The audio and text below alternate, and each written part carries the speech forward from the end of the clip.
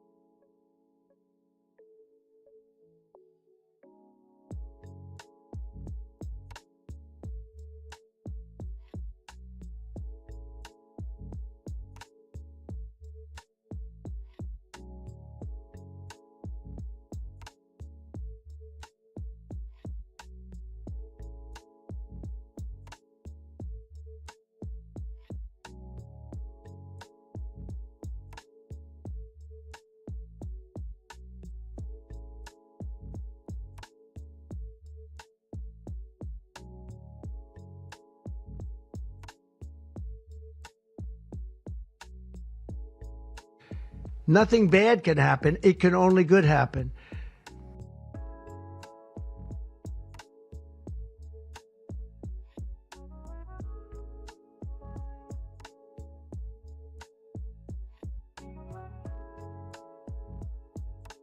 Lion Kamala.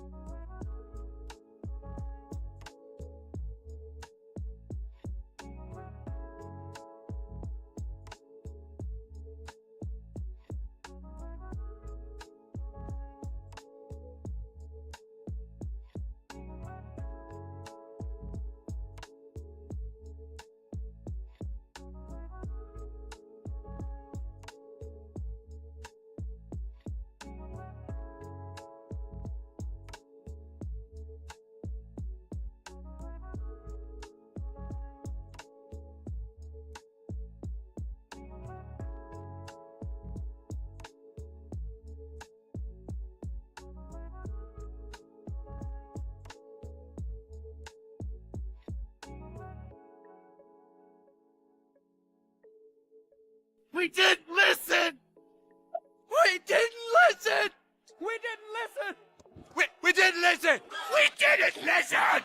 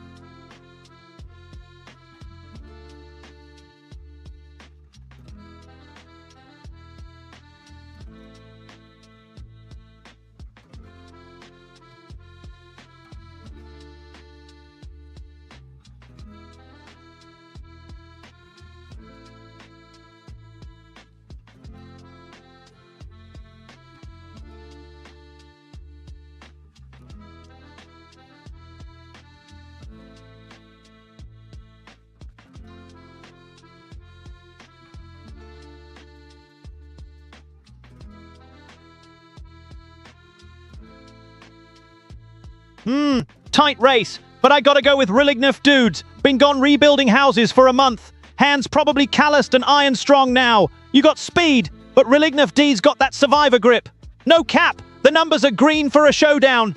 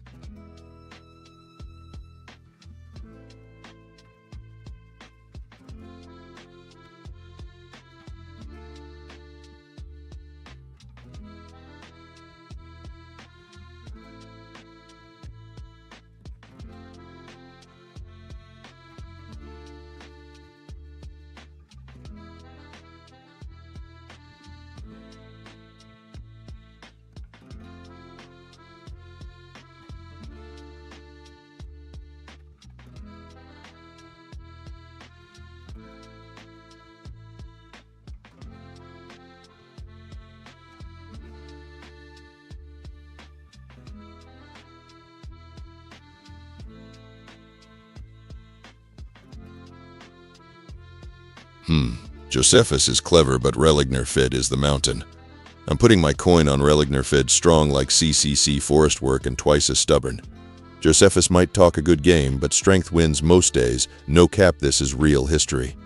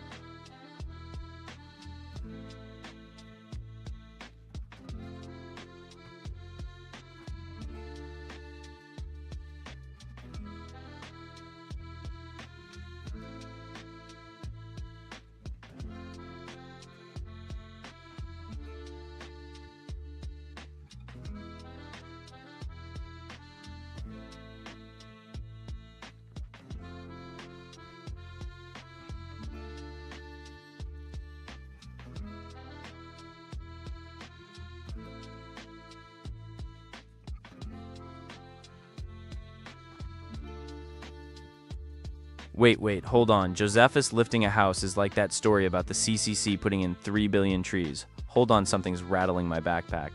But okay, if Josephus lifted a house, Religner better bring his A game. This arm wrestling saga is getting epic fast.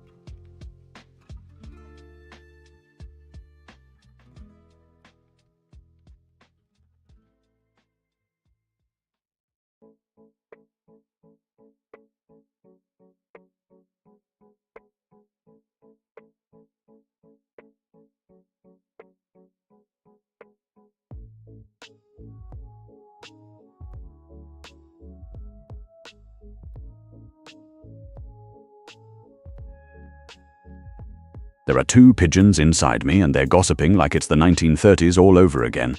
One's trying to teach me to fly, the other's just stealing my buttons. The betrayal runs deep, but I got pockets full of grudge and veterans pamphlets, so they don't get the best of me. I'm watching you, pigeons, always watching.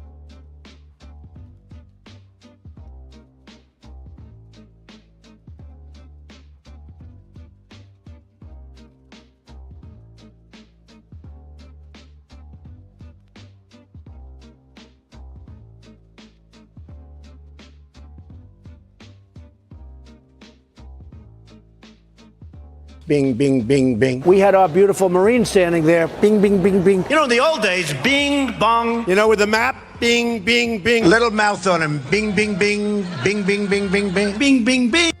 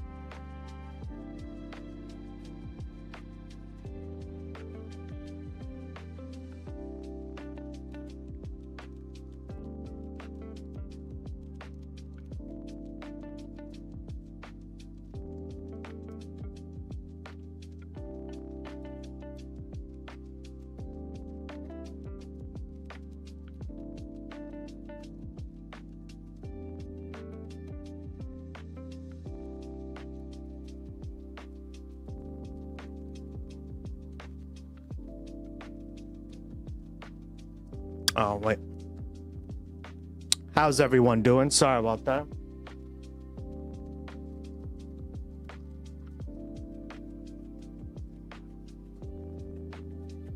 Having some technical difficulties here. Hey, Lucy, how you doing, girl? Kirsten B, you haven't been on a while. How you been? Good to see you again. Yeah, sorry guys.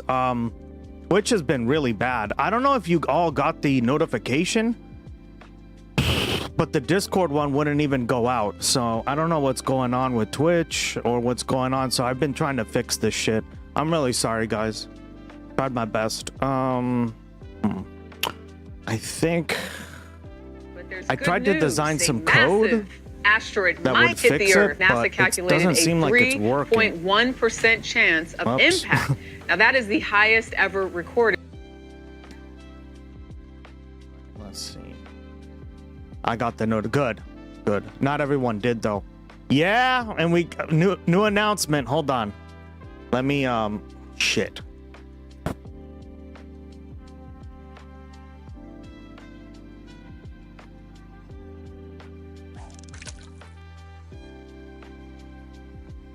The Terry, welcome back. Oh man, what a day already.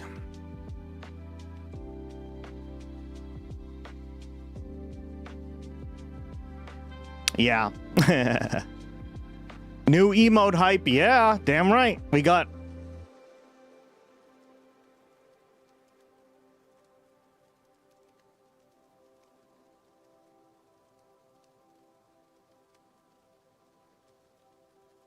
there we go. Have my fucking lights turned on.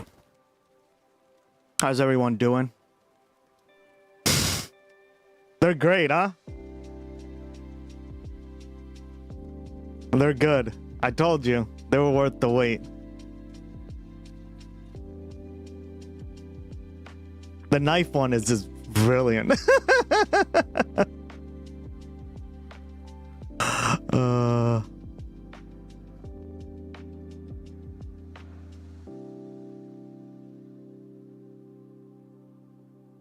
They're brilliant, right, guys? Oh my god.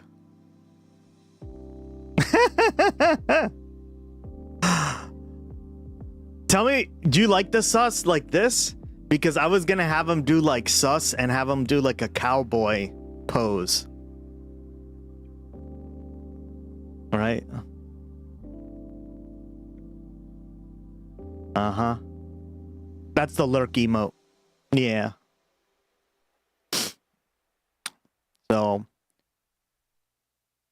they're gonna be fun to use for sure, especially on other streams. I can imagine them being amazing, right? Lurk is so cute, right?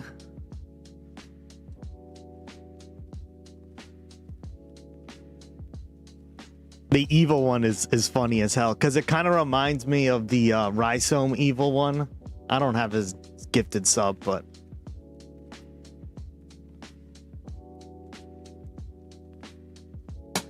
Lurk is so cute. Yeah, that one. It kind of reminds me of that one, right?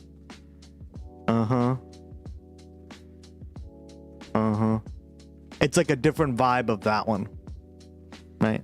Because emotes have different vibes, right? Depending on what. Oh man, guys. Yeah, and I got a call today saying I had like fraud on my credit card, and I had to like wait on the phone for like 30 minutes. I was like, oh hell no, guys. Fuck. You know what it reminds me? It reminds me of the Grinch. You know when the Grinch does the thing? He does the like, right? It kind of reminds me a little bit of that, which is even more like brilliant. Was it a scam? Yeah. Apparently, like, back in April, and I've just been working so hard, I don't even have time to fucking check my credit card and shit. They like blocked it because of a scam, and then I tried to use it and they blocked it again, and it was just like, yeah, what the fuck, right? So, fuck you. Fuck you, scammers. You ain't getting my money.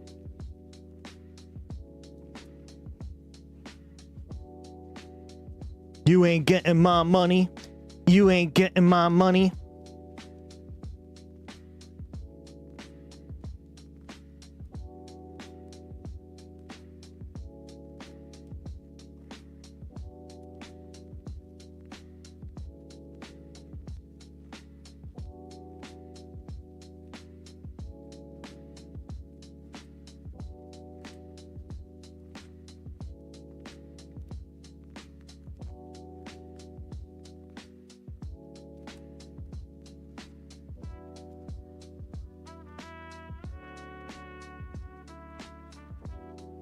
Wait, what? Holy shit, girl. Peter, how you doing, girl? Welcome back. Yeah, I was worried you guys didn't get the all the stuff, right? Because it's a huge problem when you don't get your when you don't get the notifications and shit.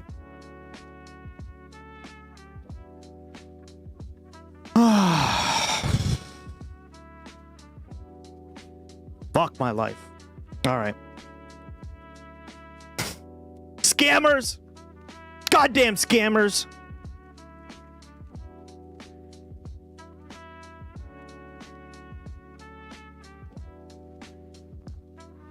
Hey!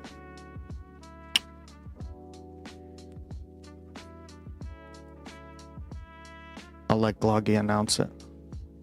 Assuming he does it, because it's like, the fuck? Stop the stream! Lucy Rosie 20 just resubbed for 6 at tier 1 for a total 2 months. They have been subbed for 2 months. Gust X Ute, Gust X8 Gun, Gust X8 Gun, Gust X8 Gun, Damn. Gust X8 Knife, Gust X8 Knife, Gust X8 Knife, Gust X8 Knife, Gust X8 Knife, Gust X8 Knife, Gust X8 Knife, Gust X8 Knife, Gust X8 Knife, Gust X8 Knife, Gust. I like that X8 knife emote. Gust X8 Knife, Gust X8 Knife, Gust X8 Knife, Gust X8 Knife, Gust X8 Knife, Gust. How you doing, Simply Kiki? Welcome back. Yo, it was my turn to get scammed, apparently. Cause I got a call from like the scam department being like, "Hey, was this you?" And I'm like, "No, I haven't been able to use that card." And back in April, they tried to scam my ass. They took money out of my account, but I got it back. So it took forever to get it back, but I finally got it back. While I was trying to fix the stream. Yeah, girl. Fuck the scammers. Literally got the same thing that happened to you, right? Except you didn't get your money back, which fucking sucks. I'm sorry, girl. My money is going to not be refunded. Yeah, here they're very strict on that. Like, thank God, dude. Oh my God. Like, can you imagine, like, working your ass off for money? The hard ass earned money, you stay up till 4 a.m. or whatever the fuck, 7 a.m. at a bar, and some scammer takes that kind of money from you. No, that could never be me, guys. I'm sorry. It could be me, but I'm just saying, like, I would be like, oh, hell no. Fuck that. Thank you, Simply Kiki. Oh my God. No teeth. Watch it, girl. I love that. When you get those calls, call the bank the regular way. Yeah. It was a dumbass Target card too, which sucks. Did you check where the country it was from? It didn't say. That was the fucked up part. So I think they must have used a VPN or something. Yeah, it was crazy, girl. That's why I was like, oh my God, that happened to Kiki. And I'm like, holy shit. I better get my money back. And luckily, like, I kind of knew I would get my money back because I didn't know where the charge was coming. What the hell? Yeah, girl. Mm-hmm. God damn it, guys. Fucking scammers are getting desperate.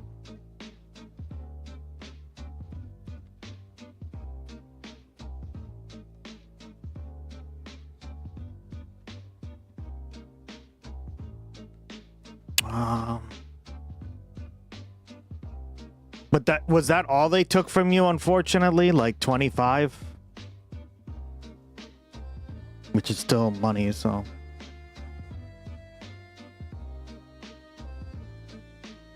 All right, so we got the elections to cover. And then we're going to watch the headline news. We'll start off with that real quick. Oh, by the way, did anyone stay for the Batman analysis or the Batman discussion we had on the Batman Begins? I had fun over there. Those guys were so fun.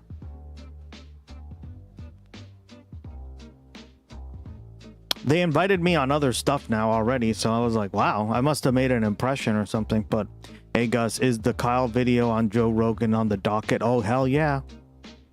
Hell yeah. We're doing that next. Or we're doing that on the docket at least. Because we'll cover the elections, but I think it's going to be... I think it's going to be a victory. My gut tells me that, but I could be wrong, right? APAC could really be that influential in Michigan. Who knows? China is selling scamming setups. Yeah, I think it did come from China, because the thing is that they said it was they said like the first part of it was in a language they have never seen before, right? And the woman, she's like, I don't read whatever language that is, but she's like, it looks Chinese. Because the woman was from India, so I was like, oh, okay, interesting. Israel has the right to exist and win. Oh, no. Oh, no. It's bot time, yep. Thank you. It's always the democracy now. See? See? We're getting botted! Kiki! You missed it when we got botted by Israel last time. We got botted by Israel 3 days in a row, guys. It was hilarious. Could never be me, guys. Oh wait, it is me. My bad. Welcome to Democracy Now!, democracynow.org, the War and Peace Report. I'm Amy Goodman.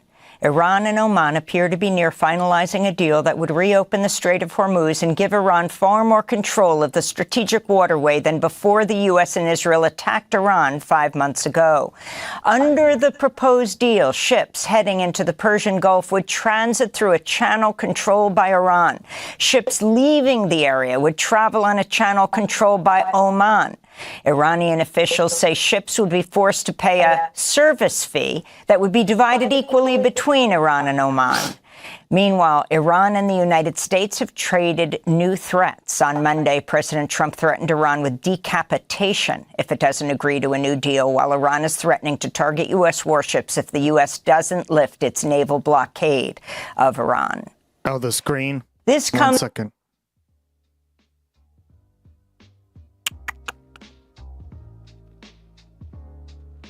Isn't it showing?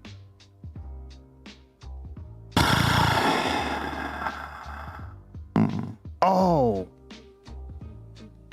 Weird. Why is it doing that? My bad, guys.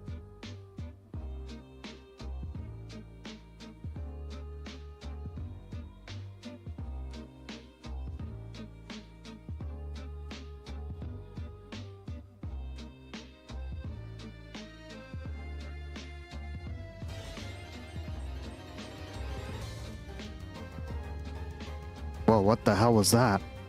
A chandelier. Damn, Ducky. That's one of my favorites. I love the ghost types. I actually scratched that. I'm gonna say Steel isn't my favorite ghost. I don't know why. I like ghosts.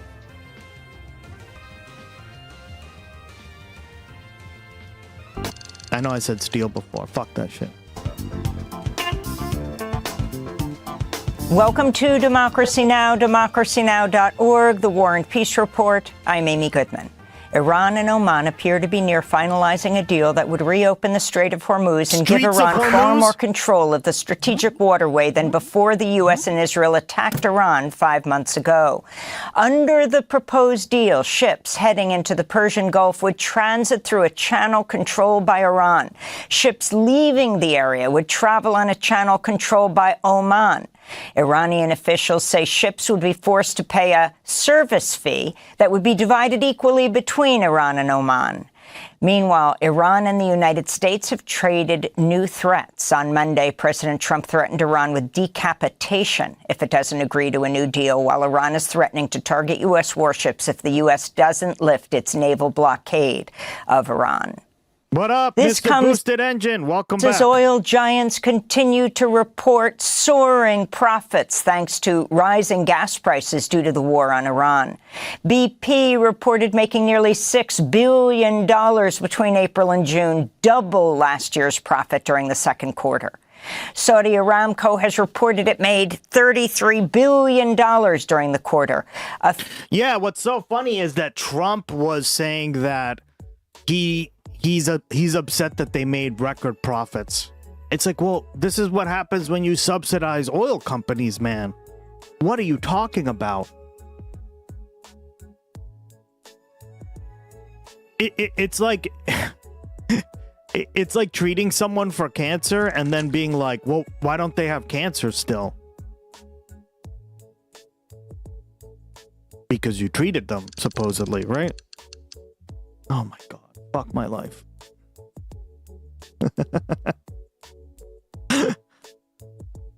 Right. If your cancer's in remission, God damn it. For fuck's sake. Woo! Streaker spotted. Put it away, girl. Woo!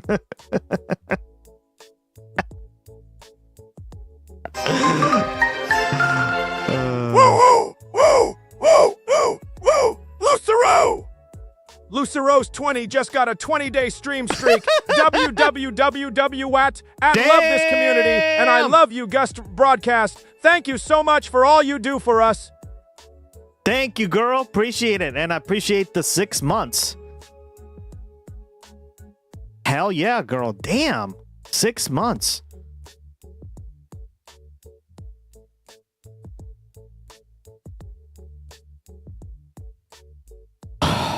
Wow, thank you so much. That's so generous of you. 6 months.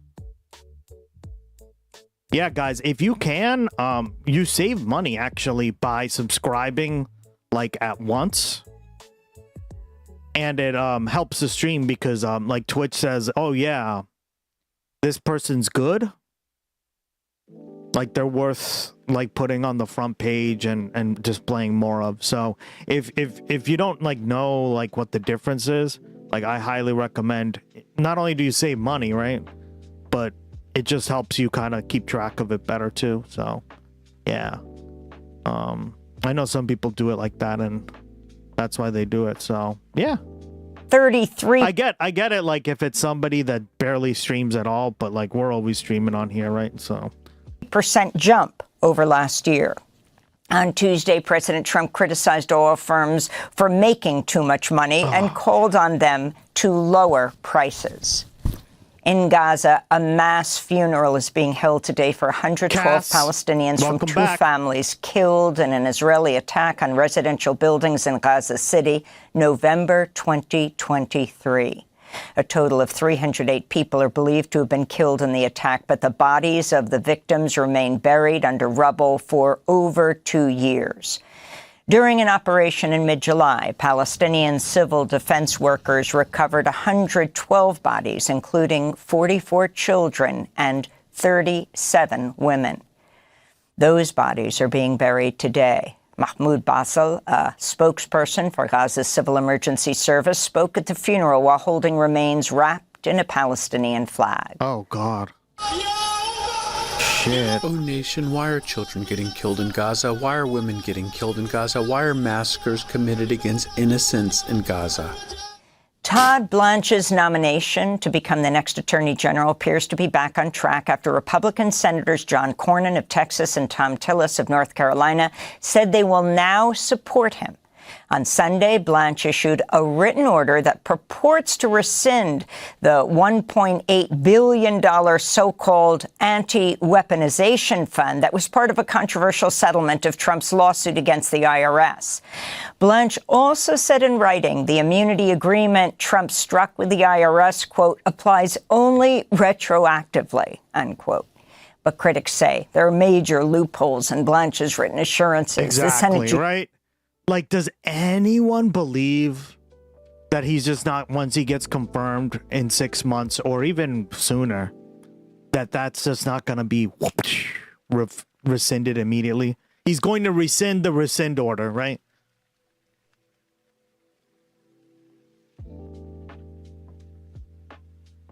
Makes sense in our country, yeah. I mean, guys, it's obvious, right? Especially with all the loopholes, like when you actually like look at the document. You don't have to be like, it's a little bit too technical. It's why I didn't want to go over it. But like these kind of documents in general, when it comes to law and when it comes to like attorney general, like the power that they have, right? Just always know they always have the ability to, it's never final, right, guys? Like, and you don't need me to say that. You can use common sense. that thing. Isn't it dead and a feeling? The original agreement says that all parties must agree to modify changes, so leaving it open to come back up. Yeah, bingo, right?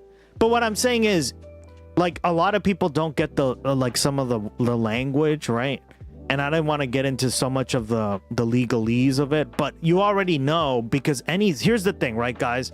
There's a fundamental principle here, is unless the document says in black and white, this order is permanent and will if there was a law backing it up, being like, hey, listen, you can't bring this back up, then I'd be like, okay, it's dead.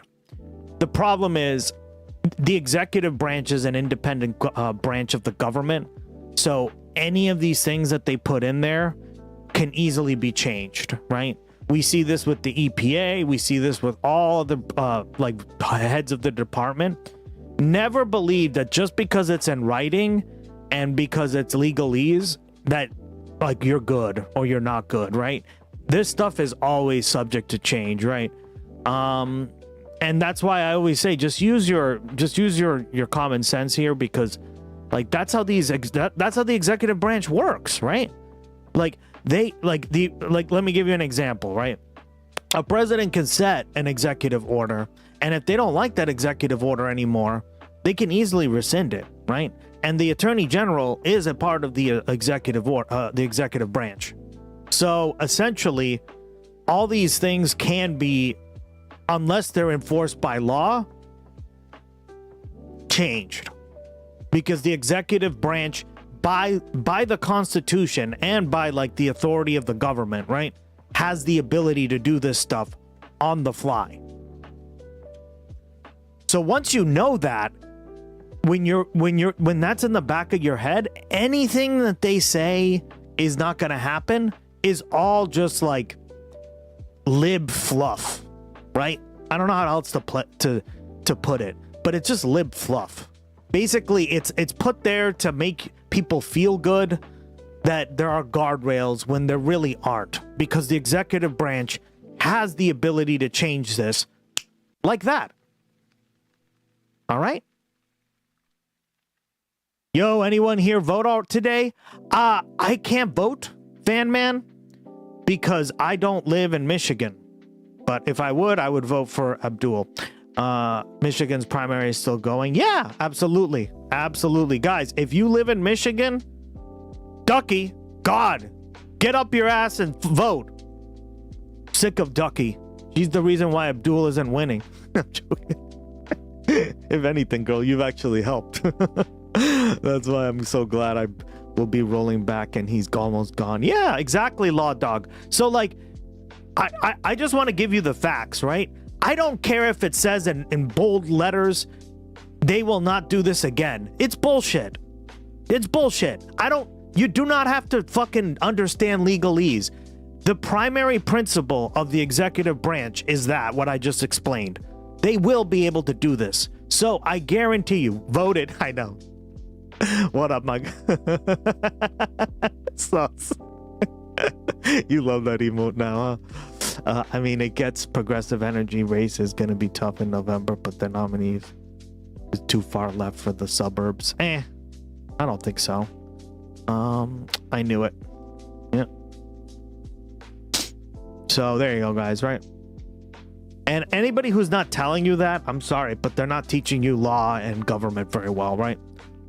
Because it could literally say that in black and white, and it doesn't matter.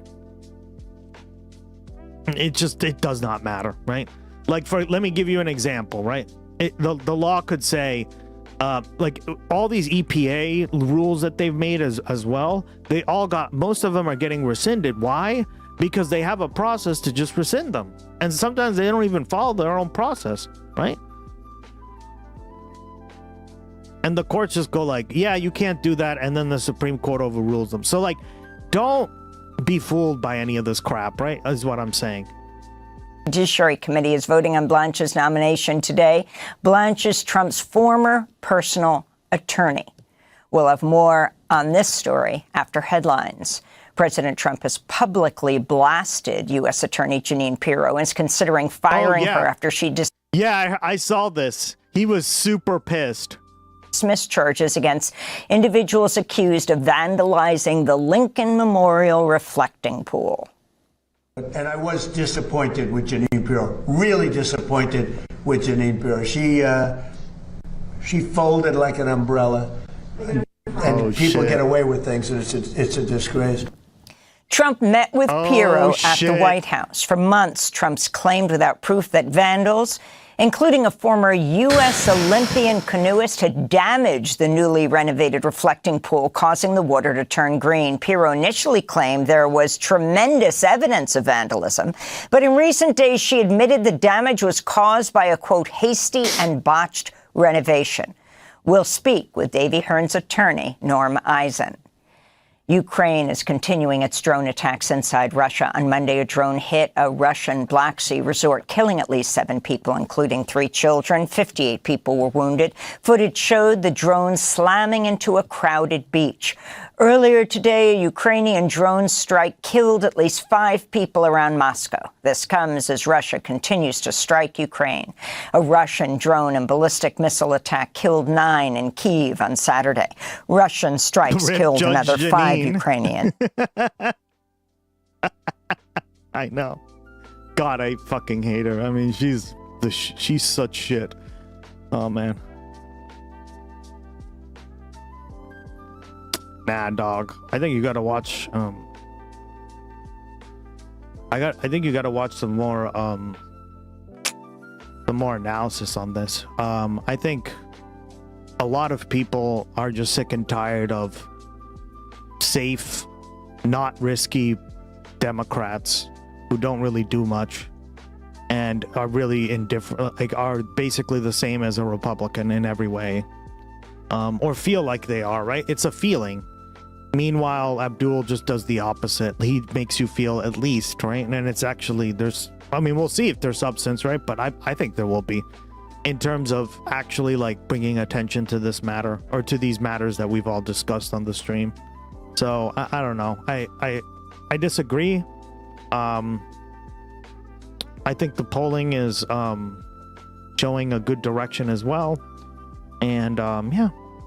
Honestly, fuck the suburbs if that's the case, but I don't think that's going to be the problem. I think they're going to do he's going to do all right in the suburbs. Suburbs are going to matter a lot. Stevens is the safer one who can hold it. You can lock and vote that yet, still deciding. Yeah. Not in person, just following the race closely. Stevens, we've been following it closely, right? And Stevens is funded by AIPAC, right? Which, why would you want a candidate who is funded that much by a foreign government and literally dreams of Israel in their sleep, right? I thought we were America first. I thought we were Americans, right? Like, what are we talking about? But yeah, I think it's a problem. And I don't think people want that kind of candidate anymore, right? Stevens has been out there a lot more in swing areas. That feels like she's actually campaigning. Yeah, I don't know about that, but I guess we'll find out. We're gonna cover the elections live, man. She is all talk and she meets the judge and real truth. Yeah. Tracks, if you would have noticed that she has no base and no hype. Exactly. Yeah. Well said. Who are they loyal to? Yeah. I mean, every big candidate takes money from somewhere. That's not necessarily true, right? And I don't know. I think it's worse when the big money that they're coming from is a foreign country that basically we fund their military and their private or their public health care and all the stuff, and we don't even have public health care in this country. So I think Stevens is a clown. And I you know, it's not even just my opinion. I think people have been attacking her for the AIPAC donations a lot, right? The AIPAC funding. Mike Rogers is also funded by AIPAC, so they won't have much of an incentive to keep pushing her hard if she wins the primary. Exactly. Well said. Stevens is still the one who actually kept the seat blue in the state. Just went for Trump. I mean, it went for Trump, but barely, right?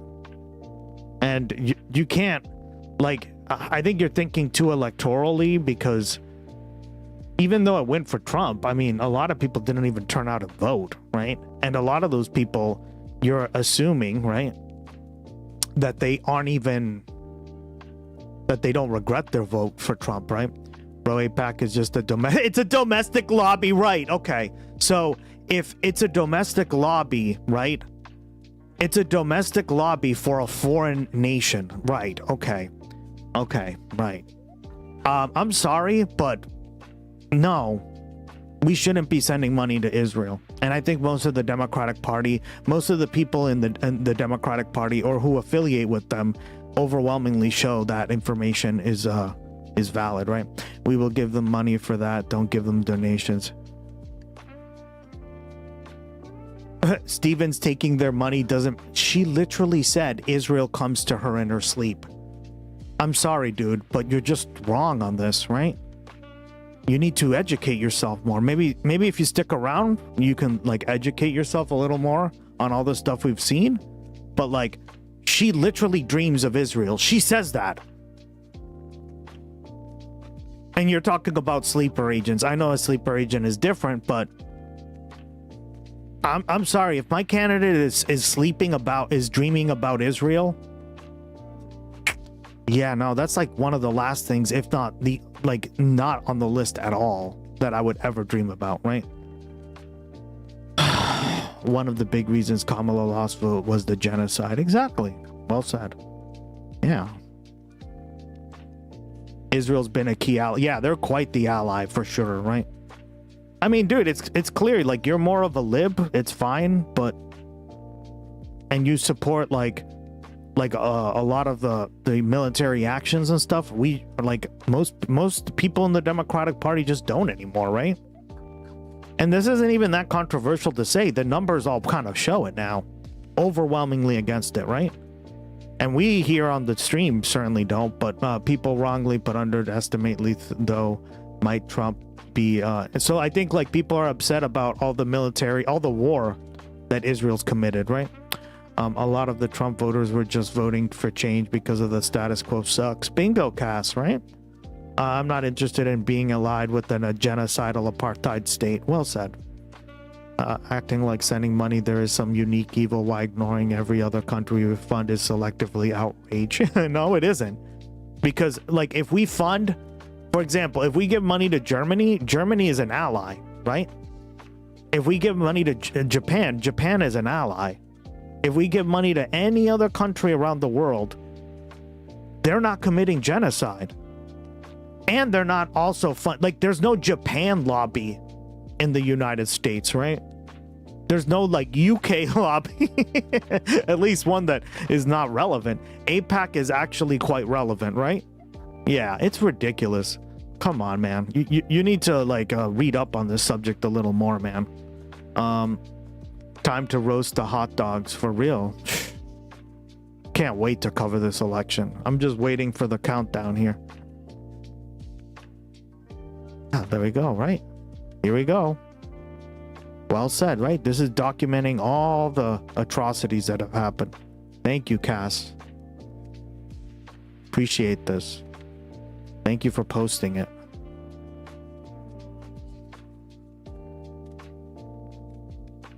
Plenty of countries have ethnic and foreign policy lobbies in DC. Irish, Armenian, Cuban. Yeah, but they're different, dude. Okay? I know what you're talking about, but those are different. Don't forget the Icelandic lobby in Minnesota, bro. Yeah, exactly, right? Like, he's comparing the Icelandic fucking lobby and or whatever the fuck to, oh my god, man. Like, all right, I'm done with that. Let's keep watching. Today. Fuck the Saudi government. Yeah, even the Saudi government. Splendinavia. Genocide claim. Yeah, it's not a claim, dude. It's the realities, right? The UN has said this, and I trust the UN. Okay? How do you like them apples? The UN says Israel's committing genocide. The ICC has said these people are war criminals. They need to be arrested. The ICJ, right? So what are you talking about, right? Genocidal claims? Well, hilarious, dude. This guy must be the original bot farmer, right? Europe is grappling with a record-breaking heat wave as Greece and France continue to battle wildfires. Wildfires outside Athens jumped containment lines. This comes a day after two firefighting helicopters collided in midair, killing two crew members. Yep. In France, firefighters in the region around Bordeaux guarded against potential flare-ups. In England and Wales suffered the driest July in nearly 200 years due to a prolonged heat wave and lack of rainfall, according to the UK's Weather Service. In Sudan, a Sudanese army drone attack killed 35 people in Darfur, according to the Emergency Lawyers Group, which has documented abuses by both sides of the civil war in Sudan. The strike on Sunday hit a court in the village of Gara al-Zawaya in North Darfur, which is under the control of the paramilitary Rapid Support Forces. According to the UN, more than 1,000 civilians were killed in drone strikes in Sudan during the first 5 months of the year. The conflict, now in its fourth year, has killed at least 59,000 people, displaced about 13 million, and pushed much of Sudan into famine. The state of Michigan's reported the first 2 deaths tied to the nationwide cyclosporiasis. Yeah, I don't know. Like, this is a joke, right? Because we already know the facts. If you've been on here enough, you've been on any of these streams, right? Like most streamers are covering this at this point. I feel like there's good evidence to suggest this, right? The UN, what is he against the UN now too, right? And there you go. I think once you reveal that card, we already know where where you really lie. You lie on the right wing. So, outbreak. More than 11,000 cases of the illness have been detected in the state, and 193 people have been hospitalized since May. According to the CDC, cases have been found in... Right. And again, I'm not like I don't think the UN is an infallible organization, right? It has its flaws. But it was designed that way because nation states such as Russia, the United States, and China all wanted it to be subservient to the bigger powers, right? To themselves. They don't want to give up that kind of power. So like that's the problems with the UN, not that it's like some sort of right, but because if you look at all the UN resolutions that have passed, they're giga based, right? They support universal suffrage for women. They support women's rights. They support LGBTQ rights around the world, right? Etc., etc., etc. It just goes on, W after W, yet they have no power to implement anything. Why? Because nation states such as the United States and the ones I've mentioned before, right, do not want that. They don't want to give up their power. It's all about power, guys, right? 45 U.S. states. The outbreak comes a year... Classic. Yeah. No, Doug, you're literally doing the deflection, right? I mentioned that the UN is saying this is a fucking genocide, and you can't come against that because you know that the only point you have is, well, the UN is stupid, or it's dumb, or I don't like the UN. So then you say, okay, classic. Bullshit, dog. Come on, you can't even argue facts anymore. Year after the Fuck Trump you. administration ended the Food and Drug Administration's mandatory tracking for Cyclospora and 5 other pathogens. This is Dr. Rabia de la Tour, a gastroenterologist at the NYU Grossman School of Medicine. 2025, there was a change in the actual regulation of cyclosporiasis and tracking and tracing this specific parasite. And it was changed from being a mandatory tracking and tracing program to voluntary for states. And I think that is also contributing to the fact that this outbreak was so massive. It's a... Okay, well, I mean, fair enough. I think you've been okay. However, this isn't a debate, right? Like, I'm not trying to debate you. I'm just trying to give you facts. And I just don't think that when all these international organizations are saying, hey, yeah, they're definitely committing a genocide, there's not really much you can really say, hey, listen, they're wrong. Because they're actually right on this subject. Right? They literally said, yeah, if you set foot on ICC territory, you're going to get arrested, Benjamin Netanyahu. Zoran Mamdani wants to get him arrested if he could, right? And it's not because his personal opinion, he wants to deport him to The Hague to get him tried, okay? So these are not like the opinions of just me or some like thing we can debate. These are findings that the UN and other organizations around the world that we all trust, or we should trust. If you don't trust them, that reveals your card right there, which you don't want us to do, because I will tear you a new asshole. But right there, that's the problem with what you're saying, right? That's where it ends, dog. I'm sorry. It's really that simple. Election day in Michigan. In the Democratic Senate primary, Dr. Abdul El-Sayed faces off against Haley Stevens, one of the most closely watched primary races of the year.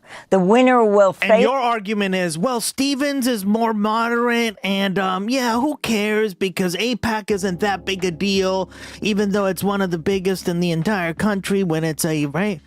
What? Why is she funded by a genocidal state that the UN says, is committing genocide? That right there is the problem, right? And you're comparing that to having like Irish cultural centers like get like some lobbying. I'm like, what? Huh? I'm sorry, but if you were to tell me, is Ireland a better ally than Israel? I would put Ireland above any time Israel. Israel is not that great of an ally, as we've already discussed. Okay? There's like 25 other nations I would put above Israel. Republican Congressman Mike Rogers in November. Polls show the progressive El-Sayed will likely... Supporting West Bank violence and continuing displacement. Moderate, sure. Yeah, exactly. Come on, man.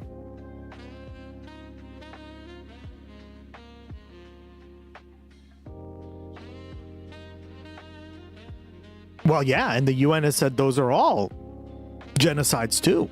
So there you go. They have a pretty good track record, huh?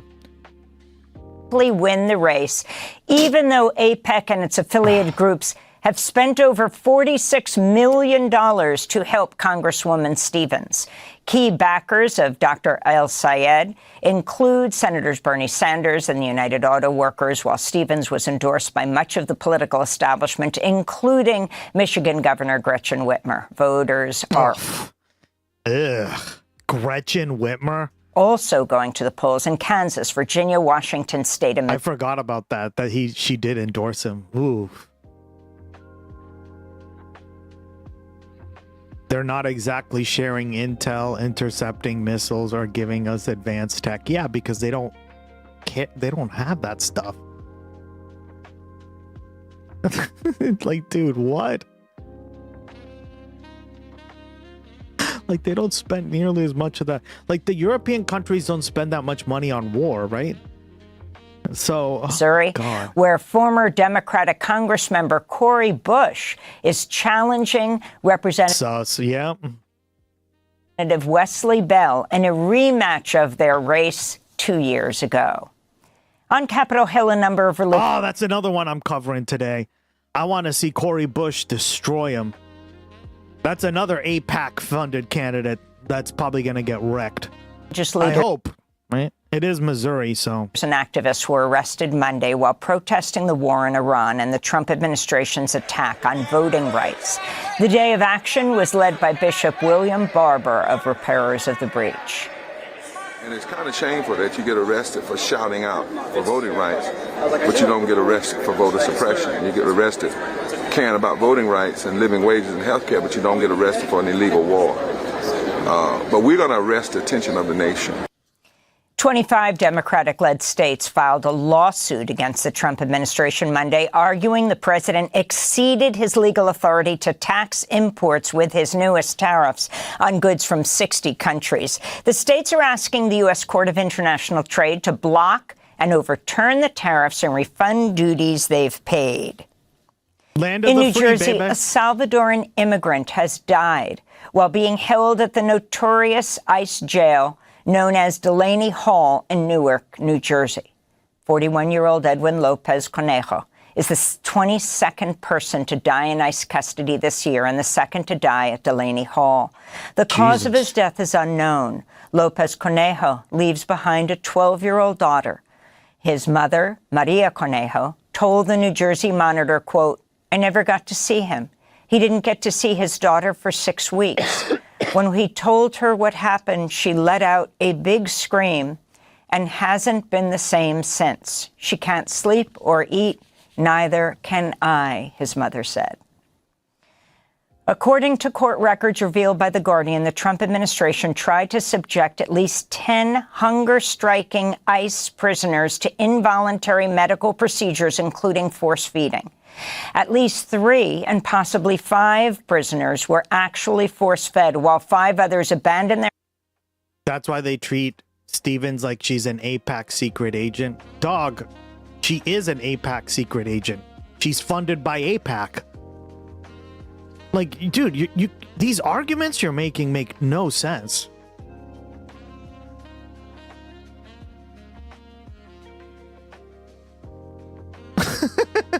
This must be a bot. Or someone just doesn't know what they're talking about, right? Oh my God, what? Their hunger strikes at the last moment, rather than be inserted with a tube through the nose and down the esophagus and into the stomach. One Kurdish asylum seeker and hunger striker detained at the privately run Port Isabel Service Processing Center in South Texas was subjected to force feeding for nearly 8 months. A federal judge Monday blocked New York's law barring federal immigration agents from wearing masks and requiring visible identification. The judge found the U.S. is likely to win its supremacy clause argument that states cannot regulate federal officers, but the judge allowed New York... It's fucking blue! I love that.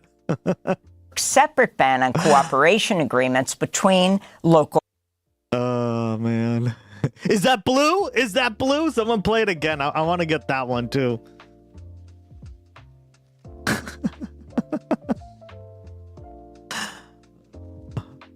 If she's been helping since Obama, why are we still? Oh, yeah. Why are we where we are? Is that blue? Is that fucking blue? This is fucking blue. Is that blue? Is that fucking blue? This is fucking blue? That's one of my favorites.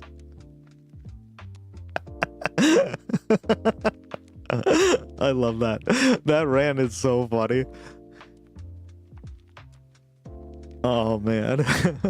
Every time I see that now, every time I see something blue like that, that's what pops up, guys. Is that blue? Is that fucking blue? Police and ICE. Meanwhile, in I Pittsburgh, just think that now, right? Like you could be like, even with the family of Daffy Michelle A 31-year-old Haitian asylum seeker is expected to sue ICE after she died of hypothermia at a bus shelter days after her release from ICE custody. The Allegheny County medical examiner said her death was a homicide. The medical examiner found she was a vulnerable adult with untreated severe mental... I think, yeah, exactly. Well, yeah. I want to find another one because I want to make them... I want to make, like, the redeem. Like, I want to make either Gloggy doing that because we're going to have a Gloggy point emote.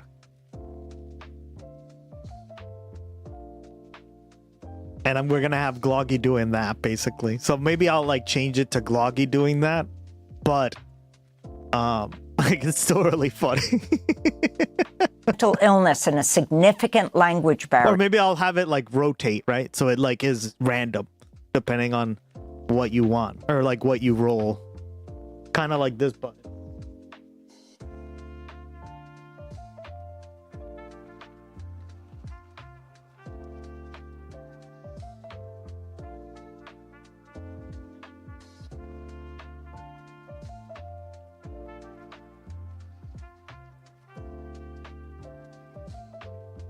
Could never be me.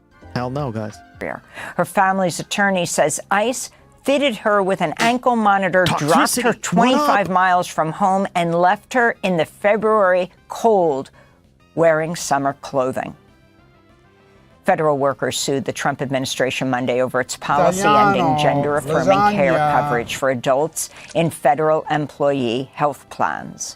The lawsuit, brought by the Human Rights Campaign Foundation, targets an Office of Personnel Management mandate that directs insurers to eliminate coverage for transition-related medical care.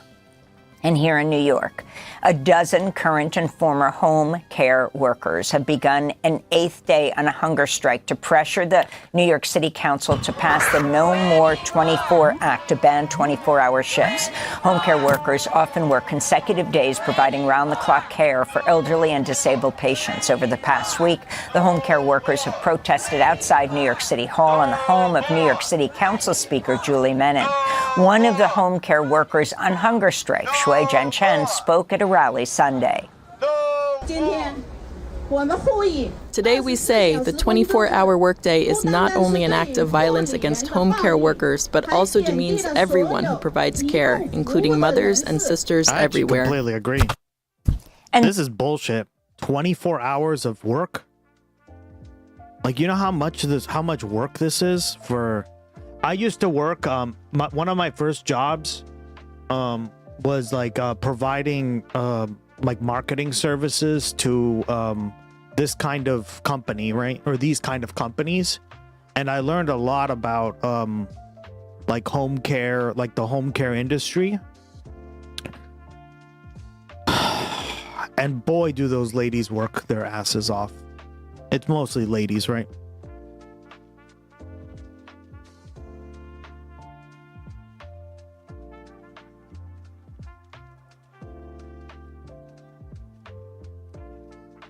And what's crazy is, at least where I live, a lot of the people who do this kind of work are immigrants, right? In particular, I think here in Boston, it's mostly Haitians, right? So, you know, we shit on immigrants all the time, yet they're the only ones who want to wipe grandpa's ass, right? For a living. So, like, this 24 hours... This, like, 24-hour workday is ridiculous. It's completely ridiculous, guys. Of course, you're from Boston. Hell yeah, I'm proud of it. Of course, you're from Boston. You wouldn't even be in that fucking state if it wasn't for Boston. I'm not even joking. Boston is where the American Revolution started, motherfucker. So, don't give me that shit. Get paid peanuts is too ashamed. Yeah. Boston. Yeah. Those are... Here's this, like, centrist lib, right? talking about how we got to play it safe and stuff. And he's saying, of course you're from Boston. Those radicals over there in Boston. It's like, motherfucker, you wouldn't even be in your fucking state if it weren't for us, okay? So fuck off. I'm an OGT partier, damn right. Some of the headlines. No, but I'm like not even joking, right? This is my problem with people like Fan Man, right? Is they're so like safe and boring and like they don't try to take any risk. That if we were to play by his rules back then, like we would all fucking still be a part of the British Empire. Fuck off, dude. Come on. This is Democracy Now!, democracynow.org, The War and Peace Report. I'm Amy Goodman in New York, joined by Democracy Now!'s Juan Gonzalez in Chicago. Right, and that's my greater point that I'm trying to say, right? I'm not trying to glorify the American Revolution. I don't give a shit at the end of the day. But what I'm trying to say is, hey, at least like Massachusetts stood up and was like, oh, fuck no, we're not doing that, right? Because people here were pissed. And that's the stuff I actually, like, I'm like, yeah, that's the stuff I care about, right? That people actually have autonomy and are like, hell no, I'm not going to do that. Make America Great Britain again. Oh, hi, Juan. Hi, Amy, and welcome to all of our listeners and viewers across the country and around the world. Thanks for watching Democracy Now! On YouTube. Subscribe to the channel and turn on notifications Propaganda. to make sure... Oh, yep, it's the Israeli bots. They're at it, guys. Uh-huh. All right. Let's move on.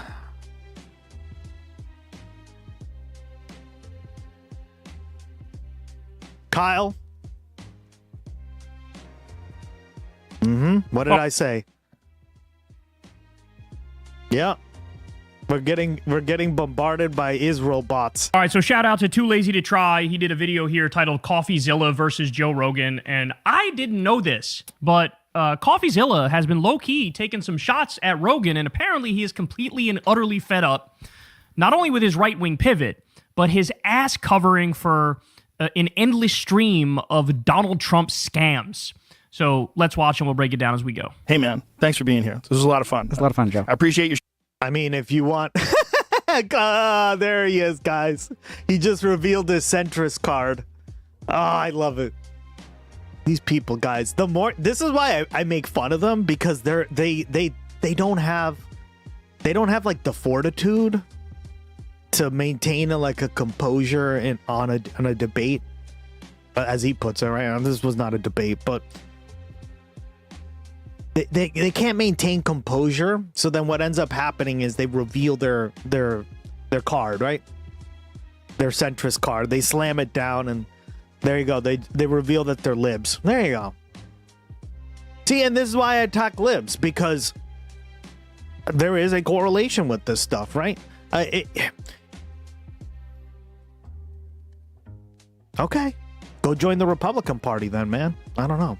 Show, I appreciate you. I appreciate what you're doing, and I really enjoyed this. Thank you so much. Welcome to the Epstein Experience featuring... How long before the Grok credits dry up? I don't know. J.D. Vance, the vice president, has gone on the world's largest podcast to slip us some propaganda. They're hoping you won't notice. Got to be careful of the podcast these days. The times have changed. It's no longer bros talking. All these powerful people who used to go try to spin stuff on cable TV have now realized this is the new place to sell your propaganda. It's not on cable TV. Nobody's there. It's on the Joe Rogan Experience. You got to be skeptical of all these guys who go on the show. Thank you. Thank you. Well fucking said. Well said, because it's propaganda now, right? Joe Rogan is propaganda. I mean, except that guy, obviously. Wait, click off that. All right, so it's been over 3 years since Coffeezilla went on the Joe Rogan Experience, and Now at the time, really Joe was... Libs at this point are fascist enablers. They are. Yeah. It sucks because, like, I kind of want to work with them, at least, like, traditionally, right? Traditionally, maybe you could have worked with them, but now it's like more and more you're just starting to see that most of them, or at least are like firmly on the lib side, will say that stuff over and over and over again. They don't want universal health care, except Canada has it, right? They don't want to not support Israel, even though they're committing a genocide, right? and then they will give a string of rationalizations to why it's not a genocide, even though all the authorities have basically said that. English, motherfucker, do you speak it? Yeah. There's always a bunch of Israeli propaganda. I mean, there's a lot of bots who rate us. I don't know why. Cuba, English, Rev. motherfucker, do you speak it? Yeah. What up? Wasn't me. How you doing, girl? It's all the Asmongold fanboys. Damn right. How you been, girl? Welcome back to the stream. Good to see you again. You can call me Cubix. Yeah, Cubix. For some reason, for the last the last 2 weeks, we've been like rated by Israeli propaganda bots a ton. I don't know why. They clearly feel threatened by my stream. You know, I'm what? Okay. Big fan of his and appreciated what he was doing and seemed to be in total agreement with him about how predatory crypto schemes are. But you know, we don't support that here. We tell the truth on what's going on in Gaza, so whatever that is, right? No.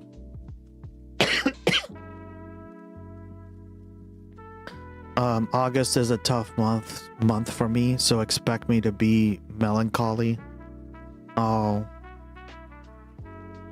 Is this the month that he died? Gus, as an Italian, why don't you just move back to Italy and enjoy their free healthcare? Well, I'm honored you know my origins. I guess. Sure.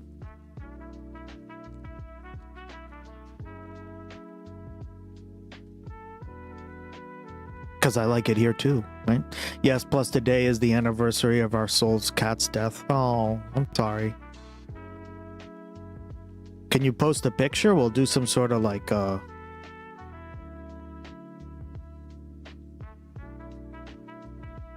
sucks. If something in Israel gets hit, we probably pretty much that's it. Rare occurrence, yeah. Well, you're from Boston, so you're either Italian or one of those are Irish. True.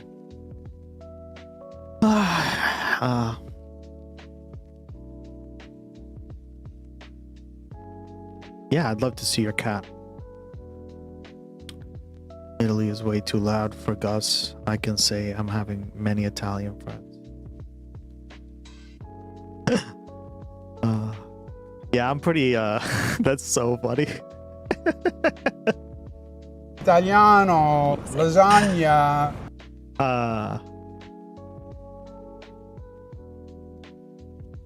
Okay. As an Italian myself, fuck Italy. Yeah, exactly. It's like they picked that ugly prick. Hey, bingo, right? It's like, yeah. It's such a nationalist argument to make, right? That I can't live in another country because of an assumed ethnic origin. Right? First of all, he's making an assumption of me. Secondly, you know, he is right, I guess, but at the same time, he is still making an assumption, right? But that's where I'll leave it because I don't like to talk a lot about myself, unless you guys really want to know. Let's see. Let's keep going. And Joe thought meme coin pump and dumps should be illegal, but then Trump started his own coin, and of course Joe had to try to defend it and downplay it, which Coffeezilla has to be really disappointed about because Rogan was telling him he's doing great work and it sounded like he agreed with everything. Yeah. But then Rogan started of course you are justifying crypto schemes. There we go, guys. We're heading into right-wing territory now. We're heading into ethno-nationalism. And doing damage control for the Epstein files. Which tribe? Yeah, exactly. And doing a ton of gambling ads. So now Coffeezilla had to start calling him out. And I don't think there's any chance Rogan would ever have him on the podcast again. Hey, Coffee. Welcome to the club, big guy. Welcome to the club, big guy. A democratic white nationalist. Never seen that before, right? I think I've been on like 5 or 6 times. He could be African American, but I don't know. But as soon as Joe like completely and utterly lost his mind and went full right-wing hack and started defending the indefensible. Well, if you have integrity, you got to keep telling the truth, and that includes about old Joe Rogan. And so, but dog, I'm the same way. Like, fuck Maloney, right? Fuck all these right-wing candidates that have been elected. I'm not African. I'm American. Gotcha. All right. Coffee and I are you Black American? Is that you in your profile picture? Part of a very rare club of people who've been on Rogan's show and got along with him nicely and liked him and liked the show, and then watched in horror as it just degraded and became... His profile is of Travis Scott. Okay, I don't know who that is, so that's probably why I don't know. Became a pathetic excuse for what it used. Generally, when somebody says they're American, right? Generally speaking, in terms of like ethnographic, like when people say that, they come from down south.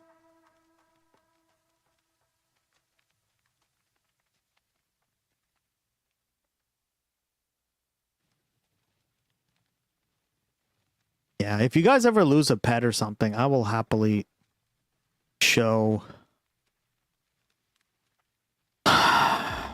I will happily, it's really sad.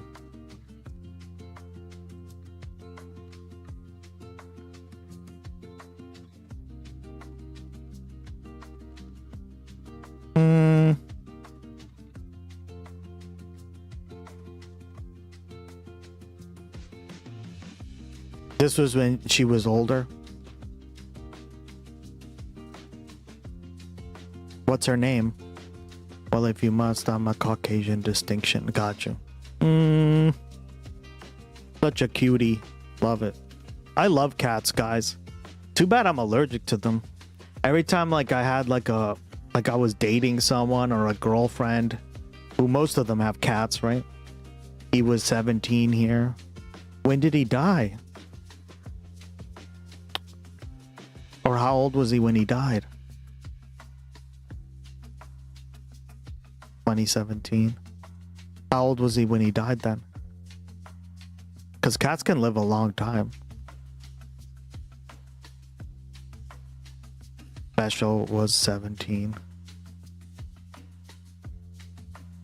So the Special died soon after this photo. Sad.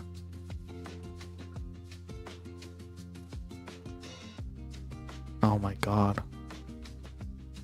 Moderates are more electable like Hillary. Yeah, oh wait. Yeah, exactly. None of them won. That's why I just don't buy that argument, right? Yeah, oh yeah, that worked. That worked well. The cat is special. That was the day he died. Oh no. I wish we had like a little... We don't have any somber songs, but guys, he was a good cat. Was a real one. Yeah.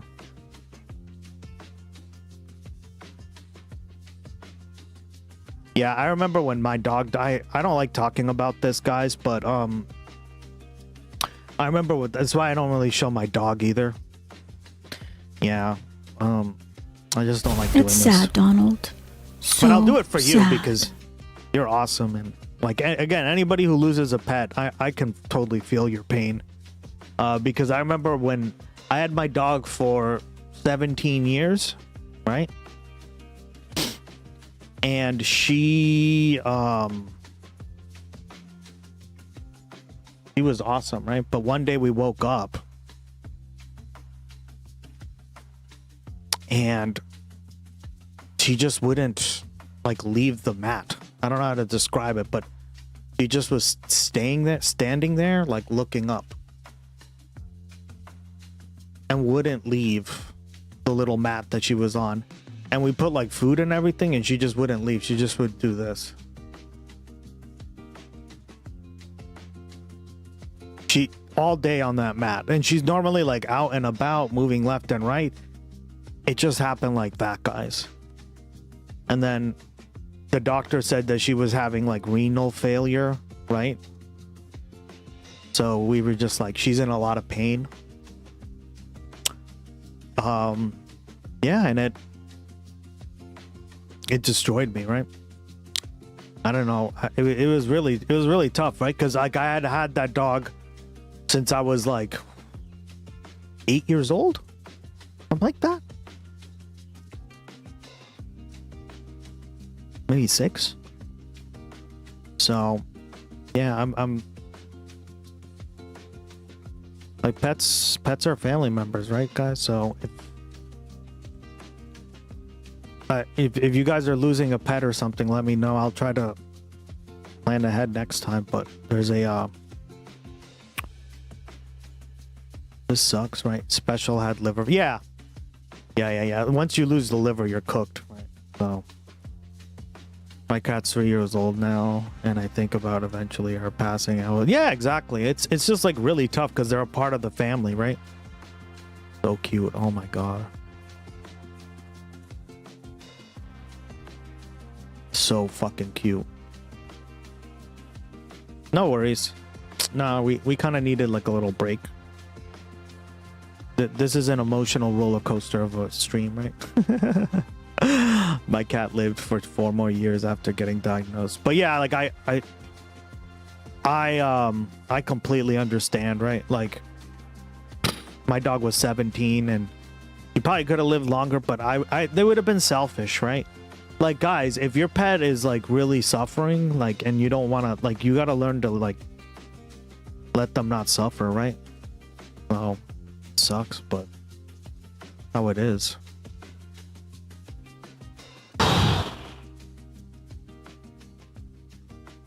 We don't deserve cats and dogs, no joke. They're way too good. Yeah, for real. And again, I always had dogs just because I think I was allergic to cats, but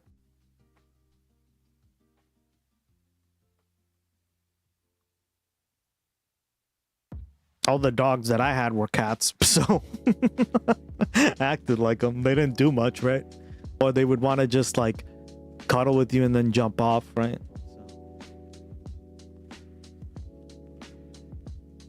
Yeah.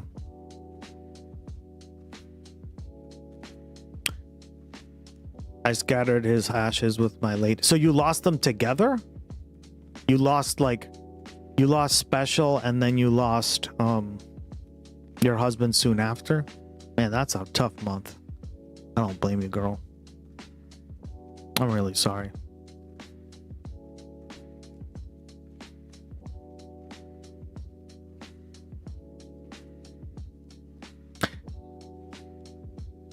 I actually just like, you know, you get the little box, the little ashes. I remember getting that and I was just like destroyed. Like it really destroyed me. Like the ashes thing is when you get the little box of their ashes. My dog was pretty small, so it wasn't very big. I like smaller dogs. I don't know why. I think it's because in Boston the apartments tend to be smaller anyway. And they just eat less, and they're also like better for cuddling and stuff, right? Like, because all these dogs love to cuddle with you. So no, I just lost my husband. Oh, okay. And Special on, wow, so it's like August. Okay, so 10 years later. Got you. Wow, that's why it's important to you. Makes sense. So that means that you had the cat for 7 years and then your husband died. And then 10 years later, Special died. Okay. I get the time frame.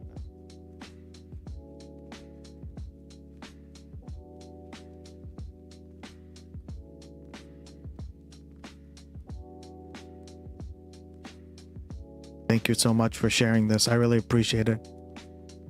Was a good cat. And I'm sure your husband was a good man. So thank you so much, guys.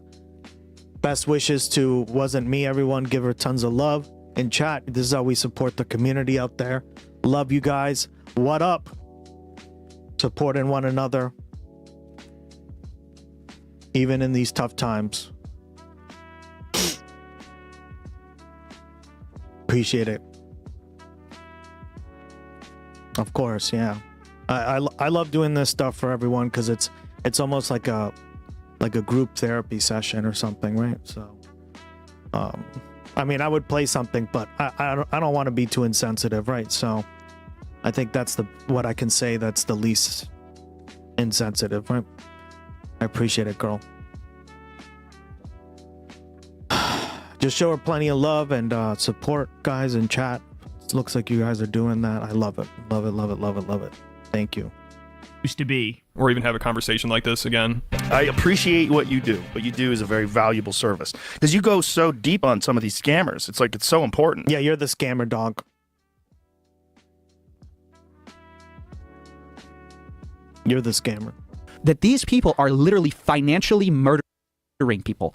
After Celsius, people committed suicide because of, I mean, literally, it's a fact. People committed suicide because they lost everything. I'm sure FTX as well. Of course. You know, the bigger the scam, they're just statistically. You know, and I don't blame Coffeezilla or Kyle or any of these people for showing up on Joe Rogan. I probably would show up too, especially before then. But like Joe Rogan now is a piece of shit, so fuck him, right? I think if you go on there now, you're either a very, very small streamer, you're stupid as hell, or like YouTube creator, whatever, right? Or you're a right winger, you're MAGA, right? That's probably the last one is the biggest one. I used to listen to Rogan like 15 years ago when his podcast was newer and he wasn't as cooked. Yeah, I actually there was this girl, right? I had to go to PT, the story time. Oh man, like the stuff that I remember about some of these interactions is crazy, right? I was at PT, right? And my trainer was helping me with my knee, right? Because I hurt my knee really bad and I had to get it. Now I'm really good, right? Like I'm back to normal, able to run and stuff like I used to, 10 miles. What up? But yeah, she helped me out a lot, right? And there was a girl next to me and we just like kind of hit it off real quick and vibed. And she was like, hey, do you want to go get like yogurt? There's like a yogurt place, right? Damn right, guys, yogurt. That's what she said.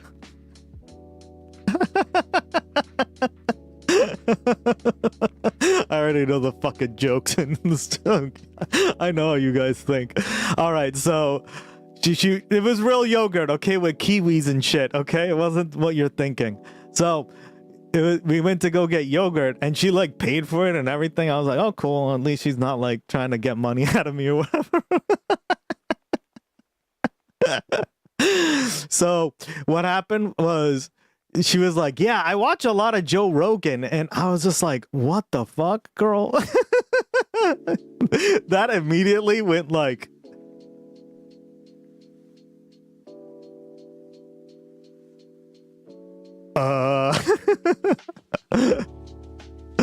what the fuck?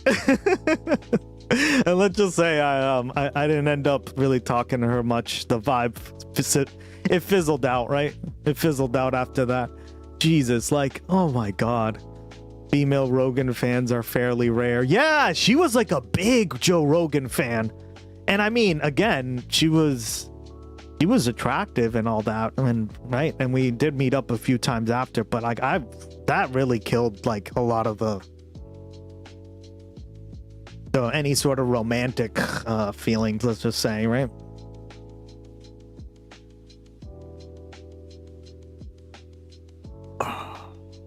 Did you feel like you had to do stuff with her because she bought you yogurt though?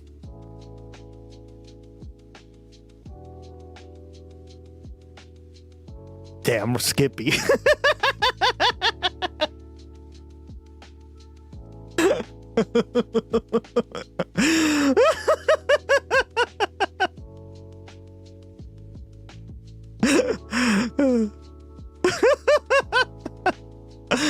I mean, it didn't hurt that she was pretty attractive, but like, god damn it, like, girl, that really, like, it really did kind of ruin the mood, right? The vibe. And I was just like, oh man, I got him.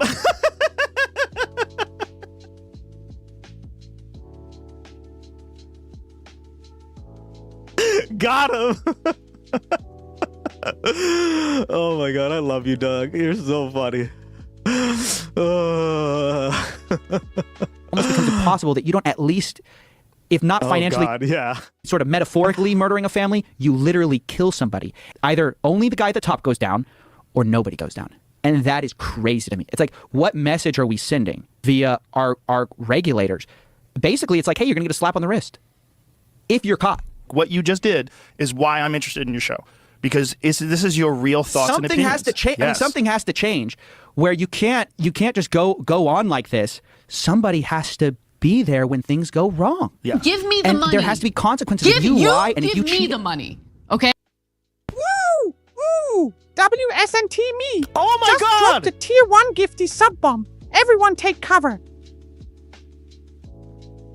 What up? Thank you so much.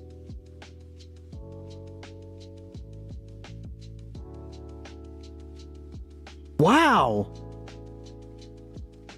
Wasn't me. You don't have to do that, girl. I know you're mourning this month. Oh my god, that's so generous of you. Thank you.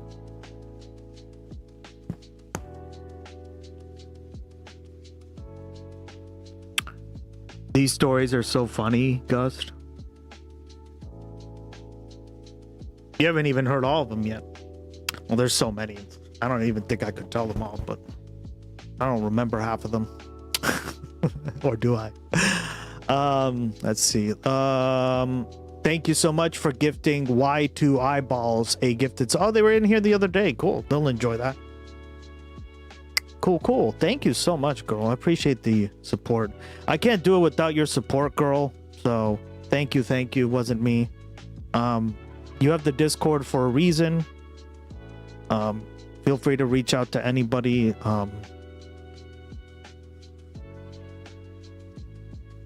And we'll give you plenty of love. That's what we do here on the Ghost X podcast. Did you I did had a question. Did you end up canceling your Discord thing? Like your Discord Nitro, or because it says that you need to apply your boosts to the server. I got like an error message today or something about it, and I was like, what the fuck? So I don't know. I don't know if you still have it, or it looks like you still do, but you have to apply it. I don't know.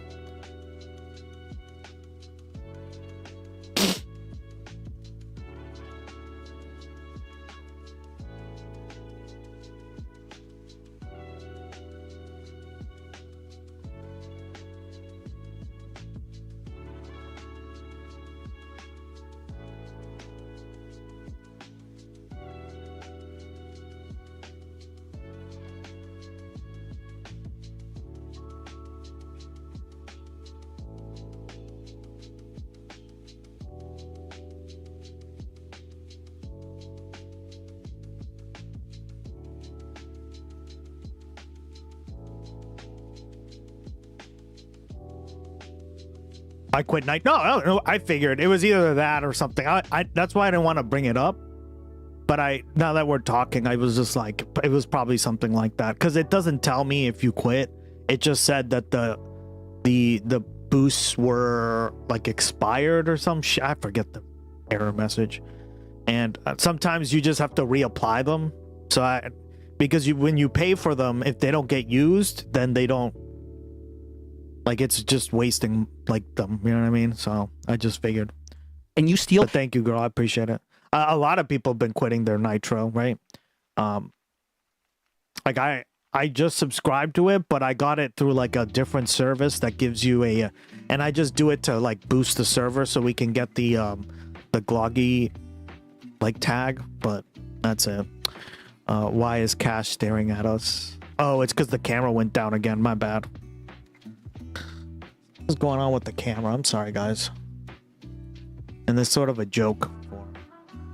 There has to be a guy at the end of the day who's going to put you in trouble. And I think a YouTube video is not nearly enough. That's why I'm constantly saying, like, someone from the government get involved. Like, go lock this guy up. Go lock somebody. So Trump decided to get involved by starting Trump Coin and Melania Coin. After that, Coffeezilla seemed to almost lose hope. He couldn't believe it. I mean, he spends all this time trying to expose how nefarious meme coins are and deter people from taking advantage of their followers by starting one. Then the president of the United States launches one and just cashes in. He made $635 million from his coin.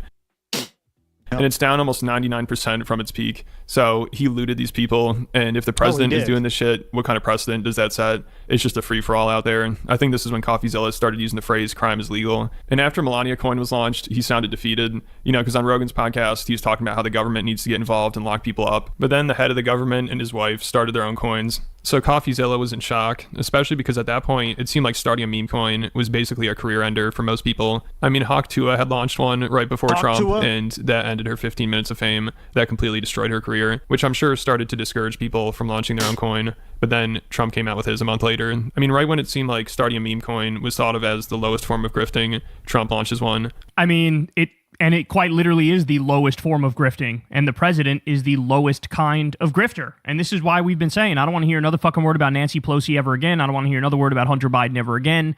The fact of the matter is the Trump crime family is by far the most corrupt in U.S. history, and it's not even close. We're talking about millions of dollars in insider trading, allegedly billions of dollars made off the insider trading around the Iran war. He's suing his own IRS and taking the money and going to pay off insurrectionists and terrorists and all of his cronies. Not only is there the scam crypto coin, there's also the World Liberty tokens, where he pardoned a guy who laundered money for Al-Qaeda because that guy bought $100 million worth of his... me because I am here and my backpack just shifted to say hello too. Thank you, Gloggy. World Liberty tokens. He's got a pay-to-pardon scheme. You all know this, a massive pay-to-pardon scheme. He's taken gifts like $400 million jets from Qatar and building golf resorts and all sorts of shit in these different countries, which is wildly illegal. It's against the Emoluments Clause of the Constitution. You cannot profit from foreign countries while you're president because it's an obvious conflict of interest. I mean, I can go on and on. The most corrupt by far. And, like, people are always shocked. Oh, my God, how could he go that low? Well, he's going to find a way to go lower. Every time you think he's hit rock bottom, he's not done yet. He's going to go lower in that bitch. I mean, it was low even for a man.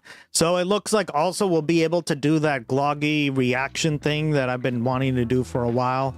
Ice Beans is going to get me some more stuff on Gloggy, so it's going to be incredible, guys, hopefully. It should make the streams a little more fun, right? Gloggy is basically going to react to what we're watching. What I probably will do as well is you can influence Gloggy in terms of what you want to him to react like, which will help him understand you better as well. Does that make sense? So basically, like, if you type in something like, this is shit, it will influence Gloggy to then pull, when he pops up and looks at the screen, he will like turn around and look at the screen and you'll see the back of his head and he'll have like a poop emoji or something, right? So it'll be pretty fun. But then that will be used to like help to help talk to you better as well, right? So everything is sort of like looping in, right? Nothing is being nothing is like very novel. Everything actually has a purpose. It'd be nice if Gloggy stops hanging off Rigel's zipper. Josephus, I have a little drawing of a goblin on my front window. Yeah, he's a treasure goblin. So I don't know if you know what a treasure goblin is, but if you've ever played Diablo 2, right? Or Diablo, I should say. Yeah, there you go.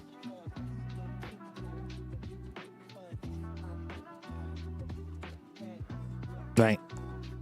The only thing is he doesn't collect that kind of... He doesn't look so demonic, and he doesn't look...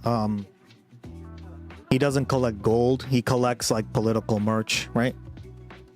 And swords and shit. So that's where I kind of got the... I'm a girl in goblin mode. Hell yeah, girl. So you're gonna love him, yeah. See?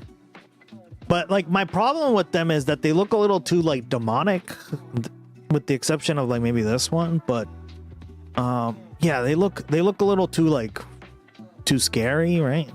So So I was like, I don't want that. I want the idea of that mixed with like Baby Yoda.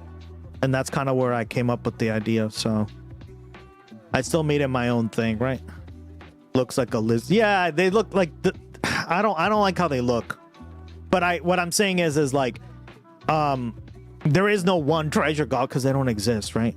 So like my version of this Gloggy is that's how they look like, right? They look more like Baby Yoda mixed with a treasure goblin mixed with, right, yokai and all the stuff that we've talked about. Yeah. So I don't.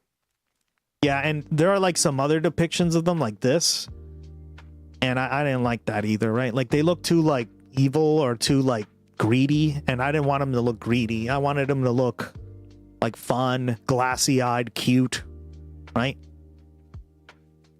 But like the concept of it was still a treasure goblin. It's just my version of it. So he's still my version, my creation, right?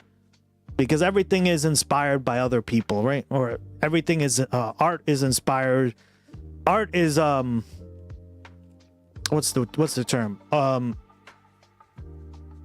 You're inspired by other people's stuff, right? And then you change it, and that's how things get better and better, right? At least theoretically. So I agree there, right? That'll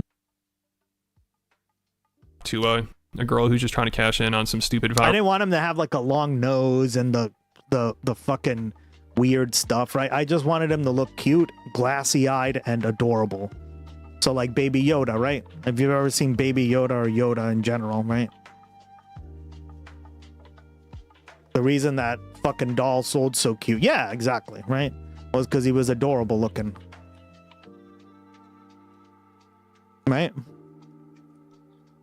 Gorgu, isn't it his name Gorgu? I've never watched Mandalorian, I'm sorry. I don't have Disney Plus. I don't have any of that fucking shit. I canceled all that crap a long time ago. Yeah, see? So like that's Gorgu, yeah, that's his name. So like that's where I got the idea, right? So I mixed different inspirations and I got him to be, he's not as small as Baby Yoda. Baby Yoda's tiny, right? Or Gorgu, sorry.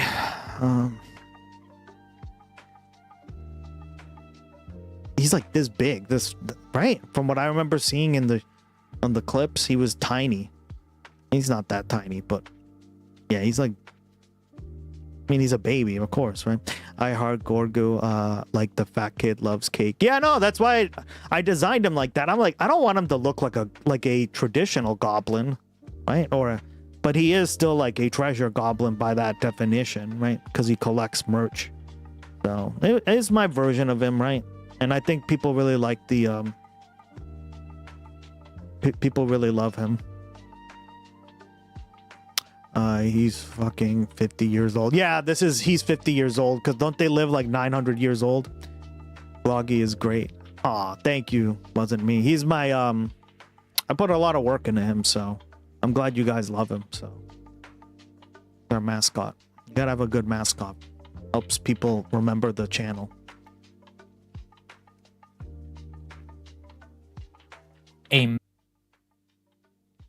Video. So hey, I'm almost 50 and I can barely talk.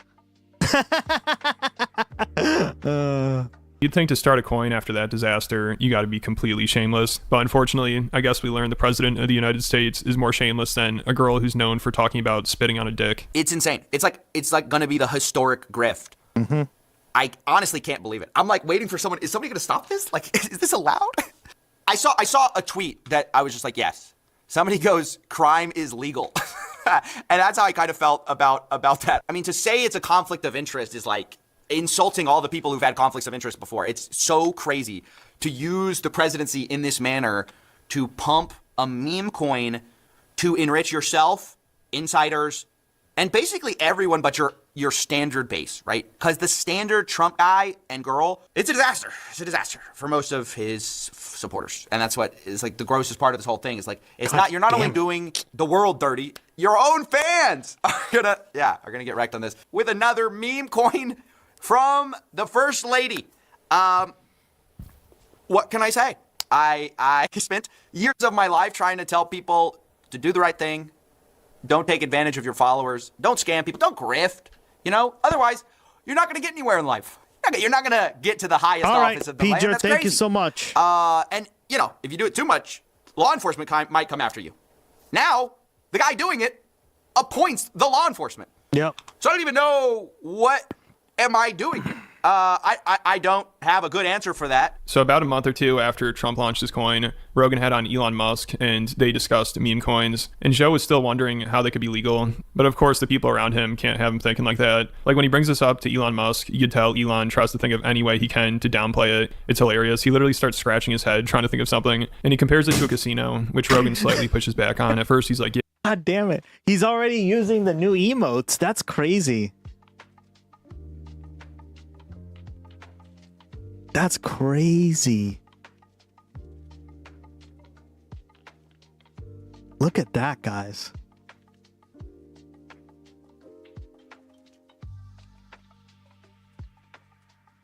I'm in the get off my lawn era. Well, we have a very diverse group. Right, Lucy? I think you're like what? How old did you say you were? You're in your 20s. Simply Kiki is in her 20s, I think, too. Living Lily too, right? I think you're in your like 20s or 30s. Yeah, so we got a lot of people, all different demographics, ages. Yeah, true. But then he says, well, meme coins are rigged. So I think Coffeezilla was holding out a little bit of hope for Rogan to be against Trump starting a meme coin. But you could definitely tell Rogan wasn't heading in a good direction after talking about it with Elon here. Whoever's like the last to sit down loses type of thing. And somehow or another, it's still legal. Yeah, why? Like that's. I think not too many people. I mean, I like that he's scratching his head. Like, how do I justify the U.S. government thinking this is cool to just allow more scams? When I first made a Twitch account, I thought I'd be the oldest person on here. I was like 12. That was like 12 years ago. Interesting. Yeah, I think Twitch has gotten to an older demographic. I think it depends. I think here's the thing, right, guys? It would make sense that like Twitch politics is an older demographics because like young kids and stuff don't generally care about fucking politics. It's boring, right? So it's gonna skew probably older anyway. But yeah. PB and Jan is in her 20s too. So yeah, no, we have a large sway of people. PJ, I know you're like in your 40s, right?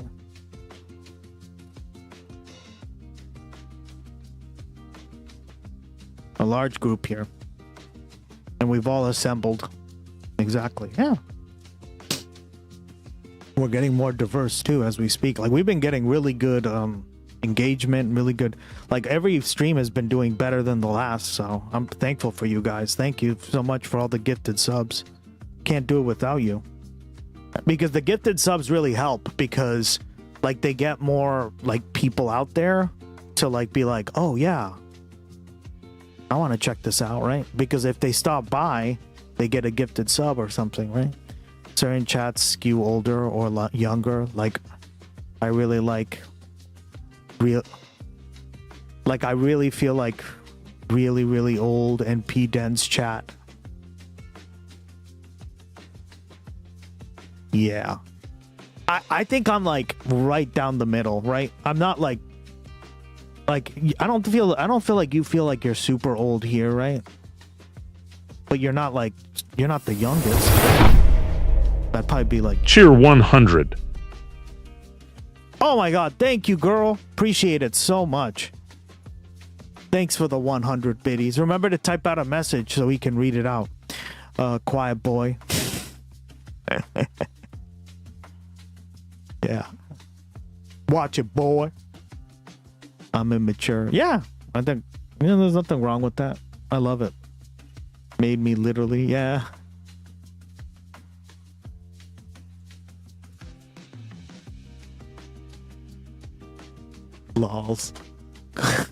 Constant answer, by the way, this is what Malay said.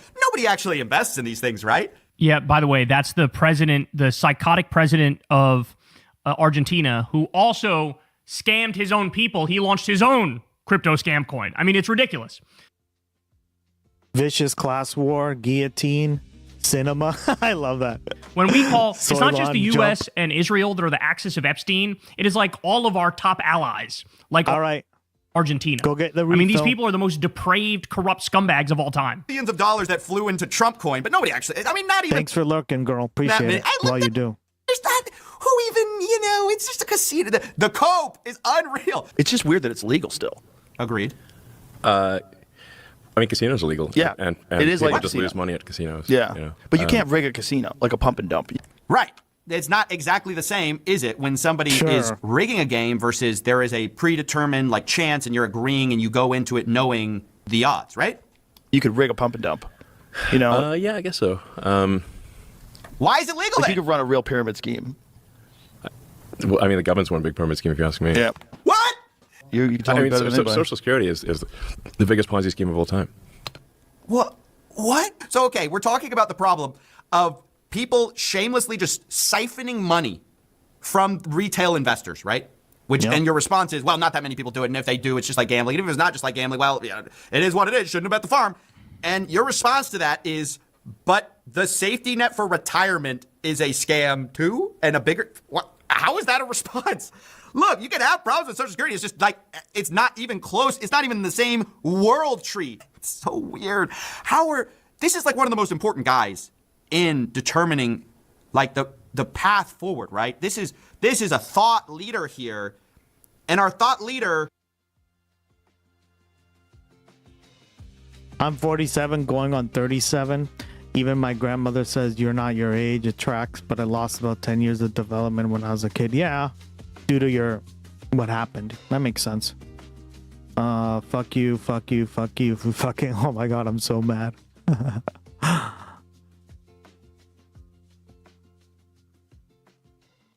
I think I have some degree of arrested development as well.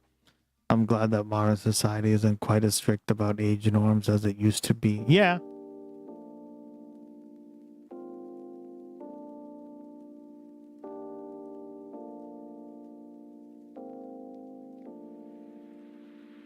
I see your point. That's a good point. Is saying, meme coins are fine because Social Security is a bigger scam. So, of course, they got Rogan in line, and he started defending Trump's coin. It's wild seeing him go from being a big Coffeezilla fan and having him on the podcast to then pretending like he doesn't see anything wrong with the president starting a meme coin. And he seriously started acting like he doesn't understand how Trump's taking advantage of people with it. And he even said he supports it. So Coffeezilla must have been dying inside watching Rogan just play dumb like this. It's also insane because Rogan's always talking about insider trading and how it should be illegal. He calls it stealing. Like, how many times has he ranted about Nancy Pelosi? As he should. We got some big news! What up, hype? We're getting the booty shaking emote soon. Like tonight, it's dropping. People should speak out about that. But if you're talking about insider trading, Trump blows her out of the water. He made Poggers! $2.2 billion just last year from basically insider trading crypto and stocks. But when Trump does this stuff, Rogan ignores it, or he just plays dumb and acts like he doesn't really understand what's going on, even though we know he understands how these crypto scams work. But this is his move now. Whenever it comes to Trump, he just acts all confused or acts like it's all just fun and games. I mean, he says he supports Trump's coin and compares it to 3-card Monty, which is an illegal scam. So this is just incredible. Look at the big spike in the beginning, and then a bunch of people like, sucker! Yeah, that is a total... That has to be what happened, right? Like, how many people sold... what did Trump the make next off day. that? Yeah. But look at that first 12 hours. That is crypto coins. That's meme coins. Not like Bitcoin, not like Ethereum, but like that is a meme coin. That first thing, that explosion, that's what I expect. It's garbage. That's what I expect. But I support it. Why not? Yeah. If you could do that, look, if you can go fucking play cards, if you could figure out a way to 3-card Monty people on the streets of New York. Okay. Right. But the argument is that Trump is ripping off his fans with this Trump coin. Kaz, get excited. We're getting a really good booty shaking emo. Probably the best one. We combined it. We basically did research on every single booty shaking emote on Twitch. And we made it even better. At least, I haven't seen it yet, but she's putting the final touches. She's worked really hard on it. So I'll either approve it or do a preliminary approval, and then I'll upload it, and hopefully it gets approved right away, or sometimes it takes a day or two. So that's why you'll see the emotes pop up on the occasionally, while I'm asleep or something, because they approve them when I'm asleep, or I don't know what the fuck, but it's weird.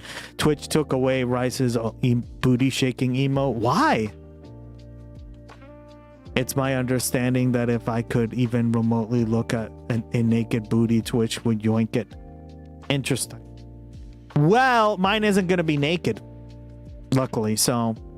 But it's still going to be... I don't think so, anyway. Let's see. I guess the cheeks were too cheeky. Oh, my God. We might get it pulled down then. But some shorts on the booty. Yeah. I'll call it shorty.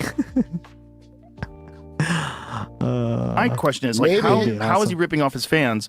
It's basically like DraftKings. What are you doing? So now Rogan just constantly embarrasses himself trying to defend Trump's corruption, and it must be so disappointing for Coffeezilla because... I mean, bro, the pay-to-play pardons, has Rogan said anything about the pay for pardons, even though we know that's what's going on? Has he said anything? He just went after insider trading. Or maybe he needs a tail. Mine's going to have some other stuff, so I think it'll be good. Has he said anything? But you'll see what I mean, guys. It's gonna be based about Don Jr.'s executive branch club, which costs $5. Plus, I'm never gonna let that fucking stop me. It's never stopped me before. Fuck the rules. $500,000 to join, and if you do that, it's basically like an inside punk as fuck. Yeah, honestly. Trading club, and it's plus everybody has a booty shaking emote. There's another one that's just as bad, if not worse. And those haven't been banned. Part of it is that he's just a huge streamer, right? So, like a club where you get favoritism, and there's a lot of haters, right? Because he's black, or he's very progressive, or right, he shits on conservatives. I mean, there's probably a host of reasons why he has a ton of haters, right? Fuck the haters. The hatters be hating. And special treatment, like you'll get subsidies and tax spikes on his ass, and special perks from the government if you pay them $500,000. Has he said anything about Trump's new Truth Social thing, where he charges Wall Street firms $100,000 a month to get first look access to his posts on Lie Social, and they can then use that to insider trade? So if you can afford to pay $100,000 to the president for early notice into his post, then you can trade based off that and make a lot of money. I mean, it's literally like pay for insider trading. That's what it is. Oh my days. It's just, I'm so grossed out that anybody in this country is left supporting Trump. 30% is low when it comes to his approval rating. That's way too high. Like, it is insane that 3 out of 10 people still defend this guy, who is objectively a disgusting, wretched, demented, vile piece of shit. When he went on Rogan's podcast, it sounded like Joe really appreciated his work and had a backbone when it comes to this stuff. But now he's totally sold out and defends Trump like crazy, who just shamelessly manipulates the market. But I don't think Rogan ever really talks about it. I think he just tries to ignore it, even though he's always criticizing people for insider trading. And I think he seriously thought Trump was going to go after Nancy Pelosi for it, which is hilarious. Also, when one of Rogan's guests brought up how Trump's family has been profiting off the Iran war, Rogan acted all weird and tried to make jokes about it. So he seems to love calling out corruption until it comes to Trump and his family. They have to stop Congress people from being able to fucking insider trade. That shit is insane. When you see the fact that these people are making $170,000. Incredible. She's great at it. She's amazing at it. This is Micron Technology. And you can see here, the purchases are in the green arrows. And all of these purchases culminated in the president talking about Micron as an incredible company. And then all of a sudden, the stock goes parabolic after that. I mean, just has this incredible run right after the president's endorsement, which sounds like this. I just left the head of Micron. It's one of the hottest companies. Now, I'll be honest, he kind of called this one like crazy. Like, look at this run up right after that. Almost called the bottom exactly. She's worth an estimated $400 million now. How? What's the salary? 70,000 a year? 170 grand a year, something like that. 200 grand a year, maybe. Watching the panic in her face, realizing that Trump is now president, and they're talking about literally going after her for insider trading. Because on May 8th, the president said, hey, go out and buy a Dell. Dell, go out and buy a Dell computer. They make a great product. They're not looking for any publicity. I give them publicity. They say, well, thank you very much. But and the people who were purchasing on behalf of Trump bought Dell $5 million worth on February 10th. And then more on March 2nd, more on March 11th, more on March 23rd. Now, let's also be clear and say that all this stuff that Coffeezilla is saying here, this is stuff that old Rogan would have also said. He would have talked about this, right? Like, people forget, he was a supporter of Bernie Sanders. Yeah. And he would openly talk about shit like this. But now, he's literally part of the club. He's in the Epstein class, y'all. He has a new billionaire on every other week to suck him off. That cat, I see it everywhere. And tell them they're special, whether it's Elon Musk or Mark Zuckerberg or Mark Andreessen or any of these other dead-eyed psychopaths. That's what one thing I noticed is that like most Twitch streamers just use cats as emotes. To her credit, she has a G about it.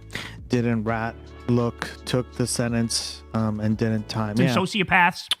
So when you have on MAGA loser after MAGA loser and billionaire after billionaire, then, like, what do you expect? He has phone calls with Trump and Trump Jr., bro. He's talked about that. He's gone to the White House. And then he endorses a little bit later, and you can see what happened to the stock price. This was an incredible trade, ladies and gentlemen. Double your money in a few months. I mean, you kind of don't see big opportunities like that unless you're, I guess, the president. And they get to vote on whether or not they can still do this insider trading thing, right? Which is bananas. Like, who thinks we should still steal? Oh, can we have an anonymous vote? What about the military drones? Those contracts, when this war started, that's, you can look into who made money on that one. Who made money on that one? Don Jr., what? What, Jamie? What did you find? Wait a minute. What did you? Are you? I'm just This has got to be a mistake. Eric and Don Jr. invest in military drone company amid Iran. Oh my God. There we go. Iran war. Is it, Jamie? Where'd you find this? That seems like propaganda from Iran or something. Is that a cartoon? Iran's cartoon? So for Rogan to still defend Trump and ignore his corruption is really hypocritical, just like him doing gambling ads constantly. Coffeezilla called Joe out on that because he was making a video about people promoting gambling to their audience and noticed Rogan started doing a bunch of gambling ads during his podcast, which Coffeezilla pointed out was really hypocritical for him considering how much he criticizes pharmaceutical ads. And I think not only that, I think there's an old video of him saying specifically about gambling ads that they're gross, and then he ended up doing this was the first time Coffeezilla went after Joe directly, which I'm surprised it took this long. But it seems like he might have been trying to hold himself back a little. And I said that to that girl, and she's like, "Oh, I didn't know that." She would have been a great cellmate, I bet. Yeah, cats. See, Gus Patel. Yep. What up, Grove? How you doing, buddy? Good to see you again. Welcome to the stream again, man. Are you saying Twitch is full of single cat ladies? Oh, God. Holy shit. Hey. Seeing cognitive dissonance in real time there. Yeah. You missed story time with Gus. Raina. God. I had a story about this. It was crazy. How you doing, Grove? Loving the emotes. Yeah, we got a bunch of new emotes, man. We got a bunch of new emotes, guys. Here. I'll show them off. I'm sure you guys have already, if you've been up. But I think they got approved earlier, right? You said. Yeah, we got the knife. That one's really good. I love the stare. We got the evil, right? This one reminds me a lot of the rhizome evil one, right? So it has a different vibe, but it has like that Mr. Grinch vibe, which is even funnier. The cringe, right? Sus. And aw, how fucking cute. I feel like that one's gonna be pretty popular with you guys. It reminds me a lot of that one. Yeah. It's just not animated, right? Unfortunately, not everything can be animated because Twitch only allows for like some to be animated, some to not be, right? This has to be I want to be friends vibe. Yeah. It's great, right? By the way, I look at other people's like emotes for inspiration.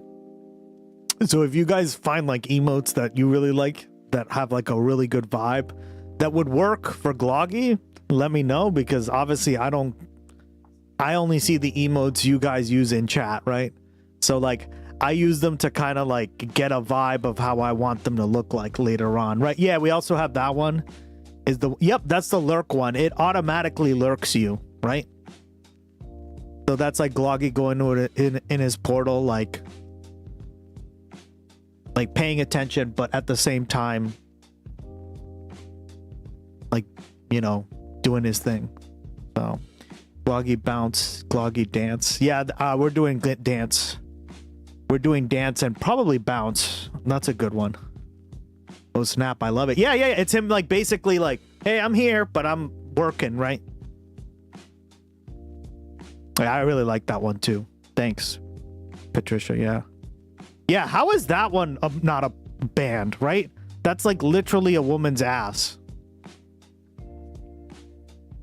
with gas coming out of her ass. What up? Oh, Twitch, you're stupid. Wearing jeans, yeah.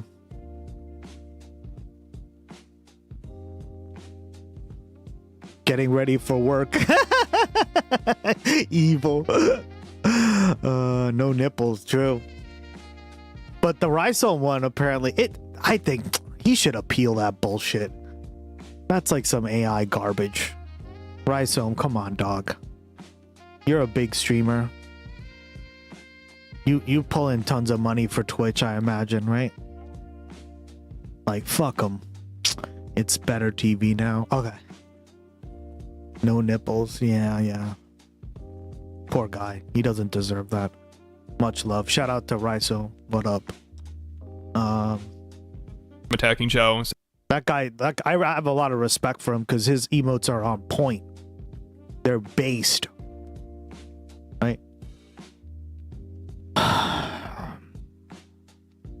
And like, to me, like I already told you my philosophy, right, guys? Like, if you're paying for a sub on the GusX broadcast, I want you guys to enjoy all the emotes, right? You may not like every single one, right? Because that's a preferential taste, but I want them to all be like good, a certain standard. So yeah, I work hard on that. I got rid of some of the ones we weren't using. Maybe they'll come back, but like I see all the ones you use and some of them weren't being used at all, so.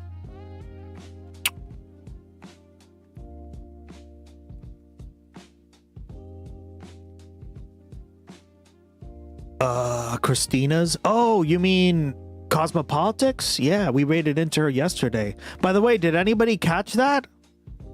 We talked about Batman for like an hour and a half. It was an hour and 45 minutes, basically. Go over an hour, yeah. We spent a lot of time there. It was fun. Those guys were great. They invited me to do another one, and they invited me to do this space, so I probably will be on this space, and yeah. I talked about some of the political stuff in Batman Begins, right? That was fun. Good movie. I like it. I think it's seen as another like superhero movie, and I don't know. I think Marvel and DC are, at least that movie in particular, is very different, right? I think Marvel has devolved into slop for the most part, action slop, right? But those are generally good movies. The script, I didn't watch it because I never saw the movie. Oh, okay, good. Yeah. Well, then don't do it. They are rad as hell, man. Thanks. Yeah, thank you. I appreciate it. I put a lot of work into them because I want you guys to subscribe, and I want you guys to like feel like you're getting your value, right? For $5.99 a month, like you're actually using them and you're getting some value out of it because like you use them and people like them and people say, wow, what a cool emote. Or like, wow, I love that emote. Or yeah, that's totally my vibe, right? I love that. Thanks for the support, guys. Since Joe invited him on his podcast and was really supportive of his work, but after a while it's probably just too difficult for him to ignore how much Joe has sold out. We got to discuss though how the biggest comedians in the world, biggest smallest comedians, are pushing DraftKings. Didn't Joe get a $250 million deal from Spotify? I didn't realize before this video, like, how many gambling ads he has been running recently. In the month of September alone, there were 11 DraftKings ads in 14 videos. And with Joe especially, it's weird because he's the guy who rants against Big Pharma's manipulative advertising. If you can advertise, you can manipulate people and change their opinion based on theatrics. So many. Everyone gets a free bet. We all want to win. Hey, let's win together. You know what to do. You have music and people dancing and holding hands and spinning around in a wheat field. Like, that is so manipulative. And we are I subject try, to right? I feel like I do all this stuff for you guys to make it fun for you to hang out here, right? Cass, we got games on here too, so.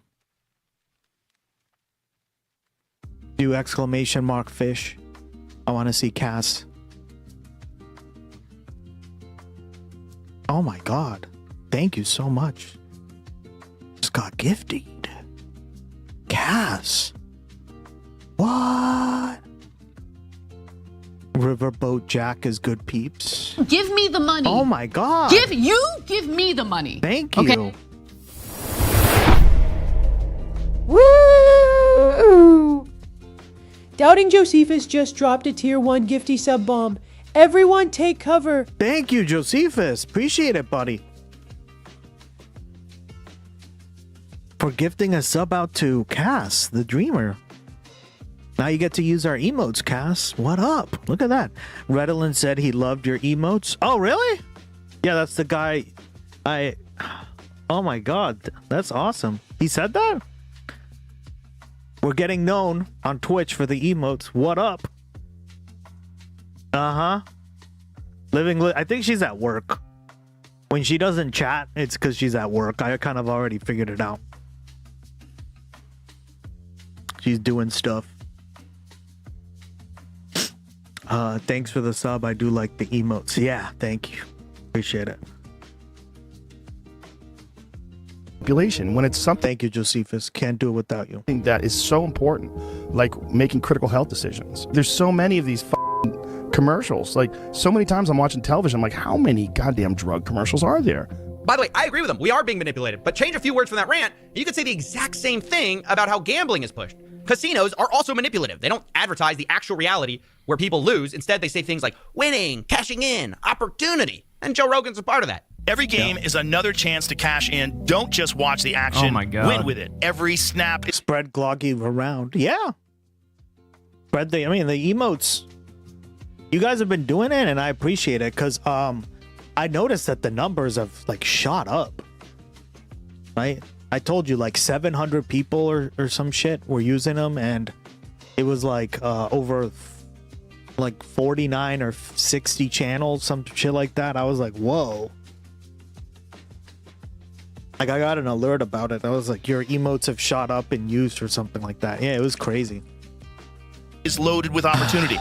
By the way, such a fucking sellout because he really hundreds of millions of dollars in a deal with Spotify, and you need more money? Like, what do you need more money for, bro? Why do these fucking read-in ads? Like, we made a choice I'm gonna be honest, with this show. I don't even subscribe to Spotify. I know a lot of people do, and this is kind of like a take that you may not like, but the reason I don't subscribe to Spotify is because they fuck over artists, right? They pay them like really bad. They treat them like shit, right? I love dropping neoliberalism. That's a good one, yeah. It's become a thing we've been using a lot of, right? I'm glad that more like creators are talking about it because I've noticed that word is coming up more and more and more and more. To the point where I had to like make an emote for it just for that alone. I don't mean to subscribe. I just never noticed shit coming out of my bank account. I need to turn it off. What do you mean? I don't have money to subscribe to anything. No worries, girl. Appreciate it. Spotify. Oh, okay, gotcha. Yeah, no. I don't use Spotify for that reason. Because even though it's really convenient to listen to all the music, and like find new music, I don't know. I am somebody, I'm gonna be honest, guys. I am somebody who I kind of know what I like, and I have like a couple hundred songs that I've already downloaded myself, through different means, if you know what I mean. Or I just used like Amazon to pay for the music, or Bandcamp, right? So if I want to support the artist, I'll do that. But yeah, Bandcamp is better because Bandcamp, you can just pay for the music yourself and then give, kind of like Twitch, right? You give a dono. But with Bandcamp, yeah, I do that, or I just I already have a lot of the songs already that I've downloaded. So, and if somebody tells me a new song, I'll either pay for it, meaning like I'll just pay $1 or whatever the fuck, or like if there's a new song, yeah, it's just generally that way I do it. So I do it by an individual basis, right? I don't sit there and listen to albums. Like, I just don't care. I care more about the singles anyway. Young people in chat be like, what are them P-freeze? Yeah. It's just been a while since that's why I refuse to sign up for Spotify. I think it's a shitty company that fucks over creators. Right? Like, people think Twitch is bad. It's like, come on, Spotify's even worse. Hey everyone! Hey Outer Signal, welcome back. My streak is starting to become pretty solid, slowly becoming a regular, I think. You are! Congrats! You're becoming a welcome face. I mean, we're a pretty welcoming community, right? I feel like people who have not been in here for a long time get welcomed back pretty quickly, and new people get welcomed in pretty quickly. Yeah, there you go, see? So, we're a pretty welcoming community. Apparently, not every place is, though, unless you are a chud. True. That's true. Like that chud, the blue chud, right? Yeah, Outer Signal. We're actually going to get a heart emoji, too, like a heart. I just want to make it unique. I think, like, the problem I have with it, the problem I have with a lot of the emotes is that they're too similar to everybody else's shit. I want ours to look different and be still really awesome. So, but I want to do. I have an idea, right? For a heart emote for Gloggy. But I don't know if it would work. I have to like talk to Ice Beans because I'm not an artist. I'm just like, I'm good at like conceptualizing stuff, right? Like, hey, he should look like Baby Yoda, Treasure Goblin, Yokai mixed with this, right? Like, I'm not the artist. I have someone else for that. So we'd have to see how it would turn out. But my idea would be like a little portal opens up and you see like a heart come out doing this, right? That's like an idea I have. But I'd have to see if it would look good, if Ice Beans could do it like that. Right. It's kind of like that. Has everyone seen that emote where like they have a little heart monitor and they find and it like tracks how fast your heart is moving, something like that. That'd be my idea, but the Gloggy version of that, right? That would be a unique emote. Nobody would have something like that, right? But everyone generally has like a hug, a heart hug, or like some cat hug in it or something. It's just like, I see you. You put a lot of work. Gloggy heart emote sounds odd. Yeah, something like that would be what I want to work on. But I just have to, like, I'm not the artist, right? Like, the artist has to make the creative decision. But hopefully she can do something like that. That'd be awesome. Oh my god, I'd love her if she could do that. You probably have a community of reel-to-reel files, just like Kodak. People found a way to make text stay alive. Yeah, like something like that, but not just hugging. Like, not just an animal hugging a heart or a person hugging a heart, right? Because that's basically all the love emotes are. It just doesn't end up, I don't know. Like, you got to make it a little more creative, and that's what I'm trying to do with all these emotes. So, trying to give it some more spice, if you know what I mean. I'm not trying to be mayonnaise, guys. You think I could be fucking mayonnaise? Okay. Mitt Romney thinks mayonnaise is spicy. That could never be me. I make music and they are really good for analog saturation. It's pretty fun, but the model I've been like in 1969, it needs to be fixed slightly. Interesting.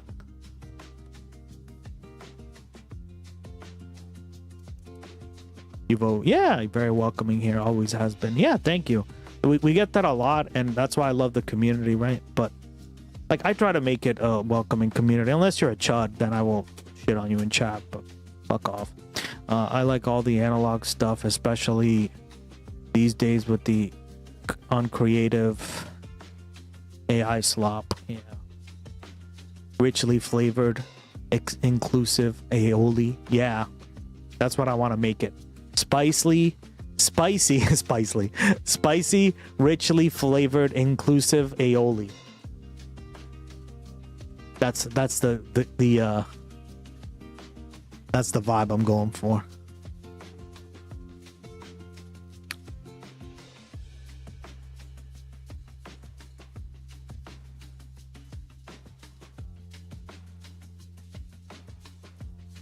What up?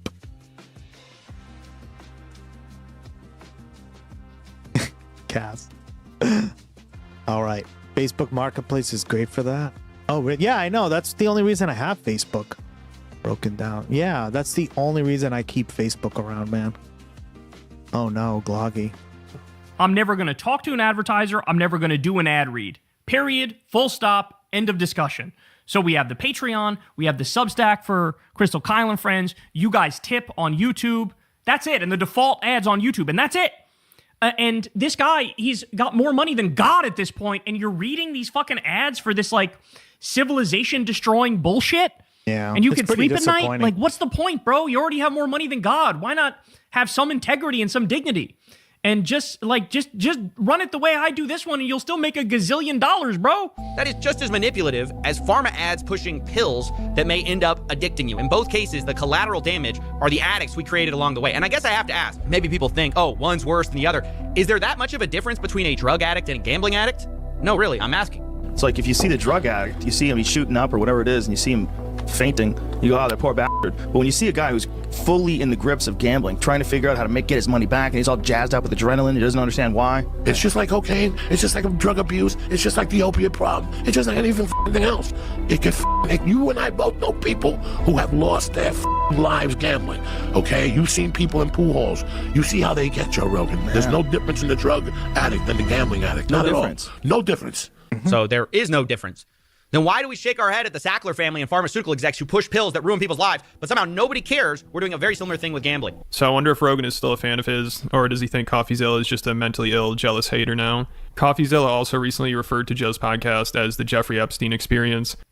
I can tell you for sure, he'll just categorize Coffeezilla as a hater now, right? Yeah. Like a jealous hater. Uh-huh.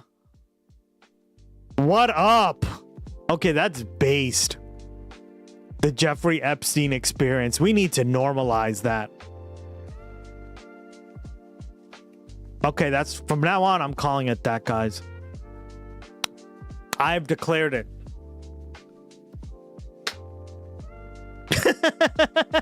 He does. He shills so much water for the Epstein class, right? And the cope around that.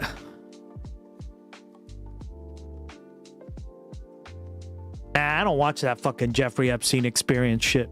I know Reddit is toxic as fuck, but there's small communities of really specific things. By the way, speaking of which, that's a great point. There are really good communities on Reddit, and I agree with you there. That's why I actually opened up our own Reddit. That's right, guys. I listened. He didn't listen. I listened. Do exclamation mark Reddit.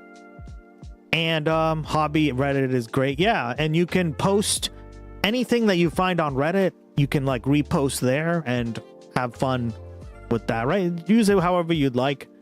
Go ahead, guys. Yeah, there you go. Sign up for it. I probably will either make it private or like invite only, but right now it's public, so who knows? But yeah, you can view it. Post stuff on it. It's for you guys, right? But I know a lot of you guys use Reddit a lot, so there you go. Come on, Automod. Oh no. Hunter is a... Oh god. Hunter is right about the closeted gay mafia, but I see how marginalized, compromised the gay community. Yeah. Mm-hmm. And he'll rationalize it like, oh, he's mad he didn't get invited on the podcast more or some shit. I'm sure he's done it about me. I'm sure he's doing it about Coffeezilla, because there's always some sort of cope around legitimate reasons to call him out on substantive issues. It's never just going to be like, you know what? They're right, I'm wrong. We just saw this with Mark Maron. How Mark Maron was like, hey, you guys helped usher in fucking fascism. Like, that's kind of fucked up. And Rogan turned that into, he's just a jealous, bitter man and a jealous, bitter comedian, and he's mad he isn't as popular as we are. It actually has literally fuck all to do with that. You know, you would think a guy who's, what, 50-something, 60-something, as Mark Maron is, like, by that time in your life, you've obviously made peace with whatever level you've hit in terms of, like, career success or whatever. Not everyone's jealous of your success, dog. I'm sorry. They're critiquing you because you're a piece of shit, right? I'm sorry, like, no. Fuck off. Issue about how y'all motherfuckers helped usher in, I should say, fascism. Like, that's it. Could and never he be has me, to find but a way, a it's narrative. definitely you. That redeem never gets old.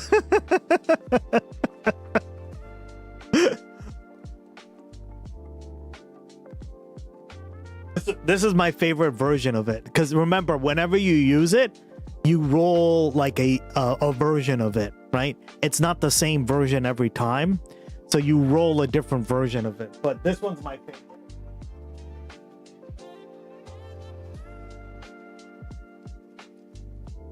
This one.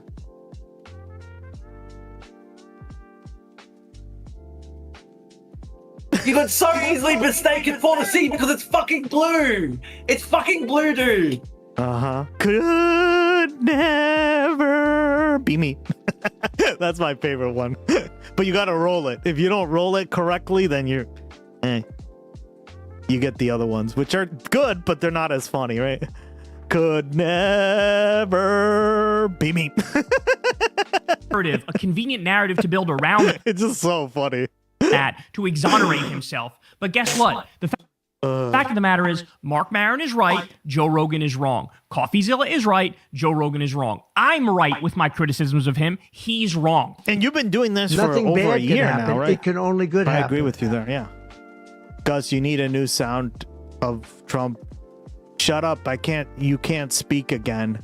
He said it yesterday in the Oval Office. Oh yeah, I need to cut. I'm probably gonna work on that tomorrow, guys.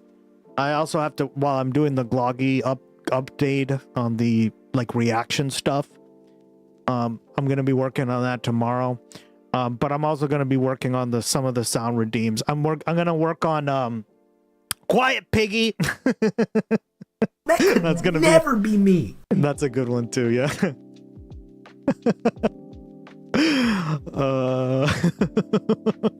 He could build whatever sort of fucking, house of cards around that to protect his ego, but at the end of the day, we know exactly what you're doing, and deep down, he fucking does too. After Joe had on JD Vance and let him try to do PR for how they mishandled the Epstein files, that's how JD described it. And you could trust him because he claims he's gone down every rabbit hole. He was trying to convince people he's quiet. It is. I think, I sort of slept on that one just because I've been working so much on other stuff on the stream, but yeah, no, we gotta have the Quiet Piggy an expert on Epstein conspiracy theories. So Coffeezilla talked about how JD's trying to prove you can trust him. Don't worry, girl. I have a program that gets rid of a lot of the... See, I'm not like other streamers that have that issue, because I have a program that gets rid of a lot of the background noise, right? And silences it. So, for example, they don't know what the fuck they're doing, right? We watched that live on the stream when it came out, and I was able to get rid of the helicopter noise, right? You can kind of hear it still if you replay it. Someone play it. They don't know what the fuck they're doing, right? That one? That they don't know what the fuck they're doing. I'm the only one with that. You can't find that anywhere else. Why? Because I cleaned up the audio, I boosted everything myself. So that's why I said it takes effort to actually work. Yeah. He swore. That's the original clip. Yeah, the original clip is noisy as fuck. There's like a helicopter going off, right? And I had to go in there like bit by bit and clean it up. Get rid of all that helicopter noise. And that's why it sounds so clear. LaCroix boy, what up? How you doing, buddy? Welcome back to the stream. There you go. Perfect timing. Exactly. Oh, wow.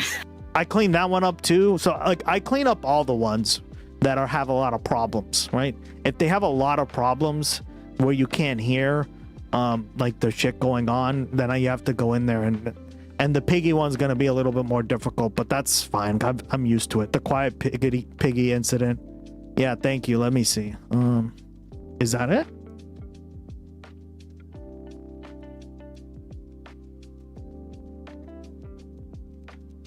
Me and you too. Thank you for welcoming. Oh, hi, Dale. Dally. Yeah, see what I'm saying? You hear that, like, that helicopter engine. You hear it. Do you believe that Iran is still committed to peace? Yeah, I do. They violated it, but Israel violated it too.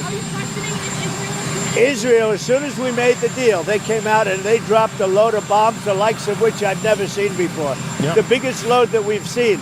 I'm not happy with Israel. You know, when I say, okay, now... We have that one too, by the way.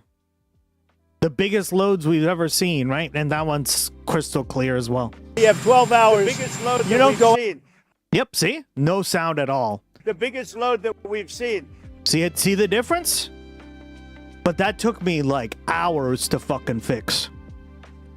Meanwhile, everyone else, they can't do that because it's harder to do. They don't know what the fuck they're doing. Exactly. That one's clean too, so you don't hear the helicopter sound. We watched this live. That they don't know what the fuck they're doing. Yeah. So like these are the kind of things that like I do when I'm like in the background that you guys don't always notice, but there you go. Now you noticed it, Ducky. It's so good. Yeah, it makes it so much better too, right? Out in the first hour, it just dropped. Thank you. I'm proud of those. I'm proud of those because, again, it's only me that has it. They're not on YouTube. You can't find them. You have to go in there and actually, like, go bit by bit and edit them out yourself. If you don't, then it's gonna sound like ass. You cleaned it up. Yeah, that audio bigly because it sounds like ass, LaCroix boy. Oh my god! Like if I played that every time, you'd hear that like buzzing sound, and it would just get annoying. Thank you, me and you too. Yeah, he does. Noisy immigrant uses your shit. Well, I rate him sometimes, and me and him are like we talk to each other sometimes. But that's crazy. He used the original clip. Yeah, but it sounds off, right? It doesn't sound because I didn't give him the file. So there's no way he got my file. That's cool to me, yeah. If he asked for it, I probably would, but he hasn't asked for it. Strong white women. Piggies. Yeah. Can someone send me the piggy one so I can download it? Just so I don't have to go look for it too. He's good peeps too. Yeah, he's good peeps. Very kind person. I agree. Very similar to me where he's very like informational, right? He sounds very informative, say.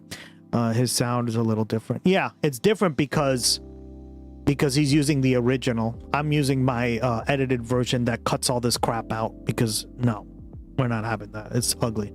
Everything you have on him. So I'm not happy with them. I'm not happy with Iran either. But I'm really unhappy if Israel's going out this morning because... You hear that background noise? That's the engine of the helicopter. So, like, that's what you're going to hear on most other streams if they even have this clip, right? Yeah. So. The one rocket that didn't land, that was shot. Does it just separate the different... Yeah, you got to go in there and separate every single audio thing. It's a pain in the ass. Honestly, it can take an hour of work. But, like, if you don't even know what you're doing, then it's going to sound like ass. Or it's going to sound too quiet.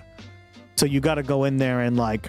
really go fix it, right? This is what streaming's like, guys, in the background. It's not exactly easy, but I do it for the love of the game. What up? Helicopter drowns out the dumps hitting his diaper. Yeah, exactly. It drowns out like some of the tonality, so basically when you hear it, it just doesn't sound as good. But my version of it is more pleasing because it's quiet, right? You hear his tone, you hear how fucking pissed he is, right? In fact, I might even go in and boost it a little more because he's a little too quiet. He's a little too sleepy in this fucking clip. Perhaps by mistake that didn't land. I'm not happy about that.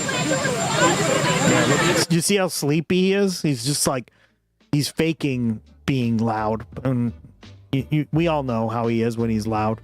Helicopter drowns out. Yeah. You know what? We basically have two countries that have been fighting so long and so hard that they don't know what the fuck they're doing. You see? So like, you hear the background of it, right? Yeah, so I cleaned that up. Understand that? That they don't know what the fuck they're doing. Bingo, see? You don't hear it. Mm-hmm. Big difference, right? Like, he's just an unbiased guy on a podcast. What do you think if you nail your voice level and normalize the video shown? I've never adjusted. I never have to adjust the volume between you and speaking. Other streamers are pretty bad for this shit. Yeah, that's another thing I've worked on. I've worked on extensively on making my voice as loud, if not louder than the video. And that's because I know it's really difficult for you guys to always have to adjust and go back and forth, right? The echo is the last thing I'm trying to fix, but it's not the biggest thing anymore because every day it's getting better. It really just depends on the sound of the video that's playing. That's really it at this point. So good. Yeah, thank you. I appreciate it. Impressed as hell, Gus. Thank you. I appreciate it. It's a lot of work, but like, I do it because it makes the stream more fun, right? But like, yeah, like a lot of people don't even know how to do it, so I had to learn how to do it myself. There's no echo though. Yeah, good. Sometimes there is, but like, that's the reason. It's because the YouTube video itself is louder than the other stuff that we've played, right? So then I got to turn down the volume and the echo goes away. So that's kind of what I've noticed. My laptop audio is shit and I rarely use headphones with it, but the stream audio sounds great in the car. Perfect. I spent a lot of guys, I had a friend of mine, right? There's another thing I had to do. He's an audio engineer, right? Which means he works on this kind of stuff all the time. And he like broke down all the stuff that I need to do, right? He gave me like 15 plugins that I need to do and all this stuff. And he was like, okay, well, this sounds all right. This sounds all right. He broke it down, right?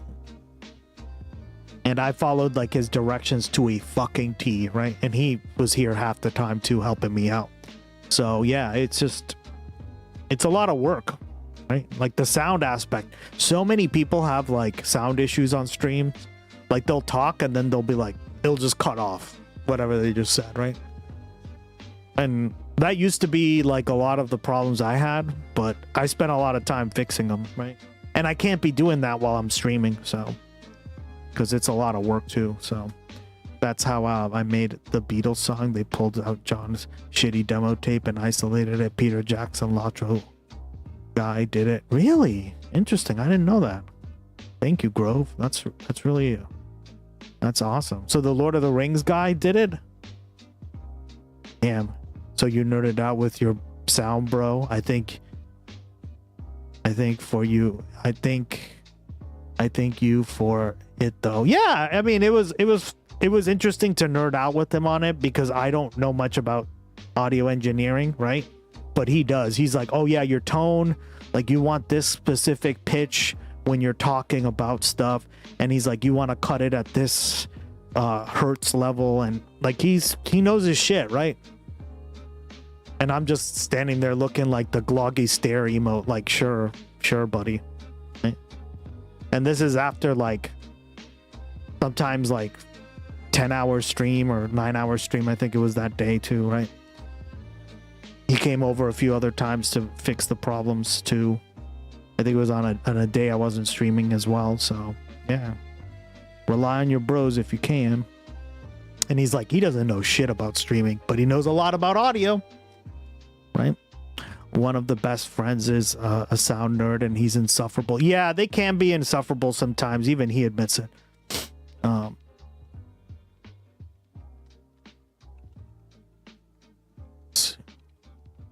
They're just very pretentious. They go to a school called Berkeley. What do you expect? Berkeley's a really pretentious school. Welcome to Abbey Road. I'm Giles Martin, and I want to talk to you today about how we used AI to make the Beatles Now and Then record. Take this piece of chocolate cake. Imagine trying to get the ingredients back. The butter, the eggs, the flour, the milk, the chocolate. Impossible, right? Well, we thought this was the same with recorded music. But then when we worked on the Beatles Get Back movie, we used source separation technology and machine learning to separate each element of music, a bit like getting back the ingredients of a cake. The Beatles recorded most of their work. I feel like that might be possible, maybe. Like with replicator technology, but that's the only thing I could think of, right? Maybe. And would you say they're the original eggs? And probably not, right? You could make that argument as well. But replicator technology would probably be able to do this, right? Which, if you think about it, is just a highly advanced, highly 3D printer, right? High resolution 3D printer. That's all it is. Oh my God, he went to Berkeley in Boston, not California. Yeah, he went to Berkeley in Boston. Yeah. Which is a douchey music school. I've known him since for a long time. Me and him are close, right? Like, we don't always get to hang out like we always do because we're always working and doing, like, living our lives, right? But like, I hit him up and he just came over soon after. Like, I think he came over that day just because he was curious what I was doing, right? Because like, he loves all audio geek stuff, and like, I have it's indistinguishable, right, from his setup now. I basically have a little studio in my house. To be fair, if anyone had the money for it, it would be Peter Jackson and Abbey Road, yeah. On a 1-inch 4-track tape machine, a J37, which means they had 4 separate elements to mix at a later date. This often meant on track 1, they'd perform live as a band, recording everything onto one track. The first time we used source separation on Beatles Brian track had no was for joke. Taxman, Yeah. the first song off Revolver. If I play the original stereo remaster, Blendinavia. Let me tell you how it will be. you can hear guitar, bass and drums all on the left-hand side, and George's vocal in the middle. That's because the band recorded live into one track, which is on the left-hand side. If I just isolate track 1 for you, you'll hear it. So you can hear Ringo, George and Paul playing live in Studio 2. But because they're on one track, they're glued together. I can't separate those in the sound field. But using source separation and machine learning technology now, we can do that. I can take down George's guitar, for instance.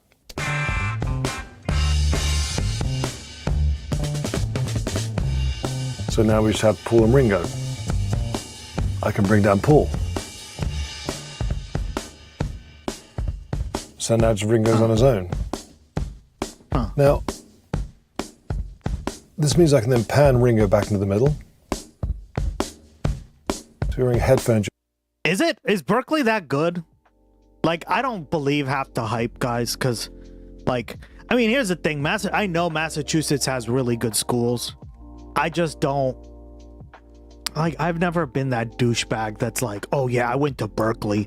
But I know, like, a lot of people who go to Berkeley are really douchey about going to Berkeley. So if you guys could tell me, like, is it really that good of a school? It has the money and the name that people gotcha. So it's like the Harvard of music schools, right? Could you say that? Because Harvard, I don't think, has like a music program or like a music engineering thing. So that's where my friend went. Yeah, he went to Berkeley. And he was so excited that he got into it. I remember that day. He was like, dude, I got into Berkeley. And we were excited that we all got into the schools that we wanted.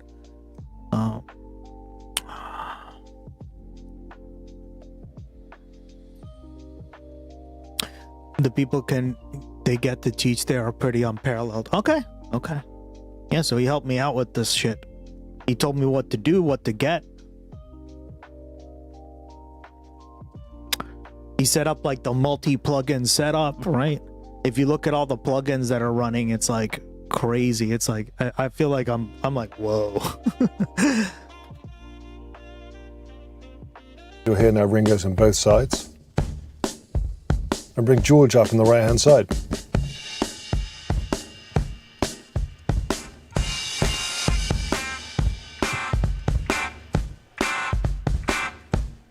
And I'll bring Paul left hand side. Damn. That's crazy. Not only does this give me increased creative choices when it comes to mixing, but it also better represents how the band played it live in the studios. With this technology, I haven't added anything. What you're listening to is exactly what was there on the left-hand speaker. It's just now across the sound spectrum. With source separation, nothing is added to the recording. We have the same ingredients, just separated. When Paul decided to work again with John on his beautiful demo Now and Then, the same techniques were applied. Sean had a cassette recording of John playing the piano at the Dakota building and singing the song, which sounds like this. Yeah, that's up. I know it's true. That buzzing. While obviously beautiful, the fidelity isn't very good and everything's glued together. All the ingredients are as one. To work on the song, the voice had to be separated, and that's what this technology did. And if I make it through. Look how much better it sounds. And the fact that we had this Yeah, voice. that's what you have to do, basically, right? You have to get rid of the buzzing sound on a lot of these fucking terrible, like the Trump thing that I worked on. And it just makes it sound so much better. I think Juilliard is more classical stuff. Yeah, that's what he said. He said he would have done that, but he's not into class. He's into hip hop and audio engineering. So he did that's what he did at Berkeley, audio engineering. So proud, Gus. Thank you, girl. Appreciate it. I work hard for you guys because I want to have a good stream and you to have fun, right? So thank you. In such good quality, we could then build the song around him again.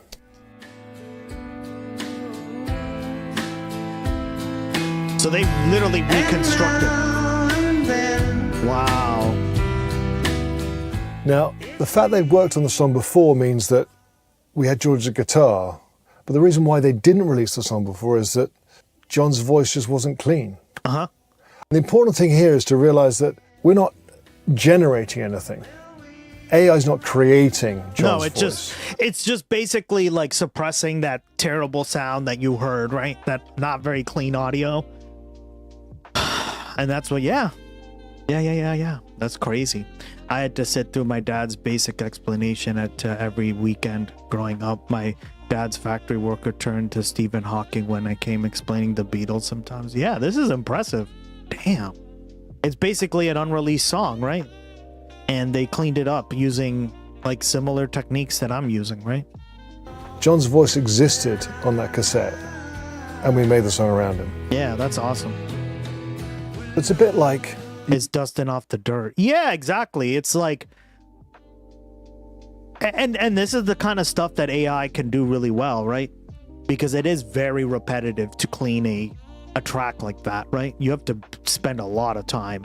Like it took me an hour to just clean a 10-second clip. Imagine a 3 or 4 minute song, right? 5-minute song.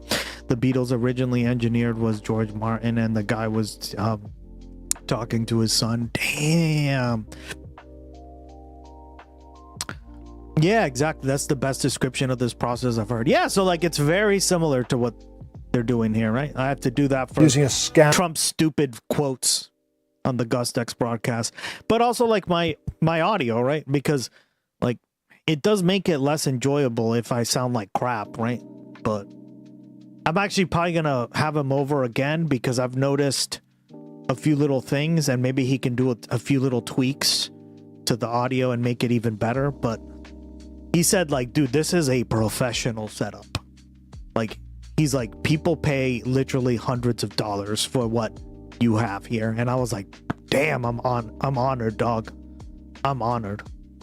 So I was like, this was my face, guys, when he said that. He's like, you will spend hundreds of dollars doing what we just did here.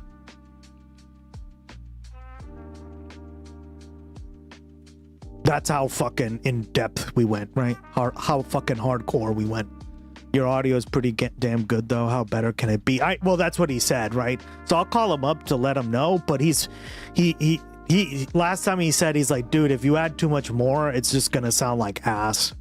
So that just might be me, like being a perfectionist. But he's like, no, you're good, dude. He's like, like those were his exact words, guys. He was like, the amount of money that you would spend to normally get something like this is like in the hundreds of dollars. So he's like, you're doing really well, and especially for streaming, he's like, dog, like crazy.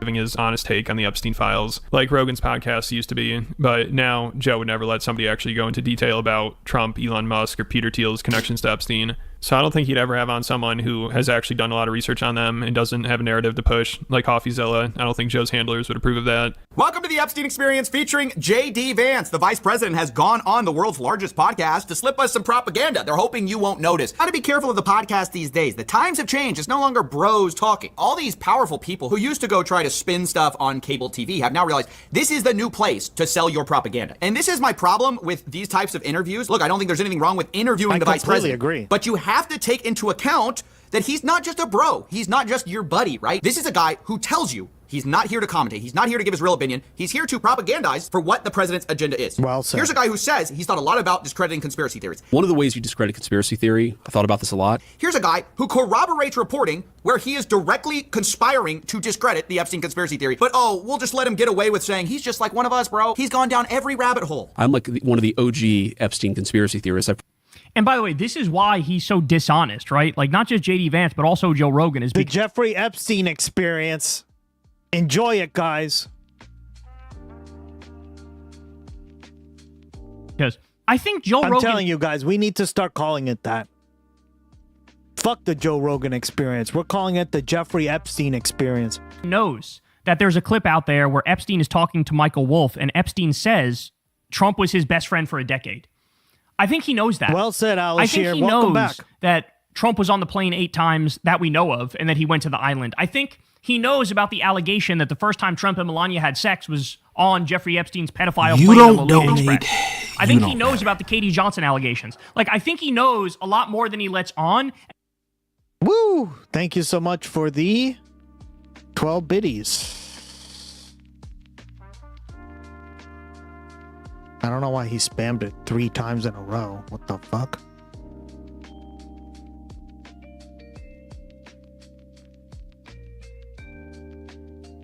Weird. Okay.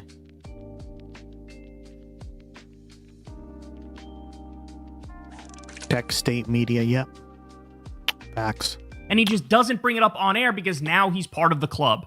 And that's why Rogan at this point is dishonest. It's not just like, oh, he's got the wrong ideology and he's been misled. Like, no, you're just a liar and you're dishonest and you're pretending you don't know a lot of stuff that you do know. You just wouldn't say it because it would piss off your friends. Probably gone down every single rabbit hole we could go down, most of them today. And he probably feels kind of let down by Joe because when he did his podcast, it seemed like he really respected him and was honored that Joe was a fan of his and would have him on. And when he was in the studio, he took a picture and captioned it, "Hi, Mom, I made it." Like, it was obviously a big deal to him, and it sounded like he was a fan of the podcast. But now, with how much Joe has changed, he probably thinks Joe sold out. And there's this part from the podcast they did where they're talking about people selling out. And it sounds like Joe could be talking about himself now because he says once you get a lot of advertisers or investors involved in your show, they influence who you have on, what you talk about, and what you promote. So then you're not independent anymore, but you don't have to worry about money as much. And Joe was talking about how tempting that is. You're back in the same trap that you were trying to avoid if you were trying to avoid that trap in the first place. But a lot of people were not trying to avoid that trap. They just started a thing. And then along the way, that thing became profitable and people recognized it was profitable. And then they swooped in and tried to buy it. And it's very tempting. Someone comes along, hey, Coffeezilla, we've got X amount of money for you. Oh, yeah. And then you don't have to worry about money anymore. Oh, don't you want to do that? And then you're like, okay, well, here now you have to interview this person. I thought to promote some crappy crypto coin or something. Like, that's what it always is. Imagine if that was you, if you fell into that. Yeah. No, there's been plenty of that. People are always asking like, hey, will you promote this? Will you do that? And it's just like, why sell out like that? It's just, I think people just want to be free of the tension of worrying about the future. You know, if something comes along and now all of a sudden you don't have to worry.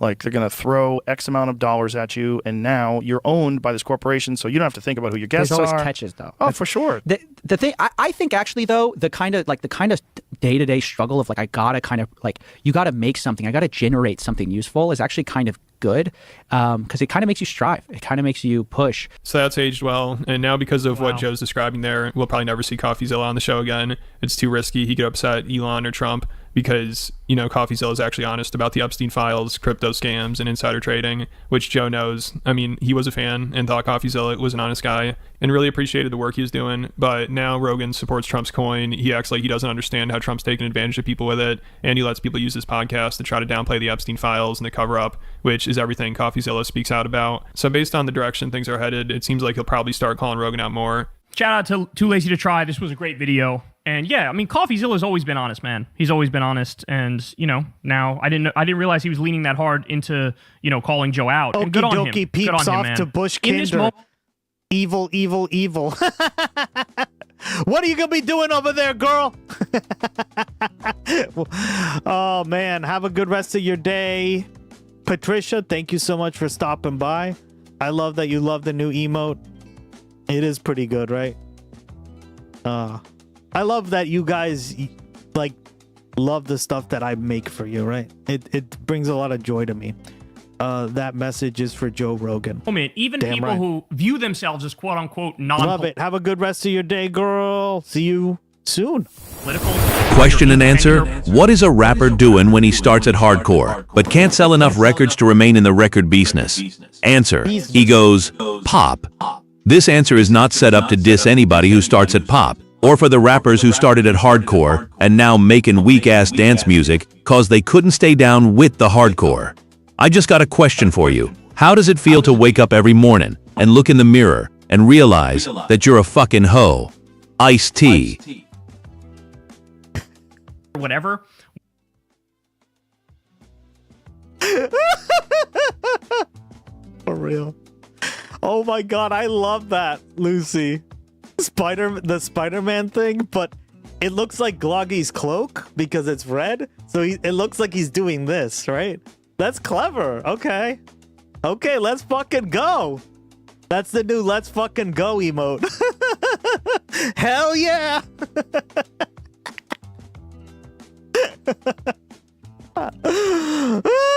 That's so good. Oh my god. What you're seeing in this moment is they have to become more political because the reality of this world we live in is political. And we're looking at fascism, we're looking at oligarchy, we're looking at kakistocracy.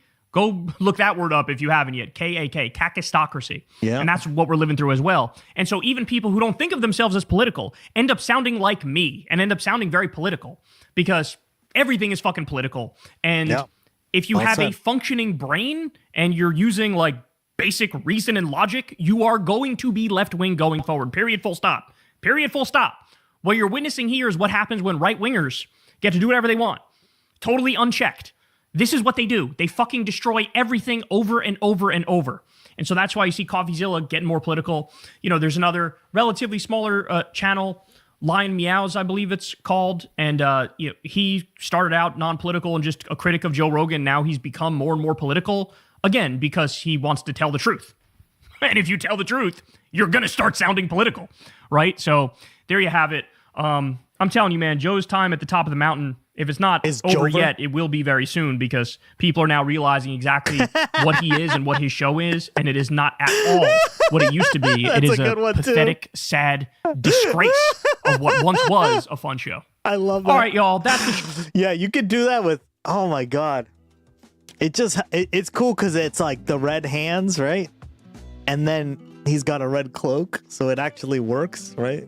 Joe, man, I love y'all very much. You guys know the drill. I see Everybody what you do did me there. a big favor. Ducky, and that one works too. subscribe to the channel and click that bell icon. That helps out big time and costs you nothing. You can also support the show on Patreon, link below. Remember, y'all, this is real independent media, not selling out like Joe Rogan over here.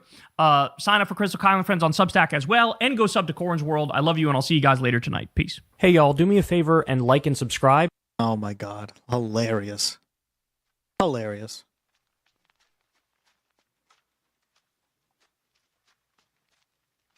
All right.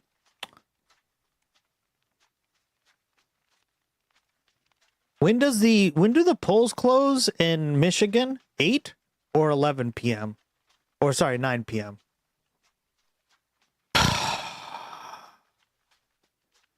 8. Yeah, I figured. No worries. Another hour and a half. I want to start the coverage as soon as yeah, that too. Oh yeah, girl Cass. The red hands clapping. Yeah, guys, see, you guys are creative with the emotes. Very creative. Nice. I love it. I fucking love it. All right, now next thing. We covered the James Carville thing, obviously. That was fucking hilarious. Gives a fuck. I still want to, this is still one of the funniest things. I've been thinking about this ever since you posted it on the Discord, Lucy. Because it's so stupid. Oh my God. If you haven't seen this, this is literally one of the funniest things. Yeah.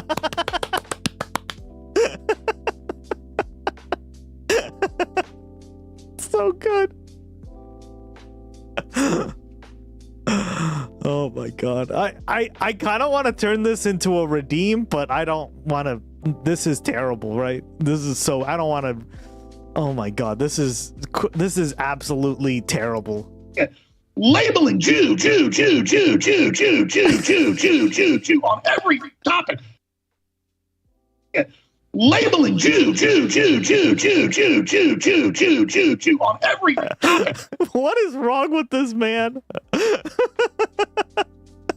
Yeah, for real. That's like the energy this fucking video presents. Can we get Israel comes to my dreams? Yeah, for real. We might need to do that because it's so good, right? Hold on. I gotta look up these videos before we do it. Oh, man. Apparently, you are only allowed 50 redeems, and we have almost all of them filled. So I might have to get rid of ones that we don't use anymore. God. Oh, man. I'll have to see which ones are the most use. We're definitely not getting rid of, is this fucking blue? That could never be me, right? You guys use those way too much. I'm Brian Kill Me. Brian Kill Me is a good one too. Yeah, I'm never getting rid of that one. The clapping is a good one. There's a bunch, but there's a few that, like, I think if we do run out of space, we'll definitely get rid of or retire. They're no longer being played as much. I'd have to think, which ones are they? Probably JP Mandel. That one's kind of on the older side now. I love Tesla. That one too, because he's not really That one too, Brother, maybe. Yeah. What's that? What's that, brother? This one too, maybe. It's sad, Donald. So sad. Yeah, maybe that one. And maybe this one, because Kamala is irrelevant, but... Is there anybody here that's going to vote for... That too. Lion Kamala? The other ones are pretty much used. Uncommon. Congrats! Holy shit, Blue Room. What up, my goat? Welcome back to the stream. When I was in Northern Ireland, I stayed in a place called Carrickfergus. It has a big ass castle. My buddy told me that King Carrick cut off his right hand and threw it at the shore to promise riches to men who could find it. I can't actually find this myth anywhere in the net. The red hand. I'm still trying to find out the truth. It's probably a myth then, because that should be pretty well documented, but Jesus, what is he, fucking Wormtail? Remember when Wormtail cuts off his fucking hand? Jesus, dude. I was just about to say there are 2 Lion Kamala ones. Are there 2 Lion Kamalas? Yeah. There's the Lion Kamala and the is anyone here voting for Lion Kamala? Technically, yeah. So maybe get rid of the, I don't know, which one do you think I should get rid of? Probably the Lion Kamala, right? Good start. Hell yeah. By the way, Blue Room, new emotes for you to use. My goat. Shout out to, yeah, Aloe Shear. All right. New emotes for you to use. Vloggy Cringe. Vloggy Sus. Evil. Knife. And awe.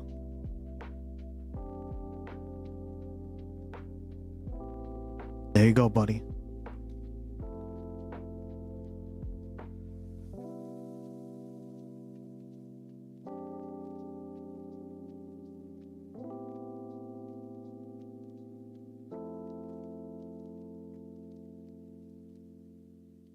Mm-hmm.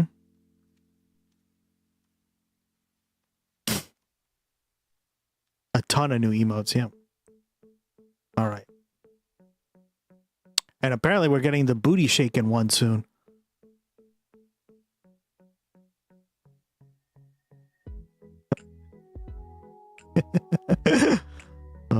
All right.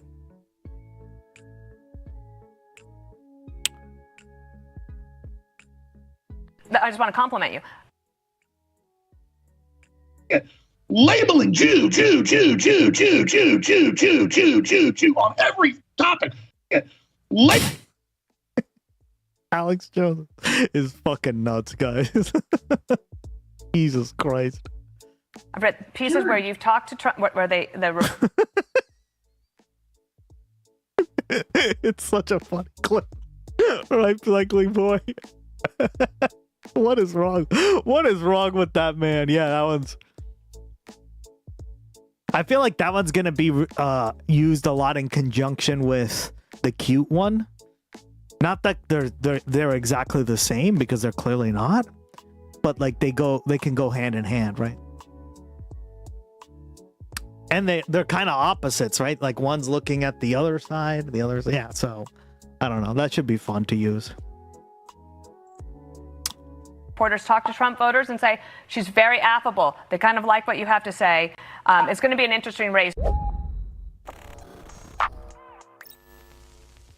No, your ears are not deceiving you. You just heard a Fox News host compliment Francesca Hong, a Democratic socialist who's the frontrunner in Wisconsin's Democratic primary for governor. And I am honestly pretty surprised to see a Fox News host say something that Republicans would only you guys are already using it.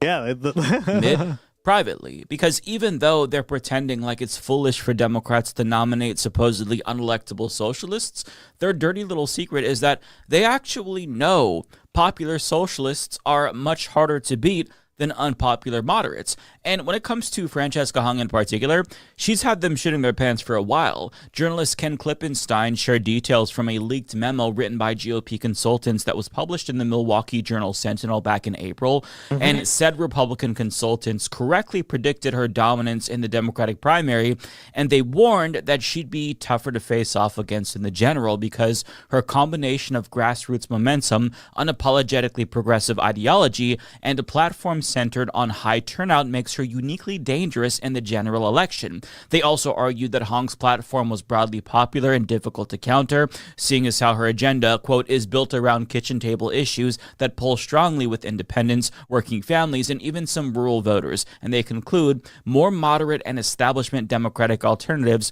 would likely produce lower base motivation and depressed turnout. But publicly, they're singing a completely different tune. They're going on cable TV warning Democrats that if they start nominating socialists, they're going to get their asses kicked in general elections. And I don't know why, but this always seems to resonate with Democrats because I guess they never really stopped to question whether or not their enemies were offering them this advice in good faith. Like, why wouldn't you trust your ops, said every Democrat ever, apparently. Like, in fact, establishment Democrats eat it up every time, and they cite warnings from Republicans as evidence that corpo Democrats are in fact more electable without ever questioning whether or not they're playing. Whoever was looking for the Irish thing, oh, that was Josephus. Yeah, tag Josephus in that. That's interesting. Okay. Had the myth slightly wrong. Yeah. Right into the GOP's hands. Case in point. The Republican in this race, he said, oh, my opponent's going to make it easier for him to win. Well, I don't plan on making anything easier for these guys. Well, the Republicans said that Abdul El Sayed is going to be easier to beat in Michigan, so it must be true. It's not like Republicans would ever lie to hand an electability argument to the opponent that they'd actually prefer to run against, right? Thank you. Like, that was my point to the blue chud in the chat. Right? If we go entirely based off of centrism or whatever, then you're just going to lose, right? How do I know that? Well, we've tried it now, right? For the last 10 years. What the fuck are you smoking, dog? I'm sure I did. This stuff is, Buddy told me a while we were getting drunk. Yeah, he probably just messed it up a little. It happens, right?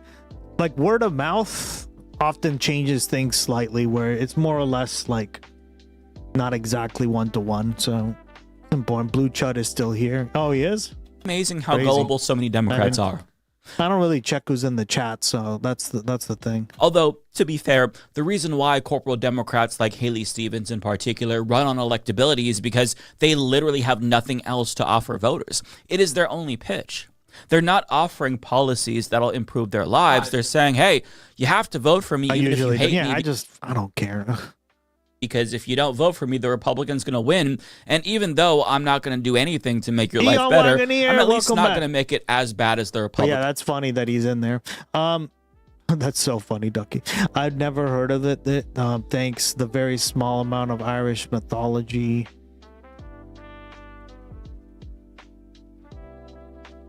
I know is really cool. Yeah, Irish mythology is super awesome.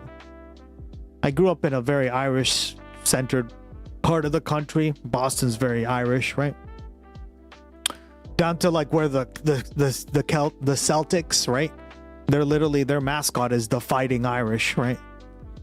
That guy doing this. So yeah. Mm-hmm.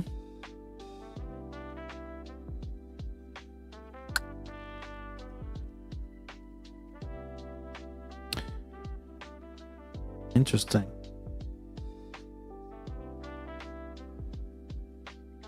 Crazy.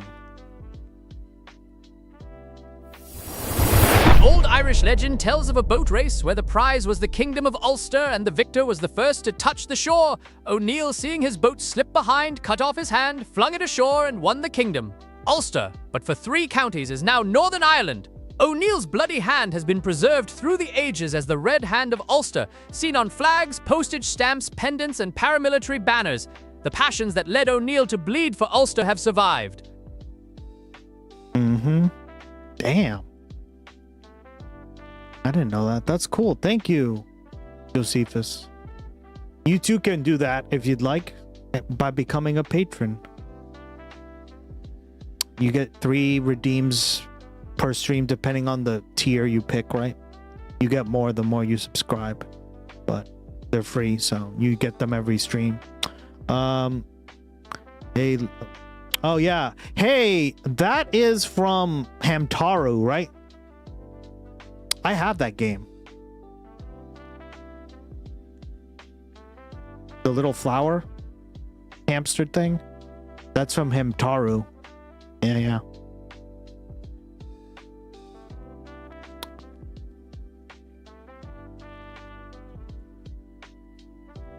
Blue Room.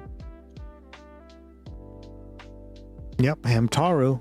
That's it. Well, so vote for me if you want to stop the Republican from winning. But the moderate electability myth has been proven to be false, which is why it behooves Republicans to promote it while it's currently dying, because unlike establishment Democrats, Republicans actually know neither party is going to win elections without exciting their own base. Even Trump knows this. At least he did before his brain turned into mashed potatoes. As Common Dreams reported, in leaked audio, Trump actually expressed concerns that he would lose to Hillary Clinton if she picked Bernie Sanders as her running mate back in 2016. And I just want to play some audio from their conversation because it's always fascinating to me to hear what Republicans say when they think nobody is listening. Right. They rigged it. Bernie would have beat Hillary in them right now. That would have been tougher. Yeah, I agree. Because there was no hatred. Right, you're right. There was no hatred. Millennials were right. I mean, as great as he was, half my motivation working was not let her do it. 100%. Right. Yeah. That's why I think a big part of our vice president would have been tougher. Kane was one. Yeah. I couldn't. But I think Bernie, because all those people that hated her so much who voted for me, I got 20% of Bernie vote. People don't realize that because of trade, because he's a big trade guy. He basically says we're getting screwed on trade. And he's right. I'm worse than he is. And we can do something about it. I don't know if he could have. But had she picked Bernie Sanders, it would have been tougher. It was the only one I didn't want her to pick. So publicly, they puff out their chests and pretend like they can't wait to face off against the crazy far left, even though behind closed doors, the so-called far left is actually the ones who scare them the most. But the Democratic establishment, they've been able to suppress the momentum of the left all this time by telling voters that they have no choice but to settle for uninspiring moderate Democrats, because even if they might agree more with the policies offered by leftist candidates, they simply cannot win against Republicans in general elections because they're just too extreme. But I mean, after seeing this strategy blow up in their faces so many fucking times, most people started to realize, at least in the Democratic Party's base, that the people telling us this, they don't know what the fuck they're talking about. See, Republicans learned a long time ago that we live in a hyper-polarized country where the only path to victory is to super serve your own base. It's why Republicans have shifted so far to the right over the last 2 decades, not worrying about who they're going to leave out in the middle, because they know that they're not going to win elections by courting moderate Democrats. They have to make sure that their own voters are fired up to even have a shot. But Democrats have adopted the opposite strategy. They insist that the base has to remain in a perpetual state of disillusionment because courting moderate Republicans is more important than turning out their own base. But I mean, we've all seen how that's played out time and time again. Courting moderate Republicans by doing campaign events with Liz Cheney cost Kamala Harris support with progressives and Muslim Americans. Yet, talking heads concluded that Harris actually didn't shift far enough to the right to win over more Republicans. You know, maybe if she went full Republican and I guess supported trickle-down economics and became even more xenophobic and genocidal, then she would have won over some moderate Republicans. These mythical and this is the important part that I was trying to debate the blue chut on, right? They say one thing, and then secretly, when nobody's listening, when you hear the recordings, they're like, yeah, Bernie would have won. Right? And they're saying the exact same shit now about Stevens, right? It's all just like a part of the game. They're really good at playing it, and if you fall for that, you're complicit in this Republican bullshit. So I'm tired of this. No, fuck you. Republicans we hear so much about, but and I'll call it out. This isn't really unique to American liberals in particular, because data from Europe shows that it's counterproductive for center-left politicians to adopt right-wing policies because they don't actually win over right-wing voters and they only end up alienating their own base. Bingo. So the fact of the matter is that Democrats have to embrace progressive policies that their base wants, because being anti-Trump isn't enough. You actually have to offer a viable alternative to win. And like it or not, the base increasingly wants democratic socialism. A new Ipsos poll found that nearly 2 in 5 Democratic voters already prefer candidates who identify as democratic socialist over regular Democrats. Keep in mind, we're just talking about self-identification, mind you. This doesn't factor in left-leaning candidates like Abdul El-Sayed who don't actually identify as socialist. Someone like him might actually be favored by the 57% of Democrats who prefer non-socialists. But when you break it down by demographic, that's where you see where this is going. It's evident that democratic socialism is the future of the Democratic Party because younger people prefer socialists to standard Democrats. Right. And did you hear what he said about even the studies in Europe? That when you adopt center right or center policies, it actually doesn't help even get those voters, right? And these are political science research. I've seen the exact same ones, so like I know what he's talking about. This is why like doing this stuff, it doesn't really help you in the end, right? It's more about the actual policy and the competency of the policy and like how people view it that actually determine whether or not your party will win the election, right? And the message, right? The person giving the message, I mean. Yeah. So don't fall for this crap, guys. Not that most people in here would. So. Whereas people who are over 55, they prefer standard Democrats to socialists. So the trajectory that the party has to go in to stay relevant in the future is obvious. And quite frankly, it is astonishing to see so much support for socialists already when they only really started to get real visibility this year. And this trend is only going to continue in that same direction if socialists continue to deliver after they're elected. I say that because if you look at polling from New York City, Mamdani is one of the few politicians in America who's actually managed to get more popular after getting elected. And even a quarter of Republicans say that they approve of his performance, which means it's not impossible to win Republicans. You just have to basically do it by not LARPing as a Republican because they're going to see through that. You just have to improve people's material conditions, intangible. And I've said this multiple times, right? You have to actually improve their material conditions. And you can't pretend you're like for these policies, or sometimes you just are, while being on the other side of their bullshit, right? Of their policies or of their party. You give a distinction, right? Politics and political parties are all about creating a distinction within the parties. So people say, yeah, that's what I want to vote for. Or, wow, yeah, I approve of that, even though this is not rocket science, right? Ways, and they'll vote for you. Shocker, right? But even though Democratic Socialists are reviving the corpse that is the Democratic Party by exciting the base perhaps for the first time since Obama's candidacy in 2008, if you ask Democratic Party gatekeepers, they're pretending like Democratic Socialists are actually going to lead to the demise of this dying party. My vote is in play. I'm not voting for anyone who thinks the wrong side won the Cold War or cheers for the Intifada like it's the World Cup. It's so ironic from the people who obsess about colonization. You know what's being colonized now? The Democratic Party. I would vote for Sarah Palin before this shit. If our party ever becomes, and just make it official, as the anti-Israel party, that's when I would leave. I am not going to be in the same party with Hassan Piker. I can tell you that right now. If he becomes a force in the Democratic Party, I'm out of here. I have no intention of ever being in the same political party with that guy. These people. Well, then. Fuck off.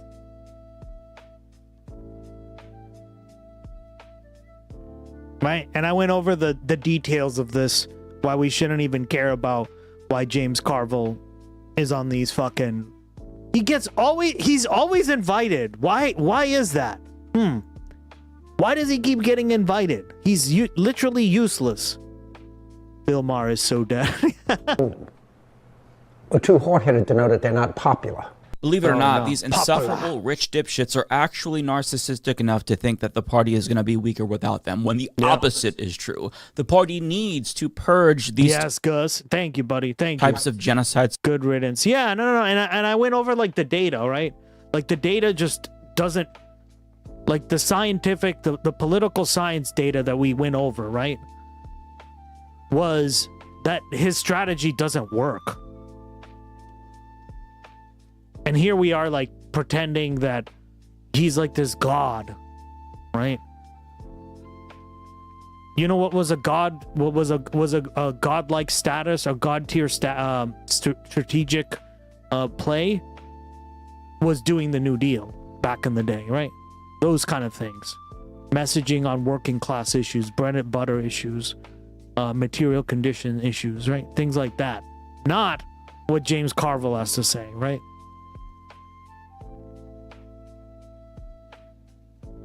This era can't come to an end fast enough, guys.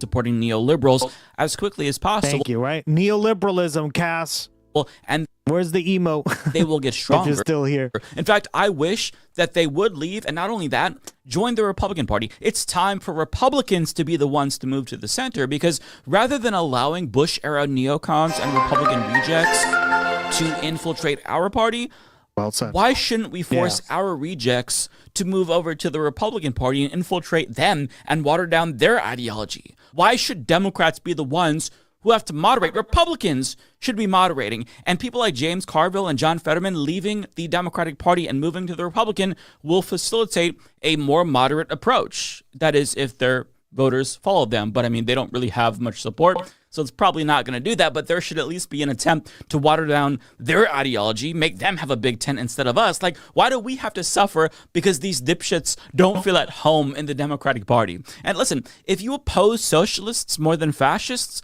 then I think it's an obvious conclusion. You belong in the fascist party, period. But ask yourself why these people feel so much more comfortable with. Well, and I think, who said it? Was it Splendinavia who said they're essentially just fascist enablers, right? Because they're sucking all this stuff off by just like allowing it to continue, right? And I completely agree. With fascists than socialists. Well, class solidarity is the answer. It's because socialists actually threaten the status quo, which they want to uphold. But these people are all living proof that we don't actually live in a meritocracy. Not to sound super uber woke leftist, but capitalism created a class of politicians and consultants that benefit from not changing anything. Yeah, well said, right? I know, because I worked with them, right? For the longest time, like I volunteered in a lot of Massachusetts political party, like that apparatus, right? And I live in a state where Massachusetts is pretty powerful in terms of the people that come out of the state and run for governor and run for all these seats around the world, around the country, right? Let me give you some examples, right? Like Mass was the first state to pass the gay marriage law, right? The gay marriage bill.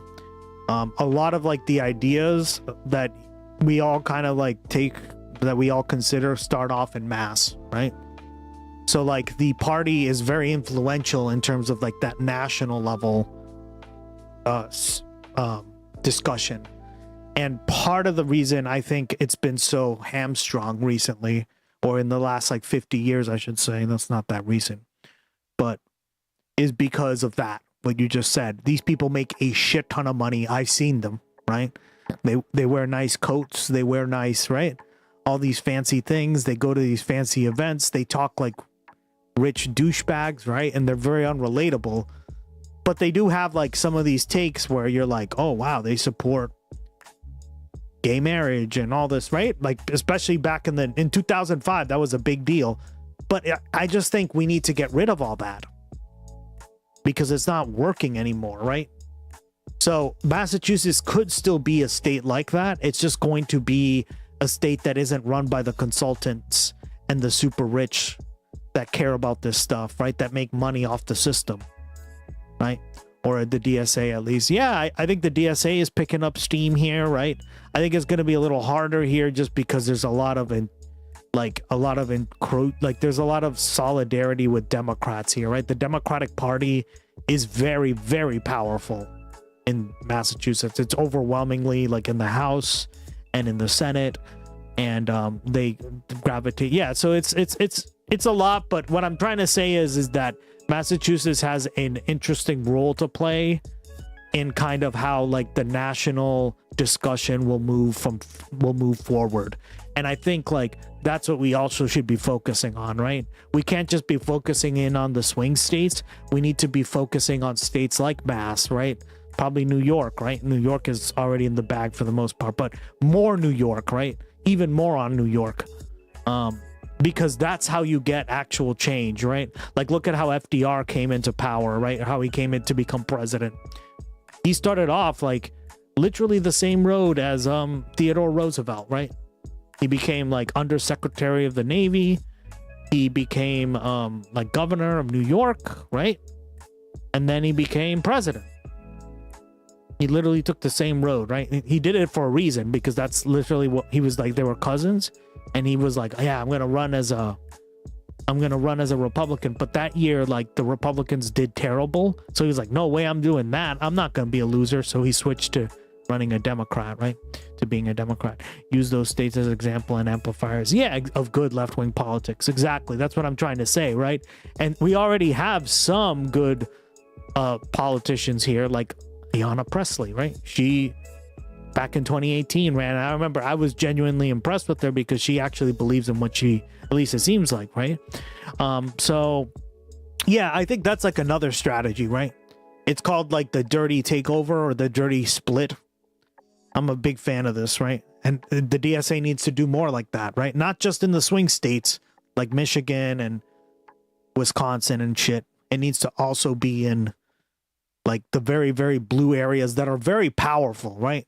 That have like that presence that I'm talking about. New York, Massachusetts, right? I'm probably missing a few, but maybe even California, right? I don't know enough about Californian politics, but use those states. Yeah, true. When the word subversive is portrayed inherently negative, it's time to break shit. Yeah, for real. Well said. Yeah, that's it. I didn't know how to direct experience. Thanks for sharing. Yeah, I did.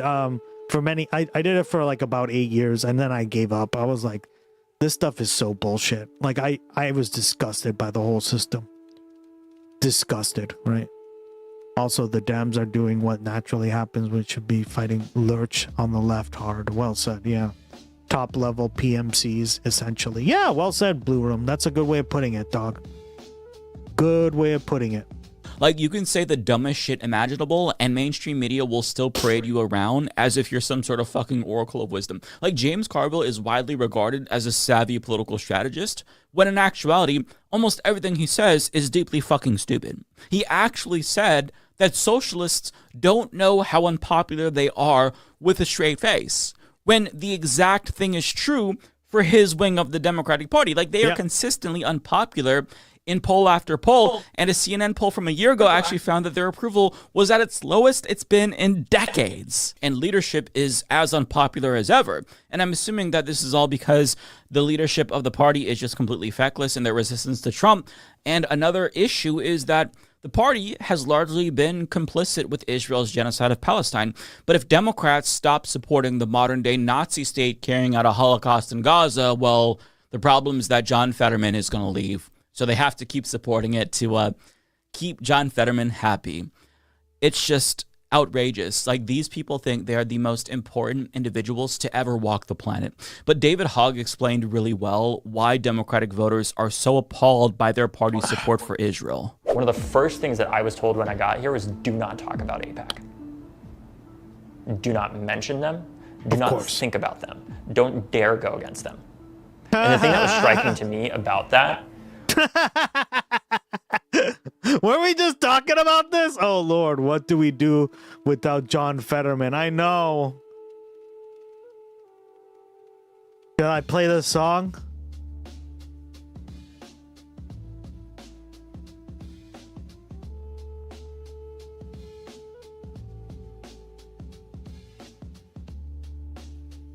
Is this the meme? This is where I got my gag peanut brittle can. Oh boy, peanut brittle! Gimme! Patrick, wait, it's a booby trap, remember? Nice try. How could this happen to me? I made my mistakes, got nowhere to run. The night goes on.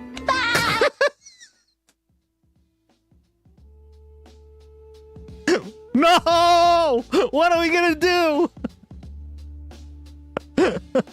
Some of your delicious. How could this happen to me? I made my mistakes, got nowhere to run. The night goes on.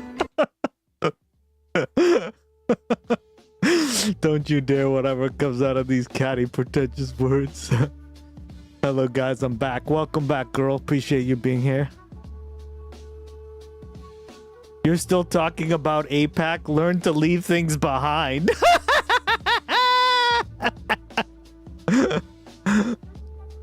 You should change your name to Fanman APAC. Might as well, right? Was how eerily similar that sounded to what I remember hearing about the NRA. Man. Oh my god. After Parkland, where people said to me, you know, they're too powerful. You guys are just a bunch of kids. You know, what happened at your high school is horrible, but you don't understand. This is the NRA. Nobody's ever going to take them on, but we did, and we won. And we made that organization go from standing for the National Rifle Association to standing for not relevant anymore. Yeah, I think a lot of people watching this, to hear you, a Parkland survivor, talk about APAC in the same breath as NRA will be surprising. It shouldn't be. Yeah, both well said. are getting kids killed. And I don't draw a line between whether it's kids in Parkland, kids on any street in America, in any community, or if it's kids in Palestine. It's not okay. Very well said. And that's why leftists keep obsessing over the Israel issue. It was a turning point in American politics. Democratic voters had the collective realization that everything Democrats said about Republicans in the NRA was completely disingenuous and opportunistic because they too were willing to be complicit with the deaths of children and if a particular lobby paid them to be. And hypocrisy aside, it's also just a matter of basic morality. Genocide is the easiest moral test of all time, and so many Democrats failed it. And if they're not going to stand up against the genocide, we shouldn't expect them to take a stand on any other issue of importance, because as Ta-Nehisi Coates put it, we are in a moment right now where people are asking themselves, why can't the Democratic Party defend this assault on democracy? However you take that, the state of democracy in America to be. And I would submit to you that if you can't draw the line at genocide, you probably can't draw the line at democracy. and he's right. So the genocide was a true mask-off moment for corporate Democrats. Their own base simply couldn't unsee what so many politicians supported, both politically and materially. But we're supposed to believe that if the party better aligned itself with its base on policies as well as morality, well, they're somehow going to be less electable. That makes no sense. The reason why Republicans are saying this is because they know it's not true. They're not going on cable TV talking about how unelectable socialists are because they're genuinely concerned about the Democratic Party's electability. They're obviously feeding Democrats bad advice because they want to beat the Democrats. Now, that doesn't mean that the Democratic Party is suddenly going to become unstoppable overnight if socialists take over, because we live in a capitalist country that reinforces itself through endless propaganda. Not to mention, there's a plethora of other factors aside from policy. You know, there's money, there's the candidates themselves individually. But one thing that I know for sure is that Democrats are only going to get stronger overall in the long term if they actually do embrace socialism. And I am confident that this is the case because we already tried Oxpecker, welcome back. Blue Room says, hey there. Cool. Carville strategy. Oxpecker. The Bill Maher strategy. We did what they demanded, and the fascists won. They took over our entire fucking country. Yeah, this is why the blue chuds, I'm like, fuck you guys. I've been here. Oh. You have? You gotta start using more emotes, man, to get my attention. If you don't use emotes, I don't fucking see. And doubling down on the same milquetoast. Spam walls of emotes like other people. God, Oxpecker, do better. You know, liberalism that got us here. Oh, man.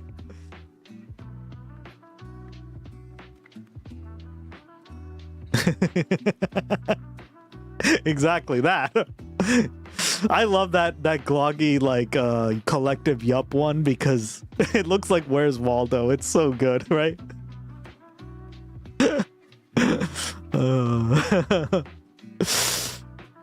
So funny. Isn't going that one too, yeah.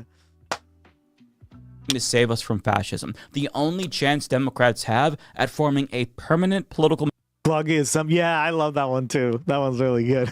majority is to I like those because like they're very left wing, right? Like collective yup, meaning we all should agree. Assemble is like assemble on things that actually matter, right? Work together, cooperate. So like that's why I like those emotes because they're left wing coded too still, right? Like collective action, collective agreement. If you're using a bunch of emotes, I'm probably on mobile. God, can you imagine? Mobile could never be me. Jesus. To embrace socialist policies and actually deliver for working people. Republicans know that this is how Democrats win. The reason it can't be me because I'm literally on a computer. That's why. So. And it's time Democrats wake up and realize it. Very left-wing coded. Yeah, that's why I designed them that way because I was like, yeah, I want them to be still political enough, right? Like not every single emote is political, but some of them should be still, right? Two.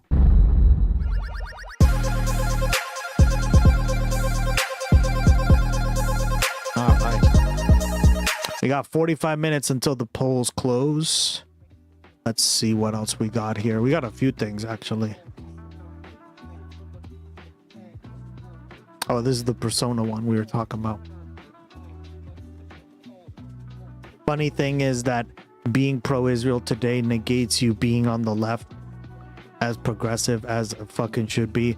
You should support colonial displacement as an ethnic group and you cannot be trusted to implement progressive pro-working class policies to your own constituents. Yeah, and I think you see it more and more, right? That the people who are like waving off the genocide and what Israel's doing don't really care about the TSA or any of the workers' policies, right? That we all know work in Europe and other countries. It's a joke at this point. Like, what are we debating? But these people will die on this fucking rad lib hill, and it's just like, nah, I'm good. I'm good, thanks. Fuck that. I like this song. It really does remind me of Persona 3. Well, that was the point, right? Well, I made it.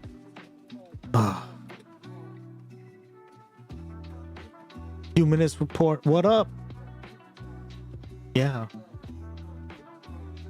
He streams on here? I didn't know that. That's cool.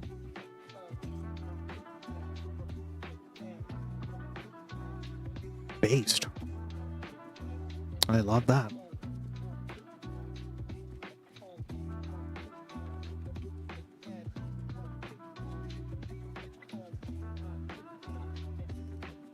All right.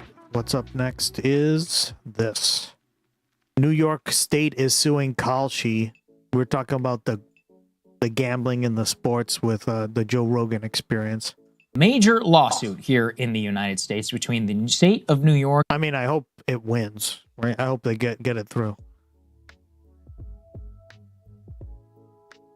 And Kalshi. Let's put this up here on the screen. Kalshi now being sued by New York State, saying that the prediction market is running a, quote, illegal gambling operation, an illegal unlicensed gambling operation, after Kalshi had originally proposed a framework to avoid a lawsuit with the state. Talking like a professional streamer now. Emotes are tags and tags are marketing. Exactly. Thank you, Oxpecker. God. Get it right, man.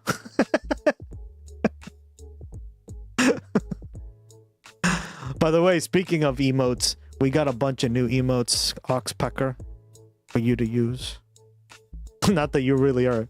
You're very sure. Yeah. Sus. I know. He's so sus.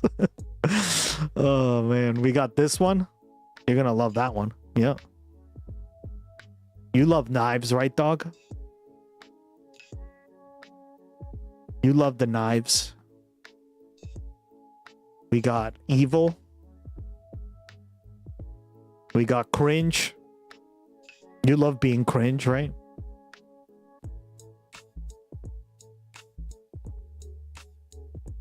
Sus, as you saw. Hey, PB and Jan, we're showing off the new emotes. Yeah, how do you like them? Ice Beans just dropped them last night. And I uploaded them this morning.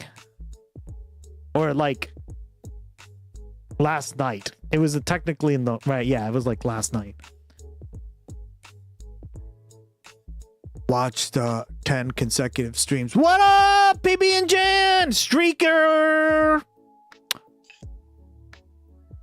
We got some streakers in chat on Lurk. Yep. The Lurk emote automatically lurks you in the chat. So if you ever want to use just the Lurk emote, you're good. Ooh, ooh, ooh, ooh, ooh, ooh, ooh.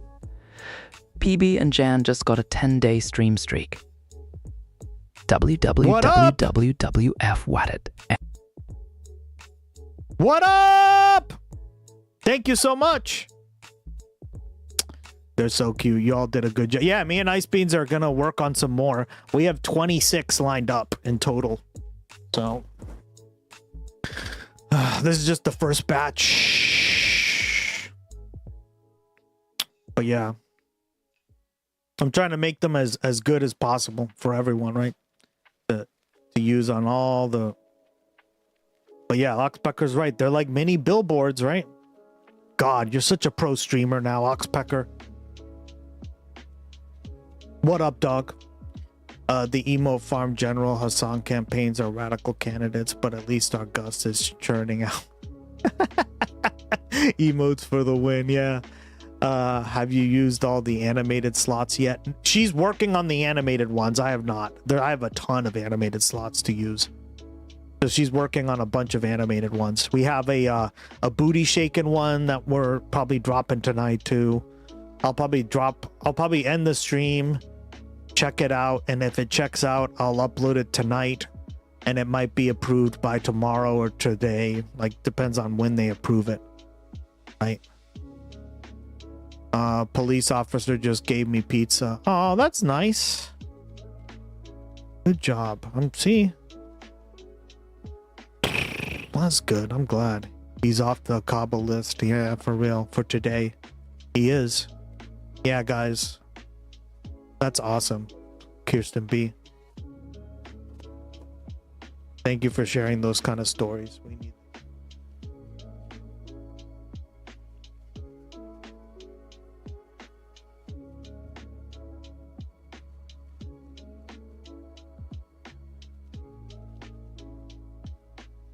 We really need them. Oh yeah, we got that one too. That's another one we have. The aw.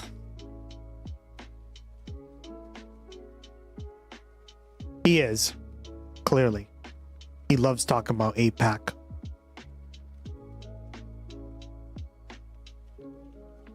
I told you, we've been raided by Israel here, Cubics, and I'm like, thank you for your patience. But like, Israel's been raiding our shit for a while now. I don't know why. What do they feel so threatened by? One week, right? Like I think it was last week or 2 weeks ago, right? We got raided 3 days, 2 days in a 3 days in a row. Remember, right, guys? Right, Ducky? We got raided by those bots 3 days in a row. It was crazy. It was a really good anytime. Yeah.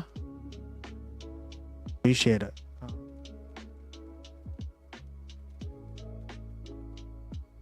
Oh, look at chat. Welcoming in everyone. They are so hilariously easy to spot, though. It's kind of embarrassing. Yeah, because it's just fake. Right? It's so fake. Kalshi basically had come to the state and said, if you allow us to operate, we'll cut you in on revenue. They promised up to $10 billion in revenue for the state on an eventual basis if they were allowed to have some sort of action. The key sticking point is that Kalshi had proposed a North Carolina We're gonna get a hard emote as well, but I want to make our hard emote like very unique. and I gotta give Ice Bean something to work with, right? PB and Jen, you're pretty good with the emotes. Do you have any like heart emotes that you really, really love that you could send over? If you don't, that's fine. Make it pump. Yeah, something like that. That's what I was thinking, making it animated. Got it. Yeah, no, thank you. I appreciate your support, you being here and all that, because like it's not something I help that I want, but it happens, right? We certainly aren't. I'll take a look. Well, I mean, yeah, like I'd appreciate it if you could. I wonder if Kathy Hochul feels pressure to be more people focused because of Mamdani. Yeah, probably, which is a good thing. I think a couple different ones on the Discord. Okay, yeah, send them over. If you could send them over or post them in the Discord. This is actually like the thing that Israel runs bot farms. It is, yeah. It is. Yeah, we got raided by an Israeli bot farm 3 times in a row, dude. Or girl. I don't know if you're a woman or a dude, but yeah. It was pretty brutal. And like we saw it in 4K. It was hilarious. I'm a dude. Yeah, okay, figured. Yeah, so basically the reason we knew is because they were spamming like all this October 7th was justified crap and blah, blah, blah, blah, right? They kept spamming stuff like that. Israel's just defending itself, blah, blah, blah, blah, all this like bot behavior. And then it said like grok credits have run out. Please it literally said like the bots would keep repeating, your grok credits have run out. Please recharge your grok account. So they spammed the shit out of our chat. Like you can't make this shit up. Why were they using grok? Why do you think they're using grok? Because Elon of course is going to be supporting that. But yeah, exactly. Bingo, you nailed it, buddy. So like this has been happening for a while, unfortunately. Percent tap. But I appreciate your support and your patience because it's not something I particularly enjoy, but I just put up with the cherry tomato. Israel invented the cherry tomato. Yeah, therefore they get to commit genocide, right? Duh. Tax on trades, while New York State currently has a 23% tax on traditional gambling. So New York, they claim, would have raised $10 billion, like I said, over 5 years. Talks broke down and the state sued. But I do want to focus on that very specifically. This ultimately is about whether prediction markets will be allowed to operate nationwide. As in, do states have the right to regulate gambling in their state? Kalshi maintains till the day is long that they are not gambling, that they are a prediction market which is authorized under event contracts, which is written into Dodd-Frank legislation, which specifically had said there are 2 things that you're not allowed to trade prediction market or event contracts on. Ergo, under that legal framework, which has now been operationalized by the CFTC under Donald Trump. Also, streamers got to think about context. Young people are gonna use that emote in. I use the cash one all the time because it looks like the way that I look at my life. And that one with Trump moving his hands and the camera swerving got serious props from Rin Vix. Oh, really? Who's Rin Vix? Oh my god, you guys use them all. That's why I say, guys, use the emotes because they really help out the channel. Like Redolent apparently loved our emotes. Redolent, what's his name? Redolent Thought, right? Lucy was telling us earlier, JFK rotting, and now Rin Vixen. I've never heard of her, or him. So let's see what we're talking about here.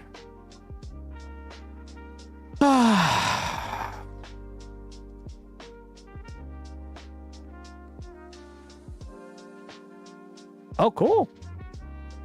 They liked our emotes. Love it.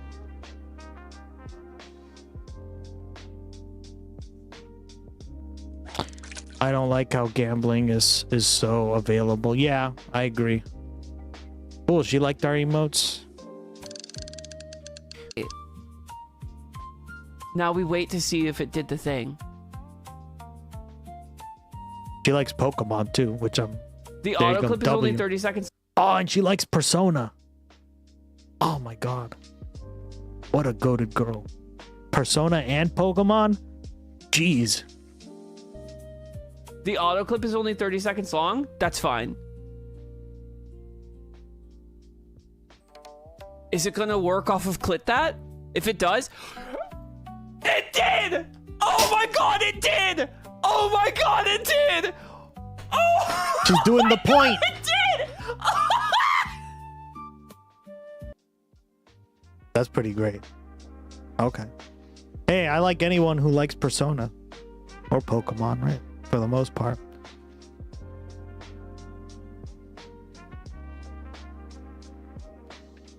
Yeah, I try to, like, I changed the, that's another thing I did, right? Oxpecker. I changed it from coffee to, hold on. I trade this one from coffee to sip. Right? Because you could sip anything. Who cares? That could be Coca-Cola, fucking whatever you want. Care. Just stuff like that. I agree with you. Like, if you have any more suggestions, let me know. But I would happily do that. Because I put a lot of work into the emotes for that reason alone, right? I think they represent you, your brand, and your channel. And if people see that they're good, they're like, oh, maybe, you know, I want to check them out. And guys, like, this isn't even just my opinion, right? Like, the data suggests that's what's exactly what's going on, right? So, yeah, it's how you comport yourself, right? Like, when essentially your emotes reflect what kind of person or what kind of streamer you are, right?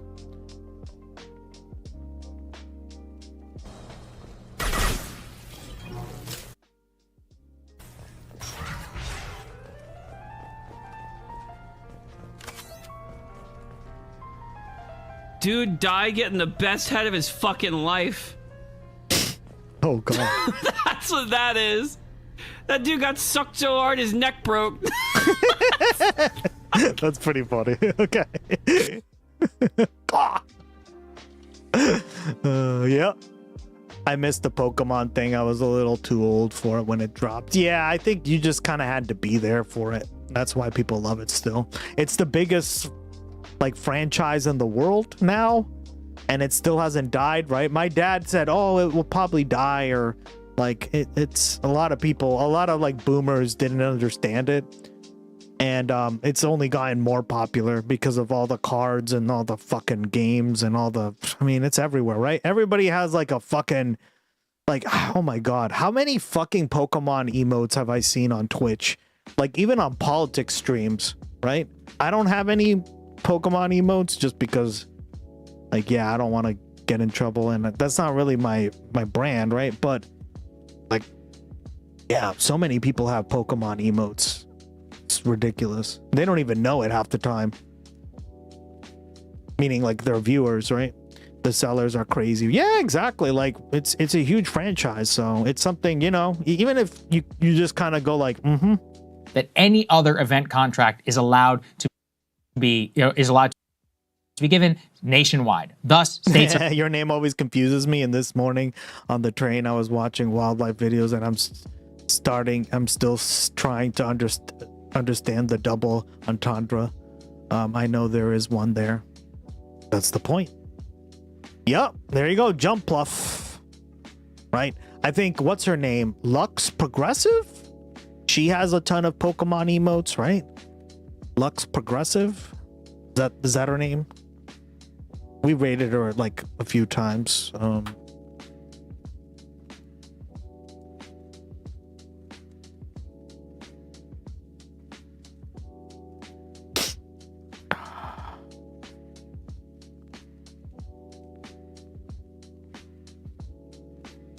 Yep, see? This is Sylveon. Literally, right? So many people have. I think Jay Marianne, she has it too, right? She doesn't have that many emotes, but she has a bunch of stuff, like Pokemon stuff in her stream. So it's just, yeah, it's all over the place on Twitch. We're not allowed to regulate it. However, if you actually look into some... Gappy loves Pokemon, right? Yeah, it's just...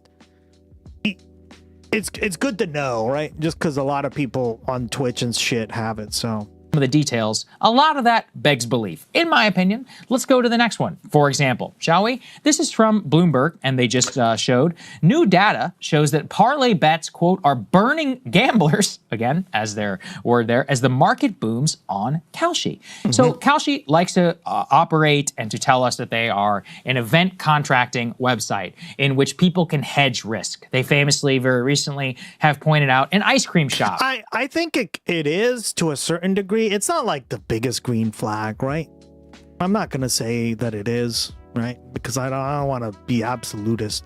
But I think part of the reason is because generally, if you're still like, if you still appreciate Pokemon, it means that you had like, you grew up in like in the 90s, in the late 90s, right? You had parents that were like, oh yeah, all the kids love this shit. We're not gonna, right? And maybe like the idea that like I remember very much so that like there was this one example of this, right? Where like this adult told me this and it's never left my mind. But they told me, they were like, well, what I really like about it is that it teaches kids that animals should be treated with respect. And I was like, yeah, that's pretty true, actually. Right? In fact, they purposely made this a thing for one of the Pokemon, right? Blaziken, like Torchic, Combustion, and Blaziken, right? And like the lesson in that was you don't just pick a pet and just because it turns ugly, you ditch it. Right? So I think that's like kind of what like was some of the good stuff that came out of it. And I think like if you're still kind of like on that, I feel like that's part of the reason is because you love animals. So it's sort of a green flag because it shows that you kind of like animals as well, right? They go kind of hand in hand. So I don't know, right? That's just like what somebody said, and it never really left my mind for some reason because I kind of see what he's talking about, right? And that was like one of the lessons in the fucking thing. Own the means. How you doing? Welcome to the stream. Owns the means. What up?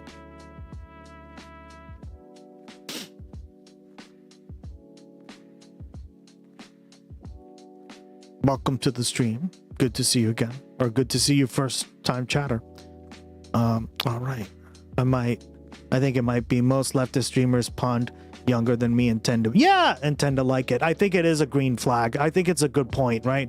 And I think like what that adult said to me really resonated with me because as a kid, I remember I was like, yeah, you got to treat animals good because that's how it is, right? So this is what I mean about media being powerful, right? Now, obviously, I don't support the commercialization or how much money these companies make off this crap, but that goes hand in hand with everything, right?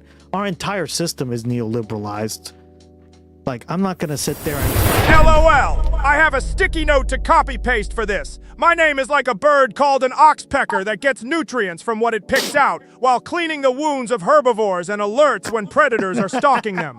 I'm mutualist. Mutual dependency is a necessity to social well-being. Bird was a good example. Also, I'm trans-anarcho rapper, so it's ox instead of ox, like the penis of Ura headphones. What up?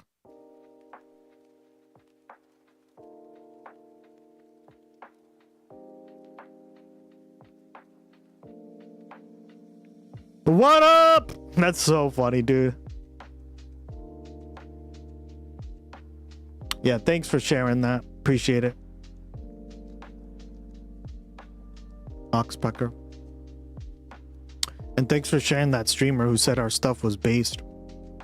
But yeah, that's kind of why I think it's a green flag, right? It generally represents a younger demographic. They tend to be more like open-minded, especially if they're still like, if they grew up with it, right? So it's a bunch of things all at once. But I think the animal message is really important, right? Because I like to this day now, I'm very careful with animals and stuff. Yo, did you get my message, Gus? I did. I just got it. Hold on, let me read it.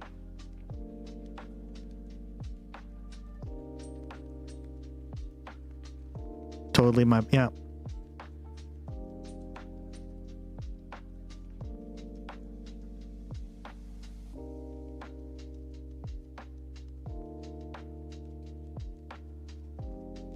Yeah, if you could get me the booty shaking one tonight, that would be great.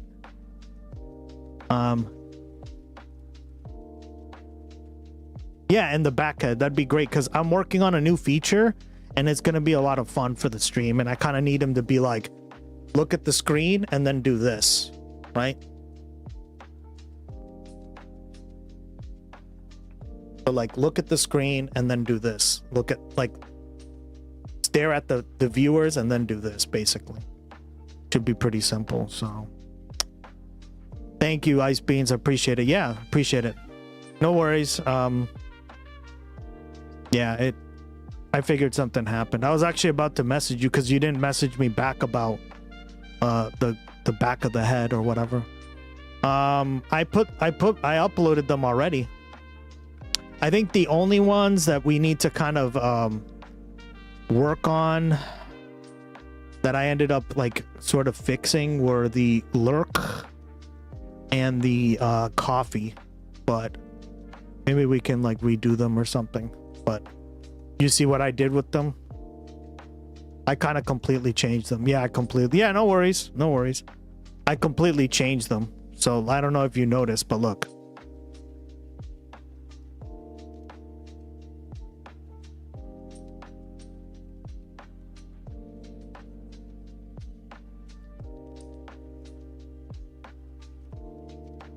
So maybe we can redo those or something. I love the lurk one. Like that lurk one has been really popular. Yeah, of course. I'll send it to you right now. Hold on. Before I forgot. This Ice Beans is our artist, guys. So thank her for the emotes. But all the other ones look great. Especially the knife one. People like the knife one.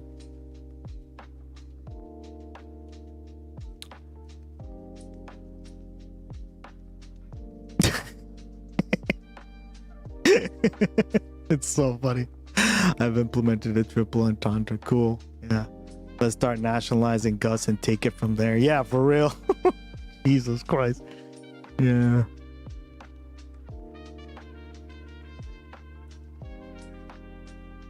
Your emotes are amazing. Yeah. These are artists, guys. I think the only thing I fucked up was the portal.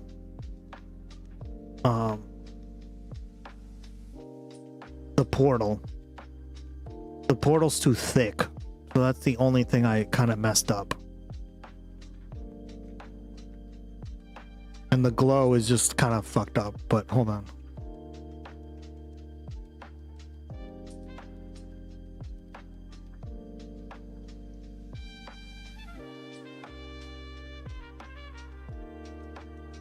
Let me send it to you.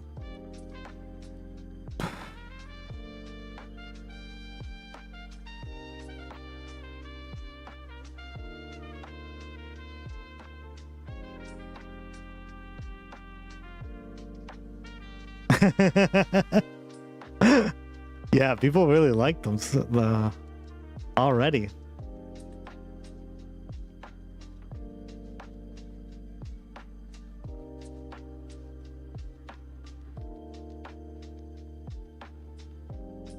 All right, let's see where.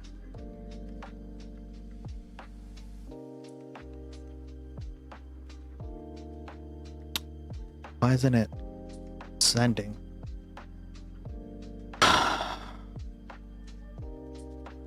Here it is. Found it.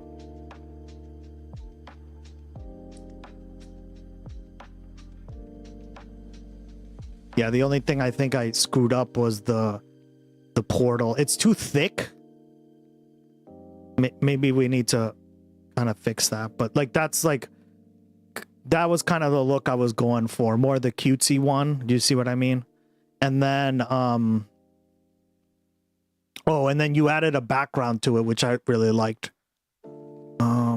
And then for the coffee, I just added some extra like details to it. Oh.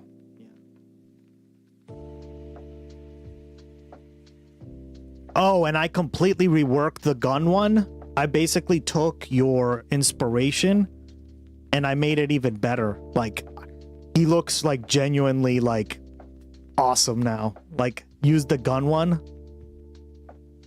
Like, I just made that one myself, but I just used your inspiration for it. Right? Look how fucking good that looks, Ice Beans. I'm genuinely impressed with that one. I was like, wow, I can't believe I pulled that shit off. Isn't it look great? He looks so mad. That's what I wanted. Because your other one looked like he was like this too much, but he looks genuinely pissed, right? People really love that one.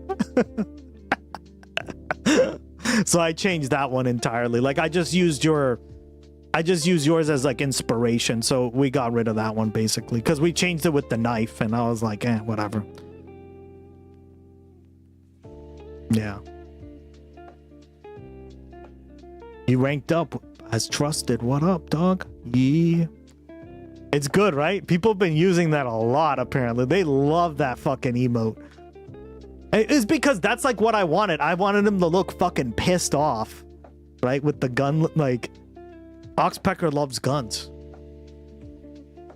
He's from Texanus. What do you expect, right, Oxpecker? Wait, I thought we scrapped the gun. I know, I took it back and I just was like, I'm gonna make it my own thing, right? I did scrap the gun. It's not really you. I just did it myself.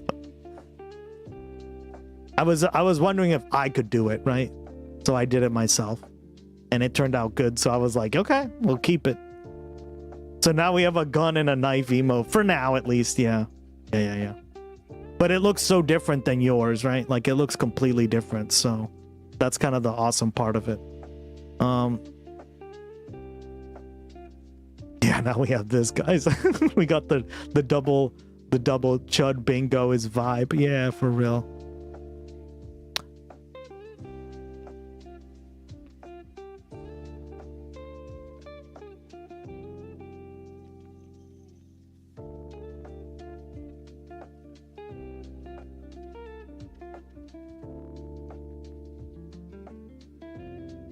All right. So, Ice Beans. Yeah, I've been working on some of those myself, but just because I was like, fuck it. I want to see if I can do it. I was curious about it. I would like one with the hand and finger point animation. That would be exactly. Well, so like this. You're saying like this? Or like this?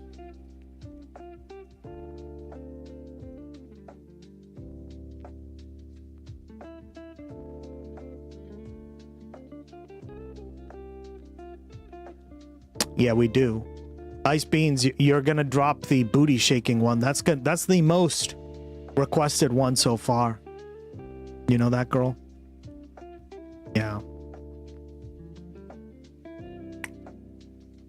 Do you have like the complete list? Yeah, and I remade the coffee one too. Like, look what I did for the coffee.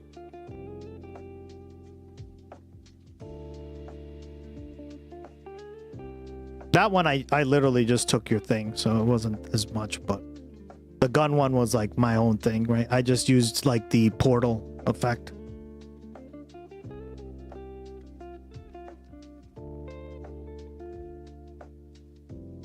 Yeah, the list for the static, for both, if you could, just because we got to go through them. And Eon Wagoneer, yep, they're in here.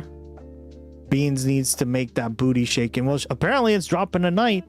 We'll see. She can get it to us by tonight.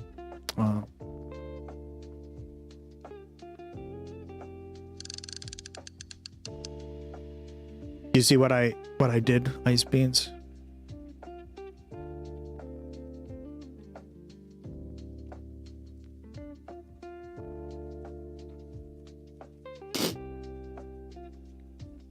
I kind of fucked up the portal, so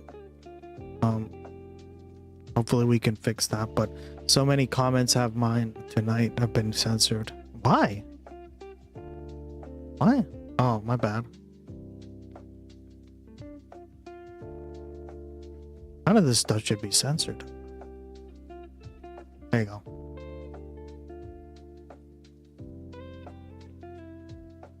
Yeah, auto mod. My bad. I'm looking for this stuff, so that's why I'm doing it. All right, and then do you see Ice Beans? See what I did?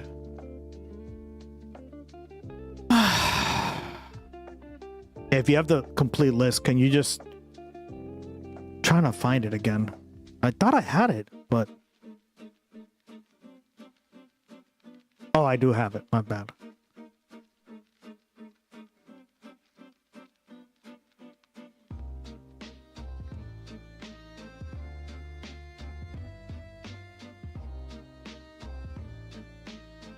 Is this the complete list though? 1, 2, 3, 4, 6, 7, 8, 9, 10, 12, 13, 14, 15, 16, 17, 18, 20, 21, 22, 23.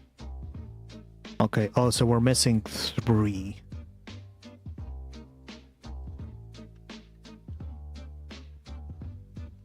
No, I won't hog the content. Okay, yeah, if you could just get me the list. This is what I have. I think we're missing 3 emotes. And the list is grokky. We're changing as well, right? We're changing a bunch of this. This is what I have. I thought you had the complete list, but if you can get me the complete list, this is what I have. Who hedges their risk of rain because their revenue is going to go down. And this guy is able to pay his rent. Or a guy who recently hosted a conference, but he wanted to hedge the risk that flights would get canceled and thus make sure that he would make his money no matter what. The truth, though, is that the vast majority of the contracts being traded on this website are just sports bets. So when we break down, like, for example, these parlay bets, the very same things that we love the emotes. Yeah, Lucy, I'm glad you love them. Yeah, guys, the emotes, like I was telling, I haven't told Ice Beans this, but ever since we've been adding more emotes, like they've been used in about like 75 different chats. You guys really get around Twitch. Like I get the stats, girl. I love the, yeah. And they've been used like 27,000 times. The fuck? Holy shit. Yeah, Ice Beans, you're a real hot commodity. Apparently, they love your shit, girl. Right? They love Gloggy, but I mean, you're the one who brings them life, right? You help me like take, like even the gun portal thing. Like it wasn't a complete waste of time, right? Because you kind of gave me the idea of like how to do it, right? So then that's why I did it the way I was like I envisioned it. Maybe next time we'll work on the expression of it or whatever, right? But like that's what I want it to do in these emotes. I want to make him more expressive so we can see, right? Like, so let me give you an example, right? Like the gun emote that I have, right? Yeah, this one here, right? Like I made him much more expressive, see?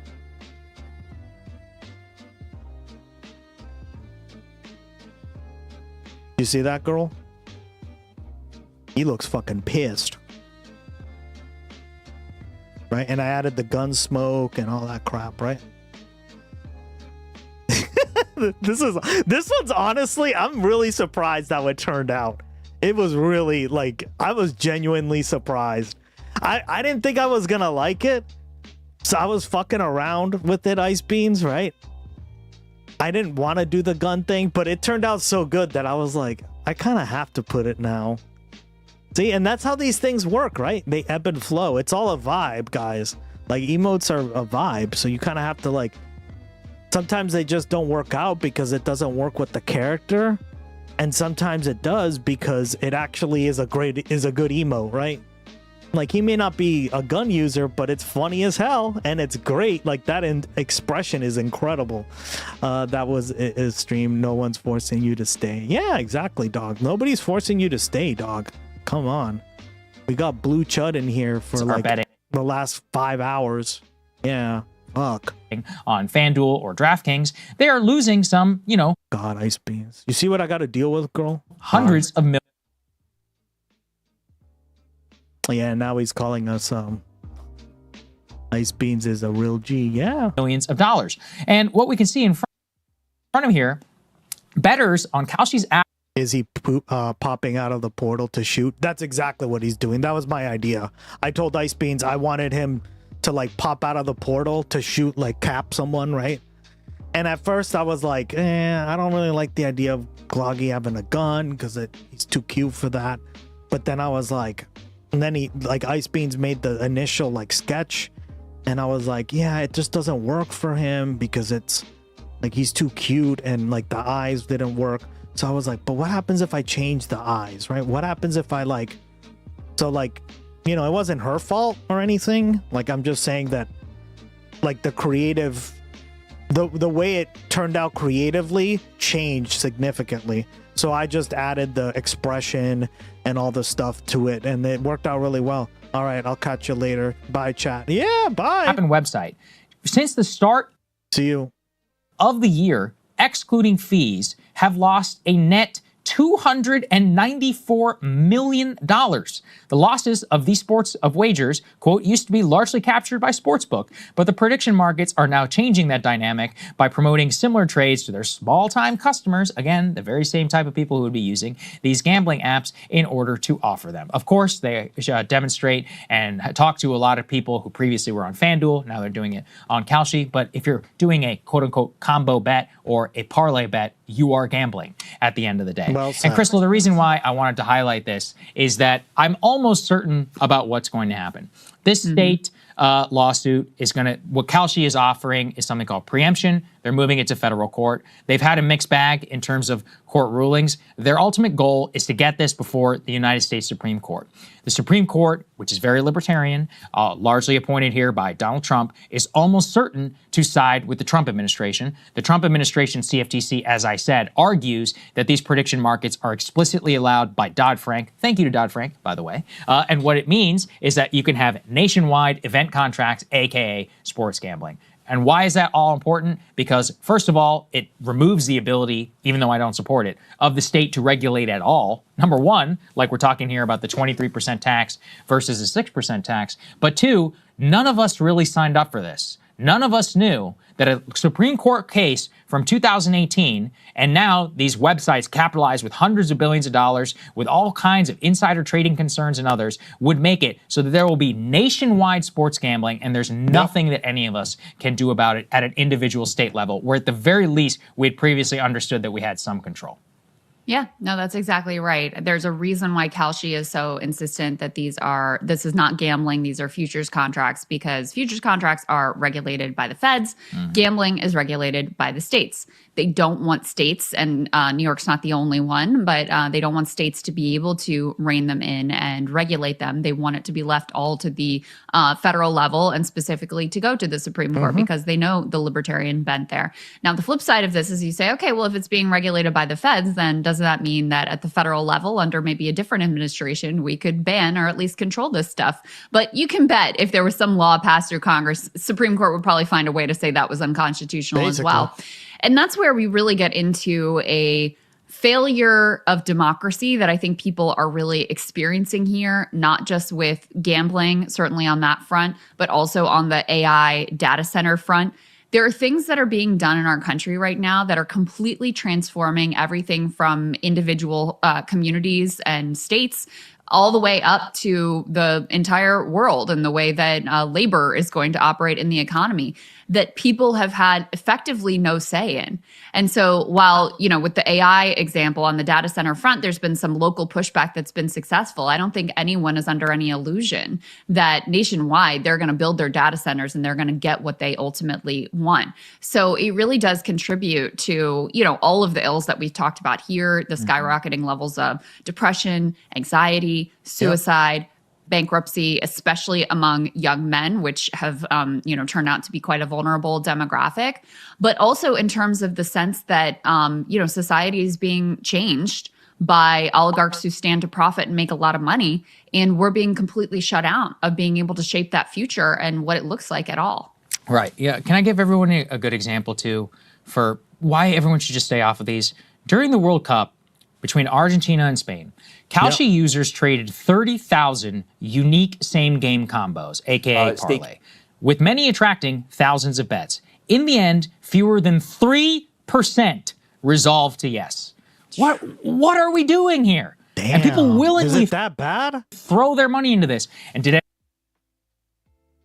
That's when Mr. Shithead IDF soldier joined. anybody else, including me, notice Chalamet in his little Kalshi act? Gustex, your base leftist political analysis and your community you built here is better than any emote, bro. Thank you. I appreciate it. I mean, the emotes are just a part of what you get when you subscribe, because I just want you guys to subscribe, right? And I want you guys to get a good value. But you're right. Like, that's more important than anything else. And I love you guys because the community is really what matters more, right? Like the way you guys interact with each other, the way you guys like check in on each other, even when we're not streaming, right? Like that all matters. Right, guys? Like you can't like you can't fake that shit. Right? I know a lot of you guys speak to each other even when we're not streaming, right? Like you DM each other, you call each other up, so like that's stuff that other communities just don't have, right? Because they don't care about you in that way, but we do here, right? Now, is it everyone? No, of course not, but it's up to whatever you want to feel comfortable with, right? And we're a very close community here on the Gus Sucks broadcast. I love you guys. And then the Kalshi with stuff all around the World Cup. And, I guess to their credit, they charge less and they make less than the sports book. It doesn't make it any worse. The fact that they're still taking it. And sometimes, Josephus, you reach out and you get burned, but right? People who leave for a reason. Right? But there are plenty of other people who would never leave, right? And those are the true G's. What up? Advantage of so many different people, I guess, who are willingly throwing their money away. And to this point, let's put E4 up here on the screen. I mean, this is now the state of the United States.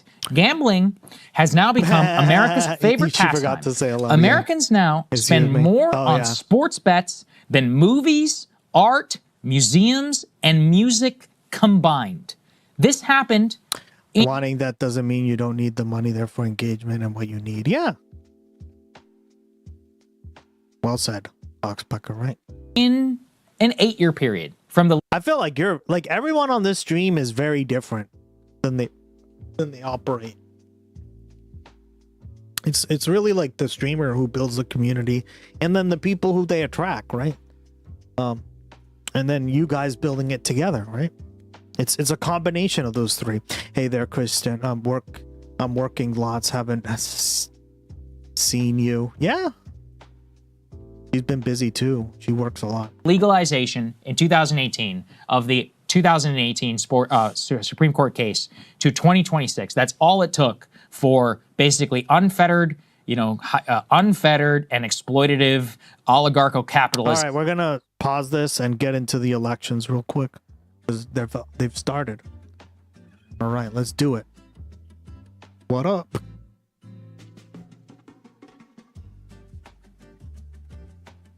Here we go. Capitol. This is an interesting race where the candidate of the left, William Lawrence, 7 seconds. I'm going to reset to the Senate race. Again, I don't know why I try to rush this all in because we have time. Polls have now closed in most of Michigan. Let me be clear. These 4 counties.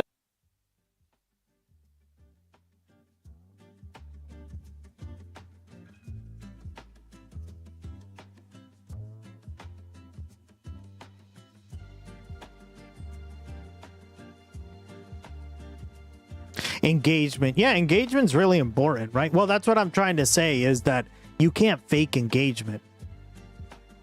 You can't, right? You're either engaged or you're not. Up here in the UP are actually technically they're officially Central Time Zone. Everything else is Eastern Time Zone. So we can We're now gonna get Kornacki tonight, chat. Get your butt cheeks ready. What happen here is for the next hour, if we get results from any Eastern Time Zone counties in Michigan, you'll see them pop up here. You will not see anything pop up in these 4 counties. They will not close for another hour. That also means that, hey, if a bunch of results came in the Eastern Time Zone and it was clear to me and to you and to everyone out there that one of these candidates was going to win this primary, our decision desk could not call it. We will not call any race while... Chad is the funny guy to the streamer straight man. It's slightly contentious relationship. Yeah. Lovely to see you, Eon. Yeah, Eon's here. There are still counties where the polls have not closed. Yeah, so keep that in mind for the next hour here in Michigan. We are going to have the first of our News Now hits in 30 seconds. So we'll give you a quick read on how that works. And again, the minute we start getting results here in the Senate election, we're also going to be, well, let me stop talking. I'll break this shit down for you guys. I'll break it down.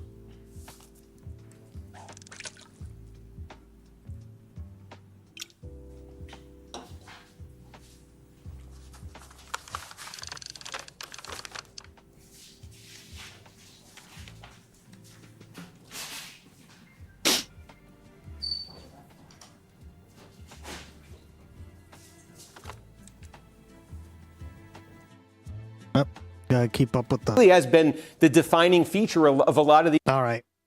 Look at that. 10% in, and he's already ahead. These primaries. It's just been areas where you find younger voters, where you find younger college-educated voters, younger college-educated female voters, single. I'm layering these different demographic categories on top of each other.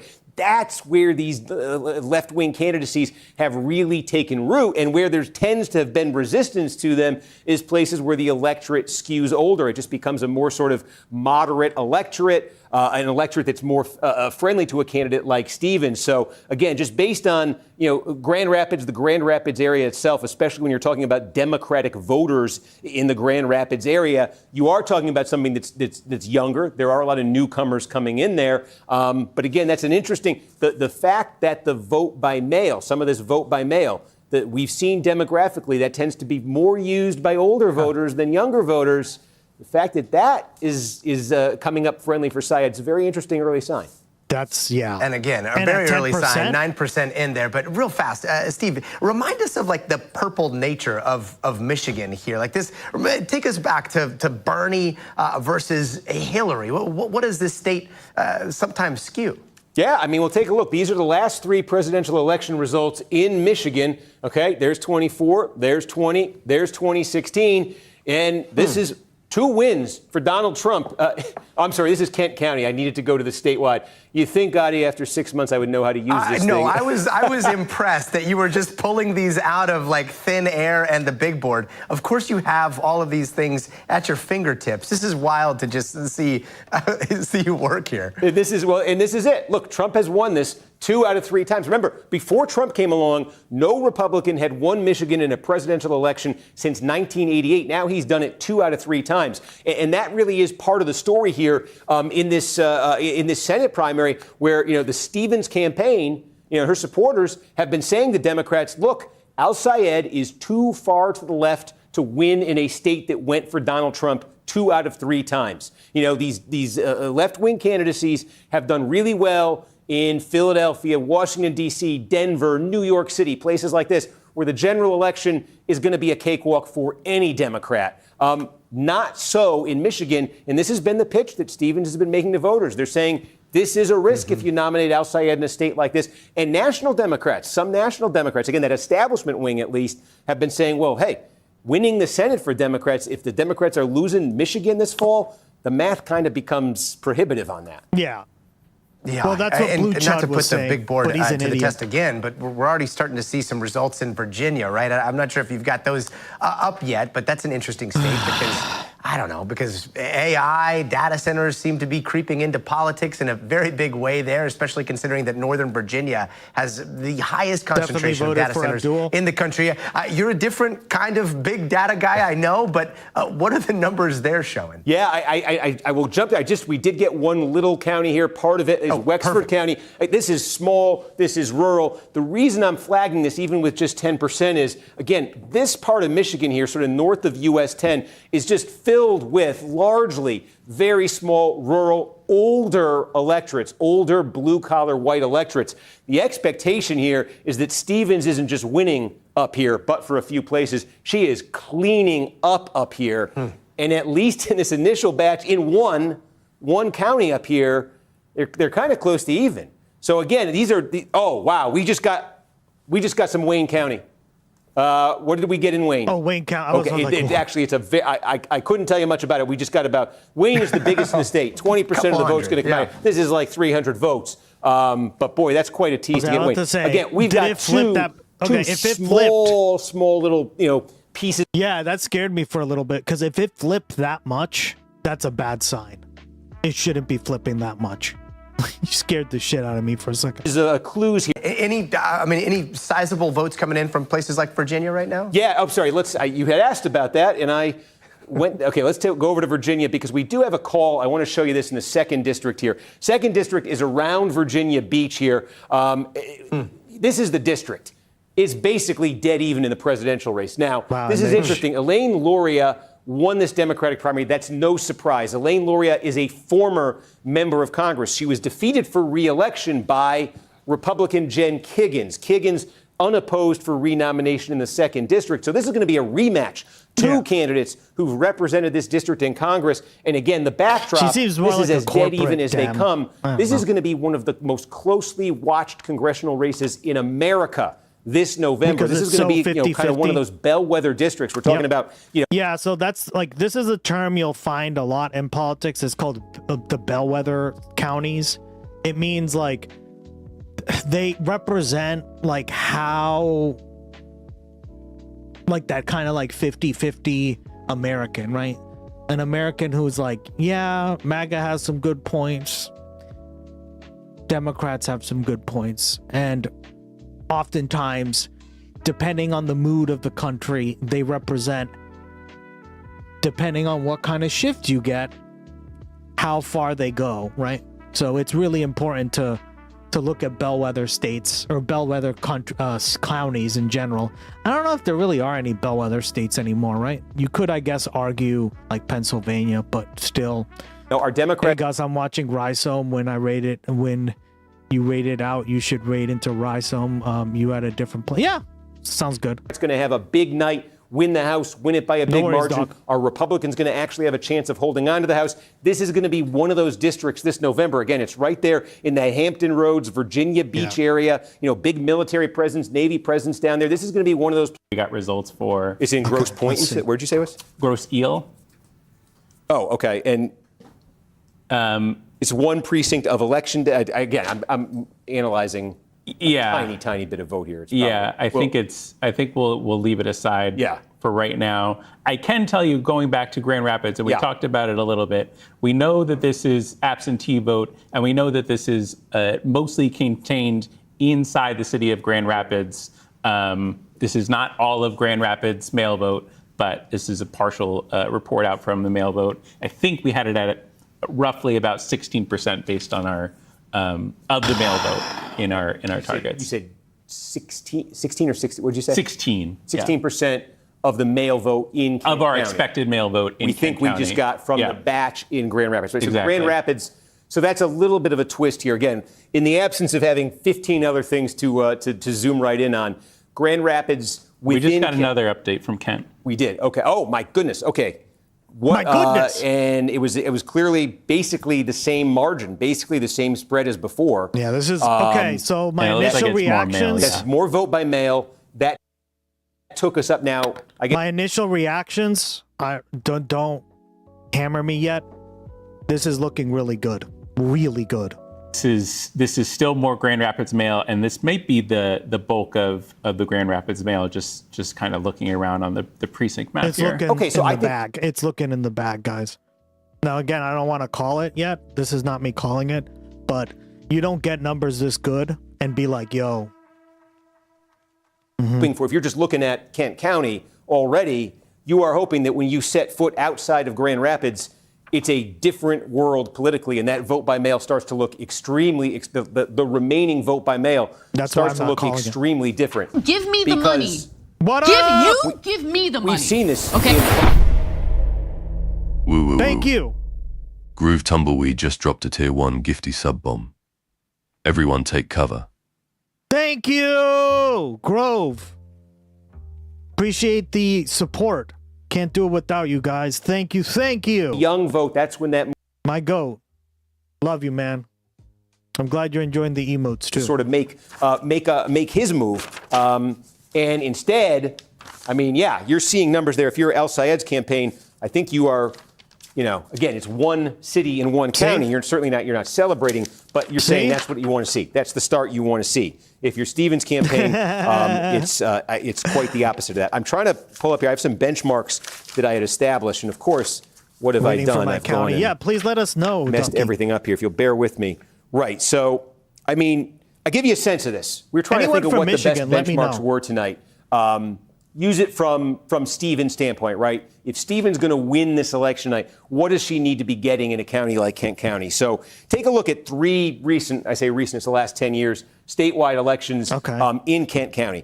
Statewide Democratic primaries in Kent County. If you went back to 2016, Hillary Clinton, kind of the establishment candidate, got 37% in Kent County. Remember, she lost statewide. It was close, but Bernie Sanders did defeat her statewide. In the 2020 Democratic primary, now this was held under unusual COVID circumstances. Biden was starting to kind of become the inevitable, but it was 46% of the vote is what Joe Biden. If you say Joe Biden was kind of the establishment candidate, Biden got 46% of the vote out of Kent. And then here's the interesting one. Back in 2018, Gretchen Whitmer got 44% of the vote here in her primary. Whitmer ran in 2018 against Not looking good for her. And one other candidate. Now, Whitmer won the primary statewide with 52% of the vote. Al Sayed was a distant second place, but the other candidate, which was Shri Tanadar, was also a candidate of the left. So there was one way of looking at that 2018 primary to say, hey, the progressive wing actually got 48% against the establishment, candidate of Whitmer, who got 50%. This is why it's important to get behind one candidate, right? Like Abdul. Not have 15 people or 3 people running on the fucking ballot. 52. God damn it. So Whitmer getting 52 statewide. You heard it here, got right? 44 here. I've said this Okay, for so I think one thing months. you'd say is, if you're Stevens, that's probably the floor for you, somewhere right around there in a county like Kent.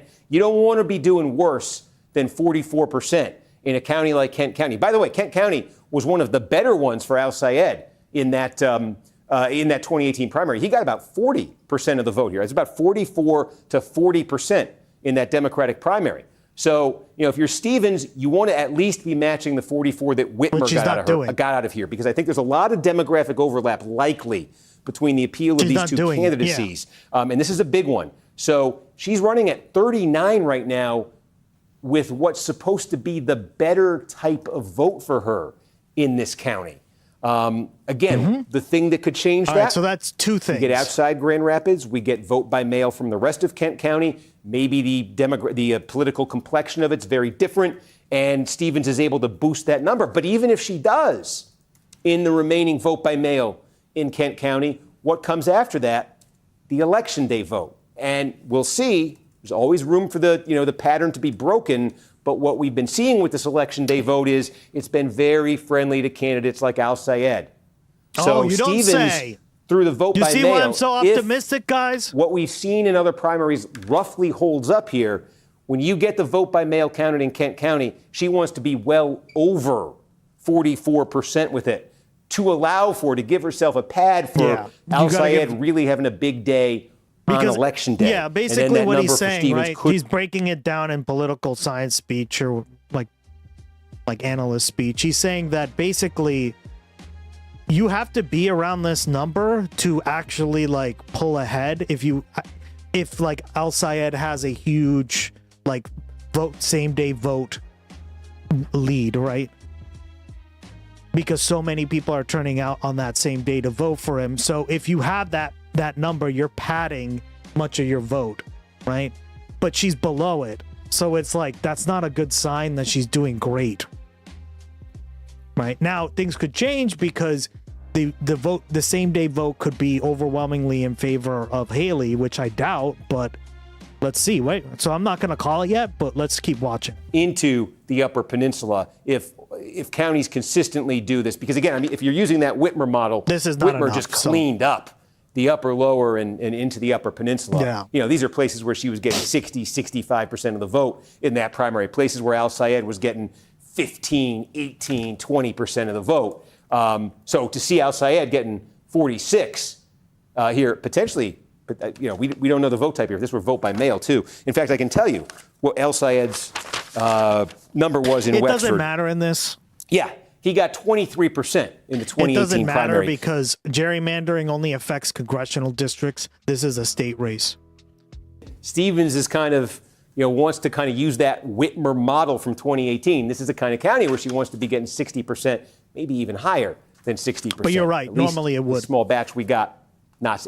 You want to see if that extends elsewhere there because it's very limited. Yes. If you do want to take a detour, we have our first few results out of Kansas as well. Okay. In those statewide races. Is there anything from Missouri? Keep Not yet on that one. I will. The Missouri one, I think there's a lot of interest in it. I want to make sure we get to. So just, okay, but take a look here at the Republican gubernatorial primary in Kansas. Cory Bush. I don't think it's a surprise what we're looking at. We've got, okay, yeah, and that's going to boost Masterson. Wichita, we just got Sedgwick County, a big chunk of it. Masterson is his state Senate district. He's from Butler, which is right next door. This is his neck of the woods. Again, Ty Masterson is running in this gubernatorial primary with the endorsement of Donald Trump. And you could see in Sedgwick, no surprise he's running up the score there, but it appears he's doing it elsewhere. Of course, Johnson County, idea. we got, okay. I mean, there it is. I mean, this is 35% of the vote on the Democratic side. In a Republican primary, a quarter of the vote, 25% of the vote in Kansas, Republican primary is coming out of here. And Masterson's winning it 2-1. Okay? So he's posting landslide numbers. In Wichita's big. You know, Wichita's a city of 400,000 people here. Okay? This is a big area, his neck of the woods. He's posting landslide margins there. He's posting a landslide in Johnson County where a quarter of the vote is going to come out of. Take a look here. He is losing in Shawnee County to Vicki Schmidt barely. And next, this is small. So it adds up to, yeah, I mean, these are exactly the numbers that Masterson wants to see early. Democratic primary. Now, this is interesting. Okay, we've got Cindy Holscher leading Ethan Corson. Ethan Corson has the endorsement of the outgoing Democratic governor here. Kurt Skoog is the mayor of Overland Park. That's in Johnson County. They're all from Johnson County. And here's how Johnson County is ranking the candidates. Corson is leading there by a small amount there. But Johnson County is basically driving the results that you're seeing right now. And then Holscher, interestingly, though, outside of Johnson, Holscher with an 18-point advantage. These are small. Oh, Wichita's what we want to see, of course. Now, this is interesting. This is, you know, again, this is sort of like Michigan. We don't have a ton of evidence to point to, but this is the biggie. As we said, 35% of the vote in a Democratic primary is going to come right out of Johnson County. You know, put the numbers up on the screen for you. 35% of the vote's going to come there. 15% or so is going to come out of Wichita. About half the vote is going to come from those two counties. Yeah. Back to Michigan. We do have results in Eaton County. Okay, that's big. Put it just a way of saying this here. It's interesting that Holscher's support, at least in the big counties we've seen, getting away from Johnson County, she is running ahead of Corson, not by much, but she is running ahead of him in both those counties. That might be significant. But we want to go back to Michigan. I got to click on one of these House races, go to the Senate race. What did I just do here? Michigan. Go to the Senate race. Okay, this is significant. Okay, wow. Now we think this is vote by mail in Eaton, right? Yes. Okay. Here's the story on Eaton, and the number is, if you're an Al Sayed supporter. Let me clarify. I see mixed returns in these votes. It looks like I see some mail-in here, mostly election day, and some early in person. Mostly election day.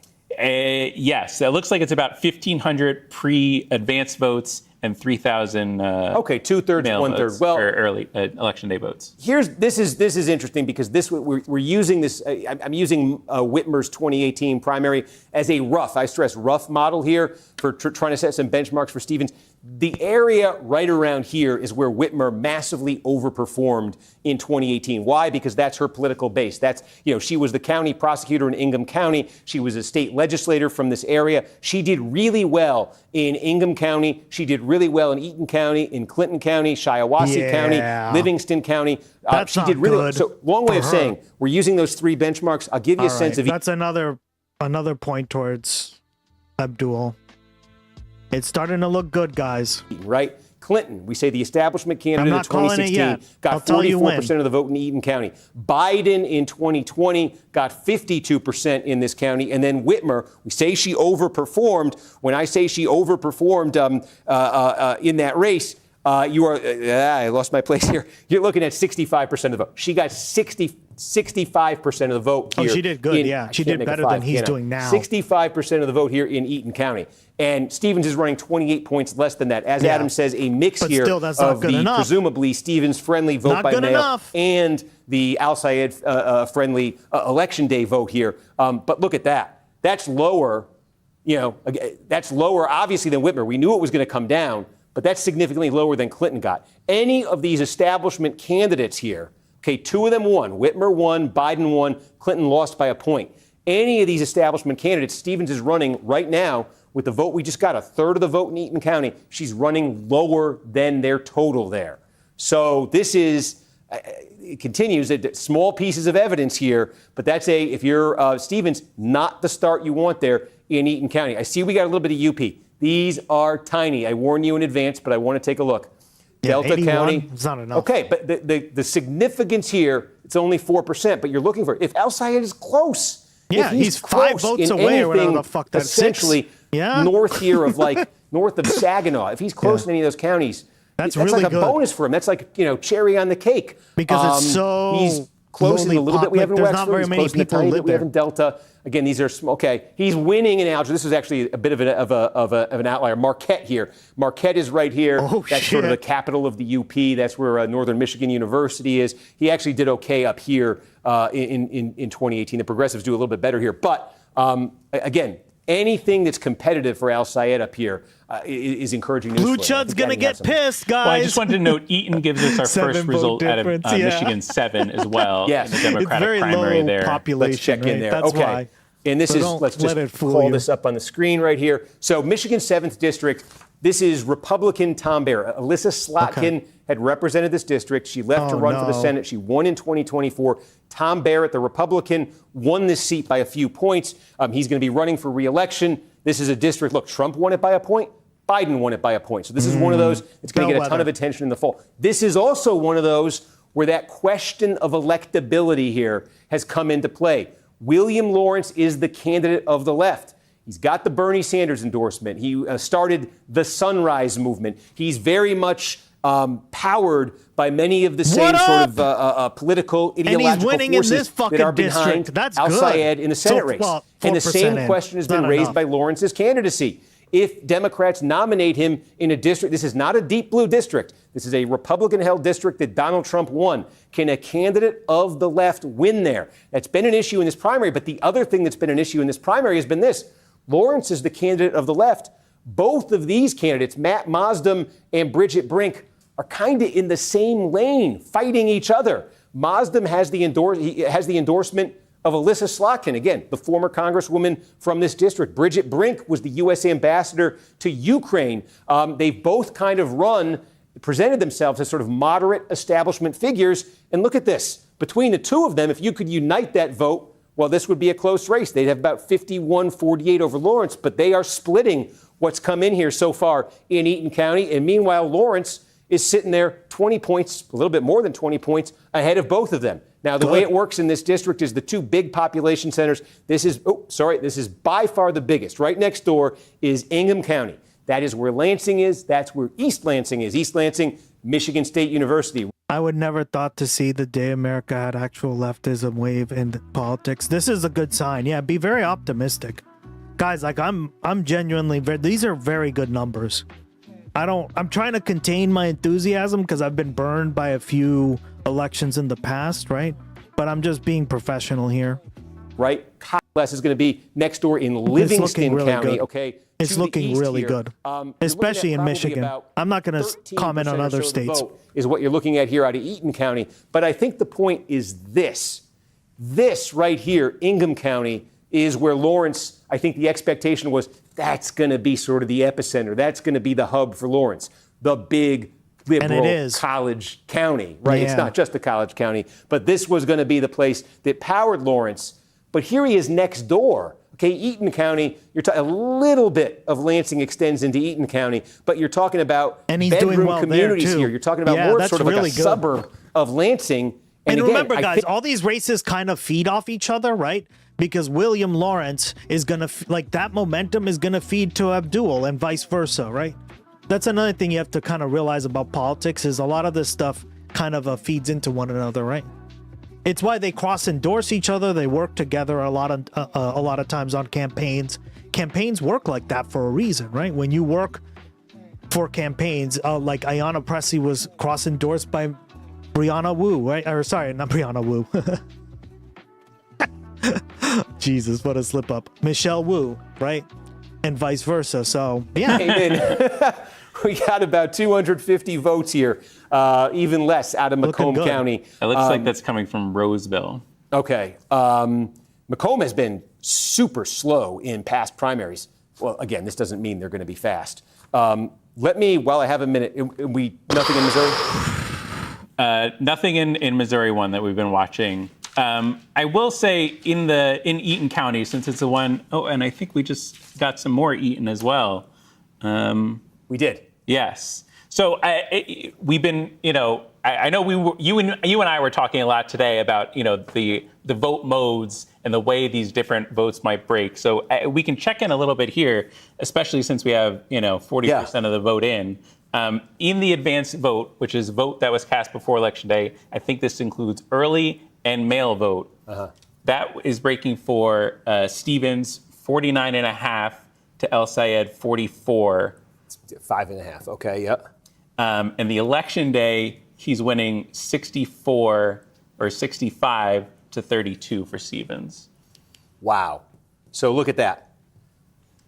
And we've got, it was 2/3, 1/3 before. What we just got was, we think, was more.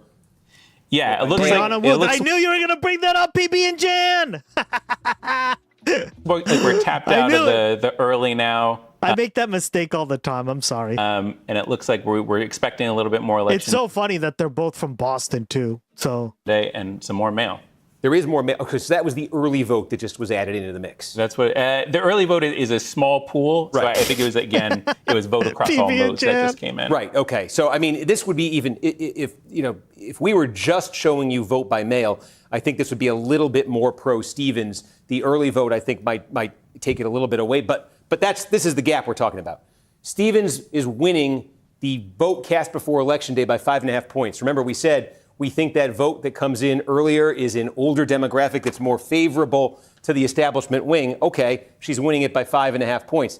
The Election Day vote is going 33 points for Al Sayed.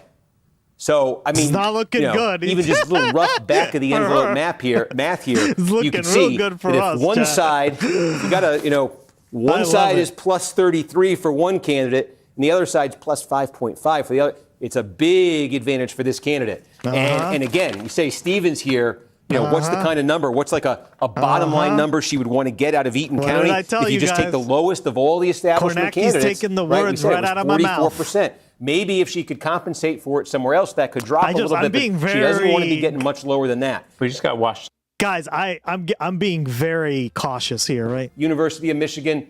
We just got this. Must be a big bunch of vote by mail that we just got. Jesus. Taking a look. Oh, shit. Holy cow! That's that's really good. I see a mix here again. Yeah.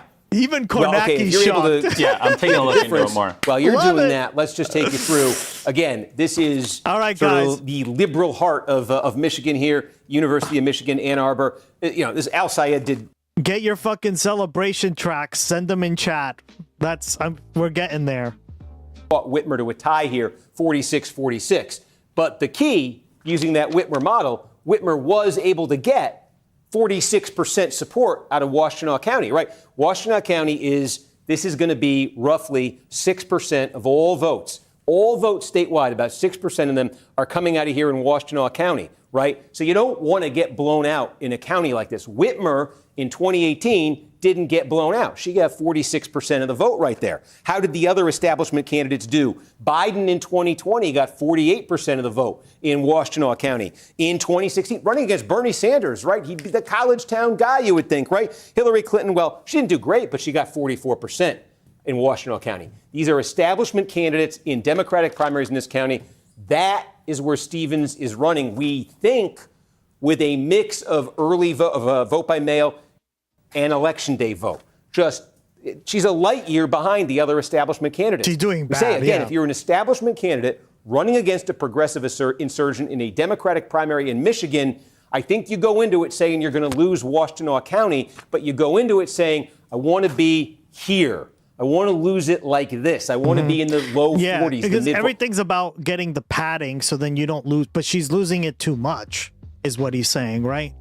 So I'm trying to translate like some of this in case you guys don't get it. Because this stuff gets very techno mumbo jumbo.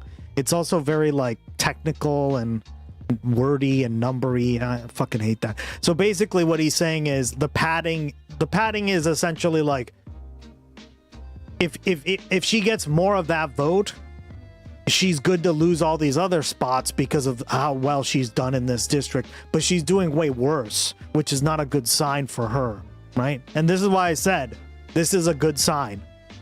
I'm really trying to contain my optimism, my enthusiasm here, but I think you're right that we would get more advance vote and more mail vote specifically later on in the night. Looking at the county results site, it's also and we pretty saw this with Grand Platinum precinct too. results, but I do see precincts with zeros in Ann Arbor and Ypsilanti, so we're getting more from those populated. Do we have a sense towns. how that advance early is breaking? Yes. So in the early vote right now, it's breaking for El Sayed 74-24, right, 25. In the mail vote, it's currently Already breaking in motion. for El Hell Sayed yeah. 50 yeah. to 45. Chris Rabb, baby. The vote by mail. Yeah, so El Sayed's winning the vote by mail right now, 50 to 45, and that's not included. Can't wait to see what he does. Okay.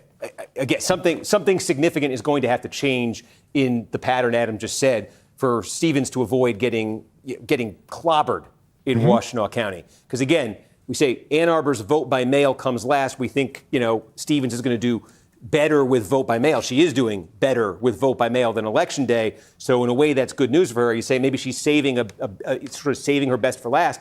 But even in the vote by mail that's been counted so far, she's a couple points behind Al Sayed. And I would think, this is me guessing, we'll see, when you get to Washtenaw, a place like Ann Arbor, such a liberal town, that even the vote by mail there, it may be more friendly to Stevens than the election day vote, but that doesn't mean she's winning it. She may just be losing it by a lesser margin than she's losing the election day. He's using the term liberal. He's using the term liberal as in like left wing. He's not using it like we use it on Twitch. Discouraging signs are adding up. We have some election day vote in Livingston as well, right there in the Detroit area. Yep.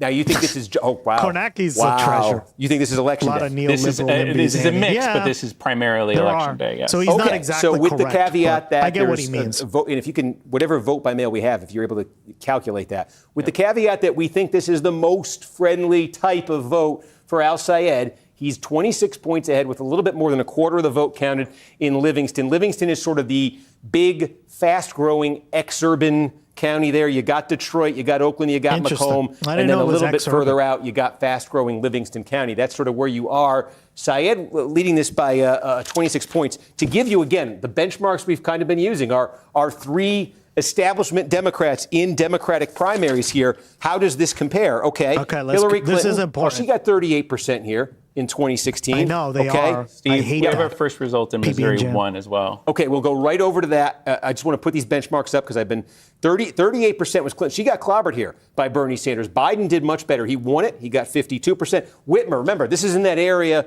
where Whitmer really overperformed. She got 61%. So we knew that the Stevens number was coming down from 61. Clinton was really low there at 38. He's doing as well. Stevens, so far, right, with 27, he's doing as well as Gretchen Whitmer did in this district. That's a good sign. Add another one, right? These are all good signs. I don't want to call it yet because I'm very skeptical, right? Until I see more of the vote come in. So this is good, guys. This one Good. here. That's a if you're El Sayed, that's really good. A good start for you. But you can see a scenario here where Stevens could get into a range here that's a little bit more comfortable for her. That's Livingston right now. Adam says we've got a little bit of Missouri 1. Let's go and take a look here. Okay, now the key. This is, so the district here is split sort of in half.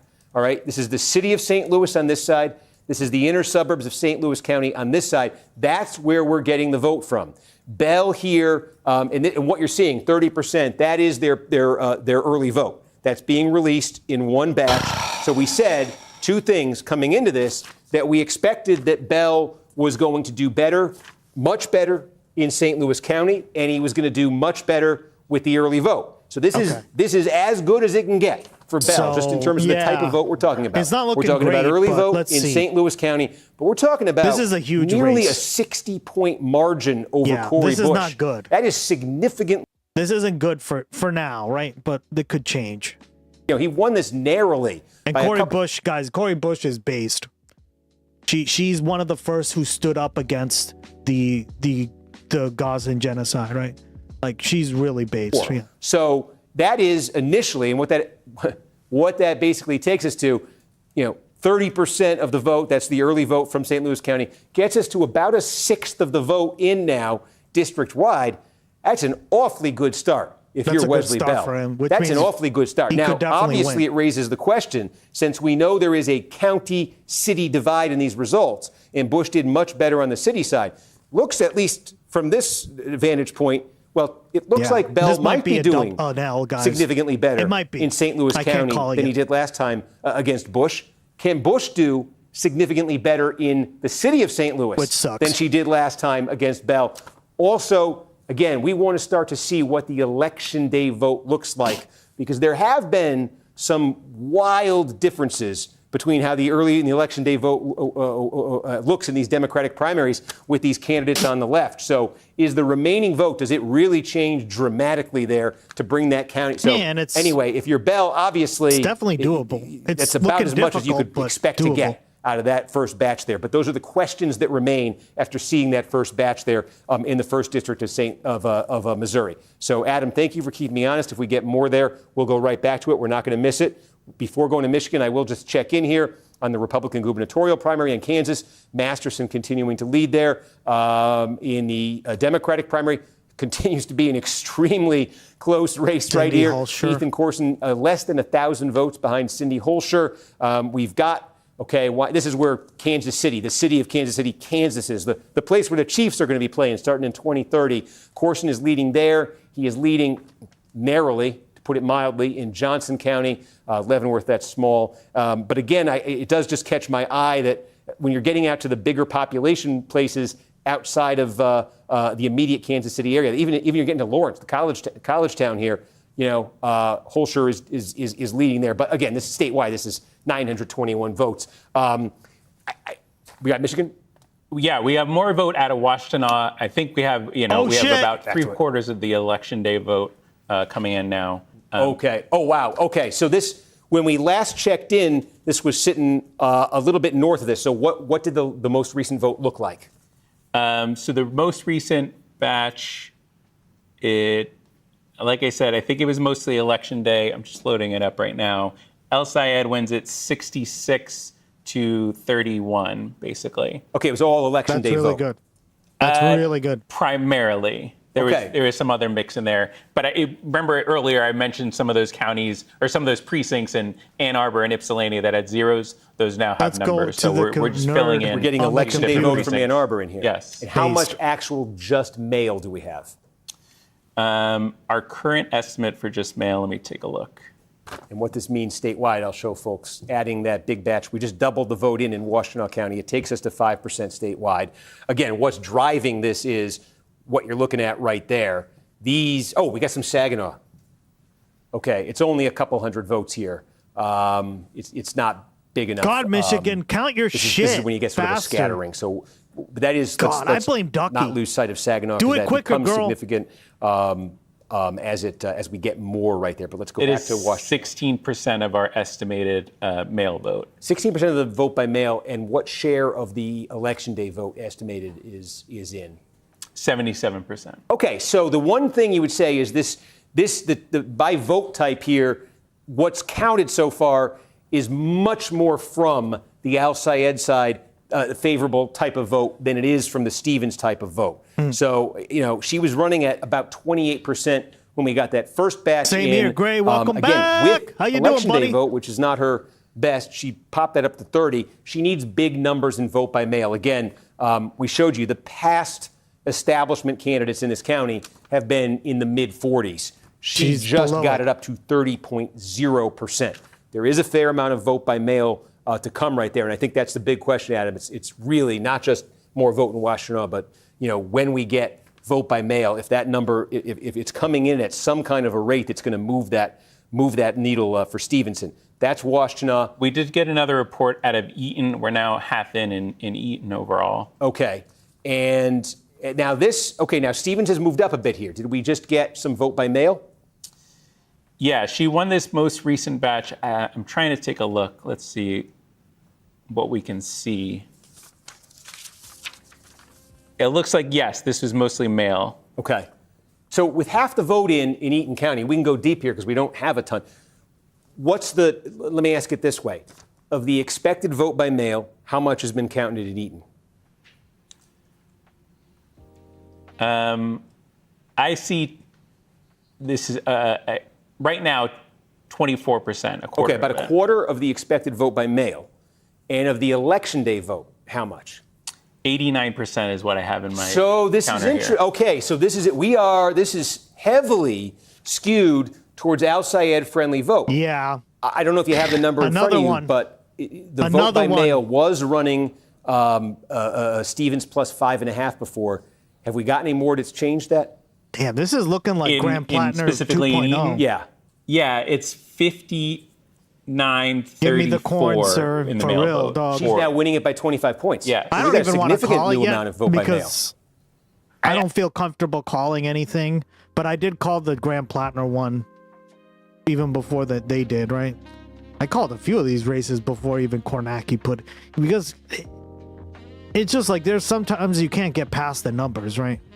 And that's what I'm looking for. Yeah, for Whitmer, where she was just performing much better than most Democrats because it's her home area. But it was 52% in Eaton was the Biden number, and 44% was the Hillary Clinton 2016 number. 41% is Stevens' number here. Yes. We just got some City of Detroit and Wayne, like 4,000 votes just came in. Okay, City of Detroit. Now, Detroit has typically put vote by mail out first. Yeah, let me see what's tabulated here in the system. Okay, while you're doing that, let me set the scene in Wayne, because I said there was one place on the map that stood out as where Stevens might be able to improve dramatically over Whitmer, and it is right here in Wayne County. In the 2018 gubernatorial primary, in the 2018 gubernatorial primary, Whitmer got 44% of the vote in Wayne County. Okay. That was considerably lower than how Hillary Clinton did in 2016. Clinton got 60% of the vote. Why did Clinton do so well and Whitmer so?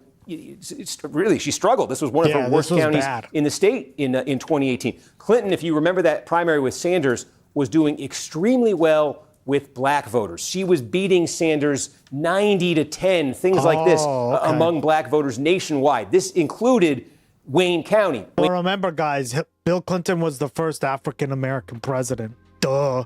Wayne County, biggest city by far, Detroit. Detroit is 3. I never got that joke. It was so stupid. I was like, oh, fuck off. In that 2016 primary. Now, in the 2018 primary, Gretchen Whitmer did not win Detroit. Neither did Abdul Al-Sayed. Shri Tanadar, the third candidate, who also ran to the left, who's now a congressman, who, by the way, we're going to check in on his race in a minute. He's got a serious Democratic primary challenge this year. He actually won.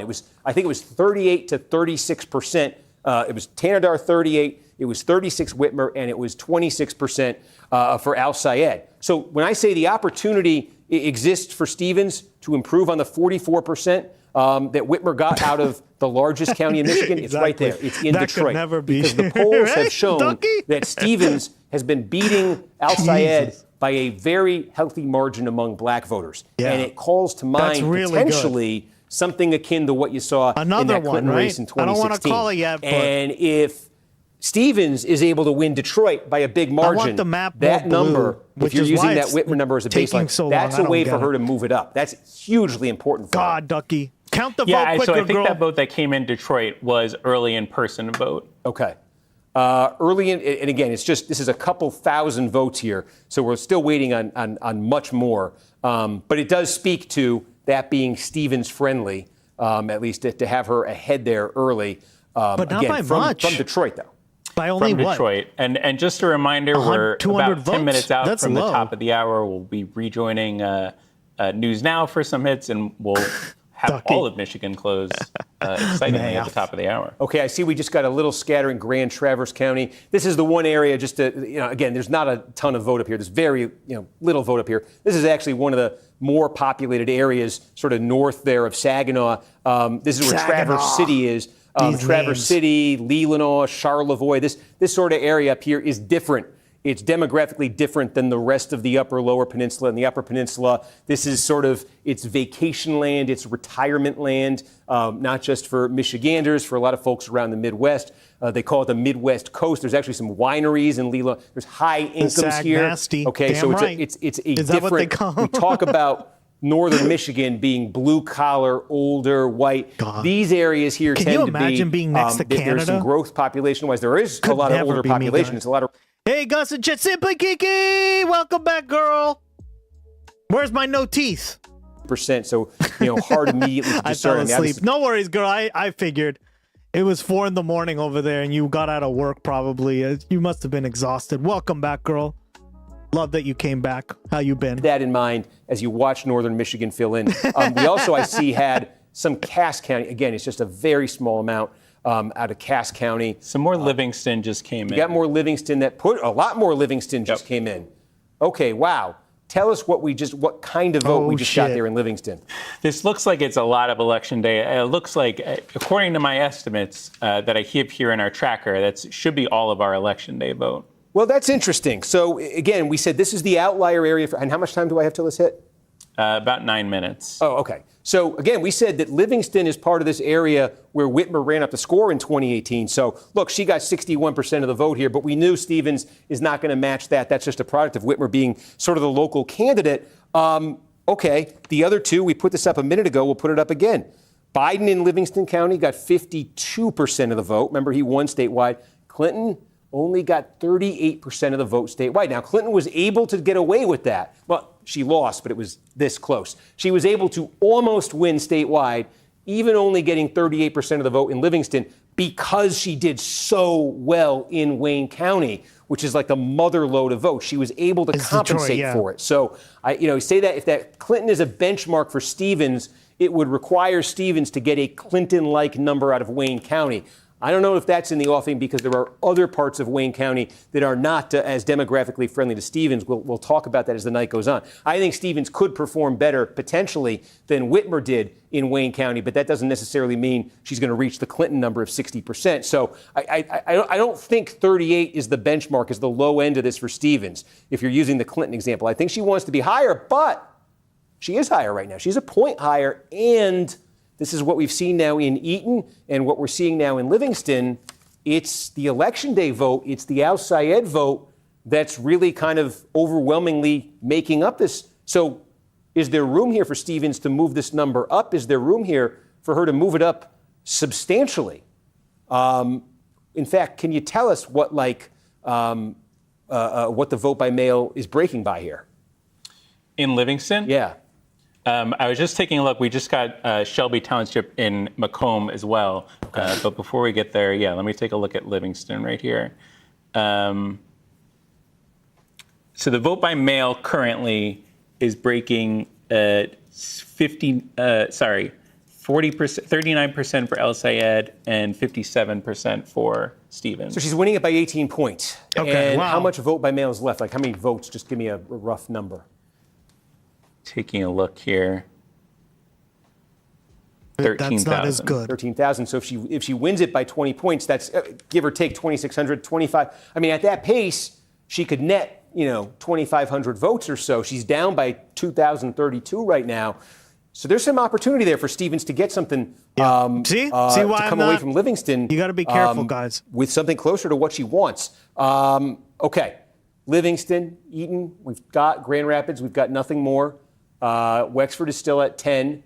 We told you Grand Traverse, it's almost nothing. Benzie, we got about 8%. Well, 8%. Again, this is closer to. I just love how he's this is ahead still a in little bit all into that these vacation counties, land. and basic Sleeping except Bear for that one, Dunes right? sort of start around here. That's pretty incredible. But again, we're looking to see if El I don't Sayed know. is substantially overperforming here, how he did in 2018. Like 3 counties. We're going to need a little bit more signal there. 1, 2, 3, 4. Saginaw still only just a scattering of votes there in Saginaw. Saginaw is substantial once we start getting votes. Adam said we got a little bit from Macomb here. And again, I just tell me, was it mail or It was early in person from Shelby Township. It was early, so it was in between. Okay. Most complicated. Yes. Yes, and we also got all of the election day vote in St. Joseph down there at the border. Okay, so what we got all the election day vote here. Yes. And Stevens is okay. So this is interesting. The more than half the vote is in. This is the most Al Sayed friendly. Okay, St. Joseph County, to put you in terms of where you are, Kalamazoo, a little bit north there. If you went south west, you'd be in South Bend, Indiana. You're kind of getting to that part of that's that Dutch Western Michigan right there, kind of getting closer a little bit to the distant Chicago area. So anyway, St. Joseph County, we got our benchmarks. Let me get them here. Okay, so Clinton got 38% of the vote here in 2016, the establishment candidate. Biden got 53% of the vote here in 2020, and Whitmer got 52% of the vote here in 2018. Okay. And there's Stevens just getting through the worst batch, we think, the worst type of vote that she's got to deal with, the election day vote, and she's sitting at 48%, already 10 points north of Clinton in 2016. Again, that Clinton model in 2016 really leaned on running up the number in Wayne County. So that's why I she don't could really like almost that. get away with numbers that low in places like this. So Stevens is well ahead of that. She's 4 or 5 points off these other establishment candidates, and the rest of the way now, we're talking about largely like she could theoretically win this, and he could still win the state, right? Because without the Detroit area, cooked. A pre-election vote. So that if you're Stevens, you have a chance there to see, exceed right? We'll have to potentially see. how those others did. So like I and said, not guys, to this lose is it going to be before we hard get to the top call. of the hour here, that most recent update in Wayne County got us our first results out of Keep your Michigan butt 13 cheeks as clenched, well. ladies if you and want to gentlemen. check in on that House race. Yeah, this is in Detroit right here, Wayne County. So the dynamic here. Wayne County wins the state. We told you Sri Tanadar ran for governor in 2018, ran as a very progressive candidate, came in third in that primary with Whitner and Al Sayed. He got elected. He later got elected to Congress. He affiliated with the Democratic Socialists of America, and then he left the Democratic Socialists of America. This was in response to the reaction he said he saw from the left, from the DSA to the terrorist attack on Israel in 2023, and he left the DSA. So now the DSA is trying to knock him out and has their own candidate, Donovan McKinney, going against him. So this is ex-DSA against DSA in a deeply Democratic district here. And again, it's just 2,500 votes or so that have come in. But the DSA candidate right there jumps out to the quick advantage. Sri Tanadar was certainly thought coming into tonight to be very vulnerable. Funny. I'm going to check if I we forgot have. about that.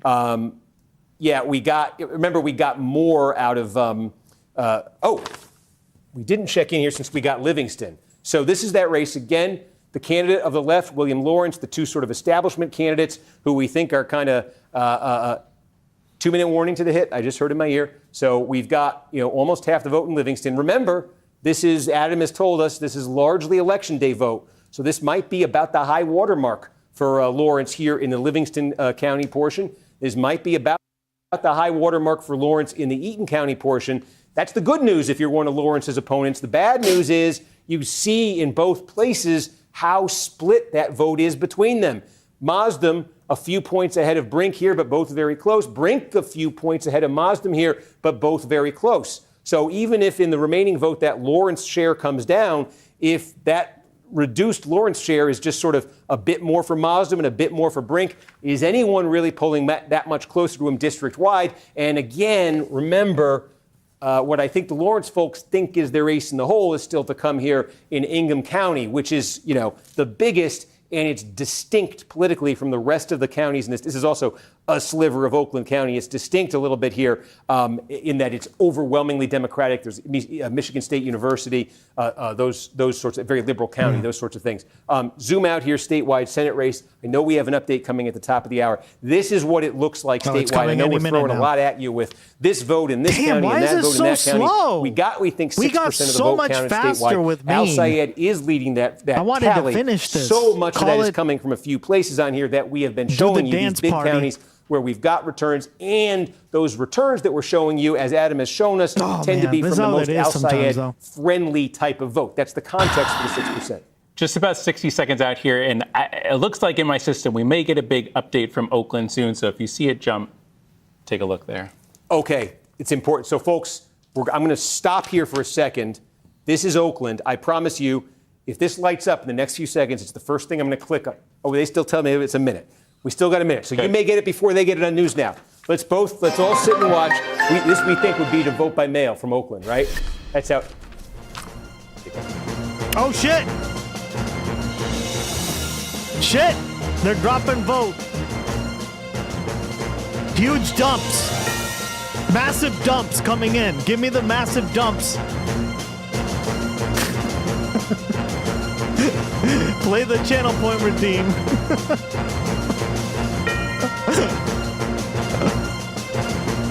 Dumps. They call them dumps. Big, massive dumps. Jesus, what a clown. Who says it like that?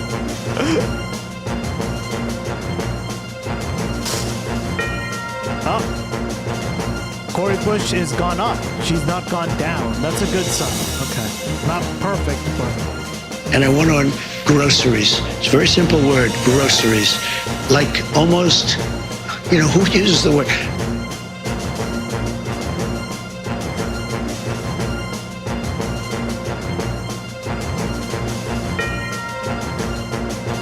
Yeah, they're literally going to drop it. That's what they're doing. You were in a cult. I am not in a cult. Damn right, guys.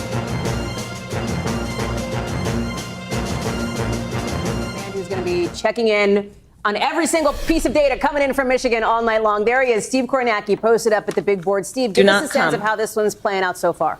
Yeah, I mean, a big thing just happened literally in the last 30 seconds, so why don't we start right there? This is the statewide tally. Jeff Bezos came, Bill Gates came, is now Mark counted. That was at Zuckerberg 6% many of until them about came 30 numerous seconds times. ago The when bankers this have all happened. come. Holy Everybody's cow. coming. Oakland County, this is the second biggest county in the state. Like 16% of all the vote in the primaries coming out of here. And we just got more than half the vote from Oakland County in one fell swoop. And you can see here that Haley Stevens is leading that over Abdul Al Sayed by 2 points. Now, the important context for this is a lot of this we think is vote by mail. That's typically what has come first in Oakland County. Now, this is going to be a little weedsy here, but this is important because it's the trend that's been revealing itself as these results have been coming into tonight and in these past primaries that we've been seeing. The vote by mail tends to be older. It tends to be older voters, tends to be more establishment friendly. It tends to be more favorable to a candidate like Stevens. That is what we're seeing in other counties around the state tonight. She does her best with the vote by mail. And so she does have the advantage over Al Sayed with this big batch that just came in. But I would say it's only a 2-point advantage with what we think is sort of the best type of vote for her. What other type of vote is there? Well, election day perfect, vote. but Folks who it's went to the polls decent. and voted in person today. This is gonna be and what close. we've been seeing throughout the rest of Michigan tonight, and what we've been seeing across this primary season, is that election day vote tends to be younger voters, more progressive voters. The fuel for these sort of left-wing candidacies that have won in these Democratic primaries has come in that election day vote, meaning that's the vote. We've seen it across Michigan so far that's more friendly to Al Sayed. Stevens, this is a county. This isn't just any county. There's 83 on the map. This is one of paramount importance to her. She has to win Oakland County tonight. She has to win it by, I'd say, a substantial margin. There you go. She leads by only 2 points, which is a good thing. 60% of the vote in. Yeah, Kiki, but we don't know yet. Remaining vote, it's going to be coming in decent. here. Is the election day vote that's as pro Al Sayed as we've been seeing elsewhere. The opportunity for him to pass her here and for her to not to get that kind of number she needs out of Oakland, I think is very real. Because I think that's really been the story that we've seen. As I zoom back out here and look at the statewide total, 17% right now. Al Sayed with that 8-point advantage. He has been absolutely cleaning up with the election day vote. Stevens. All right, I will say this too. This number, these numbers all match the polls. All these numbers we've seen match the polls. The polling across the state, it was like he was 56-44. That's within the margin of error, right? 2 to 3, even 4 percentage points. Remember I told you? There you go. So if these numbers hold, guys, it's looking really, really good. Like, really good. I just don't want to call it yet. With the Al Sayed campaign, to your point, they have been laser focused on this same day vote, specifically looking at younger voters, African American voters. So take us inside some of the counties where those votes are reflected. Wayne County, I know, slow to vote. We're probably not going to get that for a little while, but what are you seeing so far? Any indication about those two constituencies? Well, yeah, Wayne County, we have very little. There's a little bit here from the city of Detroit that's come in right now. That's the one hope, I think, for Stevens in Wayne County, where we have seen in polls that she's been doing better than Al Sayed with black voters. The city of Detroit is 75% black. It is in Wayne County. It's not all of Wayne County. There are other parts of Wayne County that I think are very fertile ground for Al Sayed. But the opportunity there for Stevens, if she really is getting a big number among black voters, you would really see that in Detroit, and that could help her there in Wayne County. But you ask, too, about younger voters, and take a look next door in Washtenaw County. This is Ann Arbor. This is the University of Michigan. I keep saying the University of Michigan. This is also Eastern Michigan University. I don't want to leave them out. But Al Sayed here, look at this, up nearly 40 points in Washtenaw County. And I think this one's significant. This is a big piece of the puzzle, too. It's a little bit more than 5% of all the votes cast statewide are going to come out of Washtenaw County. And this is the kind of place where if you're Stevens, I think you knew going into the night you were not going to win Washtenaw County because of what we're talking about, college, young, all of that sort of thing. But you want to hold your own. You need to tread water. You need to be running at like 45%, 44%. Other candidates who are sort of like establishment candidates in Democratic primaries in Michigan who've been successful, that's what they've done in Washtenaw County. She's barely breaking 30% right there. And there's still a lot there left in Washtenaw County that could be very friendly to Al Sayed. So that's, between what we just showed you in Oakland County and what you're seeing there in Washtenaw County, we haven't really even touched Wayne yet because we don't have much. But those numbers, if you're Stevens, I think in both places, you might be looking for a bigger number than you're seeing right now. Yeah. Damn. All right, Steve, do not go far. We're, of course, going to come back to you every few minutes throughout the night. Every minute, yeah, Steve. Missouri won, so we'll check in there in a second. But I just want to see, did we get any more Macomb? We did not. We don't have any more Wayne. Nothing significant, Adam? I see a little bit. We got more out of Washtenaw. We got more out of St. Joseph. We got more out of Eaton. How much more? So we just got some vote by mail, I'm guessing, out of Washtenaw. Yeah, let me take a look. Because I see Stevens bumped up half a point or so. Okay. Some more Macomb just came in. Yeah. Okay, let's. The Washtenaw was election day vote. Oh, yeah, it was mail-in election day. Mail, right, and that's Stevens' number ticked up right there. We're over half the vote in Washtenaw. Again, she's trying to get to 45%, I would say, give or take right there. That's the kind of hill she's got to climb. Kent, I think we just got a little bit more. There was at 18% before. We were at Eaton, we got more. Men so she's voting made her way to for women, 42% man, in Eaton County. Americans, Stevens has. right? Livingston County, Right. she's at 39. Again, I think she needs to be getting, my into town's the, mayoral race is really tight. This might be a sign, then. It might be. Saginaw, we're still at 3. This is small. We got Bay. Sorry, guys, I'm trying to little pay bit in attention Bay. to the Again, I'm just looking for more vote than this. But this, this is the kind of thing. It's tiny, but I do think it says a little something. You're, in the upper lower here. You're in northern Michigan, and this is, Whitmer got the number for Whitmer here was 62%. Okay. Right.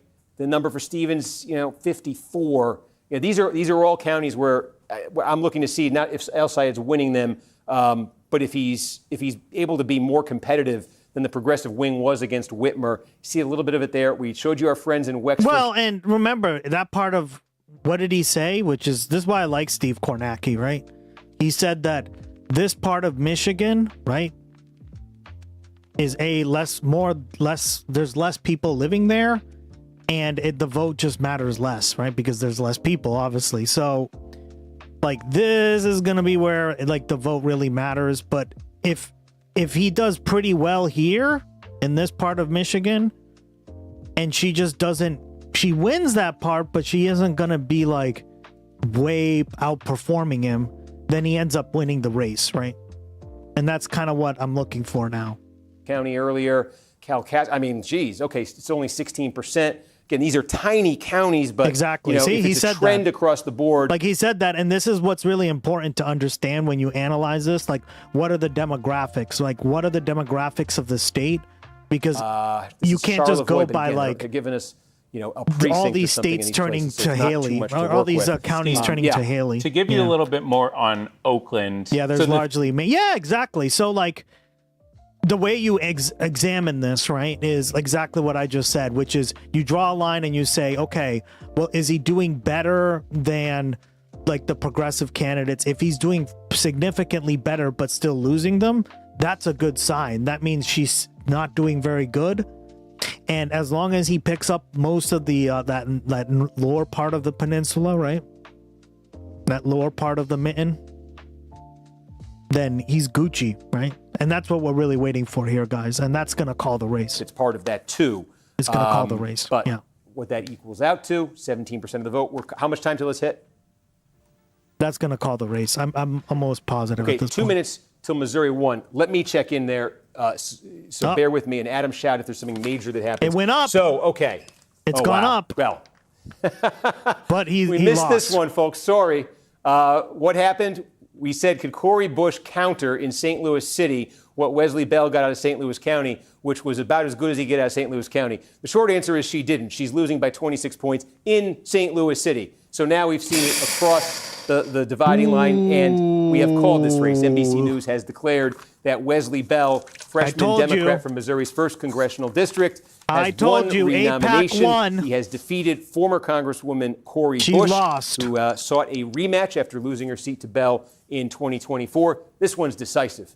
Ian Leo, welcome back. What you're looking at is early vote in both these places. The election day vote may make this closer for Bush, but you've seen it now replicated across this divide here between the city and the county loomed very large in 2024. But in both places, again, we knew Bell would do well there. He's even up 26 in the early vote there.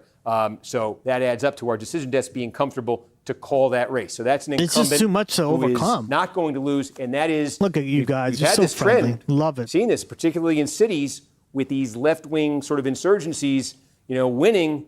Here's one where that's not going to happen.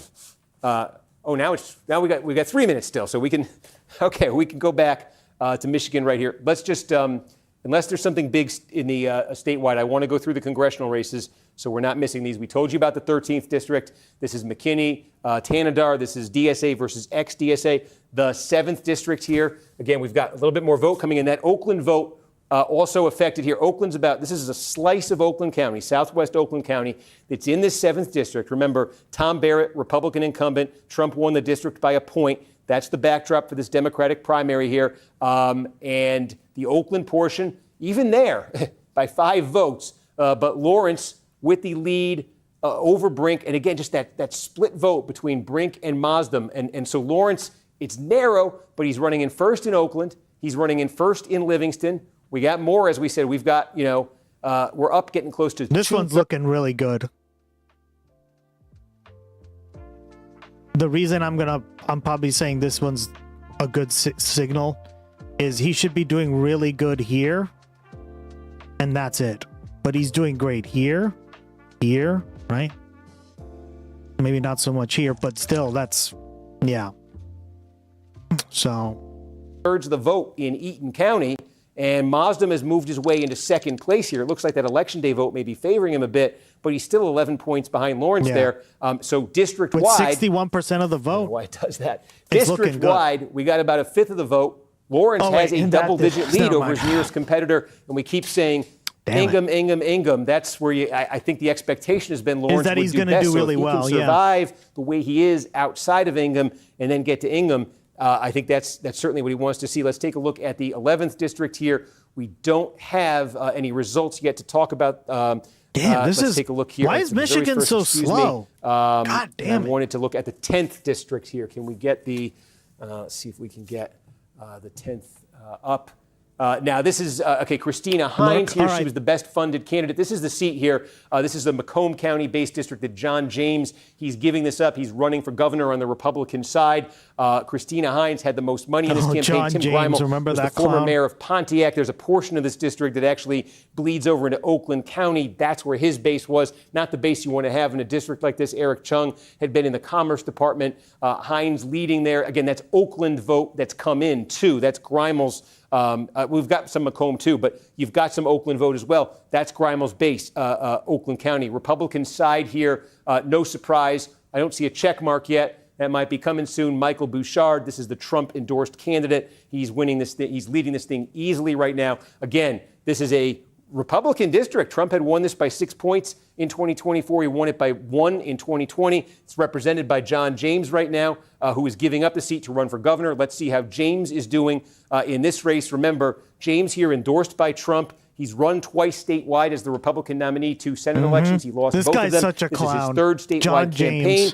Perry Johnson here, a businessman who has spent a ton of money. If you remember the name nationally, he actually ran for president in 2024. Spent some money, didn't get a ton of attention. Now he set his sights on the governorship. He's really going after James hard in this campaign. You can see here, just taking a look at where the vote is coming from. I'm seeing, that's the James shade of red there. Perry Johnson, a lot of the James effort was focused here. His base is down here, and a lot of his effort was focused in Southeast Michigan. The criticism of him was that his campaign might not be aggressive enough, that he'd been skipping debates. I mean, even his portrait. He'd been a little bit presumptuous about being the nominee after picking up the Trump endorsement. But taking a look here, again, Livingston County, you're seeing consistent numbers here, about half the vote in these places. These are not quite as big in a Republican primary as they are in a Democratic primary, but they're big. They're very big, and you're seeing something consistent there in Southeast Michigan. And to the extent we're getting anything up north here, the only place you're seeing Perry Johnson ahead is by one vote. Come on. There it is. The only county where Perry Johnson's leading, he's leading by one vote right now. Kid. So that's what it looks like. How much time we got on this? I can call you kid because you're from Mass. Less than a minute. Okay. Let's see if I do have a note for you. Yes. Okay.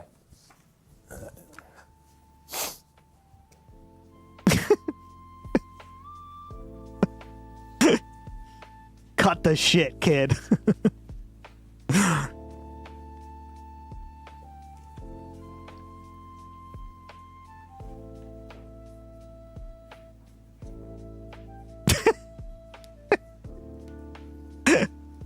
He's gonna do the calculations on his iPhone.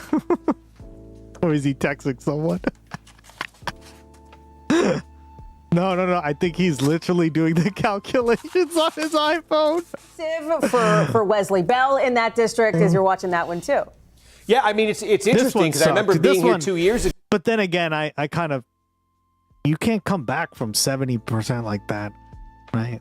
It shouldn't be that much. Figure. And the story of that race 2 years ago is this district is split between St. Louis, the city of St. Louis, and then right over here, these are the inner suburbs of St. Louis County, some of them St. Louis County. And the story then had been Bell was strong in St. Louis County, Bush was strong in the city of St. Louis. But take a look at what we're seeing so far. St. Louis County, no big surprise. I mean, Bell getting more than 3/4 of the vote right there. But go over to the city of St. Louis and you see Bell ahead. It's not as decisive, but you do see a solid margin. At least this is This is early vote. The final margin may end up not being quite this dominant here. Bush may do better. I think she will do better with the Election Day vote. But you see it extending across county lines. And this split with the early vote is not something you saw in 2024 when these two candidates ran against each other and Bell won in a close race. And so, yeah, it kind of bucks the trend that we've been seeing. How many primary nights have we been up here, particularly in city it does buck the trend because Wesley Bell is like way more lib, right? And APAC. Seeing these sort of left-wing... Sorry, Splendinavia. Topple incumbents. That's how these things work, right? It doesn't happen in a giant wave. It happens in leaps and bounds. And eventually you get there, right? That's what a lot of people on Twitch don't understand, I've noticed, and like on a lot of YouTube videos I've watched. Question tonight, Steve. It rarely goes like big wave FDR type style. Even with FDR, there were a lot of conservative Democrats who hated the New Deal, right? Key race that we are watching, the Michigan Senate race. Yeah. Bring us up to speed there. What's the very latest you're seeing? Yeah, let's take a look back up in Michigan. And I'm going to just have to go to a house race. Okay, so again, about 20% of the vote here is in statewide. This looks about what it looked like the last time we checked in terms of the margin there for Al Sayed. You would expect it, if it was going worse for him, it would have turned down to below 50, right? And she's barely winning Wayne County. Damn. Wayne County is the one you said, right, Ducky? We only have 2% of the vote right now. But there's only 2%. There's not much to be read into that. What Damn. there is there Why is is it from so Detroit, slow? largely from Detroit, what you're looking at right now. But Wayne, keep in mind, is not just Detroit, okay? There are inner suburbs in here. There's also, this is where Dearborn is. Dearborn is the first majority Arab American city in the United States. There's 110,000 residents in Dearborn. There's a lot of Muslims. Sayed ran for governor in 2018. He won Dearborn big. Dearborn Heights, very similar demographically. That's in here. Hamtramck, that's a majority Muslim city. That's a place where Al Sayed did very well in 2018. They are all also in Wayne County. There's also a lot of other places in here, too. So there's a diversity in here. In some of those cities, I expect Al Sayed to do very well tonight. But the opportunity, and this may take a while for us to see, and we'll see how it shakes out in other places around the state if it comes to it. But the opportunity for Stevens, we're saying, is in the city of Detroit because the polling has been indicating that black support is very strong for her. And we said Detroit is 3/4 black. And this is an opportunity. If she can run up the score in Detroit among black voters,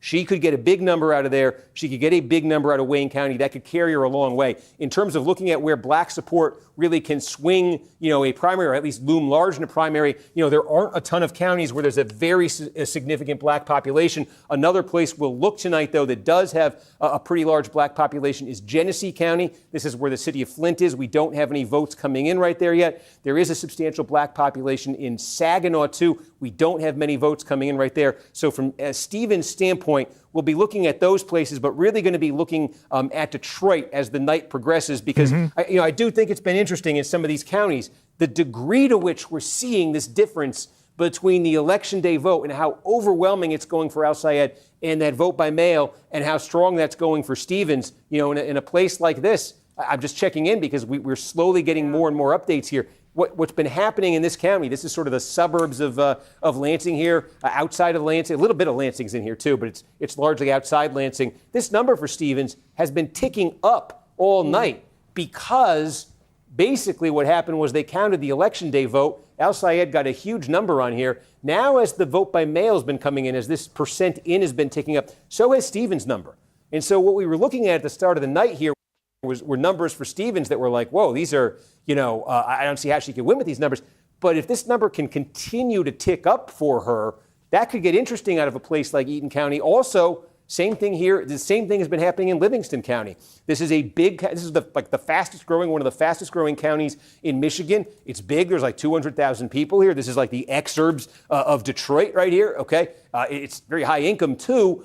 We expect Stevens, to have maybe an opportunity here to do well. Well, she looked like she was getting clobbered. And here, this is why I was like very skeptical of that blue chud. He's winning with 53% of the vote. He has like more than a 10-point lead.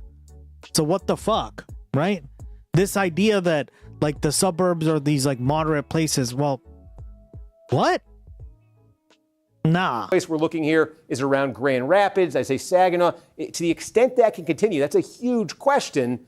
It heightens the stakes for what I just outlined. Sometimes in Detroit. it is, but no, not always. Steve Kornacki, we will check back in with you in just a few minutes in that hotly contested race. What's so interesting here, too?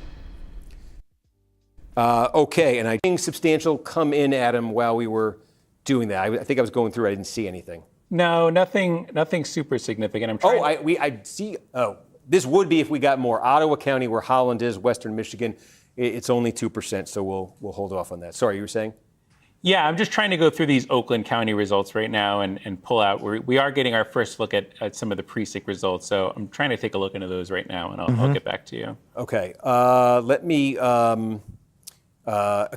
just check in on Kansas for a second, and then we're going to take a tour back around Michigan here. But I want to update you on this. In the Republican primary for governor of Kansas, a race I give a fuck candidate, about. Ty Masterson, you saw him leading in those first votes that that came in real fast there. We've now called it. NBC News' decision desk has declared that Ty Masterson will be the Republican nominee for governor of Kansas. Again, with that Trump endorsement, the track record that's had this primary season, not necessarily a big surprise over there. We are not yet calling what you're looking at right here on the Democratic side. Cindy Holscher, I think the last time we checked in, this was about 1,000 vote gap. It's moved up to about we got about half the vote. She's leading by about 3.5 points right now over Ethan Corson. Again, both candidates right here from Johnson County, where we still got 2/3 of the vote in. What's changed, I can see, is they've played leapfrog here. Holscher has taken the lead in Johnson County, not much, but she was trailing Corson there the last time we checked in. Corson continues to lead in Kansas City,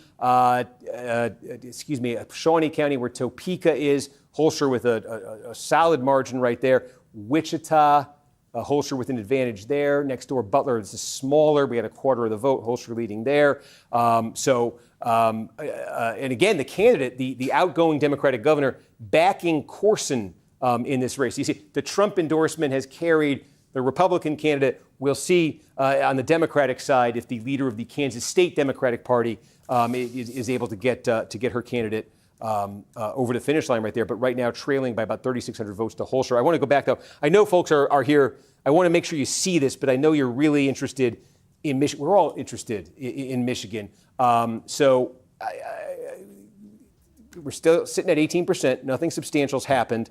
Every time I see these small rural counties, I want to check just in case we showed you Iosco earlier. Okay, so we got half the vote in Alcona County. I keep wondering, not that Alcona is a particularly significant county with about 1,000 votes coming out of it, but we're trying to see if Al Sayed is running better in these areas with older white voters than we've seen, than the progressive candidates did, like against Whitmer in 2018. So looking at Alcona County here, what our benchmarks would be, Whitmer got 68% of the vote here in 20. Al Sayed, this is one of his worst counties in the state in 2018. He got 13% of the vote here in that gubernatorial primary in 20. This is really good. Okay, see, don't let this deceive you. It could change, right? Because it's half the vote, but she should be crushing it by like 18, 19 points. This is a good sign. 2018. Because remember, it's a very small county. They're only looking at what? 500-600 people voting here. That's crazy. So what's left? Another 600 people? Yeah. Biden got 63% of the vote here. Clinton got 49. Clinton actually lost it to Sanders. That's interesting. But Sanders ended up winning the state. See? So that's how you win the state. You see what I'm saying? It's a point to note here because you say Sanders won this state in 2016. There we go. Is what Sanders did in 2016, what Al Sayed, is that the roadmap for Al Sayed? I don't think so because you're talking about 10 years ago, right? One of the things that got revealed between... But still, I think that's a good sign. This being the number for Clinton and this being the number for Biden in 2020, was that Clinton had some particular struggles with older blue-collar white voters. Yep. And so these areas in Michigan in the primary were a total disaster for her. It might have said less about Sanders and his appeal than it did about the issues between Clinton and that demographic. And that got reinforced in Michigan in November of 2016, when that was a big reason why Clinton, in a shock to everybody, lost Michigan in the general election. First time a Democrat lost in 28 years. So I read that Clinton number not Do you as hear that, necessarily a sign that Sanders had strength that would be transferable to another progressive candidate in these places, because you see, Michigan will 4 years straighten later, her Sanders moves. running, he got clobbered in places like this by Biden. So Whitmer got 68, Biden got 63. I think these might be the two most relevant sort of establishment numbers here in a county like this. And here's Stevens running at 49%. Now, I think that might be we've been seeing that might be election day vote that got put out there first. And if it is, Stevens has a chance maybe to move that number north. Yeah, she but could. That's in these small counties. That's the As kind I of said. number she wants to be landing at here. Again, these are small. They add up. Everything here adds up to about 8%. It's starting to come in, the picture. It's starting to. We're trying to detect the pattern. Clinton We're trying to get equals some counties bad. that are close Noted. to complete or completed so Well we can said. do that. I think accurate assessment. I was looking a little bit at Oakland County. One of the places that kind of piqued my interest was Southfield City. We have a 65% black population out there. And so I was just going through some of the precinct results. I saw a lot of the Southfield precincts missing election day vote. So I think I can give you kind of what I have right now as unofficial totals. Well, so how much of Southfield? Yeah, how much day. vote do you think we have in Southfield? So I right now I see 2,500 votes out of Southfield. Okay. Do we know roughly what we're expecting total? I don't have an expected total for Southfield. But the margin right now, I have Stevens 61, El Sayed 36 in Southfield. And so that's interesting because Southfield, this is in southern Oakland County, in 2018. So Stevens right now, again, we're going municipal level here right now. Again, in the absence of having big numbers in these others, let's zoom in on the big place where we got a ton of votes right here. So this is Southfield in southern Oakland County right here in the 2018 primary. So right now, Stevens is getting 61% of the vote right there. In the 2018 primary, Whitmer, where he's saying maybe that's the benchmark, 61% was Whitmer's number in Southfield. You're saying El Sayed right now is running at 36% in Southfield. What was his number in that 2018 primary? It was 33%. But you're saying this is election day vote. And a ton more just popped in Oakland there. Oh, boy. This is a big moment, folks. Okay. It didn't move the needle substantially, but it is 10% more. We were at 60% in. Now we're at 70% in. What can we tell right away what we got? I don't know municipality-wise, What but is that, yes, this 2,000 new vote votes? broke Stevens Yeah. 49, El Sayed 48. Is there an indication? Is this a mix? I don't have detailed breakouts for Oakland, but I'll take it. It's only by 2,000 votes, so it could swing either way, but still, yeah. Okay. But wow, this is going that's to be an important point here because this is going to be we a talked odd about election. this a little bit I don't at know, the like top. Maybe we need to reinforce it right now. This one's turning out to be Oakland very strange. Typically has put out a giant batch of vote by mail first thing, and then what's happened is the rest of the night there've largely been batches that are kind of mixed. They'll mix them in. You'll get some It's vote very by mail. strange. You'll get some. It makes it election harder day. to, like, You'll get them read. both at once. You'll get them, in quick succession. So it's the pattern is very difficult in a county like this. In other places, it's very. Think of a state like Florida, a state like Georgia, a state like Kansas, Missouri. If you're watching these, where you get all the early vote reported out at once, and then everything else that comes in the rest of the way is election day vote. There are places in Oakland County where it's like that. There are places in Michigan where it's like that. There are places in Michigan where you get the election day vote, then you get the vote by mail. And there are places where they just kind of, end up, it's almost like staggered. And that's, I think, what Oakland is. So that's making this a little confusing, and that's why I'm asking Adam to take a minute there to crunch that. But again, we've set these benchmarks here. And I think if you're Stevens, you want this number to be popping into you want to be into the 50s here. Whitmer was able to get this thing into the mid-50s, in Oakland County. Sanders was able to get this thing into the mid-50s. She's not doing it. Right? We had her number here. I should remember this. What was Clinton's number in Oakland County? Clinton was able to get 51%. And again, when I give you those Clinton numbers, remember, they're on the low end almost everywhere in Michigan except Wayne County. She was really able to make up for it in a big way in Wayne County. Gotcha. For the reasons Much that like you were what watching that Ducky hit I just said. did for News Now a minute ago. I don't know that they're coming to, okay, what time is that? Okay, about a minute. They're going to come to us in Oakland County. Roger. Do we have some? Yeah, the another best I can dump. tell, it was one of those municipalities reporting their mail vote, or one or maybe probably a few of them based on the Another vote massive totals. dump. But I can't give you more than that. Okay. We got 1 minute right here. We're going to talk about Oakland County.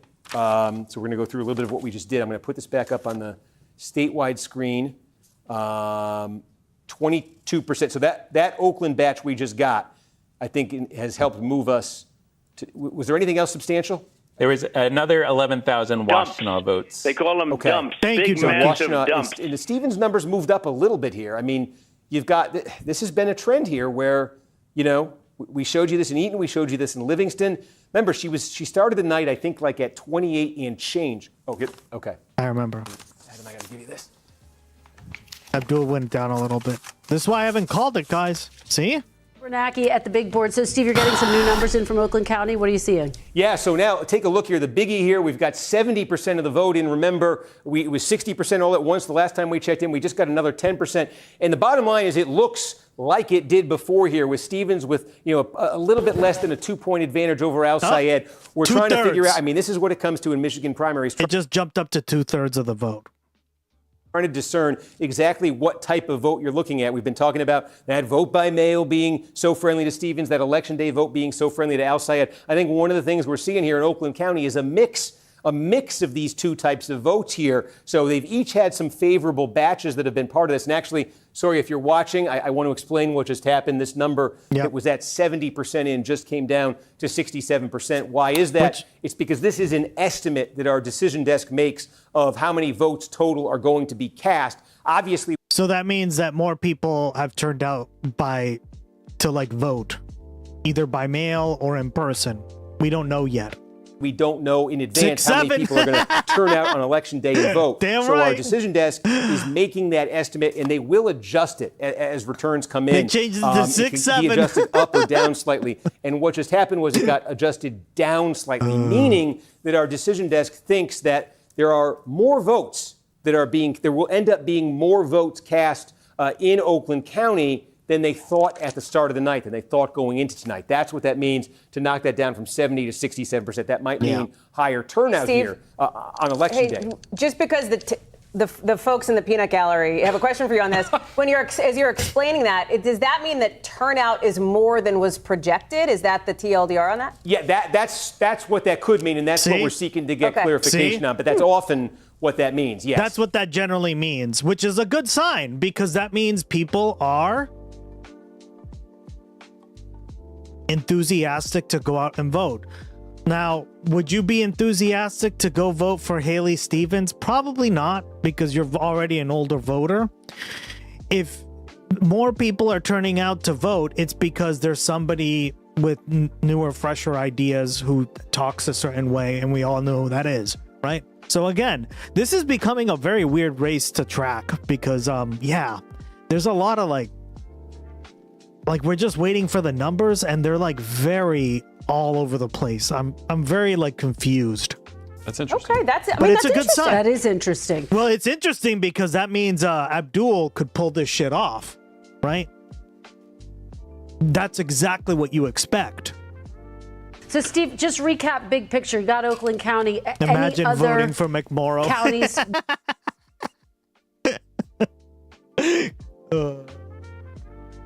Thank you. Yep. With any more vote count since we last checked in with you? Yeah, the other big batch we just got was next door in Washtenaw County. It was next door in Washtenaw County. I'm showing you Livingston. We're up to about 2/3 of the vote. Remember, Ann Arbor right he's here, doing really sort of the good liberal there, heart too. of Michigan. And Stevens' numbers, we talked about this in other counties. Stevens' numbers have been ticking up in a lot of places where you're getting that vote by mail counted later. She's now running at about 33% right here.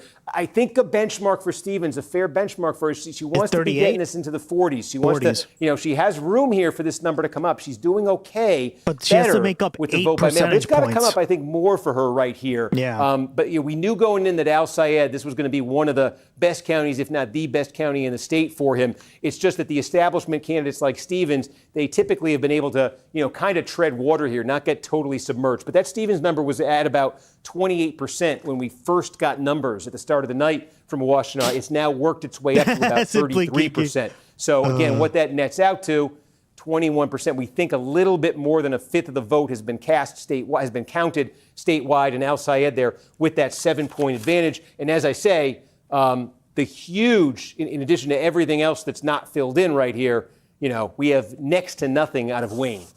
Well, and we're gonna have, buckle in. Ben. Yes. We got a minute before we're gonna get more from them, right? So we're patient. We're patiently waiting for Wayne. Okay, it went back up again. 4 6 7 6 7 6 7 6 7 6 7 6 7 6 7 6 7 6. Steve Kornacki, appreciate you. Thank you. We're gonna check back in with you in just a second. Yeah, we're also. Okay, thanks. And yeah, that's yes. Oh shit. Oh. Okay, folks, the battery is dying. This is going to take 30 seconds. They're going to take a quick break to fix. All right. Luckily, we paused, so. Show you where we started. 69. Where we started. Steve, I got one note from the decision desk here. Yeah, nice. Just some thoughts. Nice. They're still waiting for more data in their models right now, but it looks like, as we see in the vote totals, Al Sayed has the lead. Can't say more than that until we get some more different places. That's what we're hearing from the and what's interesting, he's been at the lead. Adjusting the expected vote, does that indicate higher election day turnout? Because I think that might be where this is coming from. Yeah. Okay, so what we just got more, 22% statewide. There you go. Almost we got 25. more out of Macomb County. When Adam finishes trying to get an answer to that, I'm going to ask him a question about Macomb. But again, you're looking at here the two suburban giants. Oakland and Macomb next door to each other. This is Oakland is sort of the upscale suburban one. Macomb is the blue collar, traditionally, sort of made by the auto industry, big suburban area. Between the two of them, it's like a quarter of the vote statewide. Oakland, the much bigger one. Macomb is probably going to be 8% in this primary. But Adam, if you have a second, I would love to break down what we have out of Macomb. He's crushing her type. by 17 so let me take a points. look. In Macomb County, fairly broad-based, but I see 23% of our election day vote in, 6% of our mailed vote in, and 32% of our early vote in. Okay. And how are they breaking? So the early vote is currently breaking 65-34. Mail vote for Al Sayed, sorry. And that's the smallest of these. Yep. Yep. The mail vote is the smallest of these. Yes, I understand. Sorry, I saw what you were saying. The mail vote is currently breaking 65-30, and the election day vote 65-30 for Stevens. Yes. Yep. And the election day vote is currently breaking for Al Sayed 64-34. 64. So they're basically. This is interesting. So Al Sayed is winning the election day vote by 30, and you said Stevens is winning the vote by mail by how much? 30? I clicked out of it. I'm sorry. Okay. I think I would love to just kind of run through this for a second because I think it's interesting. Yes. So the mail vote, is that what you're asking about? Yes. 65-29. 36. Okay. Roughly, how many election day votes do we think are left in Macomb County? 37,000. Okay. And roughly, how many vote by mail do we think are left out of Macomb? 59,000. 59,000. Okay, right. So at that rate, and you think we basically have the early vote done? Have about 4,000 remaining early votes. Yeah, okay. That's very low. So at the rate that this is coming in, there's more here for Stevens than there is for Al Sayed, but there needs to be more for Stevens than for Al Sayed. Needs to be much more for Stevens than Al Sayed because what was Macomb? Let's use our benchmarks that we've been going to all night right here, right?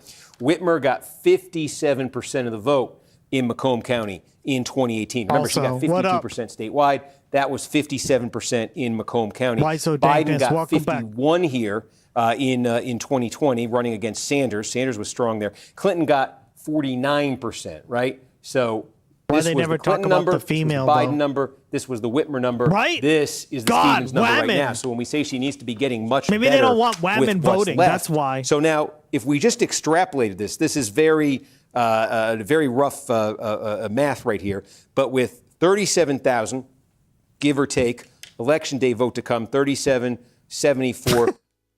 That would be about 11,100, an additional. That would net Al-Sayed an additional 11,100 or so. Oh, look at that. Simply votes. Kiki, Blue Room, This what is up? small, so we're just extrapolating this. That would give him about a 14,000 vote margin right there. Femoids, and if brah. Stevens Yeah, then were to win femoids. the remaining, Brah. say, 60,000 by 36, 6, 12, 18, 20, yeah, that would put her ahead by about 7,000 or so votes countywide. I wanted to go through that in my head because I know we're only at 14% here. There's still a ton to come in right here, but just wanted to get a ballpark figure of if they're both breaking that way, Stevens could get ahead here. She absolutely has to, I think, get ahead here in a place like Macomb County. Zooming out, again, just some more guys. trickling in, I think. Still just at 22%. Looking for, I'm just going to quickly go through this. I promise I won't get bogged down. I just want to see if there's anything in these small counties that is like close to complete. Delta, well, okay. Oh, he's doing really good, and look at that. He's winning. Delta's He shouldn't be winning in Delta. Now I'm going to get bogged down. Delta, this was actually one of the let's see, 56, 56, 43 are the sort of establishment numbers. But again, if that's same day that can come back up, looking for something complete. I won't. Luce County, we're at 3/4 here. Okay. Yeah, Small, but she's going to do well on the um, Upper Peninsula. Just looking for anything complete. Whitmer got, this was a 70% Whitmer County. This was a 57% Biden County. 3/4 in, Stevens is running 24, 36, lower than those but numbers. if she's Steve, 5-3. I do have some more messages for you on your phone. Oh. I'm also looking for some of the complete counties as well. We do have a couple, and we can also probably get to those. We have some complete. Oh my God, count- that is the funniest emote. Where did you find that? A Star Trek emote. Females. Did the decision desk tell us if we I need that. if we do believe there is more election day vote than higher election day turnout than we thought initially? The expected vote in Oakland County a few minutes ago. We don't know. We can't say overall if that what you're saying about the election day vote. Decision desk is not saying that yet. Yeah, I mean, okay, so Oregonian bum. Yeah, that's full disclosure. Awesome. We one. pass notes back and forth. We're sort of comparing notes because we're trying to think out loud. like that. So we do have a completed county now. Give me the completed county. Luce. We were just there. We were just up there. Okay, so sorry, I lost Luce. Fourth time's the charm. Okay, so we got this is tiny, but again, just sort of. I think this is key because we're spending all night saying it's this type, it's that type. If it goes this way, here's a place where all the types are now in. There's no conditionals here with this one. I know it's tiny. Yeah, it's but tiny. I do want to just start this exercise, and we'll show you this elsewhere because I think Luce What County, is that, Upper Peninsula right 26 here, votes? 27 and votes? The Whitmer got 70% of the vote here. Again, Ooh, that's not good. establishment benchmarks potentially for Stevens here. Biden got 57, and we think we're done in Luce, and Stevens is going to win it, but she's going to get 49. Yeah, Okay, that's bad. 70, 57, This is another 49. good sign. Meanwhile, Al-Sayed lands at 43. Remember, this is in the Upper Peninsula. It's going to be overwhelmingly small vote, and they're more conservative up there anyway. So percent right here. When he ran for governor in 2018, He what did he did get in much Luce worse. County? He got 12% that's of the way vote. worse. Right? See? So Luce County is tiny. Okay, but like we've been saying, if this is what we're going to be seeing, okay, Overall, sort the of from state's this gonna look point better north, for him, You yeah. know, Stevens wins, but not anything like the Whitmer margin from 2018. And that's okay? what we're waiting on, Whitmer guys. was running up 400 huge, total like votes. 2-1 Yeah, victories bingo. in these places. If these counties That's what end up looking Michigan's much so more weird, like this, right? Like, high single digits. it's so weird because it's like these that's what we're waiting for, right? Yeah. Lives up here in this northern part of Michigan. But if he drew the Stevens line is getting again. like half the margin out of that Whitmer got out of that, Then he can lose these bigger ones at a more comfortable margin and still win. Do you see what I'm saying, guys? that adds up. Exactly. Okay, so it could be significant from that standpoint, but I think it could also be a little bit more broadly significant in matching a little bit of what we're seeing in bigger counties where Al-Sayed, I think it signals potentially that Al-Sayed may have a little bit of strength there. if you're talking rural northern Michigan, you're talking blue-collar white voters. Yeah, it's You're going to talking be blue-collar, overwhelmingly for older the white voters. Bingo. And Al-Sayed may have, this is all from Luce, but we're seeing little hints of this elsewhere in northern Michigan. That's why That's why I'm sort of leaning on Luce here. So it might be a sign of some broader strength for Al-Sayed. And I think that's what we could say if we zoom out statewide here with only 22% counted.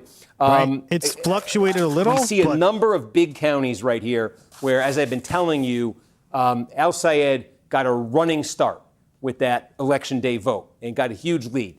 And, in places like Washtenaw, oh, look at this. I mean, he's still, we showed you, Stevens is still just under 33%. She probably wants to be getting into the 40s here. This is a real, even with Stevens ticking up, Al-Sayed's, sitting in a good position in a place like Washtenaw County. But we've shown you like Eaton County, where that Stevens number, look, we're up to 84% in Eaton County. The Stevens number is sitting at 45.6%. Let's do our little game again with our benchmarks. Let's check in, because earlier it was a little bit of a different story here. 65% was the Whitmer number. We're in that zone of Michigan where Whitmer overperformed. So that's sort of an outlier number, but I put it up there.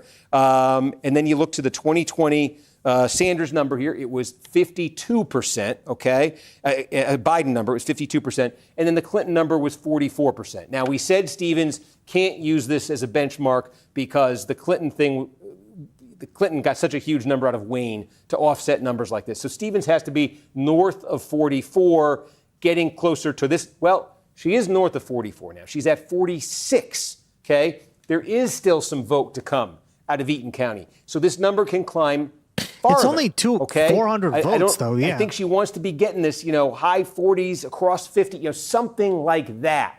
Mm-hmm. I think that's what we're seeing in some of these counties. I think we're seeing it in like a place like Livingston County as well, where we now have 71% of the vote. Again, let's just take a look at these benchmarks. These are establishment candidates here. Whitmer, outlier, 61%. Biden, 52%. Clinton, 38%. And he's closer to 38 Biden. Won't work for Stevens as a benchmark. He's closer to the Biden. Clinton overperformed so much relative to her, we think, in Wayne. So again, you're looking more, if you're Stevens, at coming closer to the Biden number. Again, she's north of the Clinton number. She still has vote to come here. She could close in on that Biden number conceivably here. Let's see how that continues to go. I'm seeing her get to the edge, maybe the edge of where she needs to be in places like this. I'm not seeing her do that in a big place like Washtenaw. We have very few votes. We just took you through what we got a little bit more now in Macomb since then. We went from 14 to 20%. Seems like it did not get any better for Stevens with what came in, but that might be election day vote that came in right there. We have the possibility that there's been higher turnout on election day than I think maybe was expected. That would benefit Al-Sayed. Mm-hmm. So there's a lot here that if you're Al-Sayed, you're looking at and you're very encouraged by. And there's a lot here if you're Stevens and you're looking at and you're saying, well, maybe with a little bit more here and maybe with a little bit more there. He's definitely and then I think what it all kind of comes around to is this, Wayne Detroit County.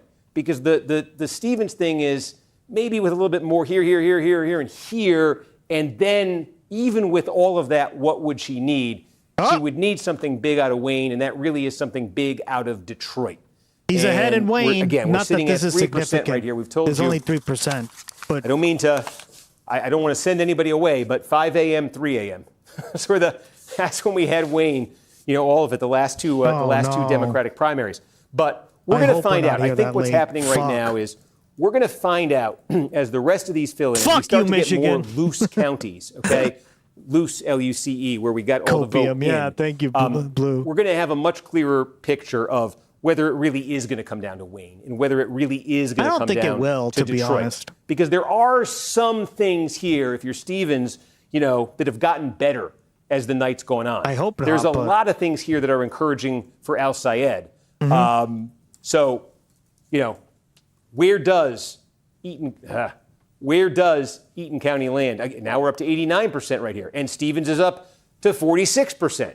See, it continues to tick up. Is it at the level she wants to be at here? How much higher does she want to get it? Livingston County, 71%. We've not heard from Ingham County. That's a pretty big one. It's about 4 or 5% of the vote statewide. It's where the state capital is. That's where I think Al-Sayed is expected to have a very big night. Okay, it's a very liberal area. Saginaw, we're still sitting at 4%. If you're Stevens, Genesee County, you're kind of counting on Genesee County. Flint, counting on doing very well with the black vote. Oakland County, we had that number get knocked down to 67. We're still there. Macomb, 20. We've gone through to UP. Do we still have anything in? We have very little in Ottawa. Okay. So, they're going to come to me in 1 minute. We're going to talk about Wayne County. Dump? So what I'm going to do in the minute in between is leave this up and take We're getting another dump, I think.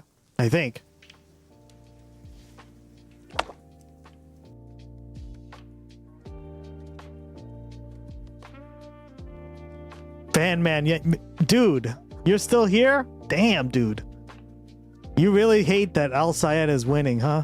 Yeah, and he's consistently in that 51 category, guys. It's looking good. Oh my God. Their true colors are coming out. Thank you, Blue. Yeah. I told you, it never fails. My Steve, political we've been keeping tabs on what you're radar. watching and what you're looking Ducky. for, and you got a lot of interesting stuff coming out of there in Michigan. My political radar never fails. Like I can clock someone to a T. I'll tell you what we're waiting on, I think, but we got about a quarter of the vote statewide. He's it's been in a here all day 6.5 doing point that. margin here for Al Sayed over Stevens. We do have, I want to pick up this story. I think we started to tell you a little bit ago, but Eaton County, this is a decent sized county. It's bedroom communities, sort of suburbs of Lansing here. I think the interesting thing that's been happening is how much closer it's been getting here in Eaton as the night's going on.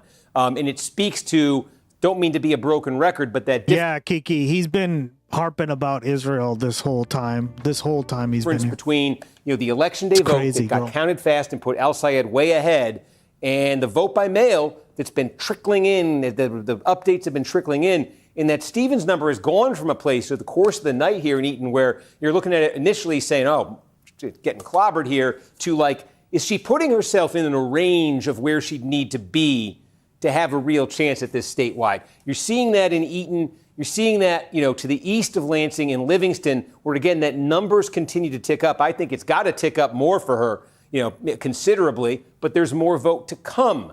And it looks like it is that vote by mail, a lot of that vote by mail that's been so friendly to her. And so I think the story that's kind of taking shape here is there's a lot of questions like that on this map. There's a lot of blanks, on this map right now. Okay, like a place like Genesee County. This is a big one. This is where the city of Flint is. This is one of the higher black population counties in Michigan. One of the key ingredients that Stevens is looking for to have a shot tonight is to do extremely well, run up the score with black voters. How does that look? Does that happen? And how does that look in a place like Genesee County? Jeff Bezos came, Bill Gates came, Mark Zuckerberg came. We got nothing there. Many of them came numerous times. The bankers have we all don't have come. much in Everybody's Saginaw coming. either, where it's a bit of the same story. The counties are, there is a substantial black population there as well. All of these sort of questions that we're seeing here, with the way Stevens has done as these votes have evolved, have raised the question, if she can do this, if she can do that, if she gets a big... All of that is coming around to, if she can answer yes to all those questions, then what she would need on top of everything else out of Wayne County would be big, big numbers. And I think specifically from Detroit, where the population is overwhelmingly black.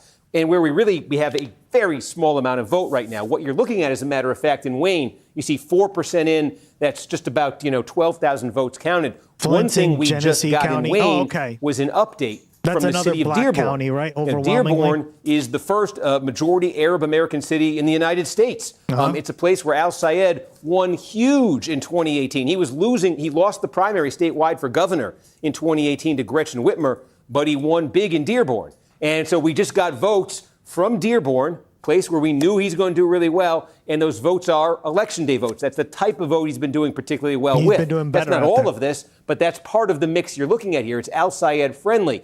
What we're waiting on is what happens in Detroit, specifically with the black vote in Detroit. Because Stevens, again, you're trying to stitch together through this patchwork of partial returns, blank counties, very, very little that's close to complete right now as a county. You're seeing the hint of something.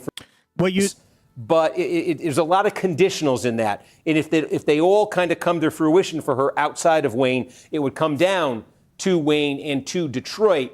And again, I say, like, the fact that we're sitting here at 10 o'clock Eastern and we got 4% in Wayne, this is par for the course for Wayne County. Yeah. But and to that point, what I hear you saying is we may be in for a fairly long night, Steve, right? I mean, if that's what it's going to come down to. Not. I'm saying I'm not sure it's coming down to that yet because she still has a lot of work to do outside of Wayne County. There's been some encouraging numbers here throughout the night. If you're Al Sayed, I'll put this back to the statewide. There have been a lot of encouraging things in these numbers, for Al Sayed. So Stevens has got to establish a bunch of things in places that I was just showing you right there. Yeah, exactly. To have it come down to Wayne. Steve, and can you just give us a sense how much of the early vote has been counted yet? Do we have a sense of that? Actually, if you give me a second, Adam, do we cumulatively have how much early? Hey, this is our first appearance by Adam Leboeuf, producer extraordinaire. Hey, bud, there he is. We have about 20% of the vote, early in-person vote that's currently expected. The early vote. Yeah. But how about the vote by mail? Oh, the vote by mail, 9%. Okay. Right. So there's still, and that's Stevens' friendly vote, Yeah.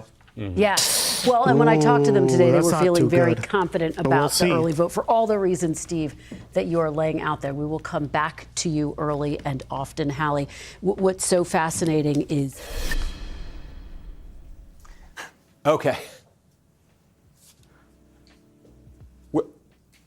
We have a minute. Okay, so we have. It went down. Top of the hour. We're going to do another. I'm on this one now. Hi, folks. Top of the hour, we're going to do another update for the news now, folks. I see one. That's the poll close countdown to Washington. We haven't even mentioned Washington yet. In an hour, the polls are going to close there. The vote by mail. This is a state. It's like Colorado. It's like California. It's largely vote by mail. They get a ton of it counted up ahead of time. They just press send basically as the polls close or close to it. So between 11 and 11:30, 11:45. A ton of vote to come in Washington, some congressional primaries there. We'll get to them that are pretty interesting. That's going to happen an hour from now. I'm telling you this now because I'm not sure between now and then how many chances I'll have. So we've got that. They're going to come to me. The clock just disappeared. I'll look at this one. They're going to come to me in a minute. And what I'm going to do is my producer has put another note together. I'm not going to let you see the notes. Maybe at the end of the night, I'll let you see the notes. But he's put another note for me. And while I read the note, I'm going to drink water, except I don't. Is there any more water in here? All right, we can get a little bit more.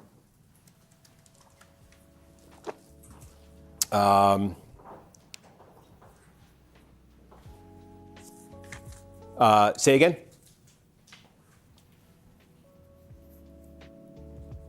Oh, okay, so we have a few minutes here. Yes. Okay. I'm going to tell him about our note. Is that okay? Sure. All right. The key, this is the thing. It's like Adam is telling me things I'm asking him, and he's looking at things, and I'm looking at things. And I think besides our conversation, we're obviously each thinking in our own heads, what's happening here? Where is this all going? I'm looking at things and too, so that's chat. what the notes are. We're trying to see, are we both, and here's the good news, folks. Or right. Maybe it's bad news if we're wrong. We're aligned. So we seem to be seeing the same things here. So that was encouraging to get. So we have a couple minutes until the. Yeah, and we checked in on Luce earlier. We have a couple more full or near full counties that we can look at. Let's do that. If you want to do that. Yep. Ionia. Yep. And Alcona. I think we did Alcona. Okay. They did Alcona already. I may have missed that. And I he won that. apologize. I just spilled water. Water spill. At the computer, I don't want to get this thing to break. Oh boy, the monitor went off. Kornacki, get it together, kid. God, sick of your shit. Sorry, I just don't want to. We have to tend to this computer so it doesn't. God. Catch on fire. Is there? Oh, there's tissues here. Fix your shit. Oh, my map. No. What the fuck? 10 p.m. Damn, I didn't realize Michigan was Eastern time. Yeah, I mean this is gonna be crazy. I don't know. Like, okay. He spilled water all over his shit. Kiki. Yeah. Well, that was fun. Ionia, you said? Yes, Ionia. Okay. See how much went into that paper? Okay. All right, Ionia County here. It's right around Lansing. Here we go. Okay. We got, basically complete.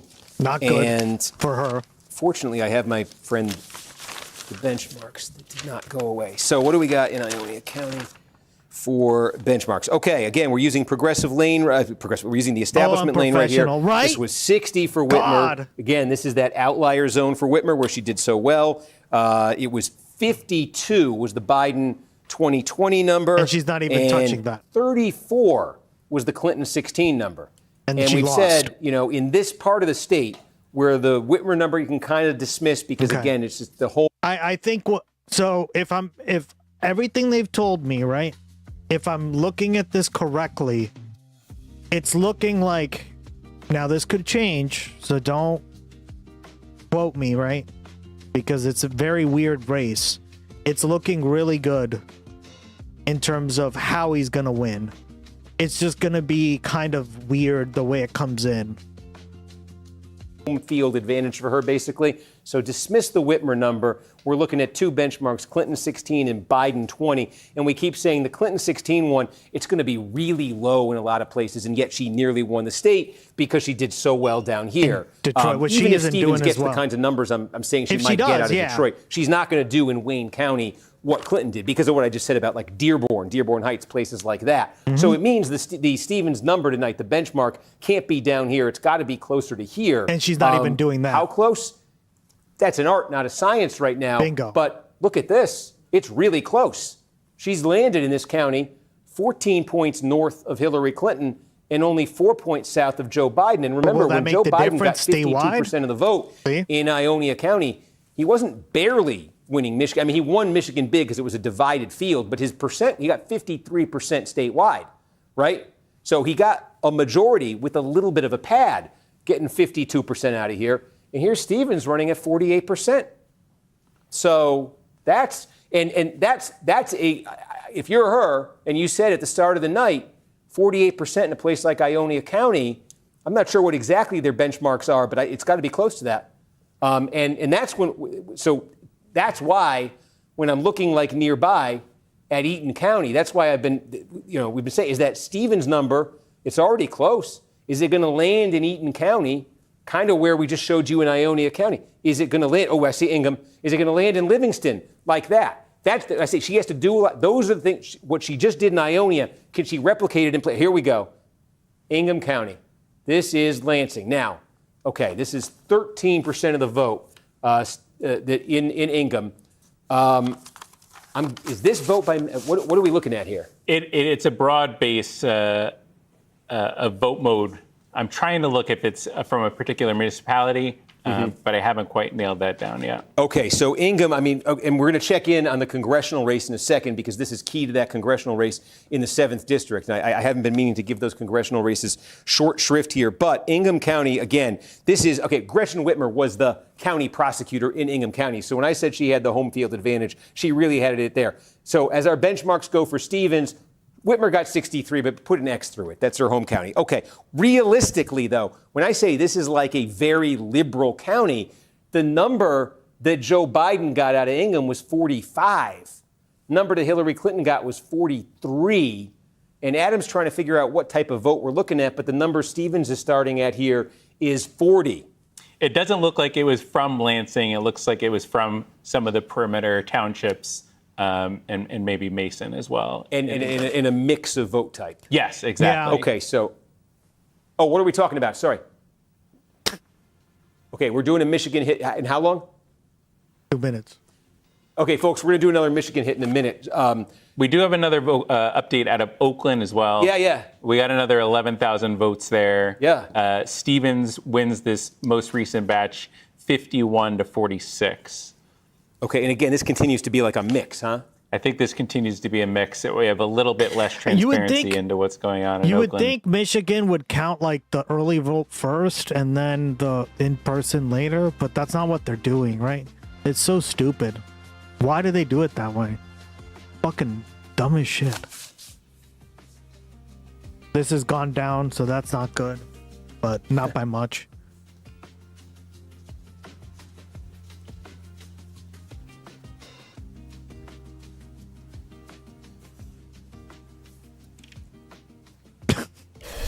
charcuterie good, platter, Julie. a little Kornacki at the big board. mean, it doesn't My get any God. better. Joined That was great. Joined by you. That's right. I mean, it is.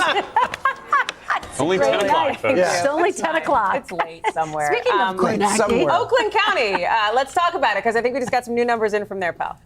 Yeah, we did just get a little bit more in Oakland. I can show you. Remember, it was at 67% expected vote in. It's now ticked up to, to 71% here. Stevens continues to lead here, a 2-point margin, a little bit more than 2 points over Al-Sayed. Again, this continues to be a mix of different vote types. So it's in terms of the trajectory here in Oakland of, who's on course. Is Stevens on course? Is Al-Sayed on course to do better in the remaining quarter or so of the vote? It's a little bit tough to discern. That's what we're sort of trying to figure out right now. But this Stevens margin, remember when we first got that big initial batch, which included a lot of vote by mail, it did also include, and I didn't emphasize this enough at the time, it did include a lot of election day vote as well. So it was a little bit more of a mixed bag, and Stevens has maintained that small advantage he had over Al-Sayed there as Oakland has continued to come in. Again, just statewide what this looks like here, an advantage there of now it's just under 6 points. That the margin between Al-Sayed and Stevens, too, statewide,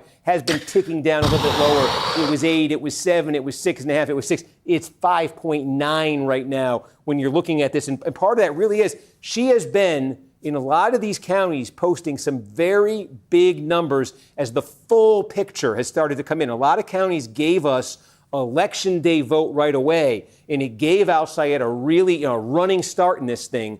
And then what's been coming in much more slowly and in trickles in a lot of cases has been more vote by mail, which again has been overwhelming for Stevens. And so I'll give you an example here. It's a relatively small county here. You're about 40 miles outside Lansing, Ionia County. But this is now, I think we updated our expected vote there. Boy, wow, I took a big swing and I whiffed. Our decision desk, we thought this was complete. We thought we had 100% vote here, and our decision desk has updated it. This is a good sign. Hypers. So I will pause the thought right there. That's not your fault, Steve. That's not on you. That's not on. Right, because they updated the total vote, in, because that means more people are voting, which is generally a good sign. That's okay.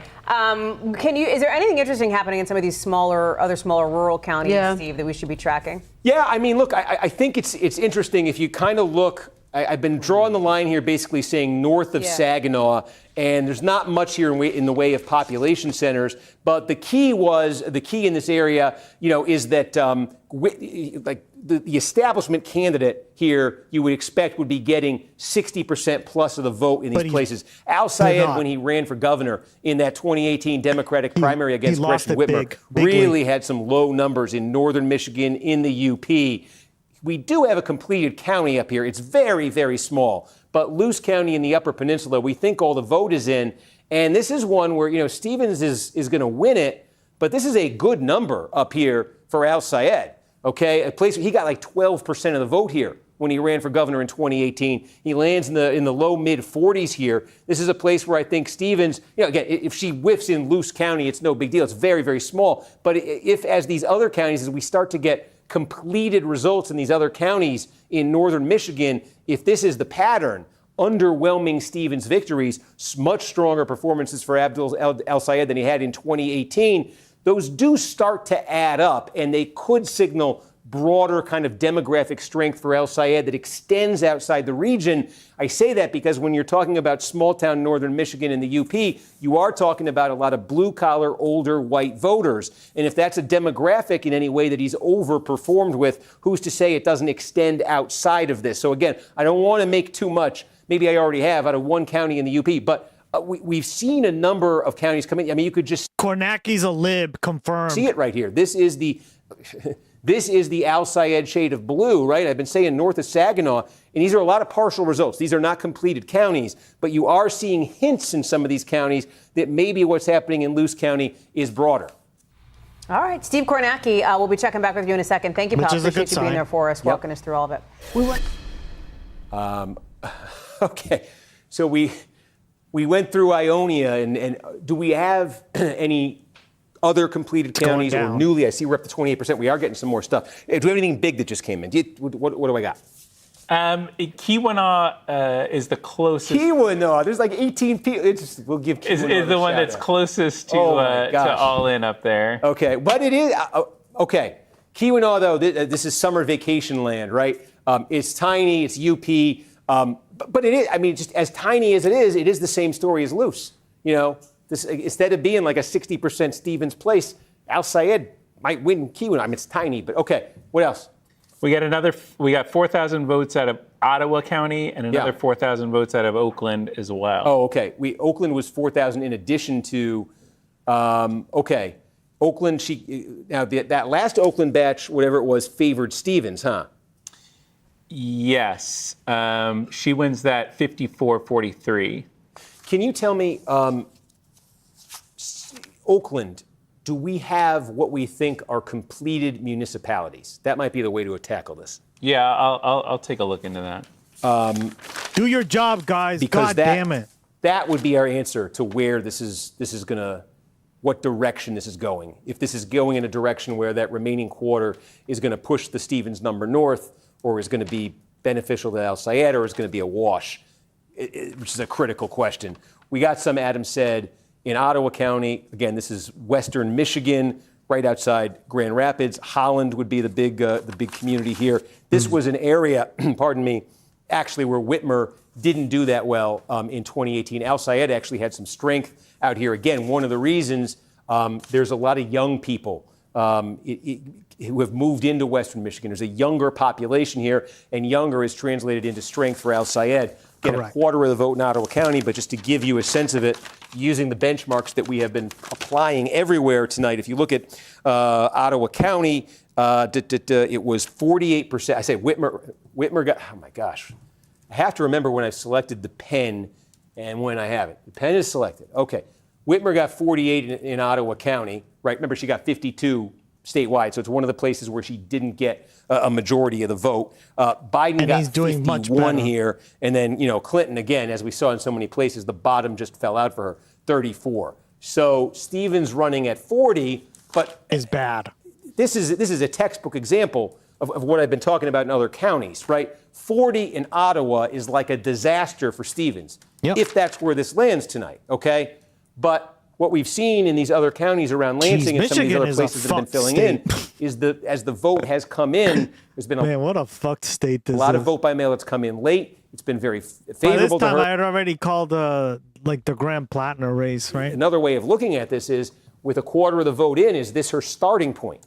Is she starting at 40 in Ottawa that's County? Kind of the problem. And could she then tick her way up to 48, to around 50% of the vote? Because I think that's probably about what she needs to get out of a place like this tonight. And we've seen that happening in some other counties. So that's as Ottawa starts to come in, that's what we're kind of going to be looking for. Grand Rapids, Kent. We got 18% of the vote out of Kent in like 6 minutes, I think, at 8 o'clock. It's 10:15 and we're at 24%. Eaton, I just want to see, we've been at 89. We're getting close to complete in these places. That's why I'm showing them. Livingston's ticked up to 78. Stevens is sitting there basically close to 46%. Ingham County, we've ticked up to 15%. Stevens is running at 40.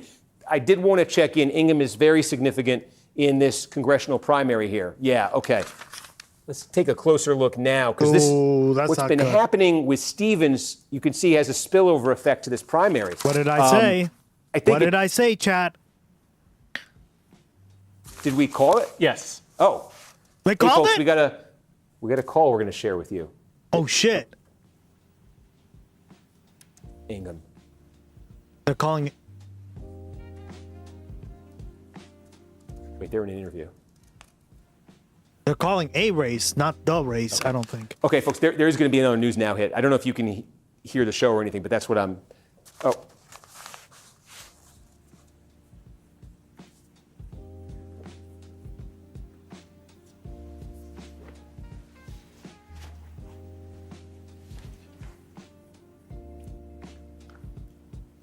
Yep. They're going to call it living. This will have an effect. That's why I said, Ducky, it's going to have a spillover effect. You heard it from Kornacki the Khaki here.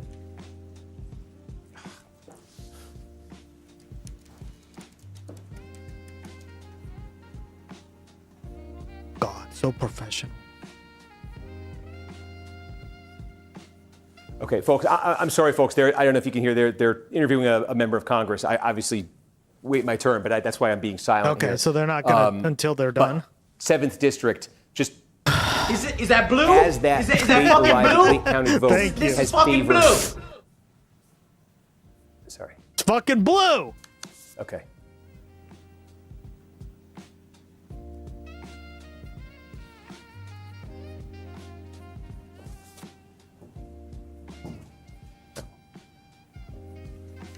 You got so easily mistaken for the sea because it's fucking blue. It's fucking blue, dude.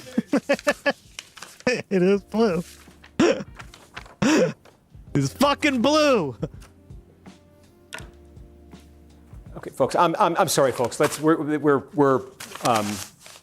They wanted to talk about the result in the Kansas Democratic primary. We've called Cindy Holscher the winner of the Democratic primary here, so it's going to be Cindy. I thought she was going to win just based on. So even though he was endorsed by the establishment, she ended up winning. Holscher, the Democrat, against Ty Masterson, the Republican. Again, this is a term-limited Democrat. This will be the Trump-endorsed candidate. The candidate of Governor Laura Kelly loses. Okay, she had not endorsed the. Let's go back to Michigan. That's where we want to be. Okay, I was looking at Michigan 7 because what's been happening in the Senate race there, okay, in that Senate primary, where you've seen Stevens in. Are we? They're calling it? Back to Steve Kornacki at the big board on what just happened in Kansas. Cindy Holscher will be the Democratic nominee for governor. Steve, how did it happen? Yeah, I mean, take a look. A very close race here. By the way, Kansas very quick at counting their vote. We got more than 3/4 in. Holscher now opening up a very healthy advantage there over Corson. I think one place to take a look right here in Johnson County, because Johnson County is more than 1/3 of the vote statewide for Democrats in this primary. Okay, you're right outside Kansas City, Missouri, Kansas City, Kansas for that matter. Missouri. Rapid, explosive growth here. There's like 650,000 people. And all three of these candidates, Holscher, a state senator, Corson, a state word mush dropping out of his mouth, giving that man a hydration. Well, yeah, he's been sipping water. Jesus. Senator Kurt Skoog, the mayor of Overland Park, all three of them from Johnson County. So in some ways, to me, the question tonight was going to be, is this a Johnson County primary? One of the winners, they got to decide from 3 of their favorite sons, favorite daughters. Johnson County ends up going for Holscher here, wins this by about a 4,000 vote margin. Right? You can see she also posts a win here of a similar margin. This is Kansas City, Kansas right here. She did extremely well here. Douglas County, where the University of Kansas is. Shawnee County, where the state capital Topeka is. Still vote to come right there. But these are the big population centers here. Really big numbers for her down in Wichita,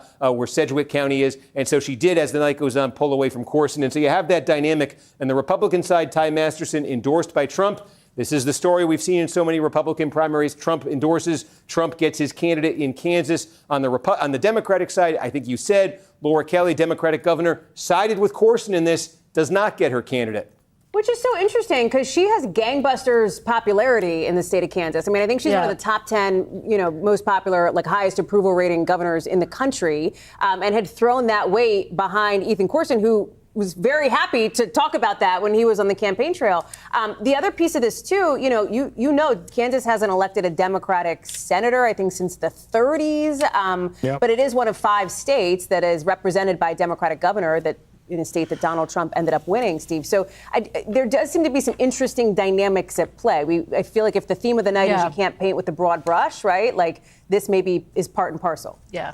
Yeah, I mean, look, I think one thing we've seen is gubernatorial races can kind of defy the tribalization, polarization of national politics much more than federal races can. Races for the U.S. House, races for the Senate. So you'll see a state like Kansas that's a reliably red state in a presidential election have circumstances where it will elect a Democratic governor. You'll see a state like Massachusetts, not too long ago, one of the most Democratic in the country. Charlie Baker was a 2-term Republican governor from 2014 to 2022. Vermont doesn't get more Democratic than Vermont. Currently has a Republican governor who's running for re-election. So I think you get a little bit more of that sort of ticket splitting is not a thing we see that much at the national federal level. You do still see it a little bit under some circumstances at the gubernatorial level. Yeah. Steve, obviously, the big race we're watching, we have to go back to it in Michigan.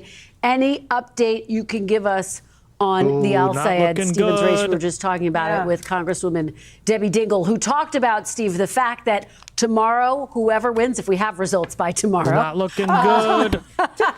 Hopefully we'll have results by tomorrow. That they're going to have to unify. But what are we seeing so far tonight? Yeah, I mean, I'm going to dive right back in here because in the last couple minutes, the vote here has ticked up. It's coming in slowly. It is coming in. We were at about a quarter of the vote. Now we're getting close to 30%. One thing, very big picture that wewe're seeing, it continues to happen here. I wish they would have just Stevens broken it up in that a sort of little bottom more. line number against Al Sayed, it continues to tick down. 58, 45, It's 6. not It's now good. 5.2. We He said could 8. come We said up, 7. but 6.5, 6. it's not good. Inside of 5. Now we're getting down close to so this continues to shrink here. There is still a lot to come here. It's sort of uneven where the vote is coming from. I'm going to look here. I'll see some of these for the first time myself. I just want to see. We started to get vote in Lansing, state capital, big Democratic bastion. This is a place where Al Sayed wants to do very well tonight. I think he sort of depends on it. Livingston County next door. I will say, and to Grand Rapids, did we get anything more? No. I'm just checking these kind of for the first time here myself. Genesee County, Saginaw County, so not a ton more in those places.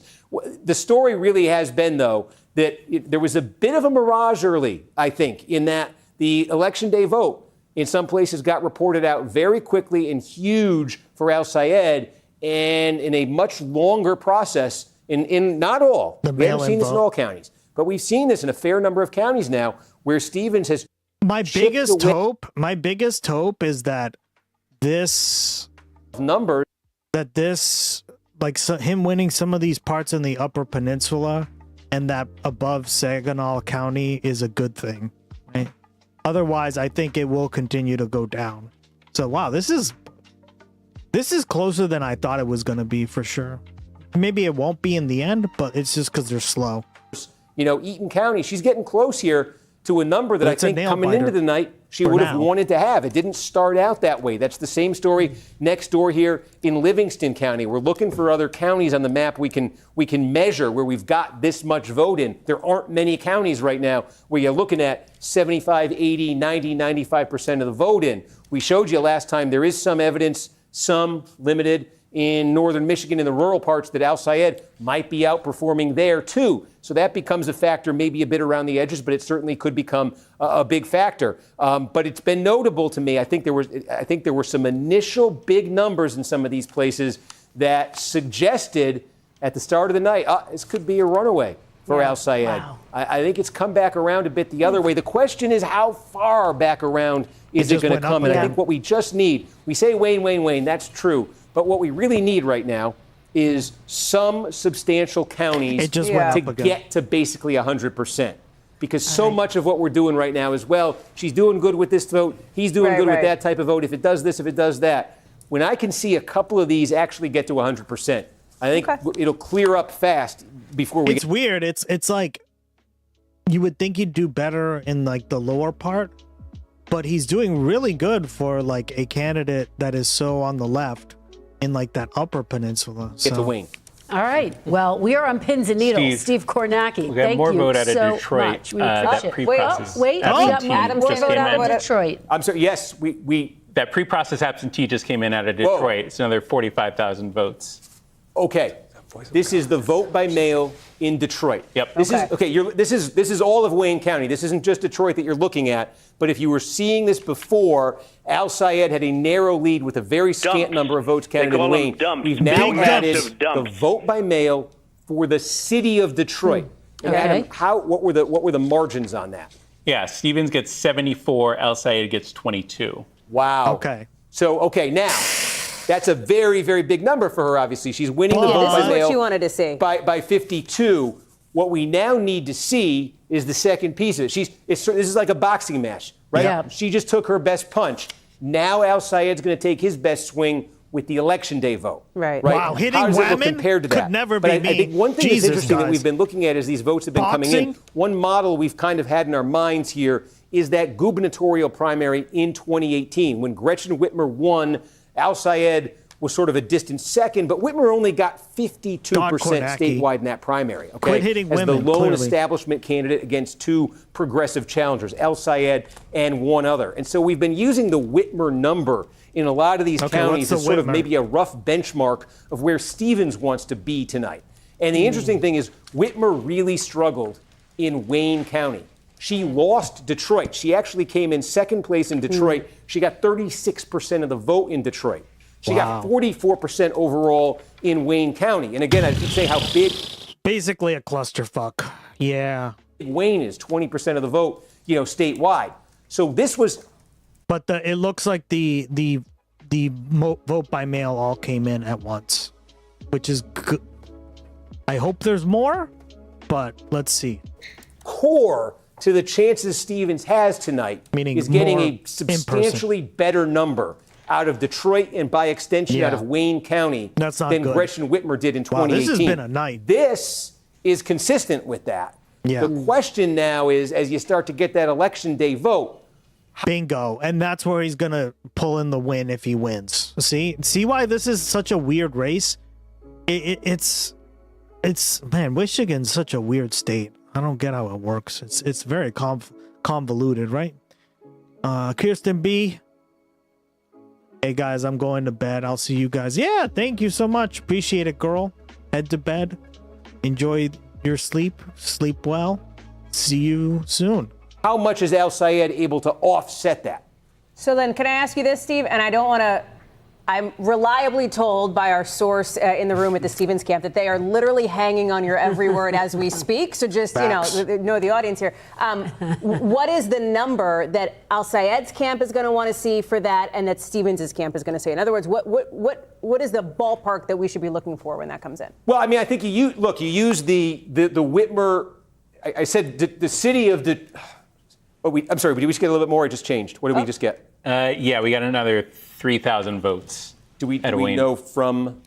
I don't know from where. Okay, so again, Wayne is not just Detroit, so that might be what just happened there. We said Detroit in that 2018 primary, it was 38% went for Shri Tanadar. Okay, one of the two progressive, he's a congressman now. 36% went for Gretchen Whitmer, okay, and 26% went for Al Sayed. So, and now the number that Whitmer got out of Wayne, the Wayne County number for Whitmer was 44%. Was 44%. So I think if you're Stevens, right, you want to try to move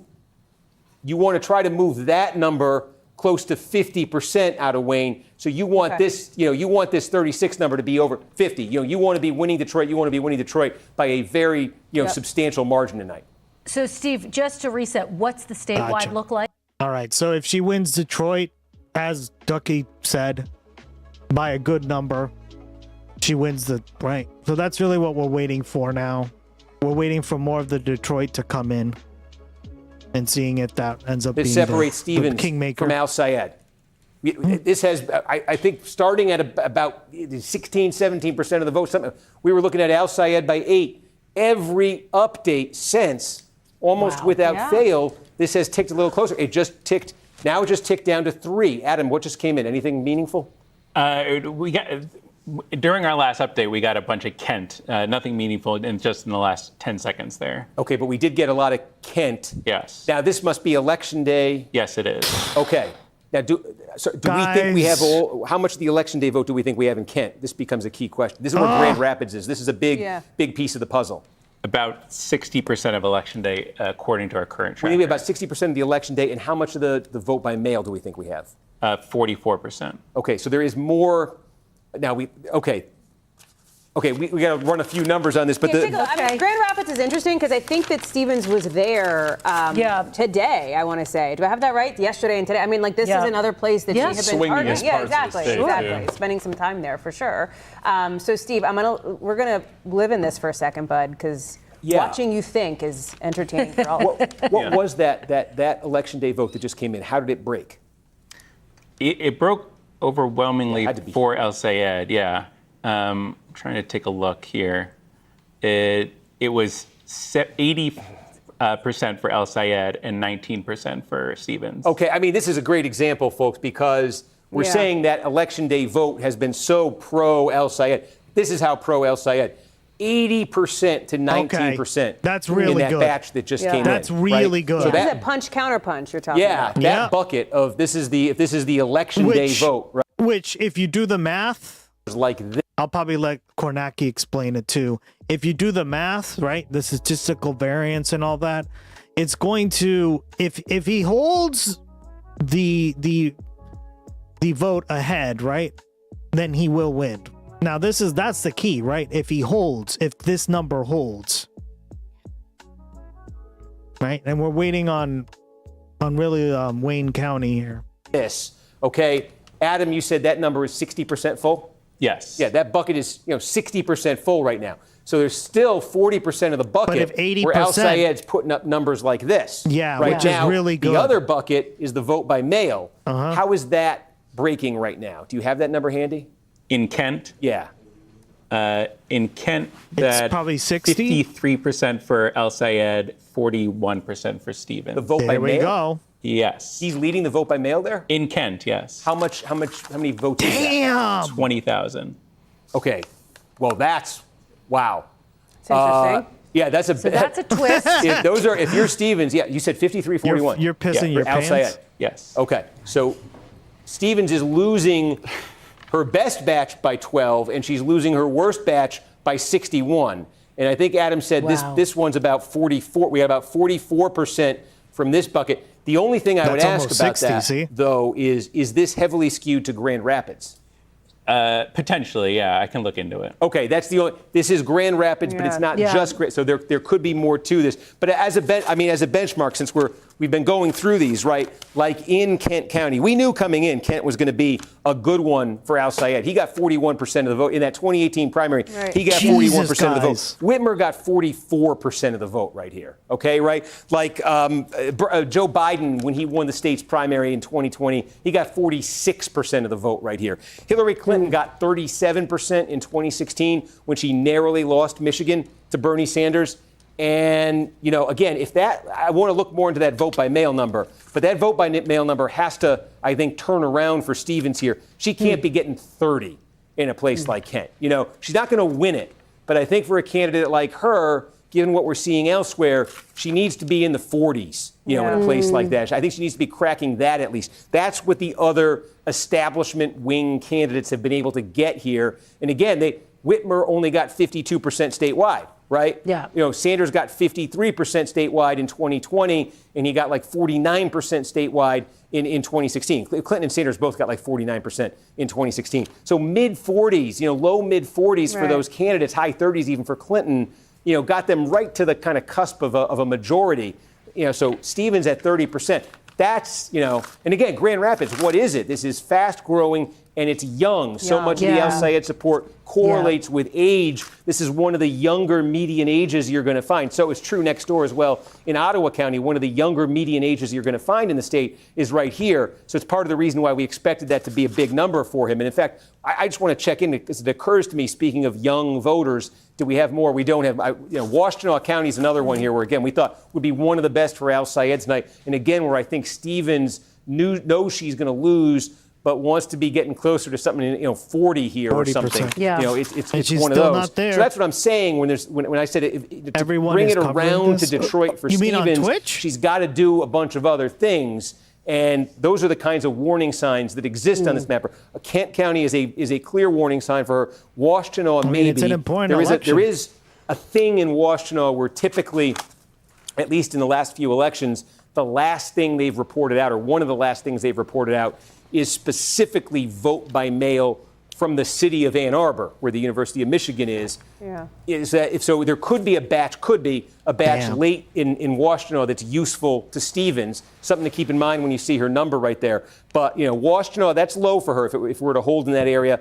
Kent's low for her if it were to hold in that area, and maybe some indications, in those rural areas where you need them collectively, where she may not be. So that's preliminary, but she may be lower than she wanted to be there as well. Good to know. So there's when I say there's encouraging signs in this statewide for Al Sayed, it's that. And as a matter of fact, that update in Kent County I think was so significant in that we say the shrinking margin, right? Now it's going a tick the other way. Remember, it got down to 3.0. Now you're looking at 3.4. I think what happened in Kent County has a lot to do with that. So, a little bit more now. Now we're getting closer to 40% of the vote in, and Al Sayed leading 3.4 statewide. All right, Steve Kornacki, fascinating. It is coming in fast and furious. And this is a real race. My brain is still. It's. I know. It's fascinating. It's fascinating. And Adam, the voice of God, was just incredible. Adam was just incredible. Steve, we're going to get back to you very soon. We're going to just unpack everything we learned quickly here at the table. Where do we stand in terms of being close to completed counties? Anything, any size? Yeah, let me take we just got our first in Genesee. Charlevoix looks like it's complete. I think that's our only new one here. Well, okay. Charlevoix. This is a little. Let's just dwell on this for a we second. We just got another in Kent, another update. Okay, let's go there. I was looking at the Kent update.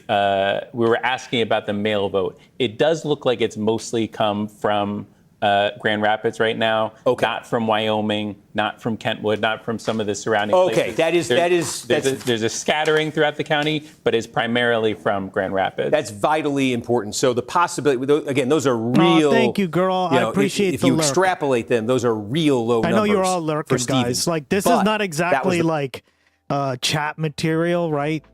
We're just like kind of all like on the eat seat of our. It's not exactly riveting, right? But I'm trying to give you an analysis of everything I'm listening to. That's another thing. Dramatically, that possibility is there. Again, for Stevens, it has to be there because she's got to get that number. She can't be sitting there at 30%. So.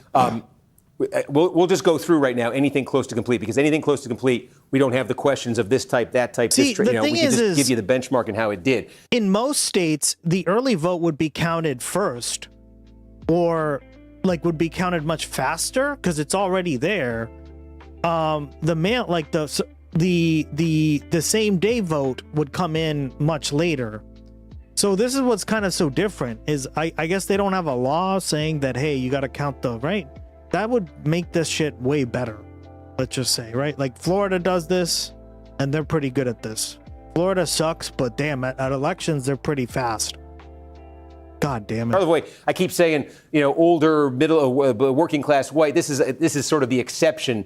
This area here in the northwestern part of the Lower Peninsula is sort of the exception. Charlevoix, you have income, you have money here, you have retirees here. It's beautiful if you've ever been to this area, to downtown Charlevoix, at least in the summer. I like the winter. Not everybody does. But anyway, look, Al Sayed's going to win Charlevoix.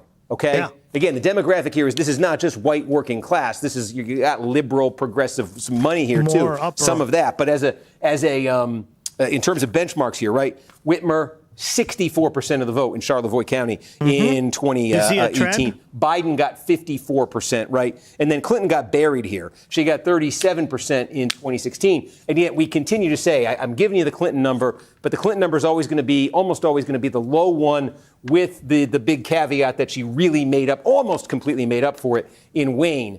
We don't think even if Wayne goes Stevens' way, she's going to make up for it. So again, these become the more applicable benchmarks for her, and she's running south of it. She's running 20 points south of Whitmer, 10 of the Biden number here. And again, we've seen this, we saw it here, tiny, but we saw it. We're seeing it in Charlevoix. Any other near completed in the northern part? Alcona, we saw it in Alcona, didn't we? Yes. Watch out with that water. Misaki, Delta. Misaki, Delta. We did we do Delta? Yeah, Delta we showed. Yeah. Delta, yeah, and they're still not even complete. I'm just trying to. Is there any, I'm saying UP, is there any, Northern Michigan, is there any just other close to complete counties? Cass, we're at 85, but that's about it. Cass, we're at 85. Did we go through this one yet? Okay, I think we might have, but if you remember this, you have better memory than me. I know we touched Cass. I don't know if we did the benchmarks. We're not complete yet. Stevens leads this thing right now, 47-44. We're at 85%. Whitmer got 60 here. Okay, 63 was the Biden number here, and 48 was the Clinton 16 number. Right? Now you're not we keep talking about that zone of overperformance for Whitmer. We're not in that anymore, okay? You're getting South Bend, Indiana, almost more of a Chicago influence, this part of Michigan here, southwestern Michigan. So you're away from Lansing here. And Stevens is running at 47, and again, benchmarks there close to 60 or so, realistically. Question being, is what's left vote by mail? In Cass specifically, yeah. Let me take a look. That's that's what it looks like. Vote by mail, and roughly how many vote by mail ballots do you think it is? 1,400. 1,400. So if she went nuts with what's left and won it by, well, that would be interesting. Let's play that out. 1,400. What's she winning the vote by mail by? Pulling it up. Okay. She is currently winning it by 59-28. So there's a lot of McMorrow here. What's that? McMorrow's picking up. Well, yeah, McMorrow's picking up like 13%. Okay. Yeah. Again, the vote by mail people would have cast this before. Okay, so 31-point margin. Okay.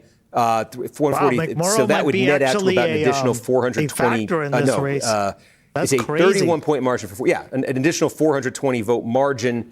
So it would be a margin of about 500. If she wins it by 500 votes, and what's the expected vote in Cass County?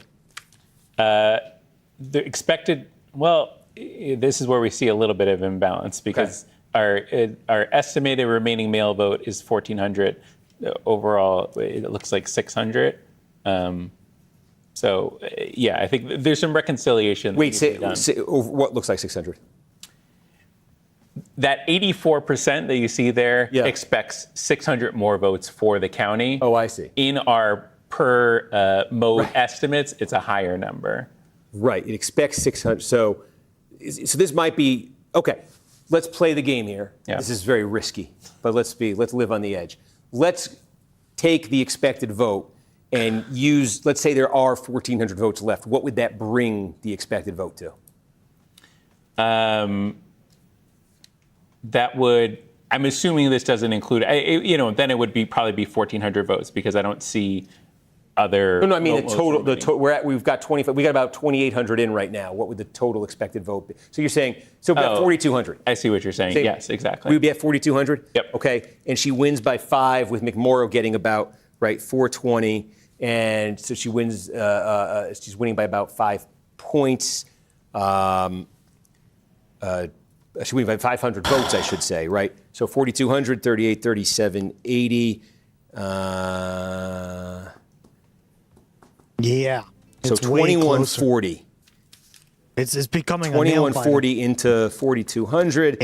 So if that were all to be, she would land at about. I see Abdul in my dreams. What up, Skelly? 51%. Welcome back. Stevens would land at 51%. So my go. Look, we're going with the highest remaining vote number here, which we're not even sure is. Sorry, Decision Desk. But we're going with the highest one, and we're extrapolating 59-28 Stevens for the remaining 31-point margin. And what would that do if that were to happen? Oh, shoot, it would get her to 51%, right? And you just saw it, right? The Whitmer-Biden numbers were in the low 60s. So even with a boost here, that's what we just saw elsewhere, too. I forgot to count it. Charlevoix, 10 points south of what I think a realistic benchmark is. Anywhere else big coming in or close to 100? Yeah, another one that looks complete, Mecosta County, just home of Big Rapids, 95% in. Oh, and this is a college town. Ferris State University is here. Okay, let's talk Mecosta. Stevens wins it, 51-45. Let's go to our trusty benchmarks. Okay. Let's fucking go. Give me a second. It's looking really Whitmer, tight, 63. dude. She Which just is did why really we're still well here. in this part of the state. Whitmer got 63 here. Biden only got 50. And Clinton got 39. One thing that's interesting, I don't know, right? This Whitmer primary in 2018 was in the summer, right? These two primaries were during the academic year. Ferris State. Did that make this more progressive friendly versus the Whitmer number? I don't know. Whitmer was also doing really well. So again, if we really zoom in on the Biden and Whitmer numbers, it's 50 and 63. Here, Stevens hits just a point north of, but she does hit the Biden number. So she does hit the Biden number. So This is not a bad number here for Stevens. It's just if she's missing it elsewhere, you know, if she misses it in other counties, places like Cass, she's got to make up for it elsewhere, you know. And so in that context, 51 here. But again, the opportunity for her to make up for it a little bit in Wayne County, to make up for it a lot in Wayne County, is also there. Do we have other completed? Yeah, a little bit further up, Oscoda County, near complete. Okay. 95. So upper, this is northern Michigan. Okay, this is not, you know, this is blue collar Michigan right here. And let's do our benchmarks. 64. Right, Whitmer cleaned up. She got 64. Biden up here got 60. Clinton, again, she got, you know, crushed up here. 45 is what she got. And there's Stevens landing at 58. But it is a little bit, you know, it's not to the extent we've seen elsewhere, but it still lands south of that Biden and that Whitmer number. Again, small county. What else we got that's and again, I don't want to lose track of the statewide. We've ticked up a little bit more. We're at 38%. It's a 3.1 point margin, Al-Sayed over Stevens. Has there been anything from a significant, you know, county of size that's come in the last couple minutes? Yeah, we just got another 2,000 votes out of Kent. It looks like it's more mail update and probably from one of these outside Grand Rapids municipalities. I don't have exact numbers. Yeah. But Stevens does win this batch 49.5 to 44. Geez. So even outside of Grand Rapids, yeah, her vote, the vote by mail, she only wins it by 5. Yeah. Right. And it does. That's not good. How many rough votes was that? 2,000. Right. And so it took us from 20 to 22,000 vote by mail counted. Mm-hmm. And it ticked her to 31.6. Okay, again, there is still a long way from here to 100, though, right? So can she engineer something where she gets up to 40 plus, which I think she probably has to do? I'm looking at Oakland. We do have some more Oakland. Oh, do we have completed Oakland municipalities? I think that might be the most useful thing we can do right now. I don't have that for you right now. I will continue to work on that. I think we got a little useless, but I'll get back to it. Go ahead and do that, because shout if you have any completed Oakland municipality, because I'm sorry I got distracted in Mecosta. No offense to Mecosta, but that's going to be hugely significant. Okay, do we have more Ingham County here? We do have more Ingham coming in. Al-Sayed now opening up again, this is Lansing, state capital. We knew this was going to be a big place for Al-Sayed, needs to be. More vote does come in there, and that does likely election day vote, just because it was so clearly pro Al-Sayed. That might have ticked him up statewide. But what that also does is that affects the 7th district congressional race. Yeah. Okay. See what just happened here? Okay, good. We said if Lawrence could kind of hold his own outside of Ingham remember, County. Guys, I mentioned this before. This is going to have a spillover effect for Al-Sayed. Yeah, and even Kornacki confirmed that later on. Most of Eaton. Lawrence looks like he's going to win Eaton. You know, Marsden separated himself. If William Lawrence wins, there's a good chance that this is going to have a spillover effect. Right? As I said, like, these things often happen, right? I saw it all the time in my elections here in Mass. So now here, Lawrence is likely. This is the most kind of rural. It's small in terms of its share of this district. He's not going to do It's too kind well of the there. most rural, getting away from Lansing, and so Lawrence, you know, running third right here, although not getting blown out. And again, it's not like one of these two candidates has separated where they can build a big margin over Lawrence. One other thing you should look at is how much they're winning by, right? Like, generally speaking, if you're like a more like socialist or progressive candidate, you're gonna like lose by. Remember what he said up in the Upper Peninsula, 12%. He only had 12%. This guy's doing 30, and like the second highest is 32. So that's like what, a few hundred, that's like 50 votes. And this, like, the difference here is 154. Yeah. Because these are very tiny districts, right? So you can't like use this as an example. And that's what's so interesting is this just kind of shows you that a lot of the rural populations here are actually kind of digging these social policies, right? These socialist policies, which is based. catch him district-wide. Then go down to Livingston Not all of County, them. and again, same dynamic. Not all of them, but a good percentage where it's making a difference, right? Because you just saw in Eaton County, go over to Oakland County. This sliver of Oakland is like 5% of the district. You know, Brink is ahead here, 5/6 of the vote counted. 5/6. But that is, I would say, everything I just took you through is Lawrence holding his own. But and that was the name of the game Skelly. for his campaign. Hold their own and then do this. There it is. Look at this. A third of the vote in, and this is the big one, almost half the vote in the district comes out of this county. And look what Lawrence is doing there. Yeah. And still divided opposition, just much smaller slice of the pie for them to divide up. And so what that does district-wide, with half the vote in, I'm going to zoom in on this. I know I'm like losing it. Okay, with half the vote in, yeah, Lawrence is back up double digits here with still a ton of vote to come from Ingham County. So this is, okay, we said in a way this was a version of the Senate primary, okay? At least the Senate primary as it originally was playing out. The Senate primary originally, Democratic primary, was playing out as a three-way race, right? McMorrow was in the race, Stevens was in the race, and then you had Al Sayed. Now, McMorrow got out of that race, but the question about Al Sayed was, can he win this primary? And then, interestingly, this would be a left-wing candidate trying to win in a red state. And the story in this district was, could the left-wing candidate, right, win the three-way primary and then try to win in a red district? Trump won this by a point, right? 2020, Biden won this by a point. And it looks like currently he's doing represented by and unopposed in tonight's Republican primary, Tom Barrett. Barrett won the seat in 2024. Alyssa Slotkin had held it, left it to run for the Senate, you know, and Tom Barrett picked up the seat. Yeah, and Elisa Slotkin, right?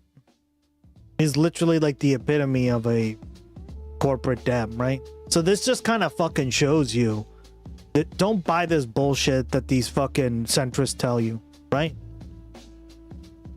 In 2024. So this is going to be if tight, Lawrence does indeed hold on here and win this, no check mark yet, but if he does indeed hold on and win this, this is going to be a congressional district level test of everything that's being talked about statewide with Al Sayed. Very much a Lawrence, bellwether. again, this is a guy who created the Sunrise Movement, far left platform, endorsed by Bernie Sanders, checks off a lot of those same boxes that Al Sayed does. And so this is going to be. Do you see what I mean, guys? I say, let's wait for a check mark, but if it does become that, this is a district-wide test of that. It's and I think one of the sign. interesting things in this race is when initially the field kind of took shape here, national Democrats were very excited about Brink. Yep. Brink coming in as the Welcome back, former girl. ambassador to Ukraine, bringing those Buckeyes. credentials. They were excited about her. And then Mazdam also got in the race with a similar, sort of ideological profile to Brink. And Slotkin, senator now, used to be the representative of this district, endorsed Mazdam. And I think there was a lot of head scratching among Democrats in the in the area and nationally about why she did that, because I think a lot of them looked at this and said, from a did centrist that perspective. help a candidate who was only going to split the vote with another candidate in the same lane, it's pretty dumb, thereby allowing Shows the third candidate, the left-wing candidate, to win, to have the all to himself and be able to. Is that what has happened here? So that's what it looks like to me. I'm going to be honest with you guys. A bit in this race. It sounds like Elisa Slotkin dropped the ball. What an idiot, right? But then again, we've watched her a few times. She's pretty dumb. So look, almost all the vote is in. Dick Lawrence, 42, but small. I forgot he started the Sunrise Movement. That's a based. 3/4 of the vote. These are the 46% of the vote here, about 20% of the vote right here, but. We only got a third of the vote from the county that accounts for half the district. She's a CIA plant. Enough on that one. 13, Sri Tanadar. We got a quarter of the vote, right? Detroit, this is, remember, former DSA, left, renounced the group, current DSA, endorsed by the DSA, it's DSA trying to get versus revenge on former. Tanadar. Overwhelmingly Democratic district. Now Tanadar with...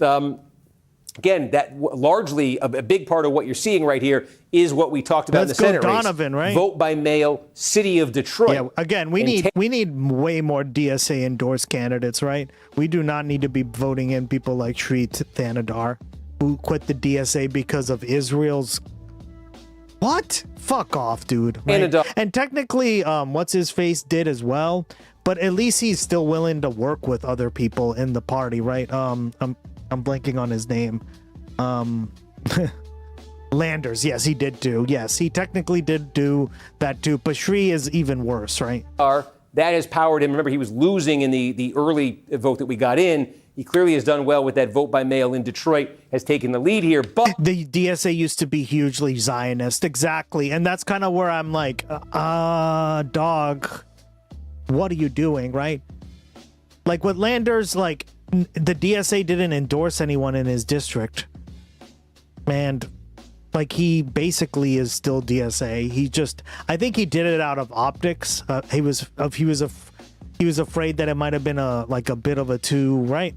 But still, I just think they're very different candidates, right? Shri Thanadar is significantly worse, guys. But remember what we say: the same day vote has favored the insurgent candidates. If that's what you consider McKinney here.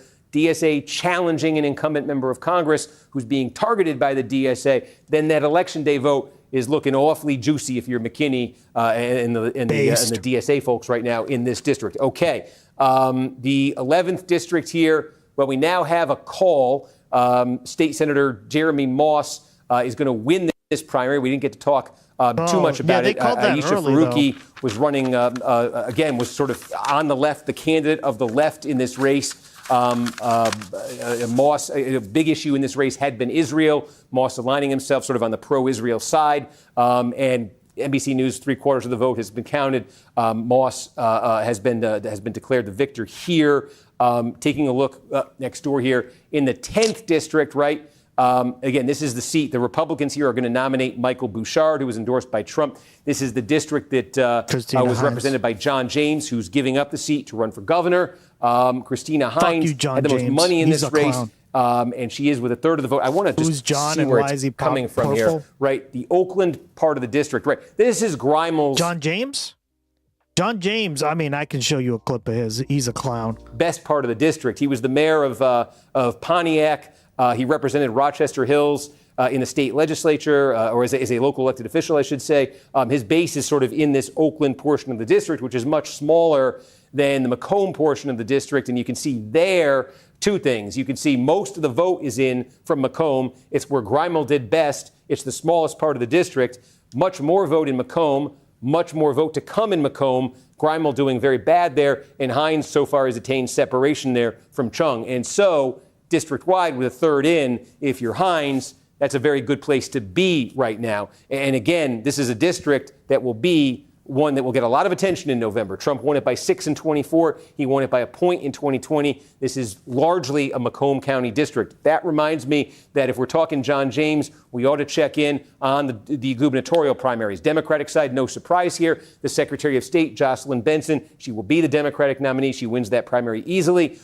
Yeah, she's been coming to a lot of those streams. Republican primary has been called now. I am sorry we didn't give this one more attention. The Senate race has been, I'll stop making excuses. I'm sorry we didn't give this one more attention. John James, though, does decisively end up defeating Perry Johnson in this primary, a third of the vote but it's a clear, we'll just show you, I think we were seeing this earlier, nothing in Wayne, but the margins that James was getting in the population centers of Southeast Michigan here, were pretty consistent. There's Livingston on the Republican side is a lot bigger than it is on the Democratic side. This guy's a clown. A lot of those exurban voters, Perry leaving Johnson Detroit. Is also a psycho. Higher income, they are. These people all suck. All of them, right? I don't know Michael Cox as well, if anyone has any information. Tend to be much more Republican, Washington. So, again, this is a pretty thorough victory here for John James. There'd been a lot of talk that he was in trouble. Johnson spent a ton of money going after him. It got to be a pretty heated campaign in the end. So we will see. John James, twice before, has been the Republican nominee for statewide office in Michigan. Twice before he has lost. He will now try in the race for governor against Jocelyn Benson this November. And by the way, one thing certainly that the James people are hoping for, the Republicans are hoping for in Lansing, they believe that one of the ways to win back the state house is if the Democrats in the Senate race nominate Al Sayed. Remember, Mike Rogers will be the Republican candidate in that Senate race. The Republicans trying to win back the governorship believe a Democratic ticket that features Al Sayed would have a trickle-down effect, or would have an effect across the ballot, I should say. Okay, so my initial impression is now it's up to 40%. And he's remaining at what he was before. If he's going to lose, it would go down significantly, but still too early to call. So I don't like this number. I don't like it, guys. It needs to be way higher. That would enhance their chances of winning Michigan. the government. I blame Michigan. Away from the Democratic column, it would sort of have an effect on the entire Democratic ticket. That's the theory. We'll see what ends up. If it ends up. A chatter might get nervous as a woman approaches her with a weapon drawn. Damn, ain't nobody making any Skyrim emotes. Happening, but that's one thing that. It's just her way of saying hello, Oxpecker. Say hi to me. James folks are certainly thinking about as they. Better say hi. Like the rest of us, watch the remaining vote coming in here in Michigan. Now at 40%, and I'm seeing it's 3.1 is the margin. 17,000 vote difference. I don't want to interrupt you on Oakland, but did anything come in meaningful here in the last? Yeah, I think we're complete in Mackinac. It's not looking good, guys. It keeps going down. It's the resort, ever gone to no cars allowed on Mackinac Island, the Grand Hotel. So it's sort of like, look, this is, but she's doing so bad. Mackinac Island, and then you're into the UP, into sort of a more, rural blue-collar area. So Stevens is going to win this 49-45. I think this was actually a place where Whitmer struggled didn't do that well in 2018, but I may be wrong on that. Whitmer actually is a part-time resident of Mackinac County. The governor has a summer residence on Mackinac Island. Of course she does. So she can they fly the flag when she's there. She got 57% of the vote here. Biden in 2020 Another thing I'm going to comment on, it's looking like this strategy is very much a realignment. Why do I say that? As I kind of figured, I thought there would be some sort of realignment. Are we going to see it in the 2028 election? I don't know. Let's see. But basically, it looks like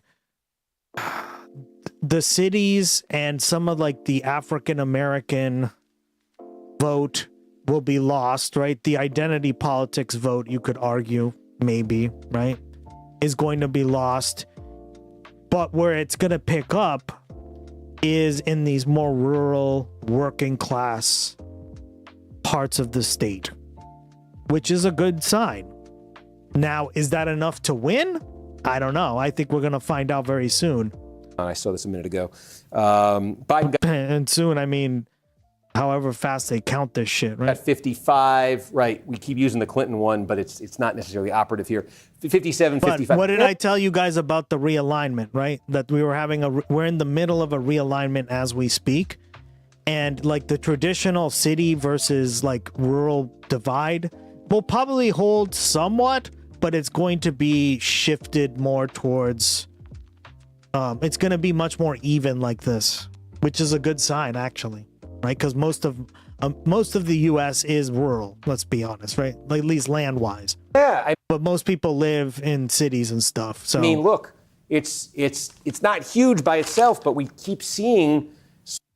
Yeah, I mean, dude, this is a nail biter for what it shouldn't. I thought it was going to be a lot more of a blowout either way. Meaning, right? I did say the polls did look good for Abdul. It could turn around, but still, yeah, this is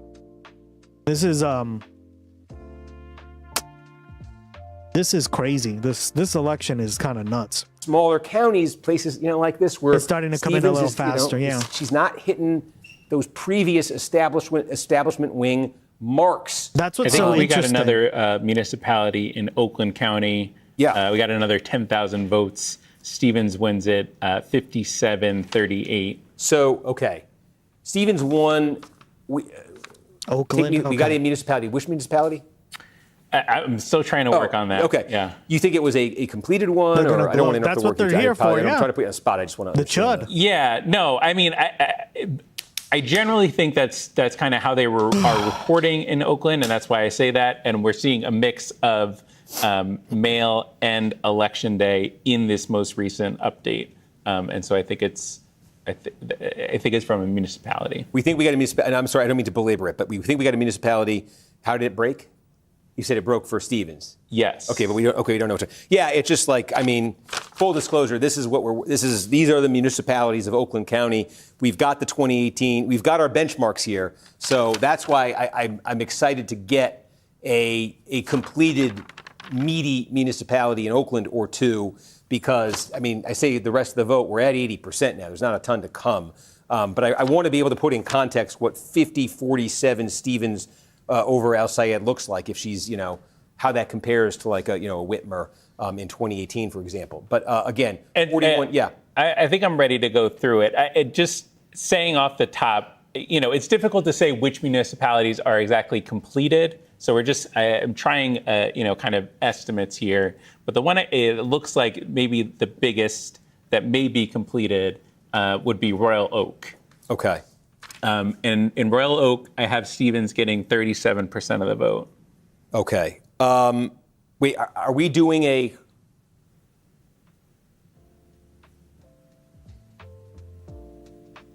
I'm sorry, say it again. 3 minutes to Michigan 7. We want to do Michigan... Oh, is it 10?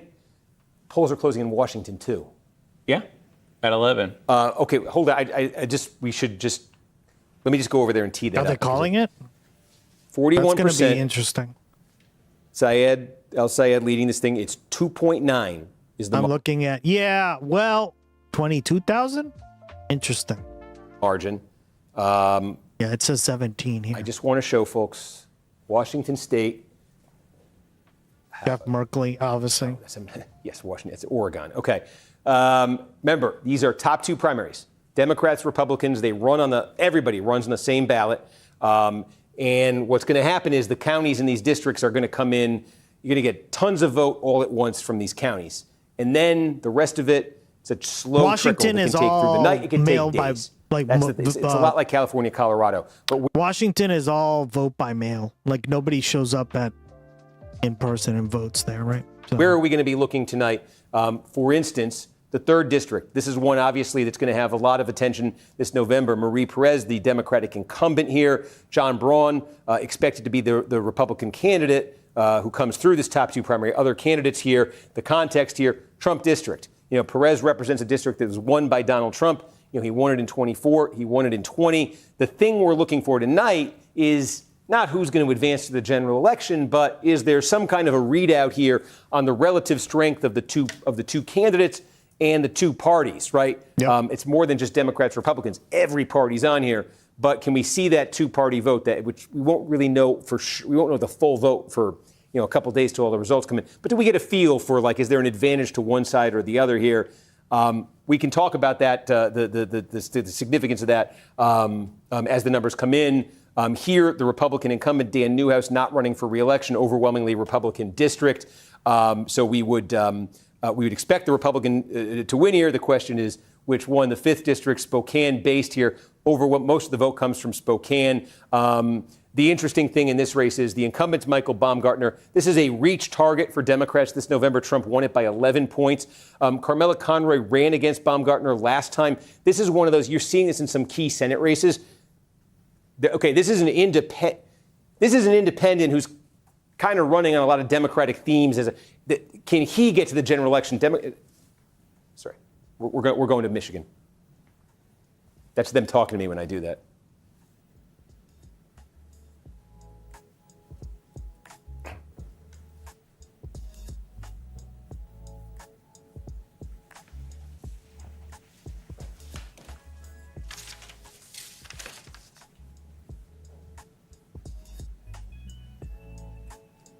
Okay.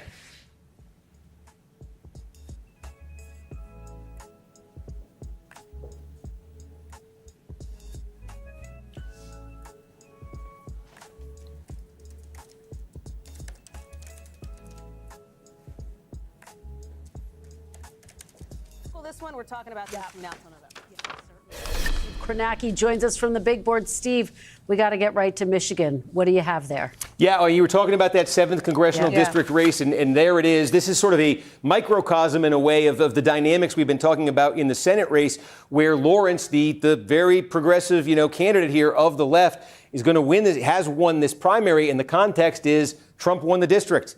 You know, this is a swing district that Trump won. Lawrence, a candidate of the left, will be the Democratic nominee against Tom Barrett, who was elected in 2024 in this district. So the question we've been asking statewide of if El-Sayed wins the Democratic primary, what would that mean in terms of a swing state that Donald Trump won and the implications for Senate control? Well, we're seeing this now. We're going to see this at the House level in the same state. Because this 7th district, around Lansing and then Livingston County, they're getting closer to Detroit. You are going to see a candidate very much part of that left-wing insurgency who's won this primary in a Trump district.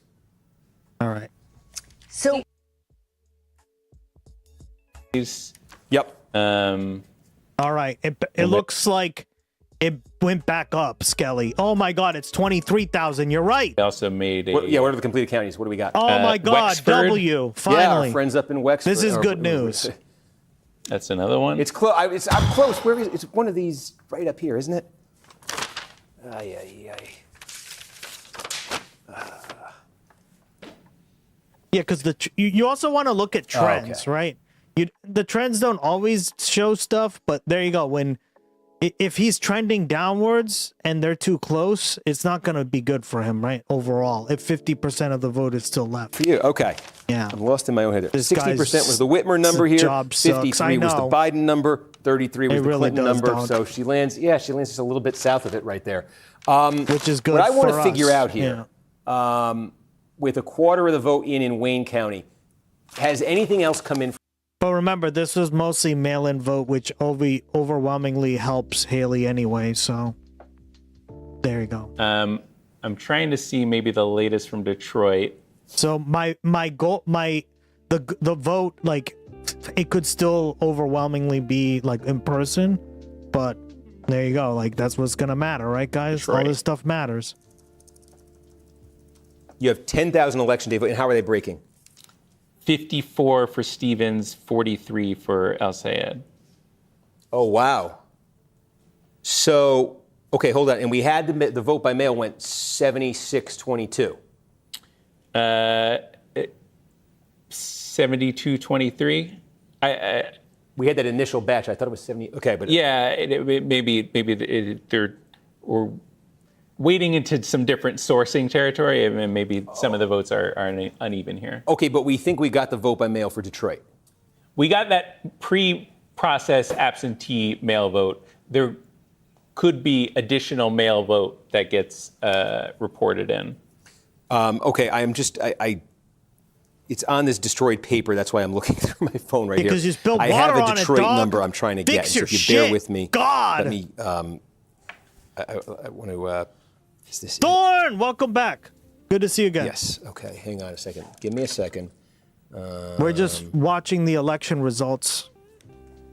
Hopefully they how many go the right way. It's going to be a real nail biter, I think. Here's what I'm trying to figure out. My projection is that it probably won't be like very close, but based on the demographic changes and how people like this election's going to be very different. It's going to like appear like it is, right? It's going to like start. It's going to do in pits and stops. And that's kind of what we're noticing, right? Like, oh yeah, he's still ahead the entire night, but it's like he slows down and then he gains momentum. He slows down and then he gains momentum. So there's going to be a lot of that, I feel like, just based off my initial impressions here. Right now. The total expected vote is 304. Okay. He should have laminated. 304 God, is the Wayne County Kornacki, fix your shit. Yes. Laminate shit next time. Okay. And I'm trying to just. Oh, for goodness sake. Click the wrong thing. Woo! Bear with me, folks. I'm sorry. I had this on a piece of paper that was destroyed in an unfortunate. Thank you, Justin Freakin. Or Justin Freakin. Justin Freakin abandoned us. Oh no, I'm sorry. Well, my name is Gustex. We're watching. I'll let you announce it.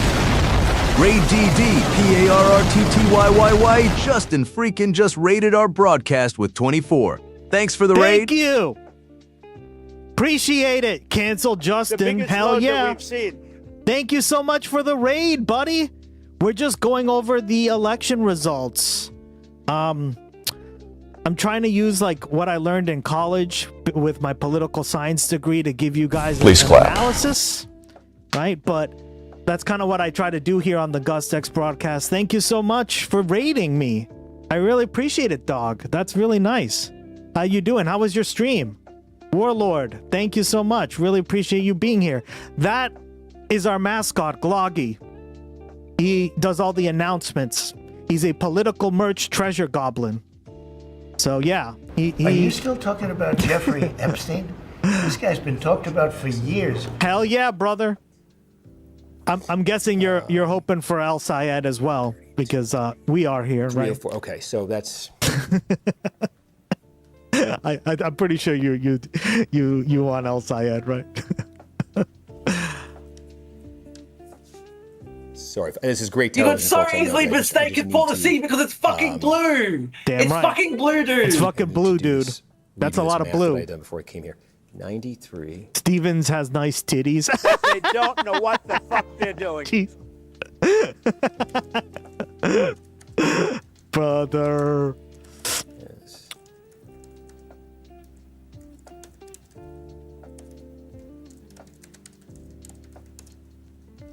Yeah, let me go follow you real quick.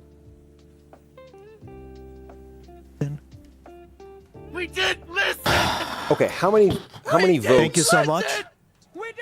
I didn't realize my camera was off. We didn't listen. Oh, I'm already How following many votes you. total Cool. are counted in Detroit right now? I was like, yeah, I've seen you around. Sorry, I'm not. So I'm a fairly new streamer, guys.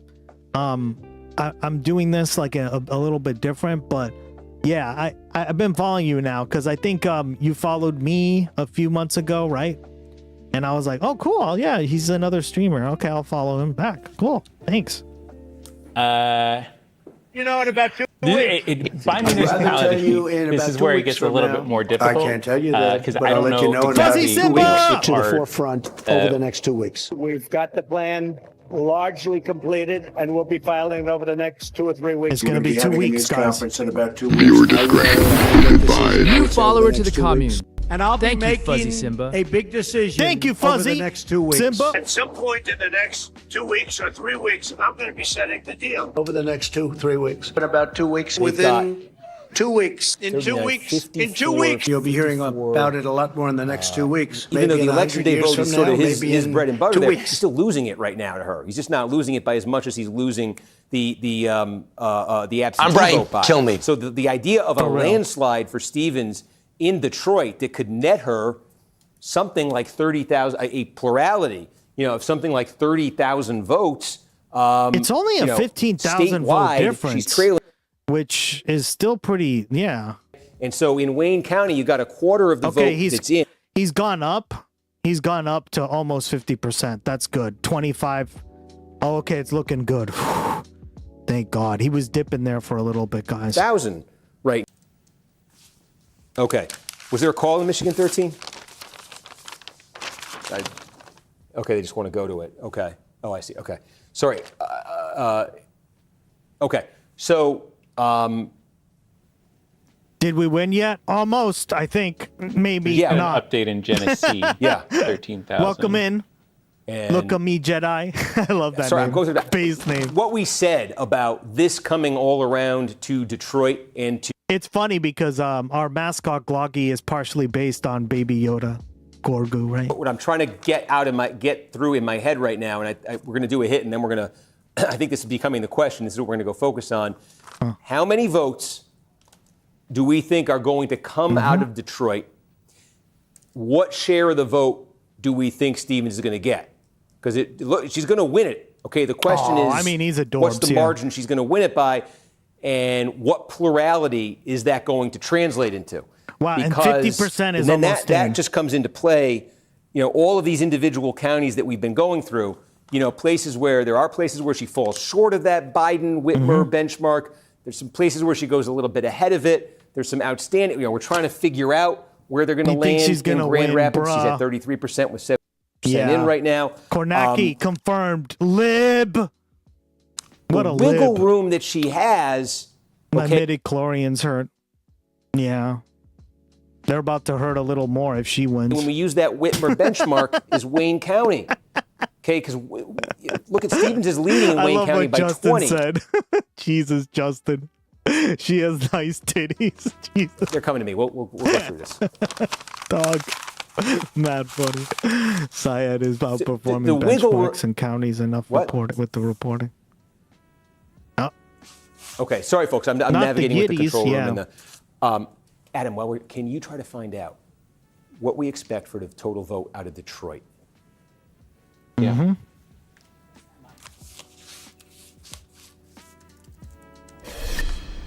We are back, keeping a close eye on that critical Michigan Senate primary on the Democratic side. You're looking at both campaign headquarters here for Abdul El-Sayed, Nice. Haley Stevens as well.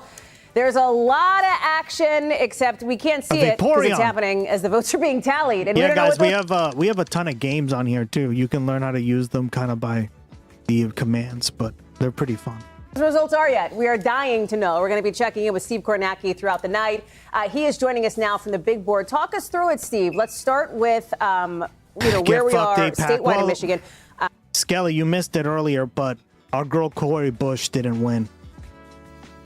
Our girl Cori Bush didn't win, so they kind of had a victory tonight, as I figured, right? And commands, yep. So they didn't get entirely fucked over. But I told you guys, this is not. Don't be discouraged if it like every election doesn't turn out the way we want, right?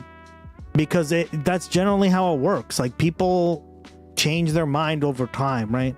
That's generally how this stuff works throughout history. So yeah, Cori Bush lost. I got a BB. flag. Welker is going to be joining us in a second. It If it's on an fucking empty sucks. seat, she's here. She's walking into the studio. I don't want you to think. But this is looking better. This is looking not exactly a nail biter, but it's looking promising, right? It's closer than I would have liked, but this is just probably because the state of Michigan's fucked. I don't know what else to say, guys, right? Michigan's kind of a fucked state. He left us. I just wanted to flag that. I blame Steve, take it Ducky. away. Yeah, I mean, look, statewide in the Democratic primary, we're at half the vote right now. In that margin, again, which is a little bit more just ticked in right there, 3.5 points for Al-Sayed over Stevens. I'll tell you what we're trying to figure out right now is how many votes we expect out of the city of Detroit and what kind of Michigan's a plurality purple we state. think. Yeah, I would say it's very much a purple state. And why I think this race is why I'm kind of biting my nails as well is because this race is going to determine kind of like what the mood is. Like, are we correct or are the libs correct? Right, guys? And so far it's looking like we're correct, but I just don't want to call it because it's way too close. Like, I would like to see more of this. It's just been very slow. I don't know why they're so fucking slow at counting the vote. Like, by this point, Graham Plattner was in the bag, right? And we didn't even know that he was going up. So this is a lot closer to that. And we called that race pretty early on in comparison, but this one's a lot closer. Think Yeah. that Haley Stevens can get out of that because the numbers from Stevens out of Detroit so far. No, it's fish and hunt. For her have been really good. Those are the and I'm commands. just looking. I haven't made a command thing yet. Looking at it right now, it's a frustrating thing. We can't show you in the board, unfortunately. We can show you the county, but not within the county. In Detroit right now, Stevens is getting 69% of the vote, and Al-Sayed is getting 27% of the vote. Okay, so that translates right now into a plurality. They just called it. William Lawrence won. Okay, so why is that important? Not that you have to know his name. Right. First of all, he is actually a pretty base candidate, right? Like, he's the one. Rhizome is dumb for the night. I'm back again. No worries, man. Yeah, I figured. This election is going to be closer than I thought. Yeah, Grove. That's why we're still here. So. Of nearly. Because his dick is massive. Damn right. Big Dick William. This is going to have a spillover effect, right? This William Lawrence race will have a spillover effect to help Abdul, as I said earlier, right? And then Kornacki confirmed it, which is good. This is good news. It's closer than I would like, but the polls weren't. Let's be honest. The polls were 46 for Haley, So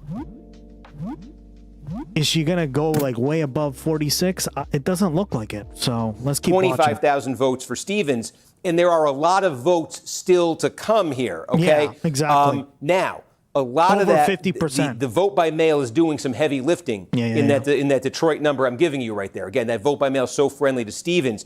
The election day vote, though, that has been counted so far, she's winning. Not by any kind of margin, that she's getting the vote by mail by, but she is winning it. And so we're trying to get a handle here on what we expect the final vote to be out of Detroit and what kind of plurality that could ultimately be for Stevens, right? Because right now she's trailing 27,000 statewide. But if she's romping in Detroit, if that's what ends up happening, okay, and this is a place where I should back up a second. We keep talking about the election day vote powering Al Sayed.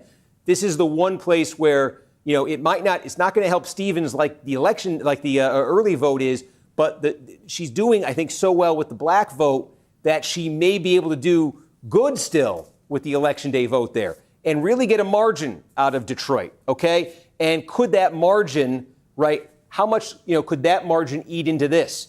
What Al Sayed is leading, by statewide right now. Other things that we're looking at, other big sort of places that we're looking right now that loom as key, Genesee County, where Flint is. This is a pretty big piece of real estate. About 4% of the vote statewide is going to come out of here. This has, outside of Wayne, this has the second largest concentration of black voters in Michigan. So again, what we're telling you in Detroit, it applies not quite as dramatically, but it applies to Flint and to Genesee County, and we're just kind of getting started there with the vote. 23% that's in. In Saginaw County here, again, there's a substantial, not as much as Flint, certainly not as much as Detroit, but there is a meaningful black population there, especially in a Democratic primary. Quarter of the votes. Yeah, do you notice? And this is kind of what we noticed with Zoran. The black vote actually took a dive, but it looks like the rural vote will actually make up for the rest of it. Hopefully. That's like the key, which is very strange, right? Because you overwhelmingly hear that the black vote will generally be overwhelmingly in favor for the more progressive candidate, but that doesn't look like that's the case, right? This is what we call a realignment, guys. By a double-digit margin. Opportunities for Stevens in these places to post pluralities that could really eat into what you're seeing from Al Sayed right there.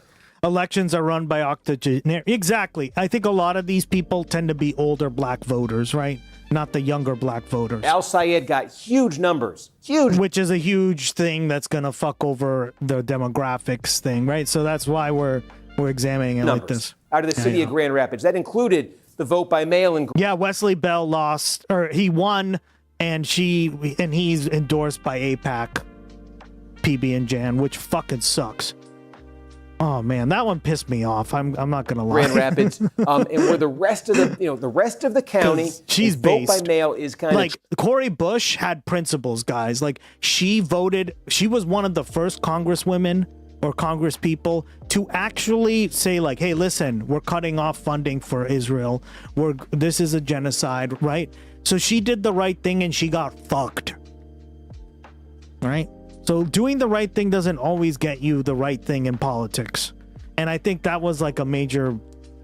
But remember, think more positively as we try to do on here. Like, it's not always about like every single little win. Don't look at it like a game like that. Look at it as like a greater picture, right? In 2 years, like, is it going to get even better for DSA and socialist candidates? And I think the answer is yes. We'll see, right, tonight. Trickling in, her number's sitting at 33%. Yeah. Don't get so much into like the rat race of it, right? You gotta kind of almost feel like the general vibe of the night, right? There will be some losses, and I told you that from the get-go, right? I'm like, I almost guarantee you there's gonna be some losses, and we took a big loss with Cori Bush. I thought she was great, and not only that, she had principles, right? She stood up for the people of Gaza and got fucked over. With 71%.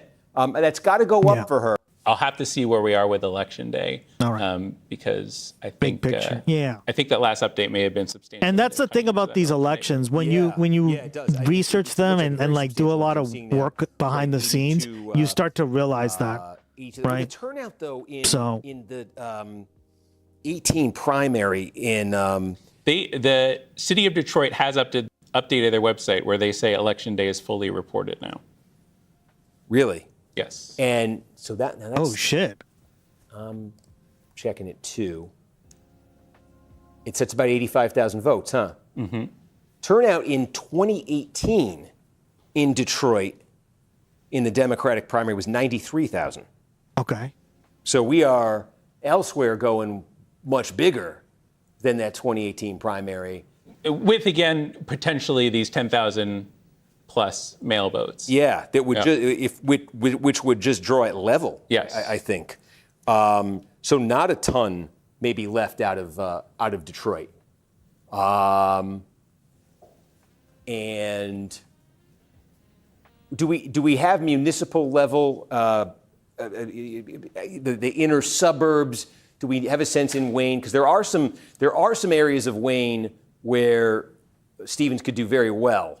As well. And do we have a sense if that's what's outstanding? Is it Dearborn Heights? What are we? I think that was what. I think that was one that we're still kind of waiting for. Okay, they're coming to me here again in a minute. What's that, Adam? I said that's one we'll still have to kind of dig into. It's not all in one place, but we'll take a look around. Okay. 24,000. That's good. Very good. So it's gone from 17 to 24,000 for Abdul. That's really good news, guys. And maybe another Wayne update just came in as well. Was it Detroit? Because he's been ahead the whole night. A bunch of Detroit ballots that have just come in. We've been waiting for some of these. No, was that to me? Did Adam say it wasn't? No, sorry. You're picking up on our ongoing. I apologize. Okay, my bad. Stress.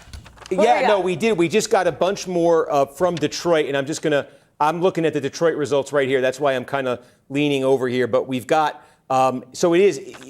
we're getting close to done in Detroit right now. We got a big batch there, about 20,000 of the election day vote. And Stevens, 62 in Detroit citywide, 62% for Stevens, 34% for Al Sayed, so a 28-point margin for her. That's not good for Abdul. Fuck. Now, what's the mail-in vote look like, right? Because it looks like it's all over the place, although she's been winning it throughout the night. Fuck. That's not good, guys. Fuck.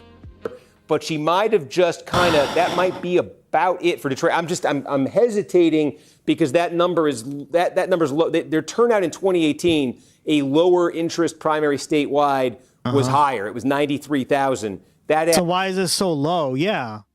Adds up to about 85,000. So that's lower, even substantially lower than back in 2018. So are they using like the older numbers to calculate how many people are going to vote? If that's the case, that means if he turns out more people to vote because they're more excited to vote for him than the girl who dreams about Israel in her sleep, then yeah, there's a real shot, right? Now, there'd been talk that, hey, Stevens is doing well with the black vote, but was enthusiasm, was turnout, was energy going to be an issue? But that we're just trying to make sure that is actually it for Detroit, or if there is some more still to come. There might still be some outstanding votes right there, but it's looking at a 28.62-34 margin there for Stevens right now. Again, 62% for Stevens. We said when Gretchen Whitmer ran in 2018, she got 36% of the vote out of Detroit. There is still, though, a ton more to come out of Wayne itself. These numbers we've been getting in out of Detroit, as you can see, have moved us. We were sitting there in the 20s. We've moved north of 40% right now. There is a lot more to Wayne than just Detroit. It's 55-42. I don't know if you can see this, but if you wanted to look inside of Wayne County, these are the inner suburbs, the other cities. Jesus, this is the scribblings of a madman.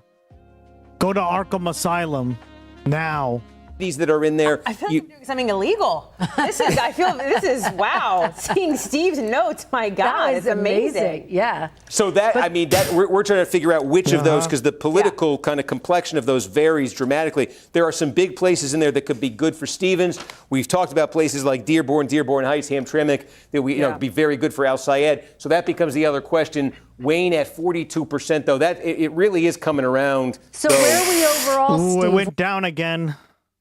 23.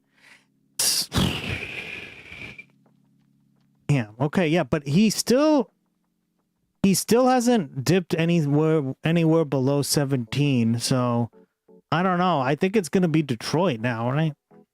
What's the statewide look like? Yeah, there it is. It's been hovering at that Stop the steal. They're 3-point fucking marker. our So this boy. is now a little bit inside of 3 points. Oh, wow. Outside Okay. of Stevens, a 23,000 vote Stop margin. the steal, so chat. I think it really is. We could show you places where, I think this one here, I think Stevens could get something, good out of this for her. Right. With more to come. That might be true in Saginaw as well. Oakland.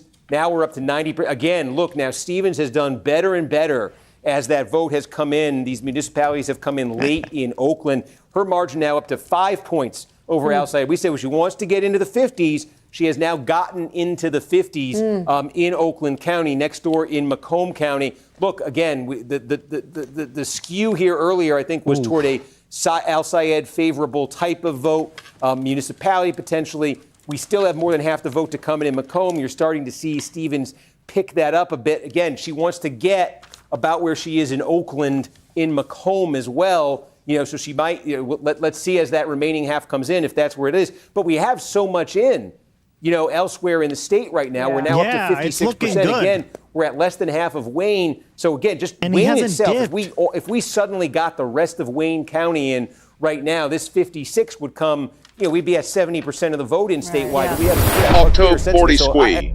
October 40 squee. October 40 squee.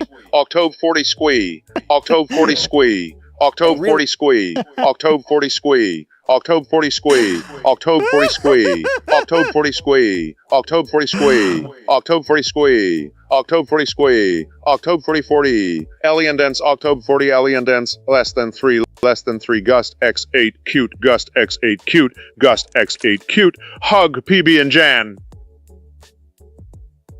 Right. Perfect. Michigan elections are just it's decentralized, and the vote mode reporting varies Why so does it much do that? this is it's a lot Nailed of this it, doing Gloggy, results. yeah. No He need to really nailed it. apologize, Steve. It's because, that's her emo, right? No, we're going to check back in with you, Steve. It's great. It's great, and we're getting closer. We're getting closer to clarity. Second by second, minute by caffeine-fueled minute. Yes. And Ryan Nobles and Garrett Hake have been with us through all of it. It's so interesting here. Okay. Buck off. Yeah, I know I've thrown a million questions at you, but that might be one here too. Is municipalities within Wayne? Do we have anything we can talk about there? Yeah, it's really tough to say, because it's really tough to say what I don't have expected vote for every municipality in Wayne, and it's kind of tough to say. I do see in Dearborn specifically, we reported that election day vote earlier. What was I it? do not see other modes reported for Dearborn, so I would expect other votes there. One of the other places I was looking at was Canton Township. Yep. I see early vote and election day. I don't think it's all of it, but we would still be missing mail vote potentially in Canton. Well, okay, stick on that, because that's 100,000 people. And that should be. What do you see with? You think we don't have vote by mail? Night seems like Wayne will tighten. I hope so. Okay, it's I'm really curious important. Unless they put it to the, pre-processing, unless that was all in that bucket. Okay, so we think Another thing I noticed is I'm actually forgetting this is a three-way race.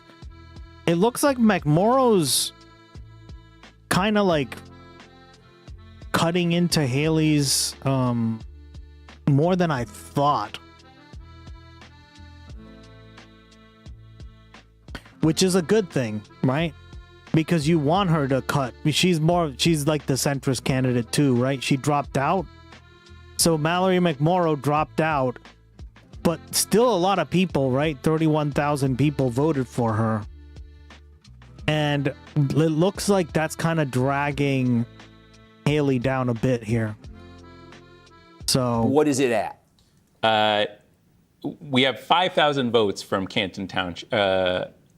Canton Township. Yeah. As of an hour ago, and it was breaking for site. Oh, you're leaving, Ducky? Good night. We had 74-25. Okay, we definitely don't have vote by mail. Yeah. That, just to give you context there, Canton Township, this would be in the western part of Wayne County. It's 100,000 people in that 2018 primary. It was won by Whitmer. Basically got 50% of the vote there. El Sayed got 38% of the vote. So it was about a 10-point margin, a little bit more than a 10-point margin between the two of them. But yeah, again, that's a place Stevens wants to win tonight. I'm just trying to look here. How about Livonia? Do we have anything there? I'll have to take. Okay, a look. sorry. Again, you don't have these. I know. I'm throwing these at you. One like, location. You know, right? Like that's 100,000 people, and that would be a big one for Stevens. Plymouth. With lower population would be a big one, though, in terms of the vote that I think Stevens would get there. Taylor, 60,000 people. Let's go through our benchmarks. Whitmer got 56, 2018. Okay, what did Biden get? 55. Where does Stevens land? 55. She hits her number. Okay, yep, where else can we go? Good. It's of somewhat substantial size. Did I see? That's why it's so wow. I never realized this, but Michigan is far more like regional than other states that I've kind of talked about, right? Maybe that's why it's so. This is a longer like election result, right? That's what it's looking like to me. Okay, it's not that substantial, but let's do Hillsdale. It is one of these right down here. I always get confused. Okay, there's Hillsdale. Okay, just about completed in Hillsdale. And Stevens gets 50% right here. Again, just is this number in the ballpark of, well, okay, Whitmer got 53 here, Biden got 55. Might be a little bit more coming in, but Stevens just, again, it's not catastrophic if you miss a benchmark by a couple points in a county as small as this. We're just trying to get a sense of is she in the range here where an overperformance relative to Whitmer in Wayne would get her there. We're almost done this is a big one. This is where I should have gone. We're almost done in Livingston now. Almost. There's more coming in, and clearly it's been getting a little bit better for Stevens as it's come in. She's sitting at 46.5% right there. Again, play our benchmark game. Okay, Whitmer got 61, but remember, this was the outlier for Whitman. Mm-hmm. Biden 52. Not good enough. And for Hillary? Whitmer got 61, Biden got 50, and Clinton got 38, and the Clinton one. Okay, so she's really better than Clinton. If there's anything, so Biden got 52 as good as Biden here, right? And Biden won. Biden, that 52% translated into a 53% total statewide. So getting 52% in this county, again, it's a pretty big one here, exurbs of Detroit. Getting 50. What he's saying is this might be like a bellwether county where if he's winning 46%, isn't that how much he's winning by already in statewide? That's crazy. That means that this is actually a pretty important county to look at. Once the rest comes in, if he gets above 50, he's Gucci. I mean, he's Gucci now. It's a bit of a pad, right? Yeah. So Stevens is under the Biden number, but two things. It's been getting better for her as it's come in, and there is still more to come in. And that 52 was, right. I think, if you're her, I think your target would be like a 49 here or something. So she may end up just a little bit south of that. But again, the question we're asking is, can she get numbers that are right in that range where overperforming relative to Whitmer in Wayne County gets her there? And Livingston's right in, I think really is kind of in that range. Substantial, nearly completed. What else do we have? Did Eaton, we got a little bit more out of Eaton finally? Boy, we've spent a lot of time in Eaton County tonight, but that's because they've been giving us votes. She's at 46%, 93% in, and, we forget the Whitmer, that was the outliers. 52 was the Biden number here.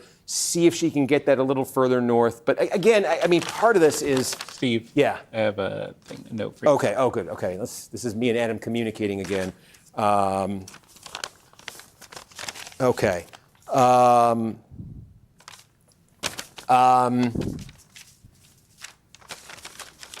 She is, anyways, yes, she is missing it there.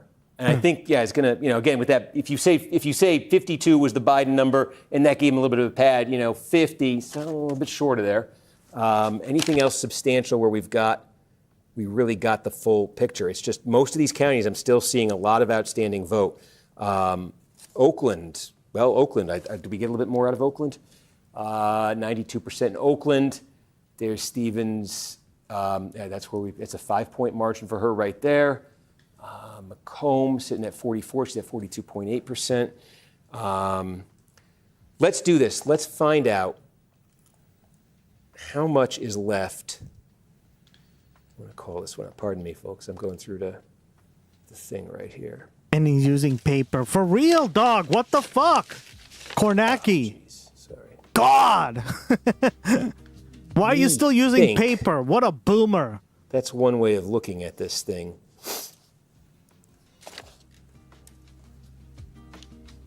We think there's about 170,000 votes left in Wayne County, okay? Okay. That's Detroit, remember? Sorry. We think... How can Abdul not win Detroit, guys? What the fuck? Oh my Why didn't Detroit come out for my boy? Yeah. I knew you guys weren't. So we think there's 170,000 votes left to come, give or take, out of here. Okay. Out of Wayne County. Where He's gone down a little Detroit, bit there, but Stevens may have gotten she may have gotten the squeeze out of Detroit already. We're trying to see if there's a few more votes, to come out of there. But it's only we're trying to get a handle a huge on city, which, right? Which townships, which cities we have outstanding vote from. But I would just say, as a rule, if you extrapolated this, Stevens is leading by 13 points, right? Mm-hmm. If she ended up winning Wayne County by 13 points. With 170 left, right, it'd be 17,000 plus 3%.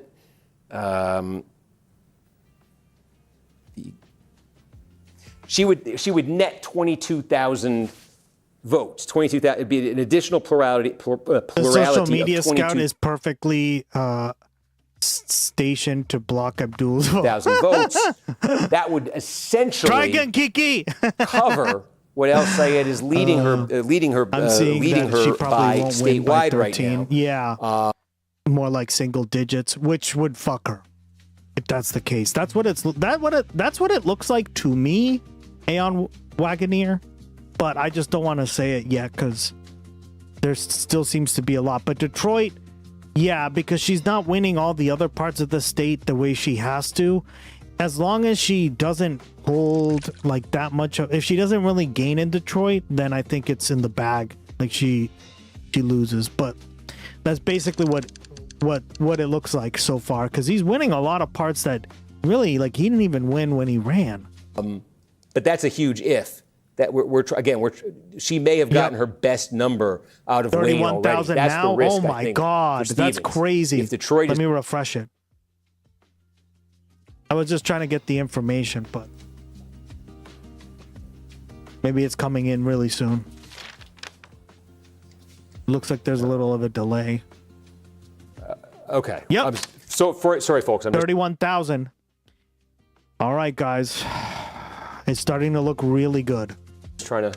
Like, better than what I said before. So they want to talk about. I got to just catch up on this. It's closer than I thought. Oh, I see. It's closer, but it's not at the same time. It's strange.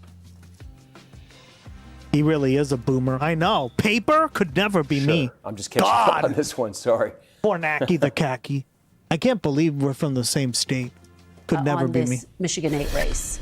Yeah, I mean, honestly, I've been so bogged down in the Senate. I'm looking at it right now, and yeah, Hassan endorsed by Trump right here. Hell yeah, obviously, Hassan. you can see what a surprise it is. We don't have a picture in our in our system, Wow. for Wrong Smith in this Hassan. race. Now. At 45%, let's just kind of go through, where this is coming from. This is a completed county right here where Bay City is. Yep. And Hassan gets crushed right there in Midland County. We got half the vote in, and that's running about even right now. It's Saginaw. Smith is way up in Genesee County. It's consistent. I mean, you're seeing it across all four, all four counties right here. So yeah, this one kind of blindsided us tonight. That's interesting. With the Senate going on. So yeah. Can I ask you, let's speak about that, talking about the Senate, let's go to that here. And this question about Steve, and I know you were talking about that a second ago. Yeah. If we have Detroit in on Wayne County, where else is Stevens looking at? Like, walk through what that looks like here for her in this critical county that we've been watching. Yeah, that's the thing I'm starting to see here as we take a closer look. So Wayne County now ticking up to about, and I mean, this is close to 50%. If there's Detroit vote left, I don't think it's too much. It does not look like there's much left. So when you looked at this, Okay, and it looks like it went down again. Wayne County, the best. Damn, okay. Let's fucking go. Opportunity for Stevens to go big. Finally, was in some Detroit. good news. Jesus. So if you're outside Detroit now, we were just looking at this a minute ago. She was leading the countywide vote by 13. It's now come down, as you can see, by 8.5 points. How much more if you froze it here at about this with the vote that's left, she might get an additional plurality of about 15,000 votes out of Wayne. That might be being generous, but you can see if she did that would cut in half the Al Sayed margin here. But then the question is, where else is she getting it from? Nowhere else. Would she? Yep, as I said. 24-hour Gus stream. Yeah, I've been streaming a long time. I just really want to end the stream on this victory. So that's why I'm streaming it, obviously, right, guys? And I do want to see, hopefully they do we can watch his speech. And then, yeah. It is a politics stream for that. A little bit short of it and maybe in need of something a little bit bigger than she is currently getting out of Wayne County. Again, this is one of those plays. I'm looking at Kent County. Because I'm hoping he does a speech tonight. He's probably going to. If this continues, guys, he's going to. We talked about Washtenaw County. Now we're up to almost 80% of the vote right there. Ann Arbor. One thing is, as we say, that last thing that gets counted there, we think in Washtenaw would be the vote by mail from Ann Arbor. Right. Could that be a boost for her right there? So Steve, how much of? And again, I'm trying to show you guys how to analyze it, because it's kind of confusing, and don't go by all the stupid shit they say. I'm going on experience and what I learned in classes, right? I'm going on what I've learned throughout the years, and yeah, so far, have you noticed I haven't been able to call it, and this has been like that the whole night. Right? Although it's looking very promising still. Wayne is in right now. You said she wins Wayne by 10 points. What would that be? That would be a plurality of 16,000 votes. Yeah. That might be generous right now. But if you apply 16,000 votes to the deficit that she faces statewide. It would have been maybe an hour ago, but it's not enough. Right now, that leaves Al Sayed still up by 12,000. And then we're saying, okay, look, a prime opportunity for Stevens on this map coming right here, like in Genesee County, where Flint is. It's a lot closer.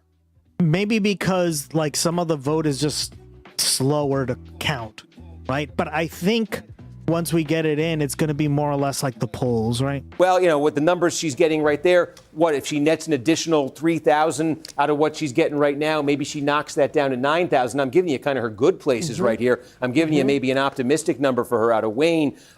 She is still, there's not a ton to come, but she is, she's been closing strong with what we've had in Oakland County. She has an opportunity, I think, with what's left in Macomb County. A tough one to get a handle on right here. But again, Kent Is it really, though? It's been in his camp the whole fucking night, dog. County, I don't know what you mean. We did just get a little bit more of an update there. Training them APAC coffers. I know this. Again, I'm being really cautious. And, I'm actually surprised how much McMorrow took from Haley. That's gonna be.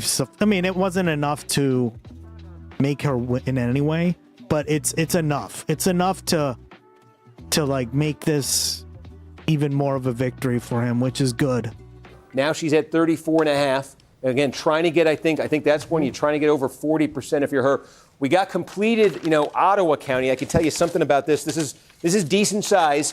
This is where Holland, Michigan is. And give you some benchmarks that we established here, some loose benchmarks here. By the way, look at these differences, right? This is why this stuff matters, guys. Look at this, 5,000 voters, right? How much did Hassan influence these different counties, right?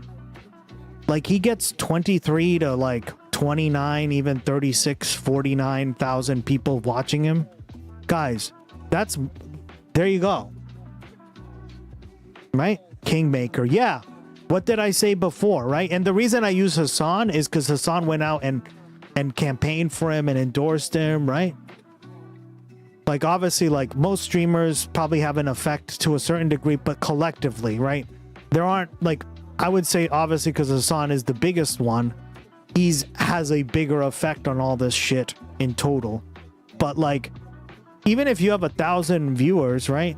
Like if you're like, I don't know, like somebody who's more like on the lower end, but still very high, that's still a good effect, right? 1,000 viewers when there's only 5,000 people of a difference in vote, right?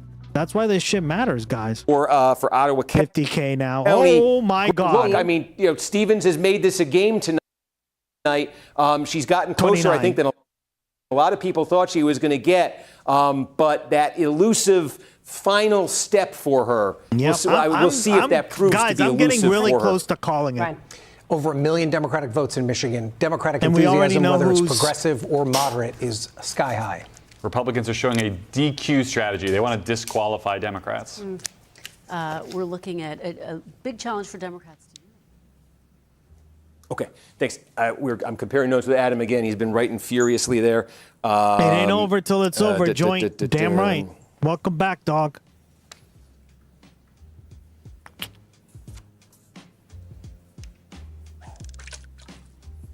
And I want to watch him speech. And I want to watch his speech. Okay. Okay. Yep. So the variables here are remaining vote in Wayne from outside of It went Detroit. down. Okay. Are there places here where Stevens does strong enough to beef this number up from 52%? Okay. Outstanding question is here in Genesee County, home of Flint. We say there's a large black population in Genesee County. A lot of that is in Flint. Does Flint come through in a way that beefs this margin up for Stevens? She needs that to happen. Call it Abdul Gun Saginaw, beef. we've got I know. Okay, I think we might have got the city of Saginaw now. I'm guessing we did because she's pulled ahead by 21 points here. I was going to raise that question for Saginaw. I don't know if it was already answered there. Not but only enough, about half but- the vote is in right there. So those are places, she needs places here where she can make big jumps, big strides, in addition to what's Wayne would be one of those places. She needs to, I think, pull some big numbers outside of Detroit. We spent a lot of time talking about inside Detroit. She needs to pull them outside Detroit. She needs to pull something big out of a place like Flint. I think Saginaw, it's not as big, but it's not insubstantial. We have the wild card. I keep pressing the wrong county. We have the wild card of the late vote by mail in Ann Arbor. You just heard that conversation, I think, with Garrett. I think he's right. I mean, it's in a super liberal college town like that, where Al Sayed already did extremely well in 2018 when he ran. I think in theory, a big chunk of late vote by mail would be really encouraging for Stevens. That might not be the place where you want to see that. Same time, there's still a big chunk of vote to come here. This becomes a problem for Stevens because you could see how well Al Sayed is doing here. It's not a surprise he's doing this well here. We kind of knew this was coming. This is where Lansing, this is where East Lansing is. But again, there's still a lot of vote to come right there. There might be, as we've seen. It's getting better, so I'm feeling a little bit better. In these other counties, a more kind of pro-Stevens flair to it. But overall, the opportunity there for Al Sayed to get something out of there that pads his margin and maybe offsets if Stevens is getting gains from Genesee, from Saginaw, from some of these other places, population centers where you got some vote, that maybe he could offset it, here. Where else do we have a sort of substantial outstanding vote here? I just want to kind of look around here. 6%, that's small, but 6%.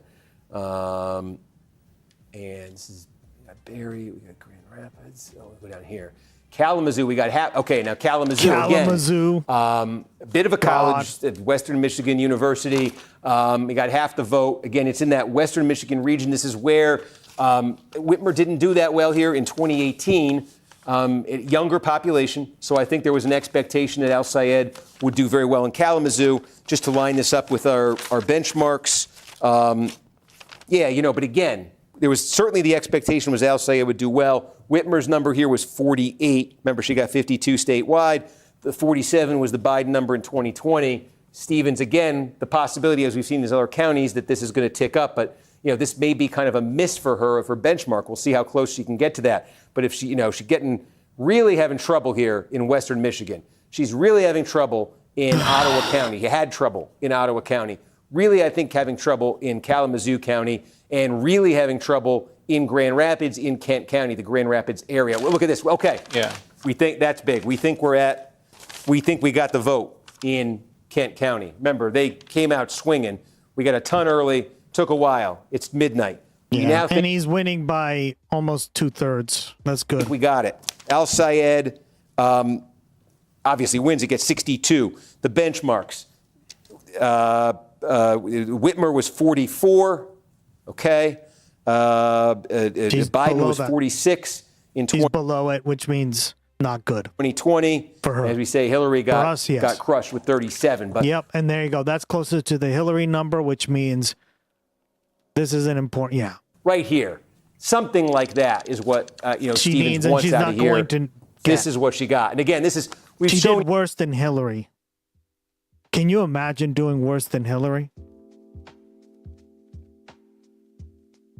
Counties of varying sizes here tonight, right? Like we've shown you a lot of small ones in the UP where maybe she's missing by 5. But to miss by this much in a county this big, right? This is like 7% of the vote statewide in a Democratic primary. It comes out of Kent County, and she got beat by that much.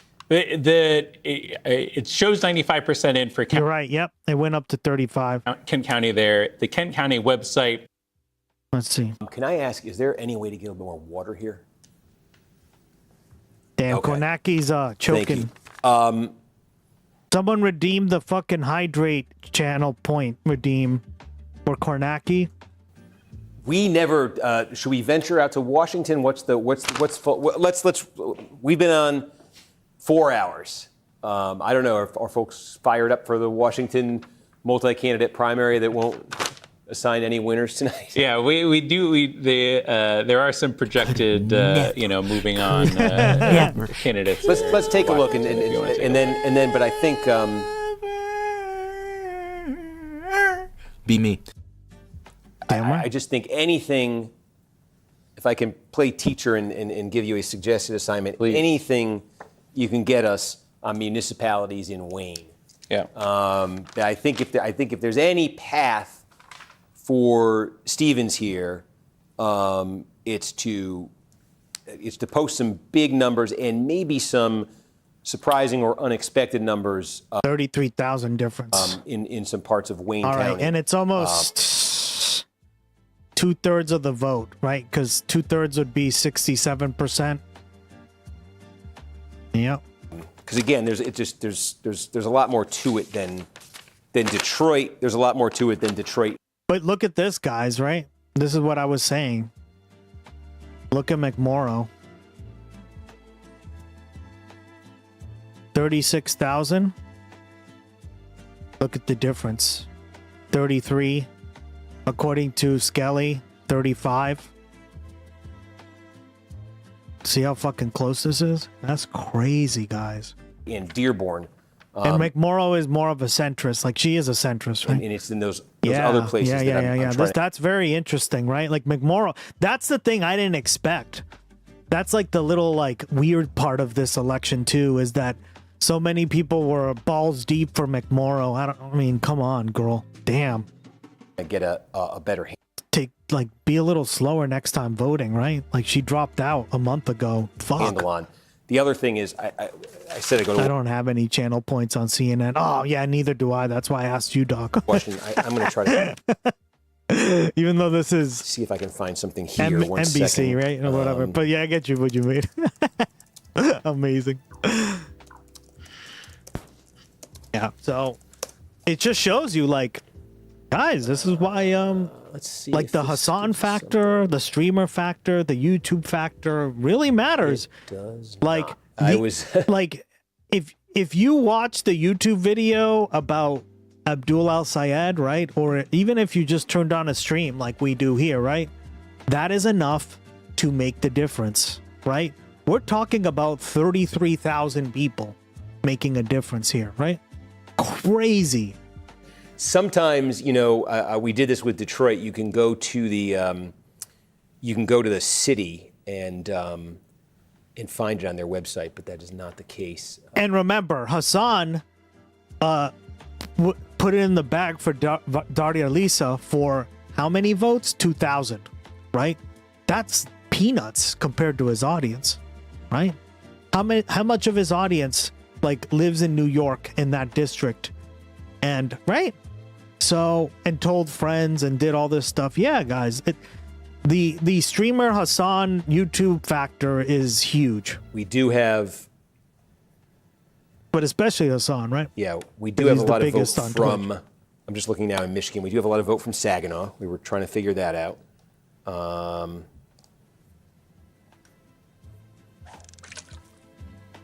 It's a lot of election day, so absent. No, we've got a good mix of both. Yep. Okay, and then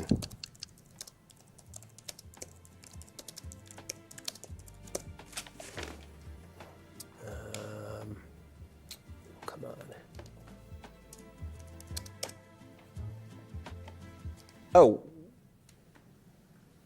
one. Oh, come on.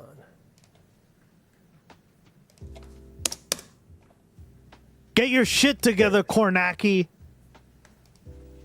The Barbra Streisand effect. Well said, right? And he went out and campaigned for Abdul, so he endorsed him, right? Okay. Sorry, folks. I'm trying to get Flint. That's what I'm looking for. Flint here. That's what I'm. Israel's preparing to launch the codes, the nukes to Michigan. Yeah. We don't have. This is what I was. Believe the case. We do not have Flint. We don't have anything from Flint. So the opportunity for Stevens in Genesee, we were showing you Genesee County, pretty big piece of real estate, and we do have some vote right there, but none of that vote that you're looking at, and she is leading, is outside of Flint. What you're looking at is outside of Flint. We're not looking at anything from Flint. And I think we expect her to do quite well in Flint. So the opportunity. Probably because Flint is older. And remember what we said about older voters? They're going to vote for her. Because, of course. For Stevens in Genesee County, right, where we've got, little over 20,000 votes counted.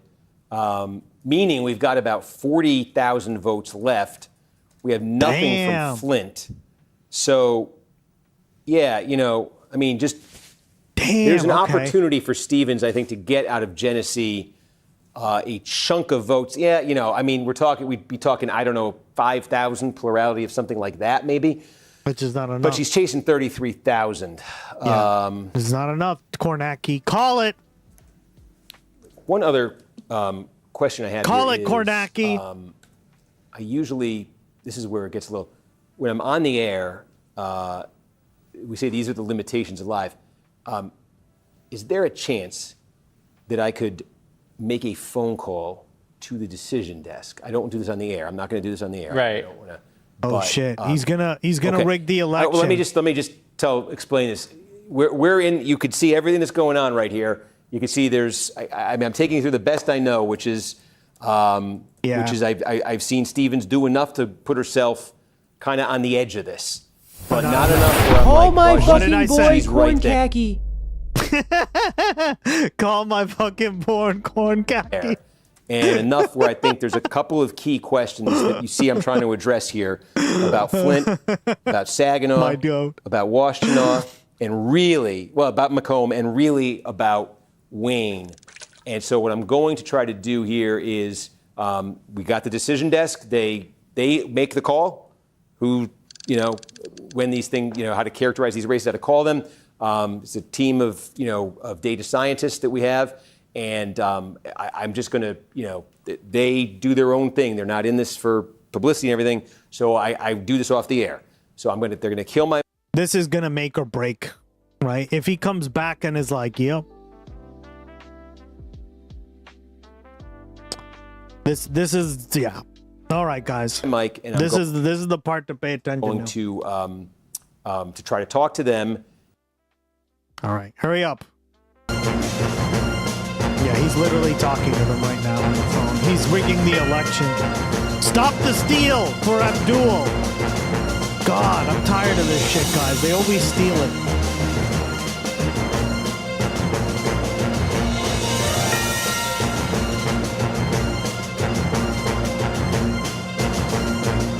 Let me do something. I'll do it as well. All right.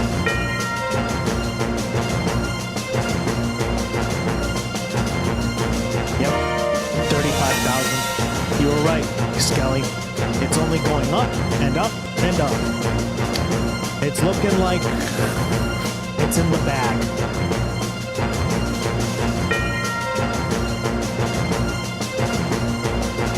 All right, while we wait for that, we're going to go to Abdul headquarters. Looking good. If you're hoping to hear from Abdul tonight, please stick around. Abdul will be speaking no later than 1 a.m. Okay, so they're expecting the results by 1 a.m., guys, maybe, which is good. Probably. That means, so a lot of the times when you do this campaign work, right, they project when the person is going to win. And they're like, probably by 1 a.m., it looks like he's got it in the bag. So in about an hour, yeah, roughly. But that's an estimate, right? He could win earlier. Which means if any of the networks call it Eon Wagoneer, it's Jover.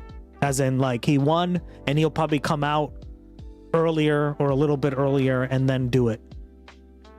Yeah. So that's why they're doing this. And if we get a call before then, you'll hear from him sooner. So See? I told you. Guys, I know. I've worked in all these fucking campaigns for like 8 years. I know. The minute they get the call from like a network or something like that they're calling it for him, really good candidates will like immediately do it. So you want to definitely stick around because this is going to be a nail biter. Like, we could definitely see Abdul speak any minute now. That's how good it is. Woo. Thank you. Well, we lost our interview there during all of that, but you just heard there over the loudspeaker, and I'm not really sure with the quality of our microphone. I'm never really sure what it can pick up because I'm not listening to this like John is on the mics. The booing in the crowd is for Mike Rogers, whose face just appeared on the screen because he has been projected the winner here for the Michigan Senate primary. But that was a fait accompli. We knew that was going to happen, but of course he would be the ultimate. He would be the ultimate opponent for Democrats here in the state for Senate, and for and he would also be the potential opponent for Abdul if he were to win this race. But you just heard there over the loudspeaker what they said was that Abdul will be speaking no later than 1 a.m. And I have been at races where candidates didn't speak until 2:30 in the morning, so I am very much appreciative of that.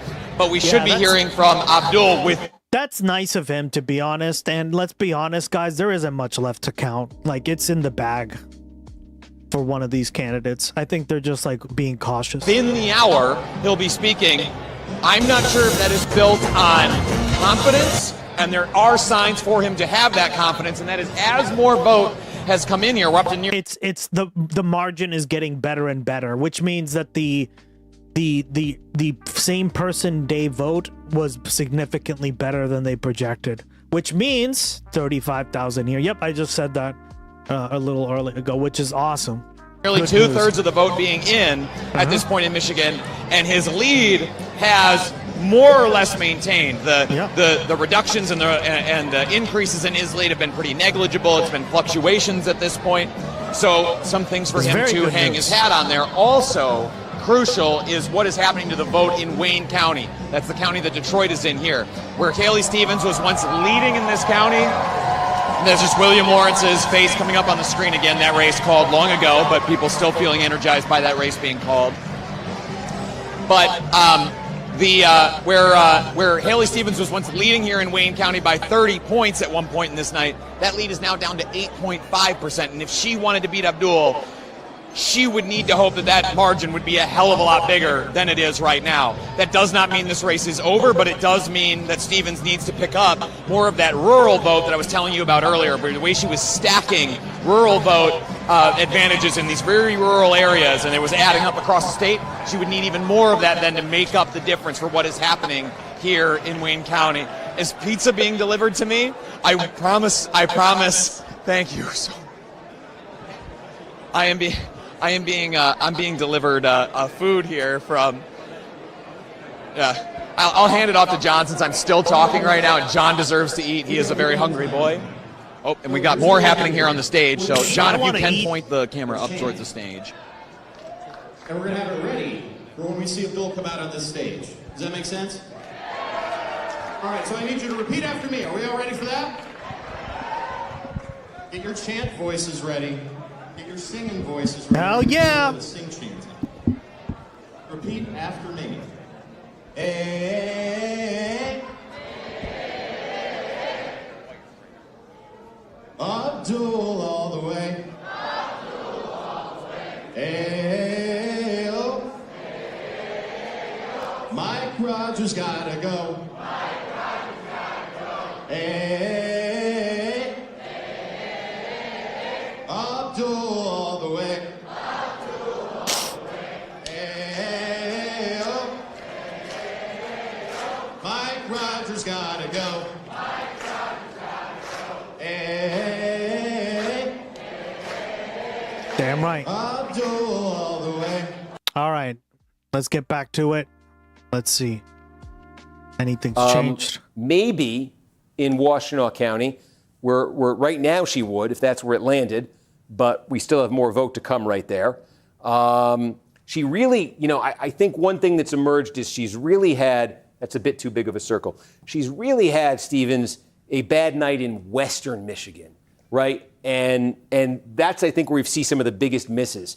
This is a pretty big miss for her. Right? This in Kalamazoo, we'll see where it lands, could end up being a pretty big miss for her. Okay? We also have seen, and again, this is, I don't want to overhype it, but it's not insignificant. Just under 10% of all the vote comes from northern Michigan. But that's enough to change the difference, right? To make him win, which is hilarious. And I mean, these are not all completed counties, but, right? He's doing much better in these rural counties. Like, he's winning a lot of these rural counties, which is hilarious, right? Because he should be losing. Like, in the last election he ran for governor, he only won 12%. He's winning these. Winning, guys. Winning. Winning. Al Sayed, I think, has done better here than the progressive lane did against Whitmer in 2018. So all those things have a cumulative effect, okay? And our why Al Sayed is sitting here in this oh my God, Thorne position right now, up 3 points and change, 30,000 and change, with about 70% in, and it leaves Stevens with what? As we've been saying, this in Genesee County, might be her biggest, outside of Wayne, is her biggest single source of hope right now. It's where the city of Flint is. You got 40% in that. A little bit more has come in. She's leading it by just under 9 points over Al Sayed.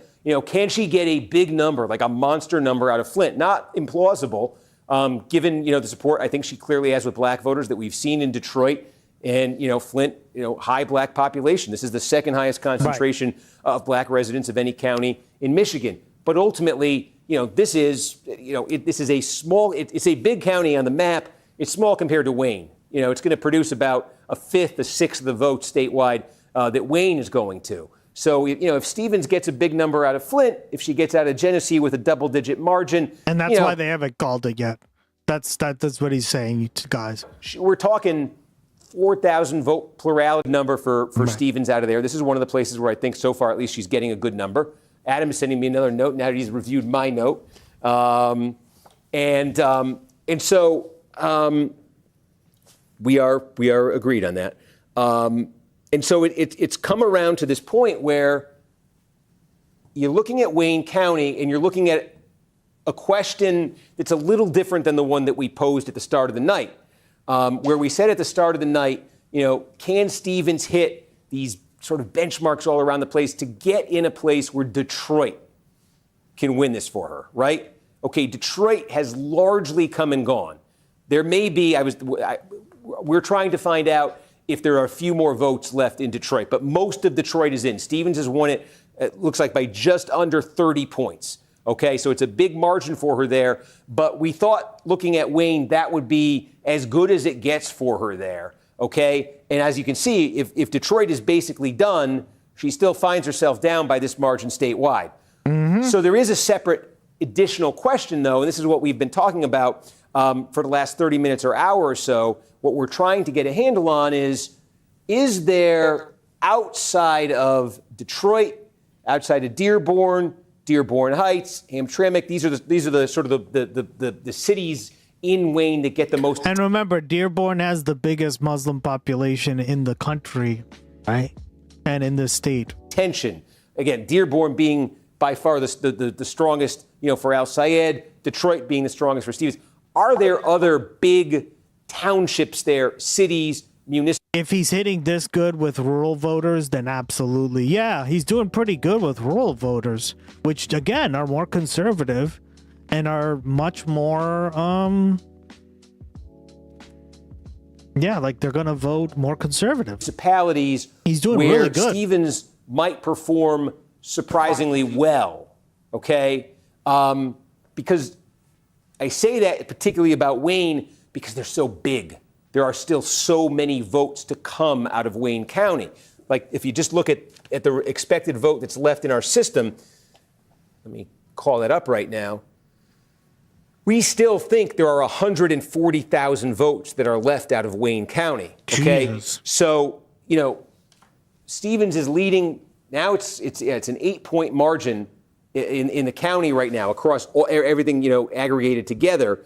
If in that 140,000 remaining votes, there are some there are some very strong areas for her. Look, if she wins, the math, right? If she wins 140,000 remaining votes, if she wins it by 10 points, she nets 14,000 additional votes. If she wins it by 15 points, right, she nets an additional 21,000 votes. 10 points, 15 points, 14,000, 21,000. Well, then apply that statewide. If she could knock 20,000 off, and if she has a big night in Flint, now that 3,000, 4,000, 5,000 in Flint comes in, now you're getting that Al Sayed number maybe under 10,000. We still have vote to come in Macomb, where Stevens has ticked up as the night has come along, right? So if that combination of sort of a big number out of Flint, additional support, additional numbers for out of Macomb, but it's going to be it would have to be some kind of surprise, I think, in Wayne. That is the thing. It's some strength that maybe wasn't expected ahead of time. And the other thing is, as we say, that's going to offset this a little bit from the Al Sayed standpoint is Ingham County. Okay, the state capital, Lansing, East Lansing, Michigan State University, where we're now over half the vote. He's beating Stevens 2-1 here. Even if this remaining vote is Stevens friendly, I think overall what's to come is still going to help Al Sayed here, right? So he's got more to come there. And why do I keep hitting Jackson County? This is where I want to keep hitting. And Washtenaw County, where you've got that, I keep talking about it, that we think late vote by mail batch from the city of Ann Arbor. That would be the other thing that I think would need to be a surprise here, right? I'm saying Wayne needs to produce some kind of surprise. I think the other thing that would have to happen maybe would be that vote by mail in Washtenaw being, I know we say Stevens is doing well with the vote by mail, but in Washtenaw doing well in the vote by mail is probably only losing by a smaller margin than win it by a substantial margin. From Ann Arbor, it seems very, unlikely when you just think about what Ann Arbor is politically and sort of the ideological break between these two candidates.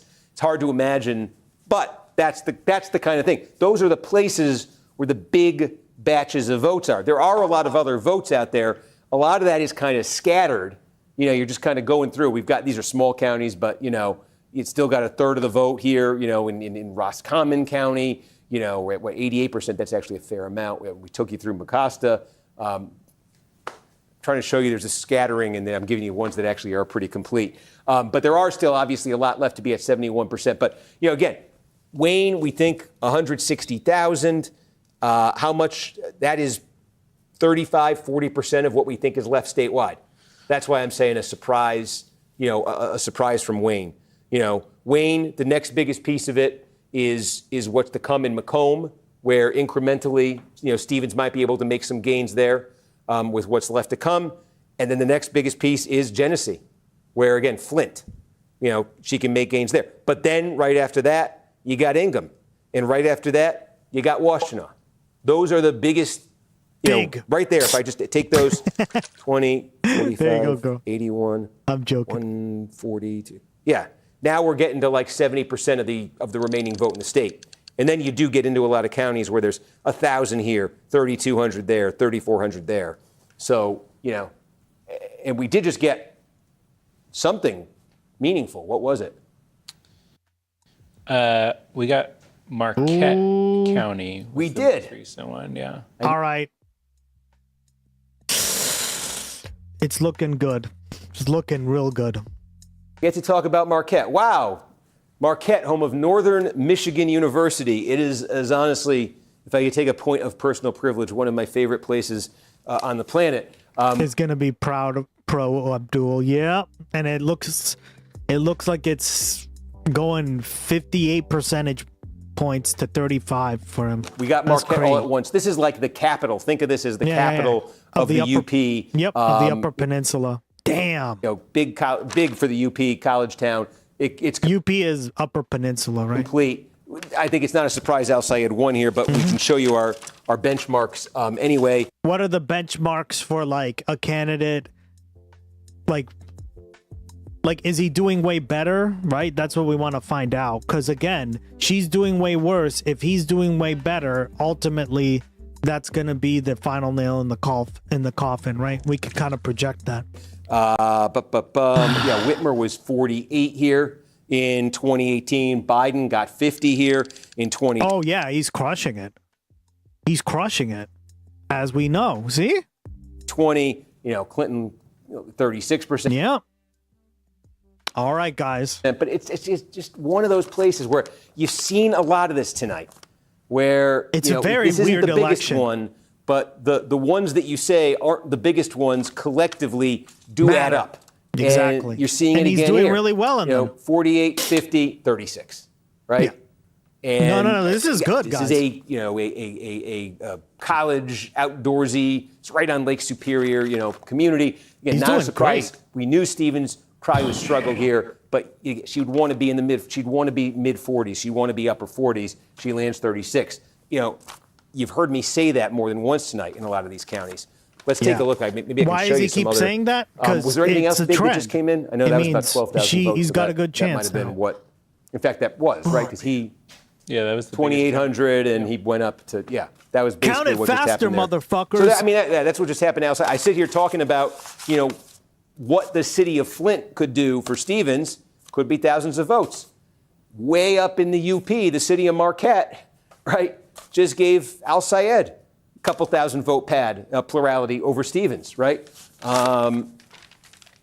I'm just going to look. I want to just show you a couple more of these. 38,000. Yep. That's what we see here. Basically it's only going completed. up. Yeah, basically completed, and I think I'm ready to almost call it. Medium Almost. size. I think that's a good way to kind of illustrate this. Basically completed and of significant size. Ottawa, right? Western Michigan. I took you through that one. Stevens missed, I think, significantly there. Missed a target, I think, significantly there. Let's see. Yeah, I just showed you Marquette's one of them that's decent size.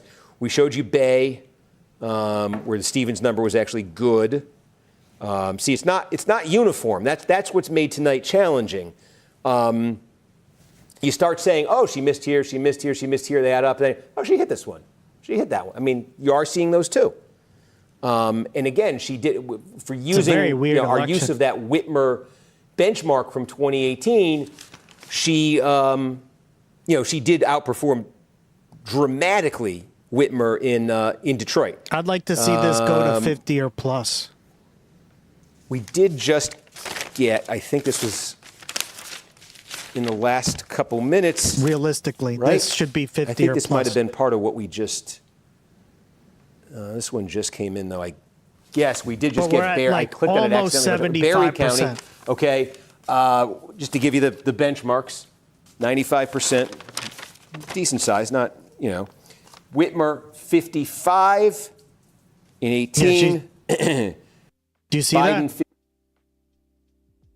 She's performing lower than all these other candidates. Biden, 52, Stevens, 50. I mean, it's on the edge. But here's the thing. It's only 300 votes, 333 votes, right? But collectively, because he's doing so well, it adds up, right? Because this part of Michigan is big. Edge. A lot of these, she misses. She's missed in some. She's hitting a few. And then this is where so many of them land, where it's like, no, it's not 52, it's not 55. It's below. But then you could start saying, call it Kornacki. Again, Whitmer didn't need 55 here to win. She probably only needed 50. Yeah, but it shows that people aren't interested in her, right? They aren't interested in voting for her. She needed lower. I know not of your Eastern ways. I am easily persuaded by game cubes. More than that. Biden didn't need 50. He probably only needed 50 here if there was a uniform swing. So maybe there's a lot of counties where you find yourself looking at the numbers and saying that about Stevens. Like, it's not quite there, but maybe that's actually, that's a good example of it. Do we have others? But where else would we close to? Okay. I think Isabella County would be one, right? Yeah, here we go. Isabella County. Okay, Al Sayed. Again, now this is a college county too, but let's just go through it. It was Whitmer. Yeah, look at these differences. Whitmer got 55% of the vote here. Biden got 48. She missed it, right? So she missed it. You can see the pattern for yourself. I don't need to tell you what the pattern is. I'm just showing you with these, with these numbers. Waiting on more on Washtenaw. Wayne just ticks a little bit more. 52, 3, 40. Whatever just came in Wayne, for what it's worth, small amount. Well said, Scully. Was good for Al Sayed because it was just a tick over. 8 points was the margin. Now it's 7.9. So, I gave you the sort of, call it the Wayne surprise scenario that might, lift Stevens here is she got to be winning. She got to be winning substantially what's left in Wayne. Now, I think a lot of this is coming in at the municipal level. It may be a more friendly Al Sayed community that just came in, but it's... There you go. You just heard it, guys. Small, but... so there we are. 71%. I think... A statewide margin of... I think they're going to call it around 75 or 80, probably. 36,000, nearly 37,000 for Al Sayed. That is 3.5 points, basically, 3.4 points. And it's looking, if he could do 40 or 50,000 more votes, I think they're going to easily count it. They're going to call it. But let's see, right? Damn, McMorrow fucked her. Damn! McMorrow fucked her, guys. Well, I'm so surprised how McMorrow fucked her over. Over Stevens. Wow. What the hell? Nothing new in I know. Genesee, Thank God still for sitting there at that McMorrow. I never 9-point would have margin. thought I We would get have said that, Tickmore. my goat. Saginaw, we're sitting at 75%, right? Adam, I'm going to take water. What do you have? I mean, I was looking a little bit around Wayne County, just trying to figure out, what's still going on in those outstanding municipalities. It did look like Dearborn was done. They posted a report that said final report. There's still a question of those Detroit mail ballots that they still have that bucket on their website as not reported amount of voting. Yeah, no, and that Livonia is a important one because I think that is a place. If you're Stevens and you're looking for a big number somewhere, that's useful because if you're looking for that number, that's I think top of the list of where you're going to look in Wayne County, and you don't have that yet. What did Dearborn land at as the final result? Let me see what I had here. 77-20 for El Sayed. So El Sayed 77-20 in Dearborn, right? He got in the 18 primary, he got 64% right there. Yeah. So yeah, built 13 points from what he got back then. Do you have Dearborn Heights by any chance? Dearborn Heights was still missing mail when I last looked on their website, but let me take a look. Okay, sorry, I'm just checking my own. Come on, call it, Kornacki. I think Kornacki's a lib secretly, guys. He's trying to fucking female Democrats. So yeah, we're just, we've reached the point here where we're waiting. Currently, 87-12 without the mail vote. And it was without them. Okay, yeah, because it was closer there. He got 64 in Dearborn and 52 in Dearborn Heights, 75 in Hamtramck. This was 2018. Yeah, Canton, Plymouth. So it's I know it's slowed down here, kind of, folks, but I mean that's the reality. It's just how it is. It's kind of blip by blip in Wayne County, and what I've told you from the big outstanding places. I'll look through the list here and see in terms of raw expected vote left. Yep. Yeah, it's Wayne. You got so easily mistaken for the scene because it's fucking blue. Fucking blue. It's Ingham. fucking blue, dude. Hell We don't yeah, have dog. anything. That's interesting. We don't have anything from Muskegon. That is interesting. What do we make of this in terms? There's only like 4 that they haven't counted of a yet. benchmark? Because we think we're going to get about 25,000 votes out of here, decent size, and yeah, this one, okay. Whitmer got 50.2% here. So it was a nail biter. This was, and Biden got 54 in Muskegon. So yeah, I mean, again, based on how this is going, I think this would be likely good for Al Sayed. Again, a 25,000 vote. If he were to win it by 10 points, he nets 2,500 votes, right? If let's say there's 20,000 votes, let's say there's 22,500, and he wins it by 10, 2,250. He nets 2,250.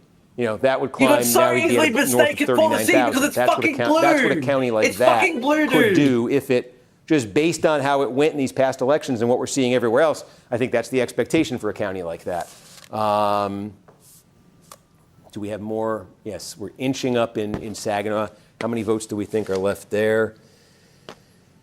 Not many, huh?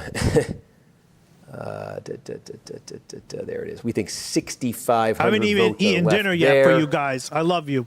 Yeah, I mean, look, 6,500 votes left if Stevens is winning pretzels. by 15 points. If we don't know the vote type. dying. 6,500, 650. It'd be 1,000 votes. She'd net another 1,000 votes out of Saginaw, right? I mean, if she got 1,000 votes, nets 1,000. We took you through Genesee next door. Maybe she could get a couple thousand more. Maybe Flint. This is a big one. I know that's a big one. This is a big one too. Macomb. Let me ask this, Adam. We think there's about 59,000 votes left in Macomb. Sorry, what do we know about how is the vote by mail breaking and how many are left? How is the election day breaking? How many are left? That's what I want to know. Currently in our tracker, we have I do it for the love. 14,000 election day votes seriously. expected Pretzels. remaining. Cloggy knife. They're currently breaking 63-34 for El Sayed. Yep. So at that rate, he would net 4,200 more if it's at that clip. Try again. And then the mail vote, 44,000 expected remaining. And those Damn are currently right. breaking 63-32 for Stevens. She's winning them by 30. 44, 8, 12, 13,200. So if you use those, okay, this is it. I gotta fix that tomorrow. Al Sayed I'm sorry. is leading right Fix now it. in Try it Macomb now. County, 54-66. If we just extrapolate, we're doing back of the envelope stuff here. If we just extrapolate from what Adam just said, then from the remaining election day vote, Al Sayed gets a plurality, an additional plurality from that batch of 4,200. Stevens, from the much larger batch of vote by mail, gets a plurality of 13-2, right? A difference of 9,000 for Stevens. So then at 54-66, right, that would be 35-34. She would end up winning the county by 3,534 votes, if that were to happen. But the other way, the real way to look at that is from where things are now to the finish line, she would be netting an additional, she would have a net plurality of 9,000 votes.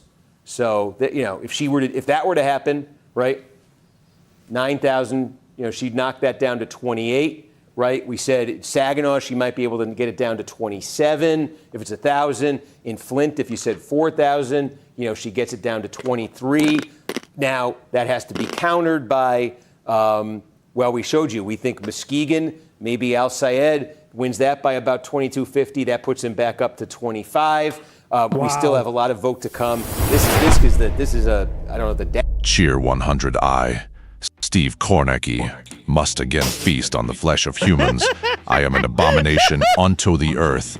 I will find you and you will know my vengeance. Israel calls to me in my dreams. I, Steve Kornacki, must again feast on the flesh of humans. I am an abomination unto the earth. I will find you and you will know my vengeance. Israel calls to me in my dreams. I, Steve Kornacki, must again feast on the flesh of humans. Clip it! Clip it and ship it! Clip it! That was incredible, dude! The best voice! You nailed it! You rolled like the best voice, too. Yeah, that was good, dog. Clip it! Someone. Oh my God. But this is a real bad thing. If you're Stevens, Ingham has still got a ton left. 25,000 left in Ingham. And I mean, just conservatively, if you said, 20-point margin for Al Sayed with 25,000 left, that would be a 5,000 plurality for him. That would put him back up to 3,000, right? Just working through those counties. Working through Macomb, through Saginaw, through Flint, what else is left that's big here? And then, Washtenaw, you're looking at, you got 20,000, we think 20,000 votes left in Washtenaw. I say, is there somehow Stevens pulls a rabbit out of the hat with the late vote by mail there? I think she might need to.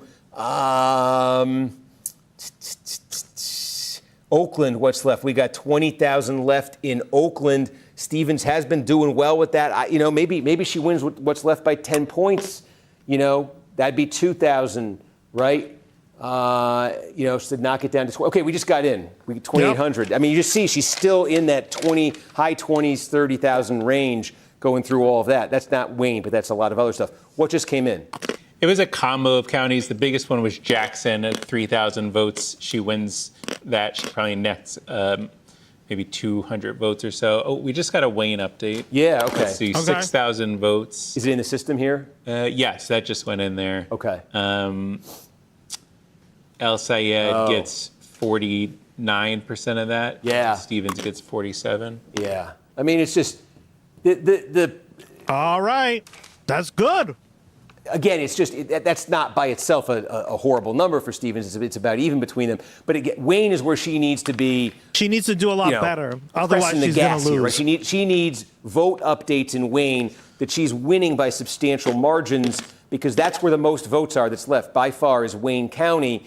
And so, all the math, again, we just, to zoom this out statewide, just kind of doing very, very, very rough, unofficial, non-decision desk approved math in, all these other places here, these sort of big, substantial places where vote is to come. Even going through some pretty friendly calculations for Stevens, she's still landing like 30,000 or so votes short, 25, 30, and there's other places on this map too that could help her. But it just underscores the importance of those updates from Wayne. When you get a big batch of votes, when you get a municipality from Wayne, if you are Stevens, it underscores the importance of winning those big, of start taking chunks out, thousands of vote chunks in plurality, to offset. This is, she's close. She's been close all night, but she has been stuck at this sort of, thank you, buddy, 3-point or so, margin now for a long time. I know we had limited polling in this race. I think there was a poll that showed. We just got something huge. No, what did we get? Yeah, we just got a couple updates. Oh my God, it's 75% almost. What did I tell you? So we got Macomb with 18,000 votes. Okay. We got Kent with 4,000 and Clinton with another 4,000. Okay. So Kent, there was more in Kent. And another Wayne, 4,000.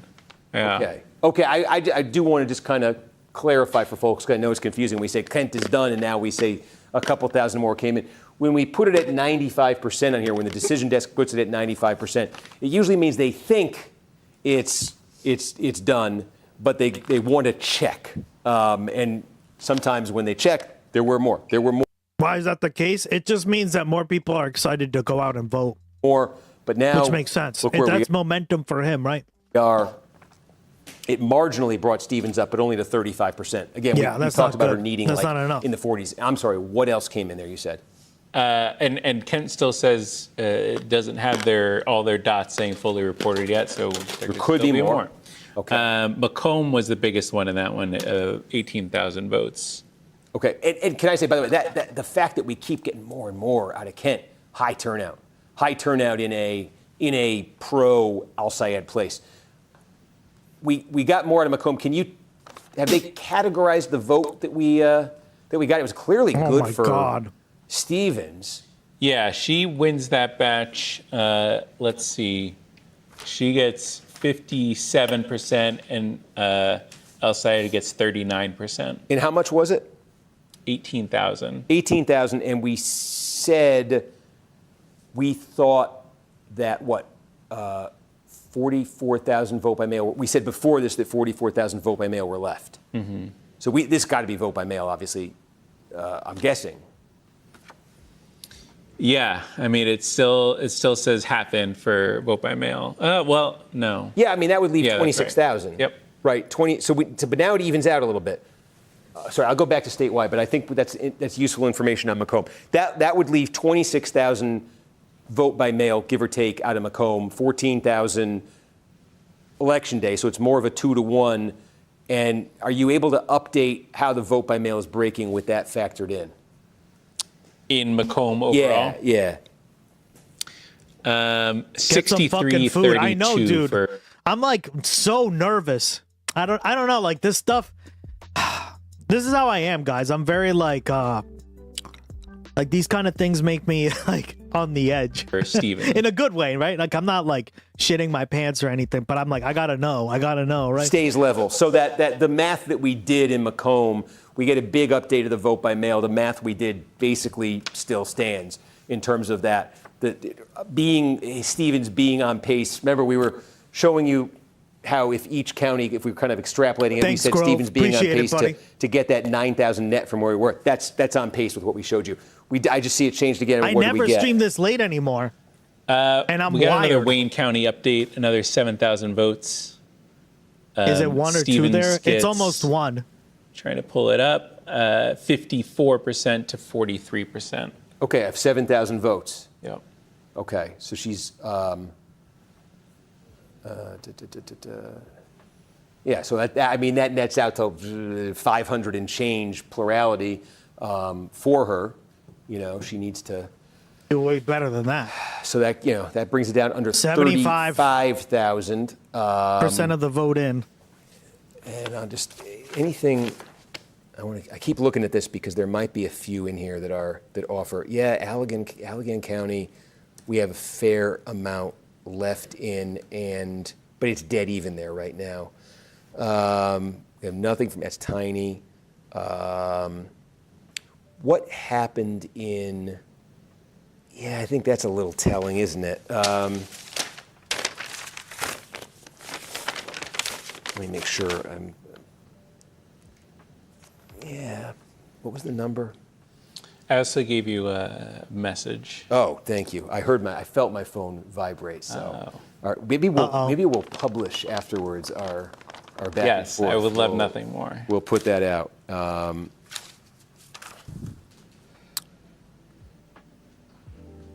He's calling it. Okay. Yes. Yes. Okay. Yes. It's looking good, guys. It wasn't. It had nothing to do with the results, actually. Sure it didn't. That was a behind the scenes. What's the word here? Technical kind of thing. Okay. Did anything come in while we were doing that? St. Clair, another 400. Oh, we just got another 7,000 out of Wayne again. Oh, they're coming in fast and furious. What do we got?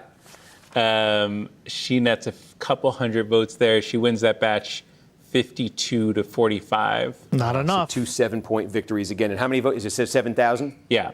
Yeah. Okay. So between the last two updates, she netted about, again, just to put in perspective what just happened, right? 2 7,000 vote updates from Wayne County come in. They break for about 7 points for Stevens. What that has the effect of doing is knocking this number down statewide about 1,000 votes. What just came in from those two updates. Yeah. So 33,460. Now it is inside now 3 points. It's 2.9 points. Damn, I'm hungry, Kornacki. Hurry up. We'll keep a running tally of this. We now think there's about I've been eating in 10 hours. 114,000 votes that are left. I'll put these up on the screen for you. Maybe that's the way to do it. 114K, that's a K. We think 114,000 votes are left out of Wayne County. The second biggest source of votes we think that's left is right here, Macomb County, 41,000. Then would be Genesee. We think, roughly here, these are rough numbers. We think about 36,000 votes left to come out of Genesee. Genesee is Flint, okay? Ingham County, right, state capital in Michigan State, 25,000. We think 25,000 are going to come out of there. We told you about Muskegon, where we got nothing so far.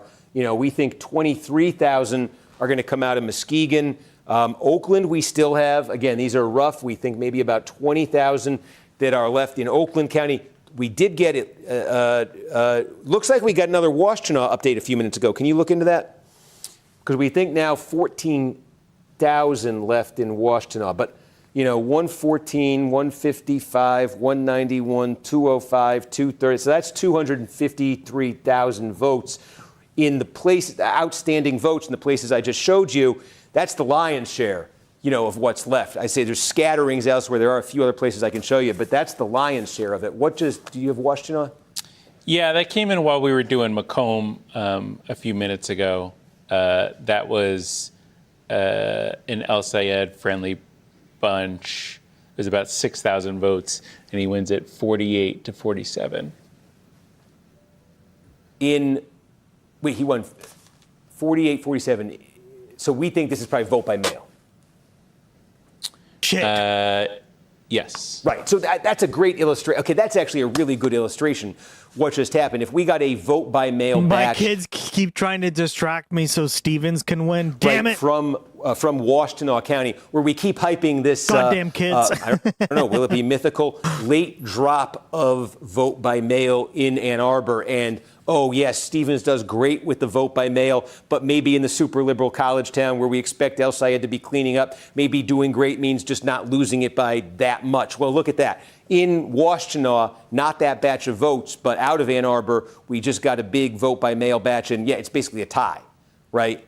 And so if it moves, okay, right, like so, if that big final batch out of Washtenaw, out of Ann Arbor is a tie, it doesn't do anything for her. It doesn't move her forward or back. If Ann Arbor is to the left, I mean, Washtenaw is a very liberal county, but if Washtenaw, if Ann Arbor, University of Michigan town, is to the left of the county as a whole, then maybe that last batch, if it was a tie in the county as a whole, the vote by mail, maybe the last batch out of Ann Arbor is to the left and is actually for El Sayed. So just again, that we've been setting a lot of hype around this final, potentially final vote by mail drop out of Ann Arbor. But again, I mean, this is kind of what the map looks like right now in terms of where the outstanding vote is.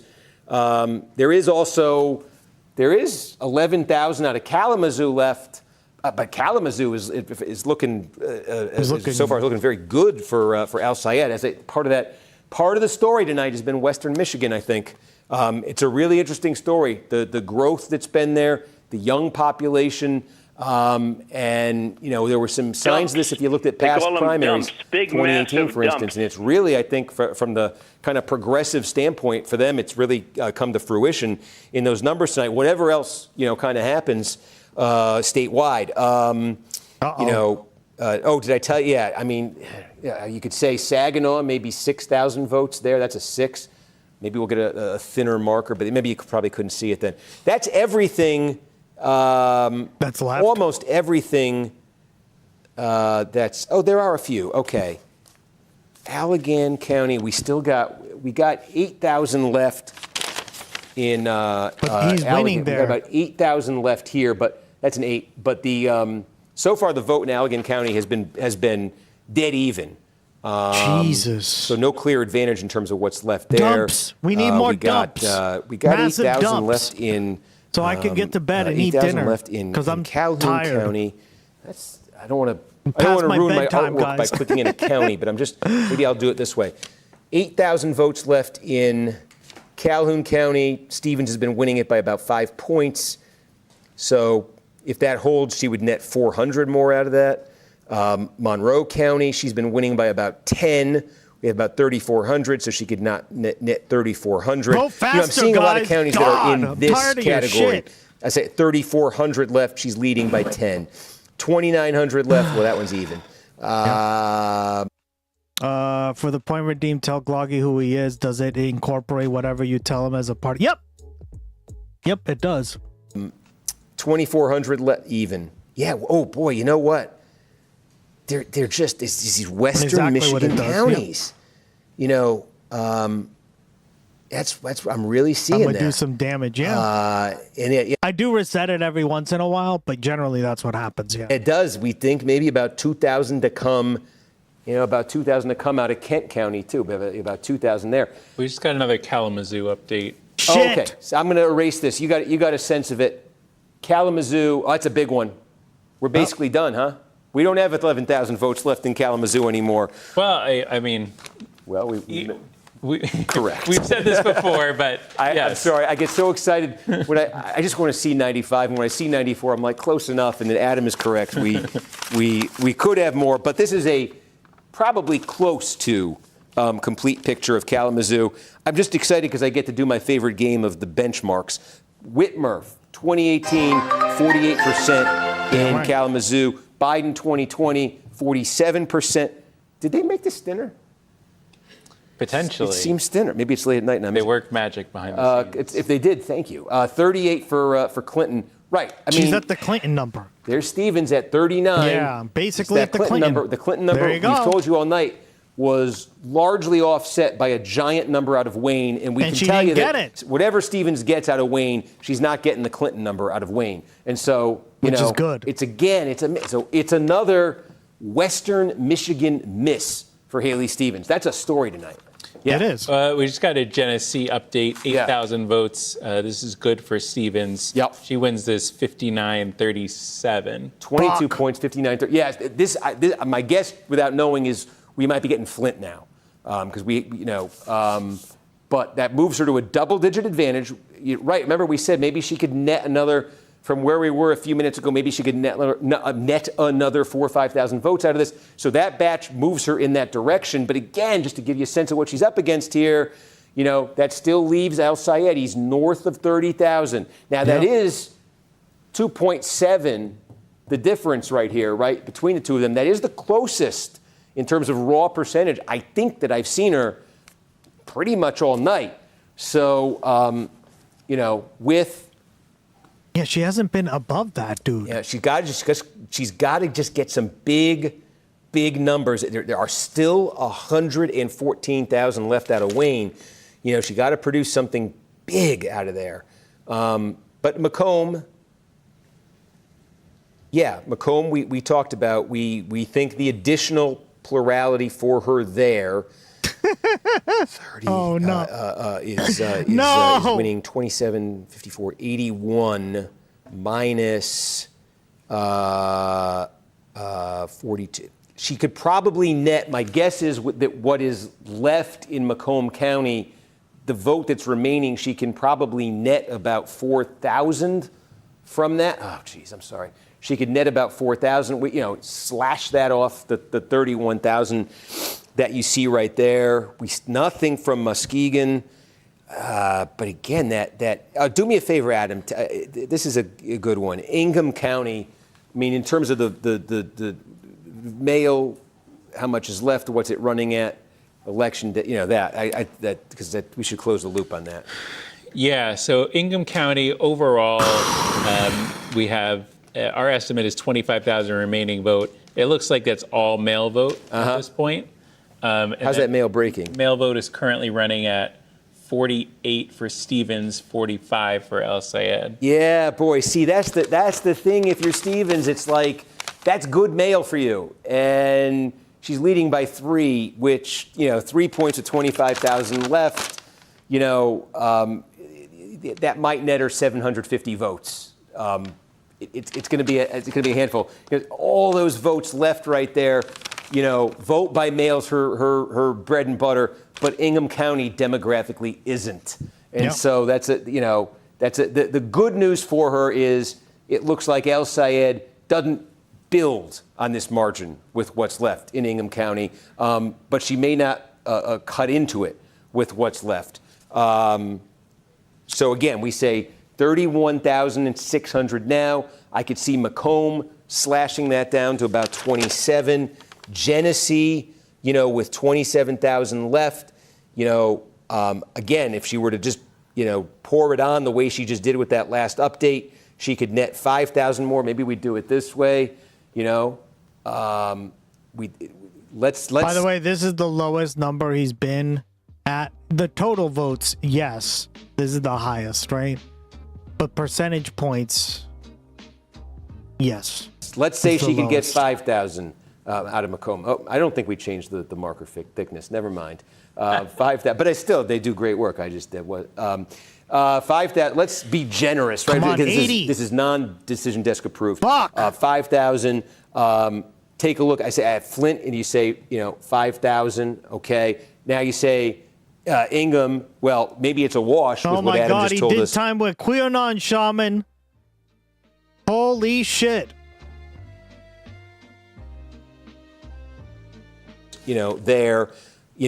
Again, Muskegon, we have nothing of any kind. I really think just the way all these counties have been lining up, I suspect that's in El Sayed County. I suspect we'll just go on the conservative side, maybe say it's by about, 2,000 votes for him. Oakland County. Let's pause on Oakland.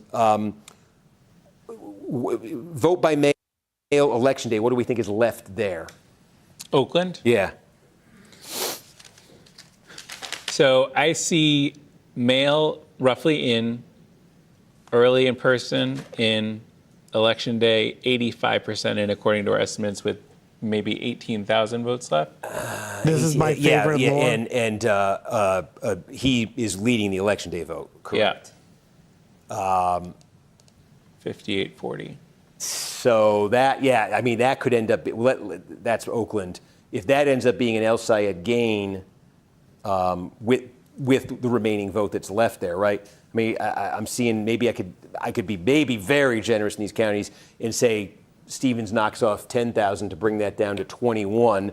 Maybe nothing changes out of what's remaining, in Ingham County from what Adam just told us, but I think Muskegon, would move that to 23 for Al Sayed, and then that Oakland, if that remaining vote is election day and it's breaking, and it breaks, Al Sayed, he builds on that further. Washtenaw, we keep telling you, again, like the best case in Washtenaw for Stevens would be it's just a wash from here to the end. Is it just vote by mail that's left collectively in Washtenaw? Let me take a look. Yes, that's what we have. Yeah, so look, that's her best case is the vote by mail is a wash in Washtenaw. I didn't mean to do that. It's a wash in Ingham. So the two big vote-producing kind of hubs for Al Sayed that are left, that they don't do anything. They don't move this thing anyway. She knocks a chunk off in these two places, okay, in Macomb and in Genesee. She has a chance in Saginaw to maybe she could get 1,000, maybe. What Adam just told us about Oakland is a bit of a curveball, because if that,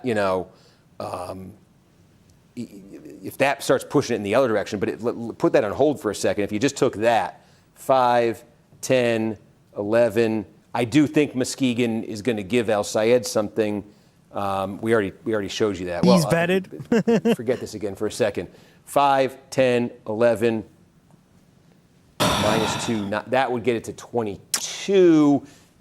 And we'd be, and then it's like, can she find a way to get that kind of a margin, some 15, 20,000 vote. Call it, Kornacki. Or more margin out of Wayne. Sick of your shit. 114,000 left in Wayne. The numbers don't look good for her. Just say it. Jackson has vote left. She's leading there by about 10 points. Come on, math nerds, for real. This is a very interesting race, though. Like the way it's playing out, it's very. Are you able to see Jackson County strange. Where we are in terms of like vote by mail versus election day? What's left?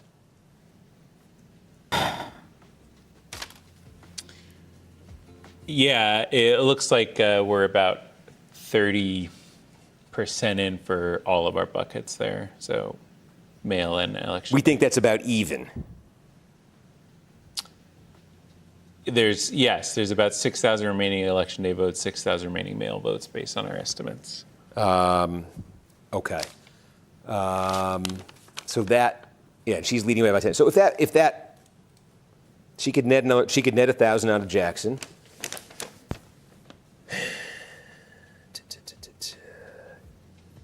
I'm just looking for places. I know there's scatterings here, but places where she could still net, like say, 1,000 votes or more. And, Monroe, I think I told you about that. She could there. She could get 12.5 there. She could get 12.5 out of Monroe.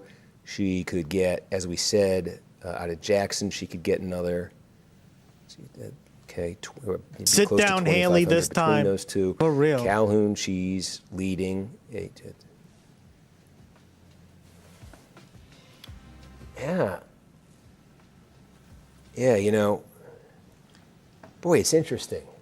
It's just, if she neutralizes him, in Washtenaw and Ingham, takes the hit in Muskegon. Let me just give me a sense here. We don't need to get too into it. I'm just going to go through counties that have fairly substantial by the standards of having 77% in statewide left. And I just want to know if the balance of the remaining vote is going to be election day or vote by mail. So I'll give you, if you can check Calhoun County.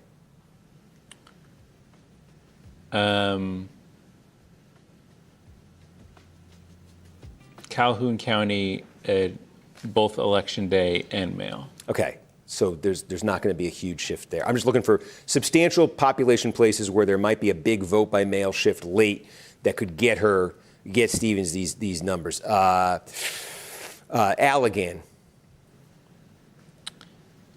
Allegan. Yeah, these counties. We don't have good breakouts for. Okay. And again, the motto of Michigan elections is limitations. Yes. That's full Israel that's not blowout. Adam's fault. I That's wish. just the way the system is. So let's. Cory Bush. 77%, 31,000. Our most recent update came from Lapeer. But still. Another 3,000 votes. And how did it break? She wins 57 to 39. Oh, that was the first vote of the night there. Oh, there you go, Did we have nothing there? Okay. Yep.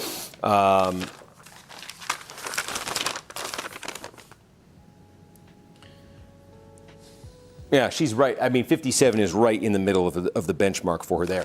It would be Whitmer 62, Biden 57. She's not in the middle. She's at 57. That vote was. What do we know about the vote there?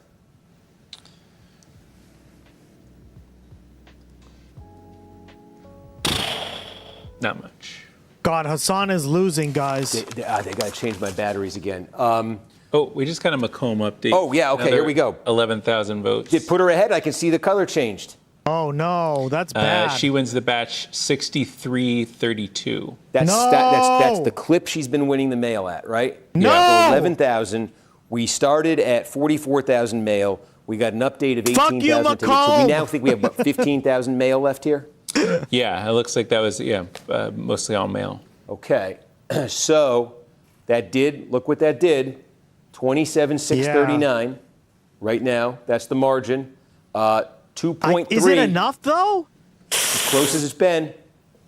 And 15,000. So now we're equal, I think, in what's left in Macomb between vote by mail and election day. Though there's a question of, is the election day subject to some, they got to change it right now, is that? Okay, folks, they're just changing the battery. If you've waited this long, They just called another county, guys. 90 seconds more. We want to see this. What was with that you. one again? Jesus, I'm blanking on the name. Holy shit. Come on, Kornacki, fix your shit. McMorrow's gonna rally.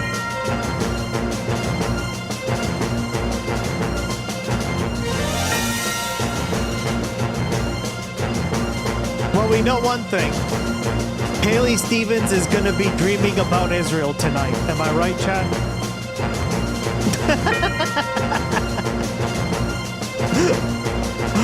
Oh my God, what a clown.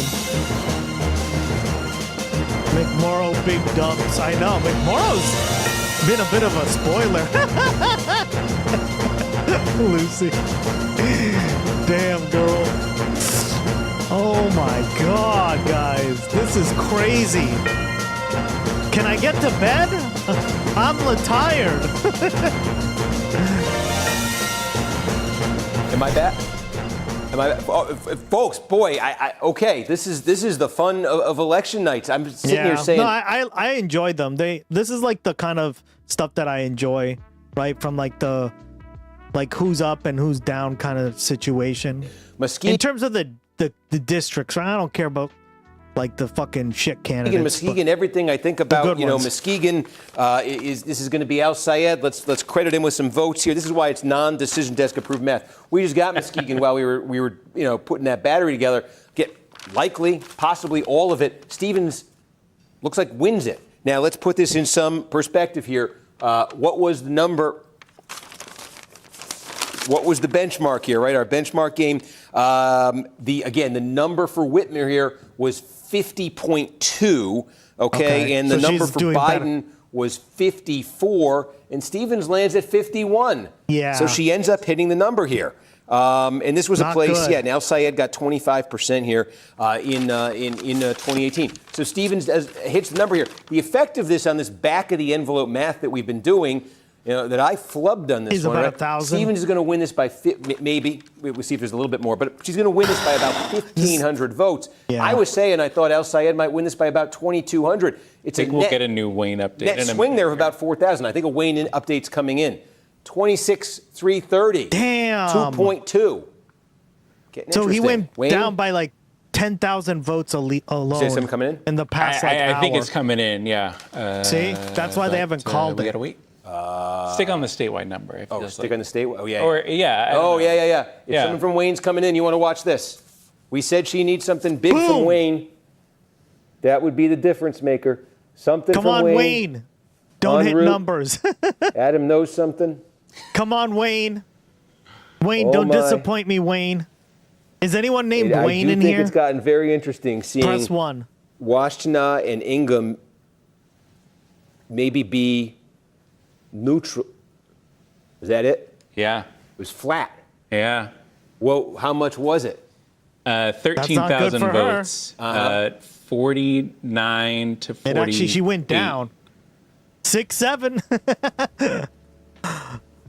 Okay. So where you saw an update on their site? I'm just trying to. Weirdly enough, it popped into House Race 13 before it popped into the statewide race, and that's where I saw it. And there was more vote in that House race. Oh my if you God. want to Yeah. look at that. Yeah. Because it was Donovan McKinney. it got up to 25,000 votes in that House race. Yeah, this is the one, right? Hell Boy, yeah, guys, look. Canadar has kept this close. I think a lot of people thought this would look different Fuck than it does you, right Shree. now. We'll put it that way. Donovan McKinney does have the 3,000 vote advantage. Again, the I told you, DSA Skelly. taking on the I told ex-DSA you. in this Detroit-Wayne County You gotta be careful. district here. But back to this thing we have been watching. Yeah, and his percentage night, keeps and it has going now down. gotten someone else just came in. Oh, 24 we got now. an Oakland update, 7,000 votes. It puts us at 95% in. We'll check on what's going on in Oakland, but she wins that 63-33. Okay, so I mean that was I was wondering, we were doing the absentee election day. We said maybe it's election day left. If Yes. it was pro Stevens, whatever. This might be it Damn, for Stevens. guys, this is in Oakland. This insane. might be it for everybody in Oakland. But Stevens, gets to 52. I mean, like the only other election I can think of that happened like this was the Pennsylvania one. So this is like these are. We said she needs to get into the 50s. Remember, she was there at, I think it was, she led by 2 early. She was under 50. She ends up at 52, right? And just again, to put this in some perspective Fuck here. yes, they can in the kill second biggest McKinney. county in Michigan, where she lands here in terms of these benchmarks. I go to the Oakland County website, and the one that still says partially reported is Southfield. So that's interesting. So they're saying more. Yeah. And again, it could be, because when we put this up, that's Decision Desk saying we're reaching the numbers that we've established as the benchmark, as the expected, but now let's see. So that as you've seen, it can be subject to change. We're getting real close. May not be it. But again, 54 was the Whitmer number in Oakland. Yeah, 50. and again, the reason is because Abdul could pull out a win easily by getting more people to go out and vote, right? 6. That's why they're cautious on it. Was the Biden number. So Otherwise, this I think lands- if it wasn't for Abdul, they would have already called it for Stevens. If this was any other candidate, I think we would have been like 52. the favorite of the Democrats would have won. But look, the bottom line calling here, we do benchmarks Damn all we want. Muskegon. Yeah, for We're real. looking at a race right now that's basically Muskegon, 24,000 God. votes and change. Can you imagine being from there? Is now inside of 2 points. That is that's a 1.9 points, the difference between Al Sayed That's and Stevens close. here. More than 80% of the vote is in. We just got more Doesn't look like it's too much, but somewhere. Jackson. We got 1,000 from Jackson. 3,000 from Jackson and 1,000 from Macomb. Macomb. So we got. Fuck you, Macomb. We're working our way there in Jackson. It's basically a tie in that county right now. Yeah, 47, 35. And you said we got more Macomb. Mm-hmm. Okay. How many and what was the break? It was 1,000 votes. It looks like it was mostly male, and it broke 57-39 for Stevens. Okay, so that leaves us at 29,000. This becomes a kind of critical question. To update you. Here's another Wayne County update. Yeah. 5,000 votes. 61% for Stevens, 35% for El Sayed. We said she needs big breaks, big numbers from Wayne. That's the kind, a 26-point margin for Stevens in that update from Wayne. That moves this down. Oh, my goodness. Moves this down to 22,765. 1.8. This is going to be a nail biter, guys. I'm just going to flag one other thing while we talk about that, and that is where the remaining vote is in Macomb right here.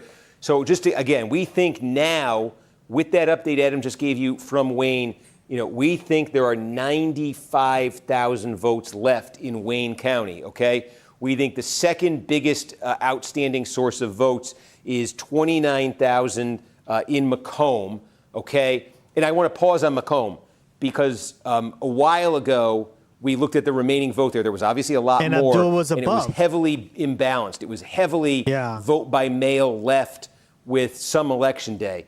Everything that has come in since then has been vote by mail. It's why Stevens has the lead now. The color flipped there in Macomb a while ago. So he's saying, like, if the rest is all vote same day, then Abdul could take it, right?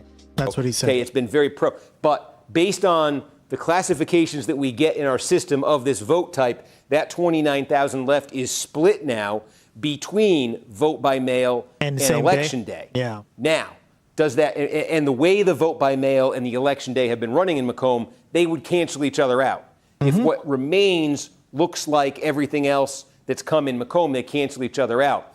But I want to be careful here because right next door in Oakland, that update we just got a minute ago, a very good update for Stevens, was, we had, our system was telling us that's election day vote that's left, and that last big update went 61-35 for Stevens. Okay, so if that vote by mail, How you doing, Dumpster we've Juice? 3 or Good 4 to see you again. successive updates here. It's been as pro Stevens as we've been expecting all night.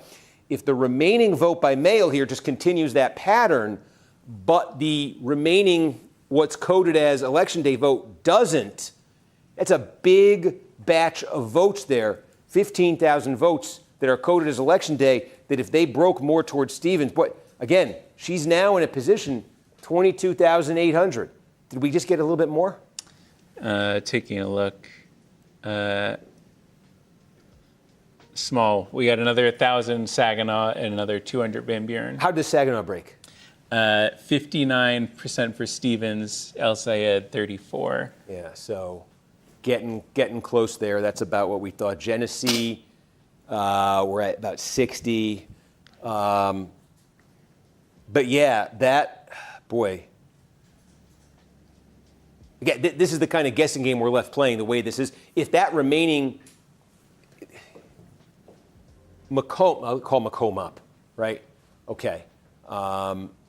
If right now we think there's about 15,000 vote by mail left, right, and 14,000 of what our system is coding as election day, okay, right? And we've been seeing in Macomb County that the mail's been running about plus 30 Stevens and the election day's been running about plus 30 Al Sayed. That would cancel each other out, and basically what you're seeing in Macomb now is what it would be. But again, that what we just saw in Oakland is getting me thinking here, is there a chance that what's coded here as election day vote, if it behaves like that vote we just got from Oakland at the very end there and is pro-Stevens, right?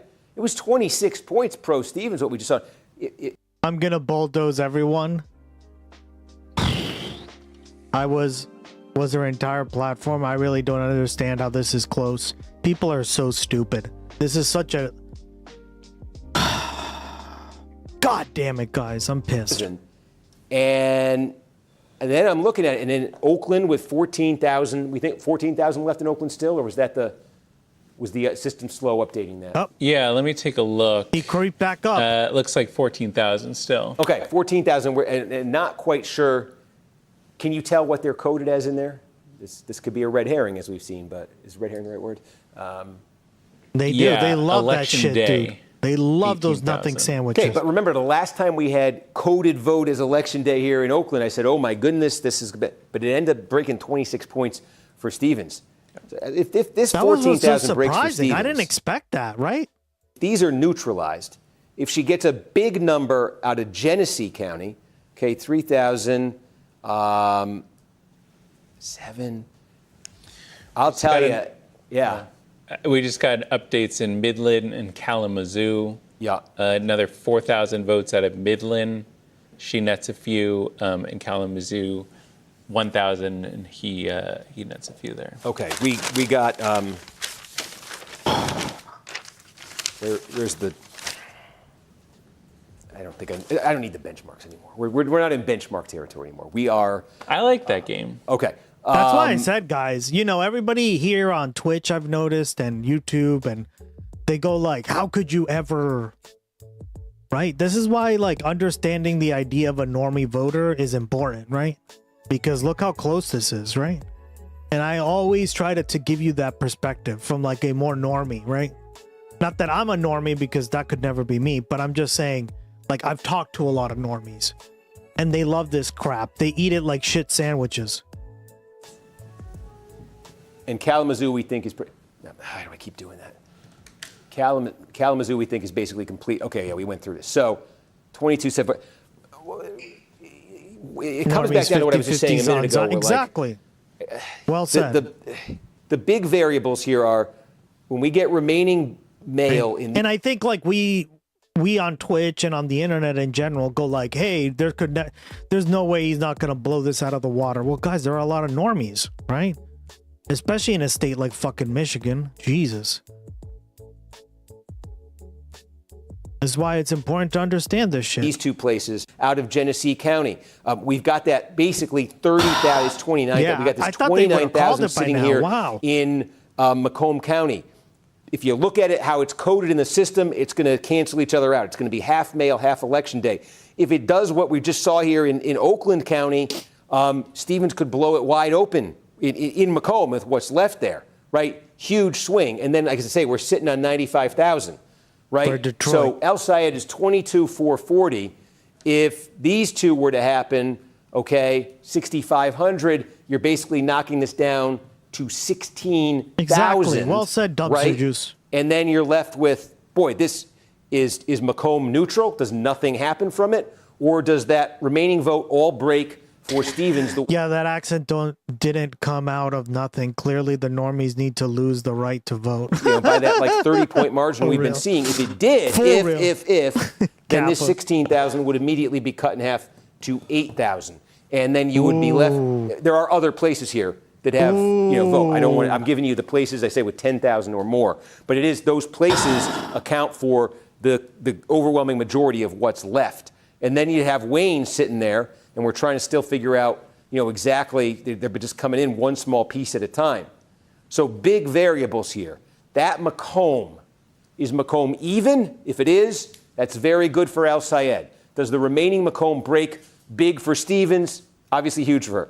The remaining vote by mail in Ingham and Washtenaw, is it a wash? Is it break even? If it is. Can you imagine breaking anything for Stevens? Great news for him. Oakland, that remaining vote, does it behave like that last batch that we just got? That Stevens won by 26 points?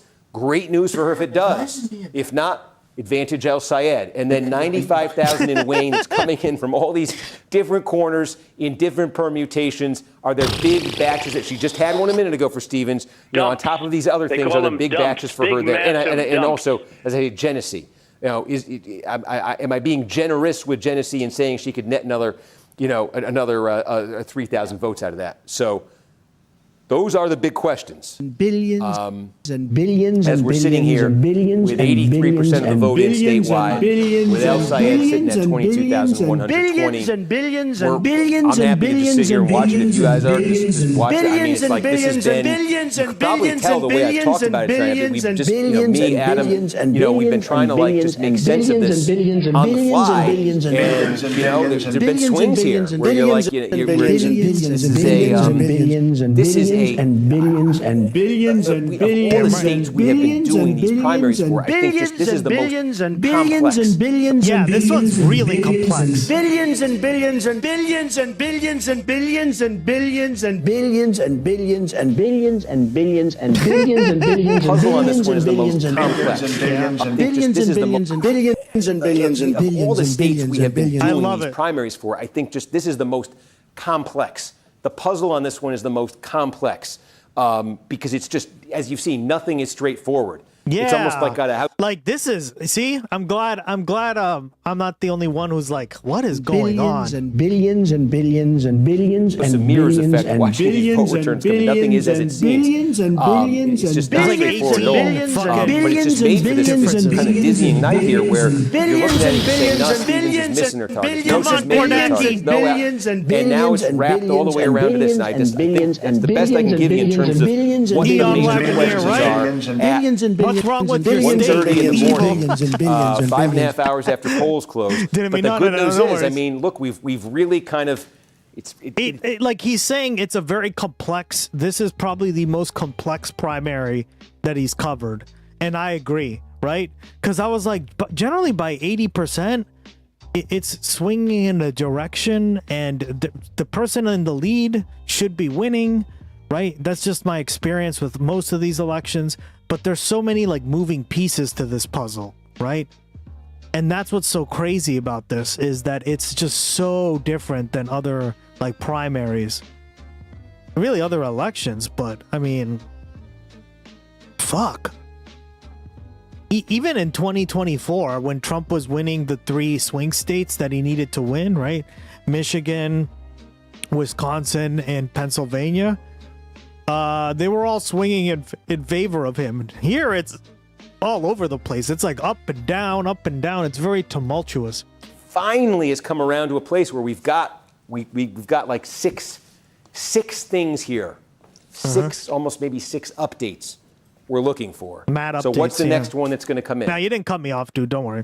22-120. Who are these fucking idiots voting against free healthcare? I mean, they're normies, right? And this is what I mean, guys. You have to understand the normies, because if you don't, then you're going to be blindsided by this. Right? Keep an eye on that number. I'm watching it with you. I won't, at this point, I'm not going to go jumping into any other counties. We'll just react when we get an update. But, yeah, again. The margin is decreasing. Yep. Although I will say almost anything. How you doing? Welcome back. Almost anything right now that substantially moves that, well, the one thing that could move that El Sayed number north, too, that's the wild card, should have said, our friends in Kent County and Grand Rapids, we've been on, like, does that mean something? Yeah, no, I just saw the number change, and so I was... What was it? I see 2 counties, Monroe and Roscommon. Monroe gets 2,400 votes, and Roscommon gets 600. Okay. And it nets out. So that's the other thing that's happening. I have given you, as I said, the places with 10,000 or more outstanding votes that can, in one update, really move this needle or tell us something important. At the same time, the rest of this map is filling in these counties that are colored in but are not at 100%. They are slowly filling in like that. That will bounce this number around a little bit in this zone. But what we are looking for here is... Do you have any predictions? Dude, this is honestly one of the craziest elections I've seen in all the years I've ever seen. Like, I've watched this shit, right? And I've watched pretty much all of these fucking things. That's why we're still here, by the way, because I'm like I'm not going to be able to sleep until I find out if Abdul won or not, right? Substantially moves this number. I'm tired and I'm hungry, but I'm like energized because I know something is coming soon, right? Now, whether it's going to be for Haley or not, It's not looking like incredibly likely. That's my prediction, but it could happen, right? In either direction, or which is why I don't like that. I have to say that. Or an update, if we get Washtenaw, if we get Ingham, and so that's my prediction. I'm hungry. I'm tired. I've been streaming 11 hours, and I still can't find out who's won. Number doesn't budge. That's just and it's way past my bedtime. So yes, important, and that's just as significant. Something significant. It went down. What was it? Where did we get it? Genesee. We got more Genesee. Okay. So this is Flint. We've been saying, I said, could she net another 3,000 or so out of there? It looks like about 2,000 maybe she got out of there. Stevens, again, I told you, these fucking normies. This is not 100%. That's wrong county. Oh, my God. That's the wrong county, dog. Idiot I am. Okay. Look at this, 78%, even more. The label Saginaw should have told me I was not in Genesee County. Okay, wow, okay. Thank you, Adam. Stop the count. Still, they're stealing a ton to come here. Not a ton, but that's a good amount. That's only about 3/4 in, and Stevens just got another. What was that update? How did it break? So it's 12,000 votes, 54% for Stevens, 41% for SA. No, yes, that's about thank you so much, guys. I know this is like very tumultuous, and you're like just watching a guy literally point to a board, but literally that's how this shit works sometimes. And this is honestly this is going to be one of the craziest elections, just how fucking insane this is. So thank you, guys. I appreciate you being here. I'm not going to give up. Type right now. According to what our system is saying, I think there's now more outstanding election day vote than vote by mail in Macomb County. But I'm just not sure how that election day vote, what's listed as that, is going to perform. You guys didn't know he was. Because the other way of looking at this is, that leaves you, now we've got. It went up. It went up. Yeah, we got 23,000 votes left there in Macomb. If it all breaks. We've seen 63-32, 63-30. We've seen. Can you imagine if this election is decided by 2,000 votes? Hassan will have another heart attack. 30-point wins for. This is crazy. Guys, if you haven't watched a lot of elections, this might be like, wow, this is kind of boring, or like, what's going on? This is legitimately nuts, all right? Like, we've been here at it for 5 hours and we still don't know the election results. That is unheard of in many cases, right? Oh my God. Stevens, in these updates. Especially for a fucking primary. That's what's so nuts about this. No crazy war. Yeah, we got to play that if he wins. 23,000 left. If she just kept doing that, 23-46, oh my God, that'd be about 7,000 additional votes. I appreciate it. I mean, I'm working extra time here, right? She would, A recount is issued. That's another thing is we don't want to get a recount. We want to get this in the bag right? But fuck. I want this in the bag for Abdul tonight. I don't want to have to wait for a recount. Which I don't Kappa 100, Kappa 100, Franker Z 100, Show Love 100, Show Love 100. Thank you so much. Hey guys 100, Hey guys 100. Thank you for the 800 biddies, my friend. I really appreciate it. I'm working extra overtime here for you. I appreciate it. She would knock that from 20 to 13,000. If it all breaks her way, this is to me in my mind right now, at least, it's a huge variable because I think Macomb could be it could be a wash from this point forward. It could even be a little bit. It could even net out to El Sayed's favor. That's a bit what the coding that Adam's given you is saying. But it hasn't been performing that way always. It certainly hasn't next door in Oakland. And I think something else was got an achievement. Just happened. Yeah, Sanilac. You also have a update in your phone as well. Oh, okay. Jeez. Check your phone, goddammit. Oh no. Rip cheer 100, rip cheer 100. Thank you for the 200 extra biddies, my man. Thank you. Cannot do it without your support. Thank you, thank you. Oh, what do we do? Oh my God. This is crazy. Can you ask if there is any possible workaround? Sure. Thank you.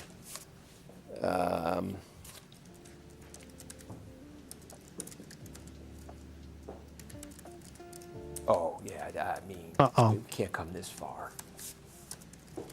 Uh-oh. They're hacking the systems to steal the votes, guys. Okay, that's why Fuck. Macomb is just like They're fucking El Sayed. It would change the game completely. I knew if the remaining vote in Macomb is all like what those last Stop the steal 3-4 updates have been like, because this number would come crashing down. And again, we think Stevens is going to get more, which is really bad, out of Genesee, and we think there's still I'm vote. back, bitches. Hell yeah. Come back. In Oakland, that if it's like the last update, she won the last update in Oakland County by 26 points. So if that vote, if the next Oh batch my God, we got a hype could be the final train. batch What up? out of Oakland Brother, behaves we that have to way. watch, I mean, and if I'll that see happened in you, Macomb, that happened in Oakland, and that happened in Genesee. I mean, this number is 5,000. Here, 100. Fuck you, Kornacki, you fucking chode. Fuck you, Kornacki, you fucking chode. Fuck you, Kornacki, you fucking chode. You should have called it. Kornacki, you fucking chode. Clip it. Clip it and ship it, guys. Someone clip it. I love it. What is the entirety of that remaining Macomb County vote? Those 23,000 votes in Macomb County. What does the entirety of that vote look like? Because you can make an argument that it's going to break even or even be slightly favorable to El Sayed, and you can make an argument that it's going to be like a 7,000 or 8,000 vote plurality for him. Chuga. Thank you so much for the 100 biddies, Chew? bro. We got a regular hype train chat thanks to % top subscription user. It ending at 8/5/2026 5:46:31 a.m. We at 1 and at 69%. So let's keep it going. 69, nice. Oh my God. Thank you, Grove, for the 100 biddies. I appreciate it, my goat. In the context of this, between those two possibilities, obviously, is enormous. And so that's, of the things we're looking at here, that's the thing. If I could wave the magic wand and know right now, it would be that. So while we're... I have to work in 4 hours. I shouldn't be awake. Oh my God, dude. I hate this. Massive now. If we ever got... Okay, we got something just went now. Is this another Wayne update? Oh, it went up! Come on! You gotta call it now! What the fuck?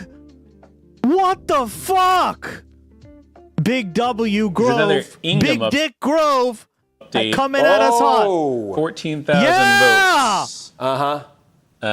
As breaks for El Did Sayed, Hassan he do gets 55% Let's of fucking them. go! And Stevens gets 40%. He won in vote Stop the count. Stop the count, right? This is coded as a mail update. This is significant. Yeah!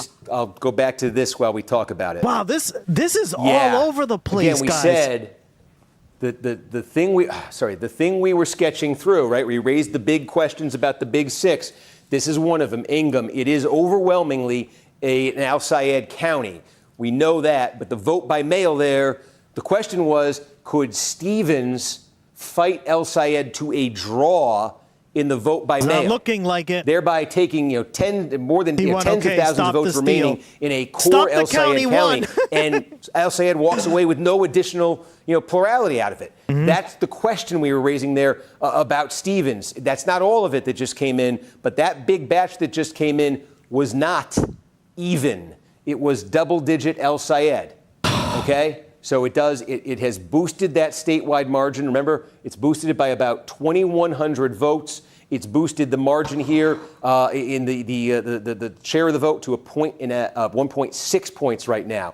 That was if you're El Sayed, it was a very good update for you. Again, we're looking for things here, the answers to our questions. And that one was just answered in the favor of El Sayed. That also heightens the stakes for we're asking the same question here in Washtenaw County, where we're waiting on vote by mail, where it's a core El Sayed county. Can Stevens fight El Sayed to a draw with what's left there? Keep this number from... Oh my God, thank you! Hype train level 3, let's fucking go! going any farther north like it just did with that update from Ingham County? Or is what we just saw in Ingham County going to happen again in Washtenaw County? Give me the money. Let's fucking go. That 21,000 climbs to 24,000, 25,000. That's a Lucy Rossi 20 just dropped a tier 1 gifty sub bomb. Oh my God. Everyone take cover. You got gifted a sub, Dumpster Juice. Congrats. Oh my God. W. Oh, I mean, can we just set like a tripod or something like? It looks like this area is going to determine the winner now. Thank you. Awesome. Chuga, chew. Hugh, woo, 0 hype train level 3 reached. We got another update We from advanced Leno. from level 1 to level 3. Keep the support coming and keep this train moving. Yep. Yeah, she lost, dog. Finally getting there. We saw that in 4K. Pretty early in the night, actually. And I even said it. I was like, it's not looking good. Sorry, you could probably figure that out. I'm sorry. Steve Kornacki's we just got a small amount, right? Yes, another 1,500 votes. El Sayed wins 52-43. Okay, that's one of those. It's just going to bounce it around in that zone. Sorry, Is he going to finish with the... Oh my God, guys. Dumps. They call them dumps. Big, massive dumps. It was, yeah. I called it right away. I said, I was like, yeah, it's not looking good. I can't see how you flag get... from the decision desk that the next Wayne County update should be Canton Township. Oh, that's great. Okay, we just got a small incremental one. I don't, unless it's from a major county. I don't think it's from Jackson. Okay, and it kind of broke even. Oh! Yes.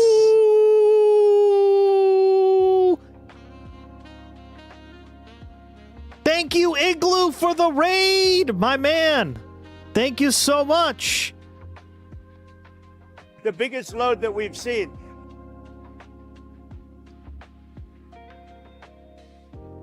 Gianluca, what up? Welcome. Ray DDPARRTTYYY. Igloo BC just raided our broadcast with 11. Thanks for the raid. Oh my God, thank you so much, Igloo. We're covering the election. It is a nail biter, dog. I'm way past my bedtime, but I'll do it. So the decision for you guys. desk, Michigan, I'm not kidding, there's like 18 wineries here. It's looking out right over.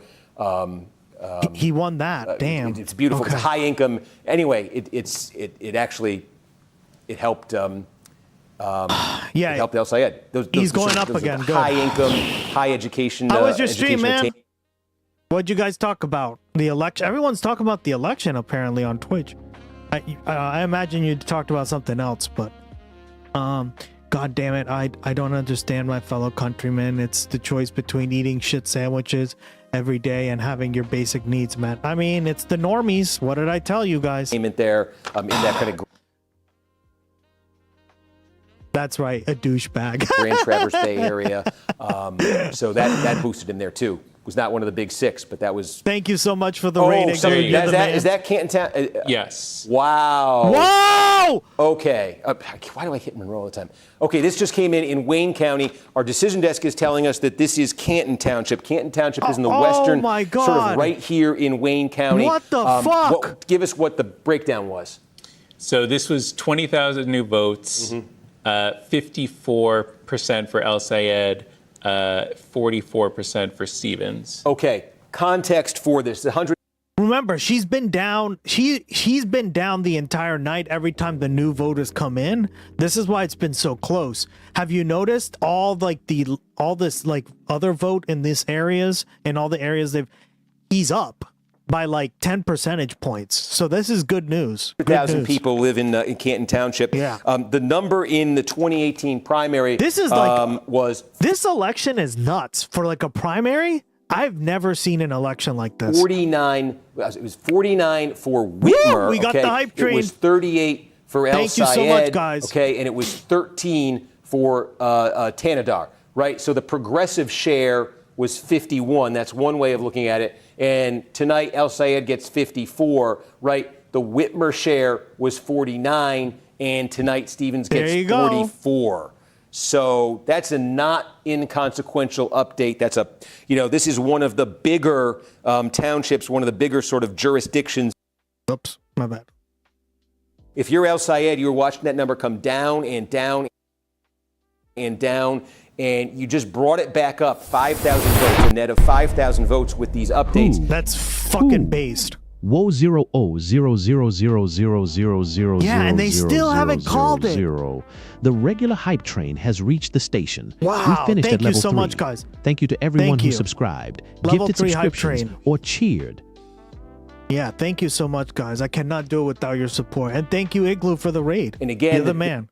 I love you, You're buddy. watching, if you're El Sayed, you want to keep this number as stable as you can. Obviously, you want to grow it, but you want to keep it as stable as you can. And you want this number, you can't wait till this, you want to get this number down because that vote is volatile. And so far, he's doing the right, like it's happening, right? I didn't think it was going to happen, but it's actually happening. It's unpredictability, and there's still 64,000 left there in Wayne, and there could be good places there left for Stevens. Oh, he it just just got went more. up Where's again! it from? He's at 25.5. Oh my God! Updates What from the Kalamazoo, 6,000 votes. Oh, okay. He's out of our big 6, but yeah. Why do I always do Berry County for this? Kalamazoo. Okay. Kalamazoo, like Grand Rapids. Kalamazoo W. It's the gift that keeps giving votes. We keep getting to 95 and more. Al Sayed, wow. It's almost he's Stevens got 25 that as now. close as she's gotten it all night. Al Sayed has responded here. He got a little assist. We're on our big 6, but Kalamazoo, Leelanau came through for him too. Kalamazoo, Leelanau, Ingham. Big update from Canton Township in Wayne. The ball is in Stevens' court right now. Again, with what is left, 64,000 in in Wayne, and then Macomb, 23. I'm more and more. This 23,000 in Macomb County is huge. Huge. I think Stevens now needs it to be. We're saying, is it going to be about even? I could make an argument based on everything we're seeing, why that's the case.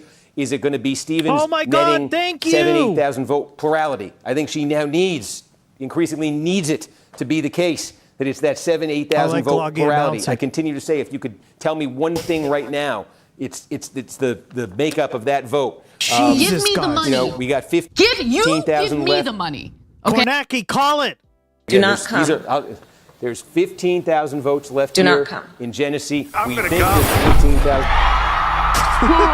Jeff Bezos came, Bill Gates came, Mark Zuckerberg came, many of them came numerous times, the bankers have all come, everybody's coming. Who am I forgetting? Do we have any other? Thank you, buddy. Oakland, Washington. The way he said your name. 14,000 votes left. The way he said your name was just amazing. And billions and billions and The billions math, God. and billions and billions and We're inside of 10,000. That last one was significant. billions and If what billions happened and in Ingham billions happened and in billions Washtenaw, and then that billions number and goes further billions and north, billions and for El billions and Sayed. billions. Thank you so much, buddy, for the gifted sub. Is a wash, which is possible, and that number would stay north. And then look at this, suddenly take almost 40,000 votes off the map. You'd say, well, Stevens can get a boost out of Genesee County here, but 15,000 votes, it's only going to be a couple thousand. 14,000 Oakland, and Al Sayed again. Just the fact that he was able to put up that number. He put up 6,000 in Canton Township there. Right. There's a breadth of support inside of Wayne County there for him too.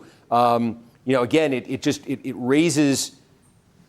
If she can't get it out of Macomb. Yep. Scally, this has been the need something we just. This has been the craziest election, guys, especially for a primary. Like, this should have been called, 5 hours ago? I should be asleep by now. But the fact that they're still, looking into this is crazy. Crazy. It's absolutely in it. 25,544. Looking at the clock, what do we do? They were still working on it. Okay, appreciate it. I know this has been I know it's been a super long night for everybody. Dude, this has been brutal. Freaking brutal. What are we at? 5 hours since this shit started? Jesus. There's just some I'm not the only one that works here. They need the studio, and folks around here have been working. We don't stay up till 2 a.m. doing this every day. So yeah, this is very rare. Truly appreciate the everybody in here. Same, guys. You guys are the goats. Do you guys want to come take a bow? Do you guys want to? Can I get you guys on? What the fuck is going on? Like Can this we is. show these Oh, folks? it went up again. I'm serious. Do you want? What I'd love the to fuck? What the show hell, the room, guys? Maybe? The people that make this happen. Okay, they gotta start calling this, right? Here we go. Take a bow. If it goes back All up to right. 35 We've made it again, to- this everything is, we this make it is to 2 a.m. for one of dunzo. these. This is dunzo, right? Steve, how do you come back I from do have this? another Wayne update. Oh, for whoa, you. Yeah, this is big. motherfucker, just This is tell big. us. So we got another 6,000 votes. Yep. Come on, El let's Sayed, fucking 62, go. Stevens 35. We just got another 11,000 Washtenaw votes. Yep. Oh, this is huge. El Sayed 59. Oh. Stevens 39. Whoa, folks. We've been asking the questions and we're getting the answers. That vote that just came in Washtenaw, that would have been mail, right? Yeah, I would think so. Let me double check. If the answer is yes, that's yes. Yeah. Okay. We asked the question in Ingham County: could Stevens fight Al Sayed to a draw with the remaining vote by mail? Answer: no. Washtenaw County: could Stevens fight Al Sayed to a draw with the remaining vote by mail? Answer: no. Al Sayed just won that batch by 20 points. Could Stevens consistently roll up those big numbers in Wayne County? There's another big update right there. Nope. El Sayed is It within went 4 down. points in the countywide count. What that does, I think someone else just came in. Now it's Al up to Sayed's 28, number now is guys. creeping close to 30,000. Yeah, a few minutes ago, 30,000. it was What did I down say? at 19,000. He has gotten nothing but good news in the last 6 or 7 updates we've gotten from Kalamazoo, from Leelanau County, Ingham County, Washtenaw County, and in Wayne County. 2 big updates out of Wayne County that are very strong didn't for Al expect it Sayed. to be We're this at nearly late. 90% of the vote in statewide here. He's taken what was a very precarious position a few minutes ago, and he has now put himself in a significantly better one with fuck those yeah. with those votes Our that have come boy. in. That leaves what is left right now.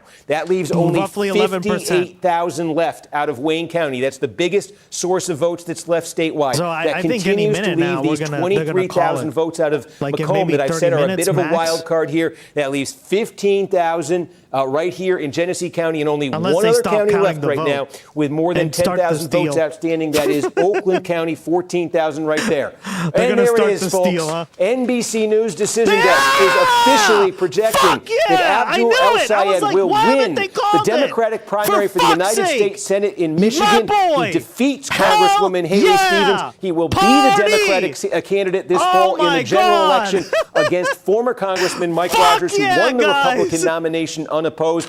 Rogers, What did who I sought say? a I Senate was like, seat they in just called it, 2024, yeah. now Why he haven't they lost, called it seeking yet? a rematch, seeking a rerun Oh here. my He will do God. it against Abdul El Sayed. I am not going to make this go any longer than Jeff it has. Bezos Thank came, you Bill to Gates all came, that have stayed with Mark us tonight. Zuckerberg Thank you came, to everybody here many at of them NBC came numerous who times. made The this best possible. actors of all Behind time. the scenes Everybody's everywhere. coming. What an epic night this was. Oh What my that God. flourish that Al Sayed had at the end there. I mean, you if you stayed up, you got to witness it all. It looked like Live. Stevens was We closing did the it, gap. It looked guys. like she had a pass. W. And Al Sayed just shut it off in those He shut last that 6 shit updates we got. That down. was an incredible amount of drama in the Yeah. end there after a long, long night. And if you stayed with us through it all, God bless you. Thank you very much.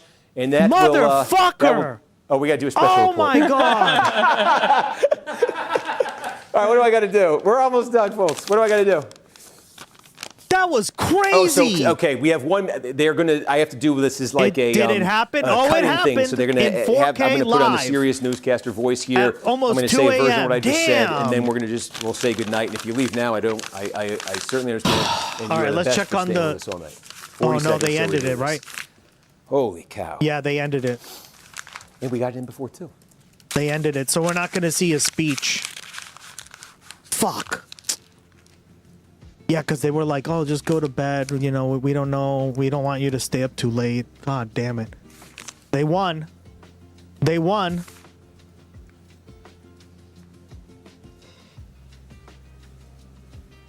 Yeah, they ended it, guys. Fuck. So we can't even watch the speech. Can't you count faster, motherfuckers? I wanted to watch Abdul give his speech. God damn it. crazy. Yep. This is an NBC News special report. I'm Steve Kornacki. American voters in 5 states hit the polls on Tuesday, and I've got some major results to share with you. Abdul has won, guys. W. Wow. Finally, we got the results we wanted. It was good. We went on a tangent over the video about people in the music industry talking about AI. Awesome. Yeah. Cheer That's awesome. 100 peace. Forever no crazy gwar. Peace forever no crazy gwar. right. Peace forever no crazy gwar. Peace forever no crazy gwar. Peace forever no crazy gwar. We Peace got forever several no songs. crazy gwar. Peace forever no celebrate. crazy gwar. Peace forever no crazy gwar. Peace forever no crazy gwar. Peace forever no crazy gwar. Peace forever no crazy gwar. Peace forever no crazy gwar. Peace forever no crazy gwar. Peace forever no crazy gwar. Peace forever no crazy gwar. Peace forever no crazy gwar. Peace forever no crazy gwar. Peace forever no crazy gwar. Peace forever no crazy gwar. Laughed my ass off. Hassan's battery just died before they called it. Yeah, that sucks. I'm sorry, buddy. I'm sorry. Fuck yeah. We're doing it, chat. Celebrating. Kornacki came for us, finally. We're doing a double celebration. Hell fucking yeah. Not war, just peace, forever, forever, forever. Decirle al pueblo de Estados Unidos, no a la guerra. No queremos una guerra en el Caribe ni en Sudamérica. Yeah, we'll play that next.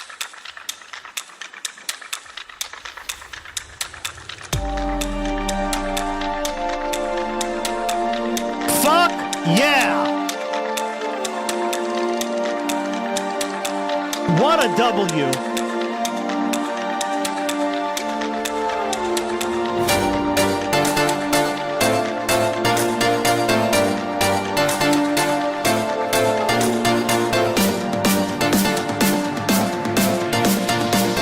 Our boy won.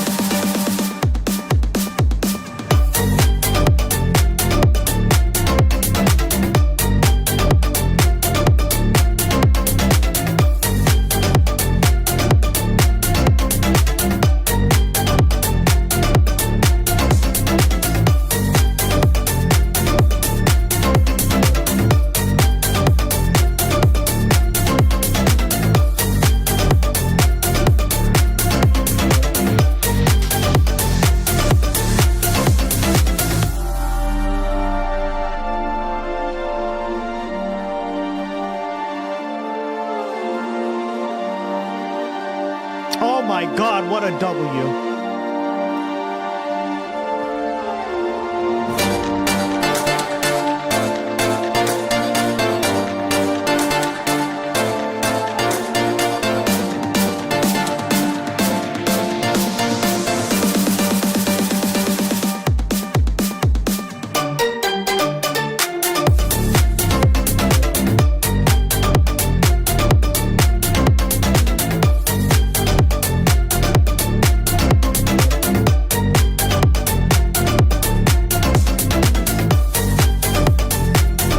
Oh my god.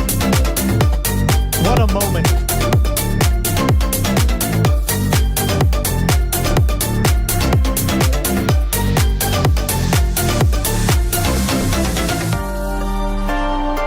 Look at all those crabs dancing. Gloggers. I love that mixed with the gloggers. And then we got to do that. We got to do that, guys. We got to do that. Nicolas Maduro doing the... Hold on. Wait, where is it? I want to get to a part that... Viewer discretion is advised. New follower to the commune. Thank you, Crag Nymph. Thank you, Crab Nymph. Appreciate the... Or Crag Nymph. Thank you so much for the follow. Really helps me out. How's your evening so far? Jeez, what an epic victory. All right, next, we got to do it. Not war, just peace, forever, forever, forever. He's dancing to Decirle al pueblo de Estados Unidos, no a la guerra. No queremos una guerra en el Caribe ni en Sudamérica. Hell yeah. No. Not war. Yes, peace. No a la guerra loca.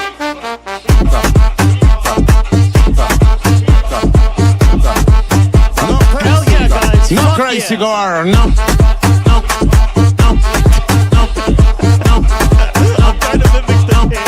¿Cómo se dice en inglés? What a W. Please, please, please. Jesus. Yes, peace. Yes, Fuck you, peace. APAC. Peace forever. Peace forever. Peace forever. Peace forever. Esto se llama Peace forever. lenguaje tarzaneado.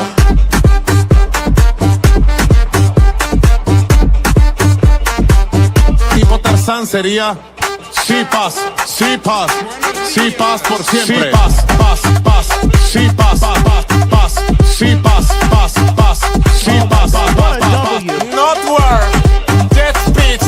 The people United States. De parte de the people Bolivarian Republic. Thank you bro, so much. You want? Oh my god, I'm so glad I stayed up. Peace forever. That was gonna Not kill war, me. just peace forever. I would have woken up at like 4 a.m. and checked my phone and then been disappointed that I ended stream or whatever, right? Even though I'm in bed by now, like I'm way in bed by now. Oh my god. Wow, that was a crazy night. 11.5-hour stream. Let's fucking go. That was nuts, guys. Oh, but that was an epic victory. We needed that. We really needed that. Thank you for staying up so late. Yeah, no worries. I mean, guys, like, this is the kind of stuff that, like, I used to do for college and stuff, right? And it was crazy, right? The kind of math you have to do and stuff, but, like, even Kornacki was like, the fuck? This is a crazy race. I think this is one of the craziest. This will go down in the history books in terms of primaries, at least, right? I don't know about like overall like races, but in terms of primaries, yeah, like it shouldn't have been this close, right? I believe Haley or like the Dem center candidate probably would have won, but Abdul pulled off a win, so it was an epic win, and I fucking love it. I fucking love it. Hell yeah, W stream. Thank you so much. I really appreciate it. I work hard for you guys, and I really appreciate all the views and the support that I get. Thank you so much, Igloo, for the raid. Thank you so much for all the raids, right? Justin Freakin gave us a raid too. Thank you so much. You guys are the best. Like, the raids are incredible. Thank you so much. I really appreciate it. Thanks again, Lucy. Yeah, and Lucy, thank you so much for the 5 gifted subs. And thank you, Matsukai, for the gifted community sub. And thank you so much for the 10... What is it? 10,000 bits? No, sorry. 1,000 bits. Thank you, Grove, for the 100 biddies. 200 biddies. Oh, guys, I cannot do it without your support. Especially 11.5 hours of this shit. Oh my god, what's this before we end up leaving? Oh! Somebody else celebrating? Hey, what's going on? Is he depressed because they just said Abdul projected winner? What's he doing? He's just What is waiting. he doing? He's sad as girl. That was This pretty is an NBC funny. News special report. I'm Steve Kornacki. American voters in 5 Okay, there we states hit go. the polls on Yeah, he's Tuesday, just and I've he's got not some major depressed. I results to share. think he's just being professional, right? But that was funny. Okay. Yeah. Oh, that's that. Hell yeah, Cash Ox coming in W! with 30 biddies. Thank you. Thank you for the Cash How did W on screen, dog. I appreciate it. See that again, guys. Look at that. That was incredible. Thank you, buddy. Thank you, Oxpecker. Okay. Well. Oh, that's that, I guess. Ox coming in with 30 biddies. Thank you. How did it? Coming in hot with our emote. Love it. Thank you, Oxpecker. That was brought.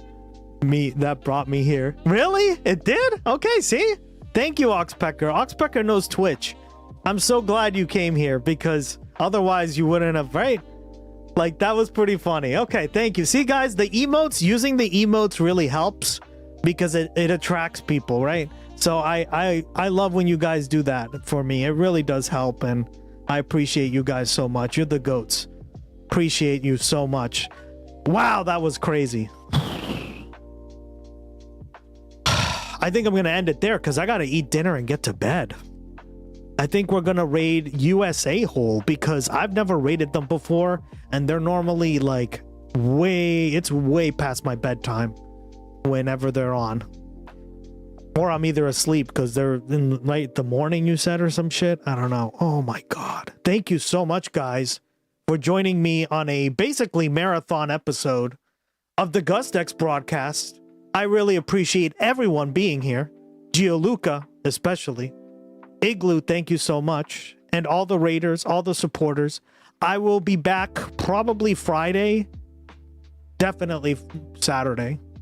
I'm going to work on the stream Tuesday and Wednesday.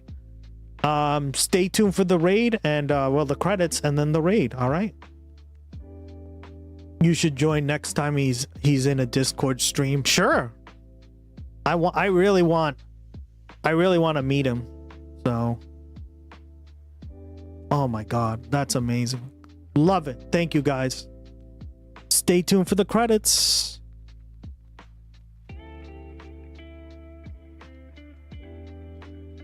Thank you so much. What an epic win. Yeah, I mean, Dumpster Juice, that was incredible.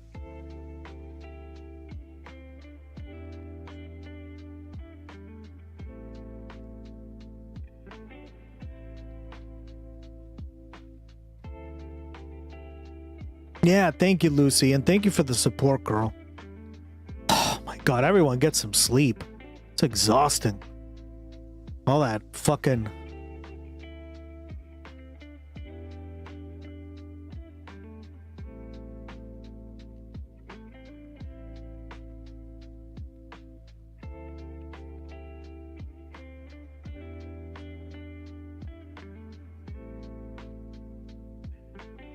Thank you so much for all the support, and Cheeto, because Cheeto actually clipped the not so crazy war clip for us. So thank you, Cheeto. Oh my God.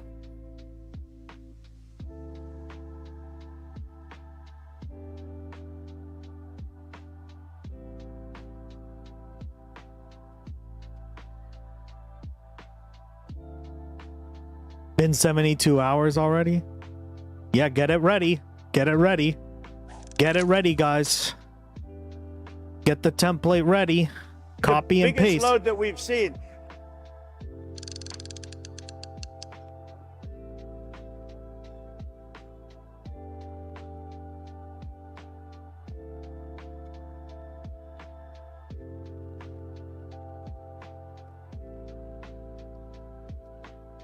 All right, starting it now.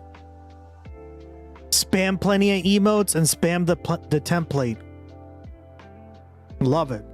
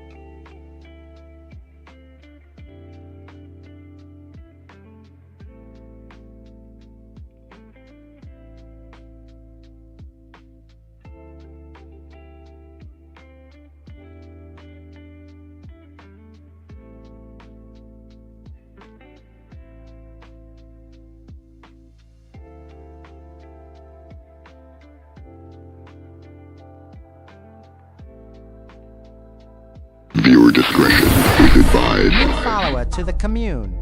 Thank you, NixXX76.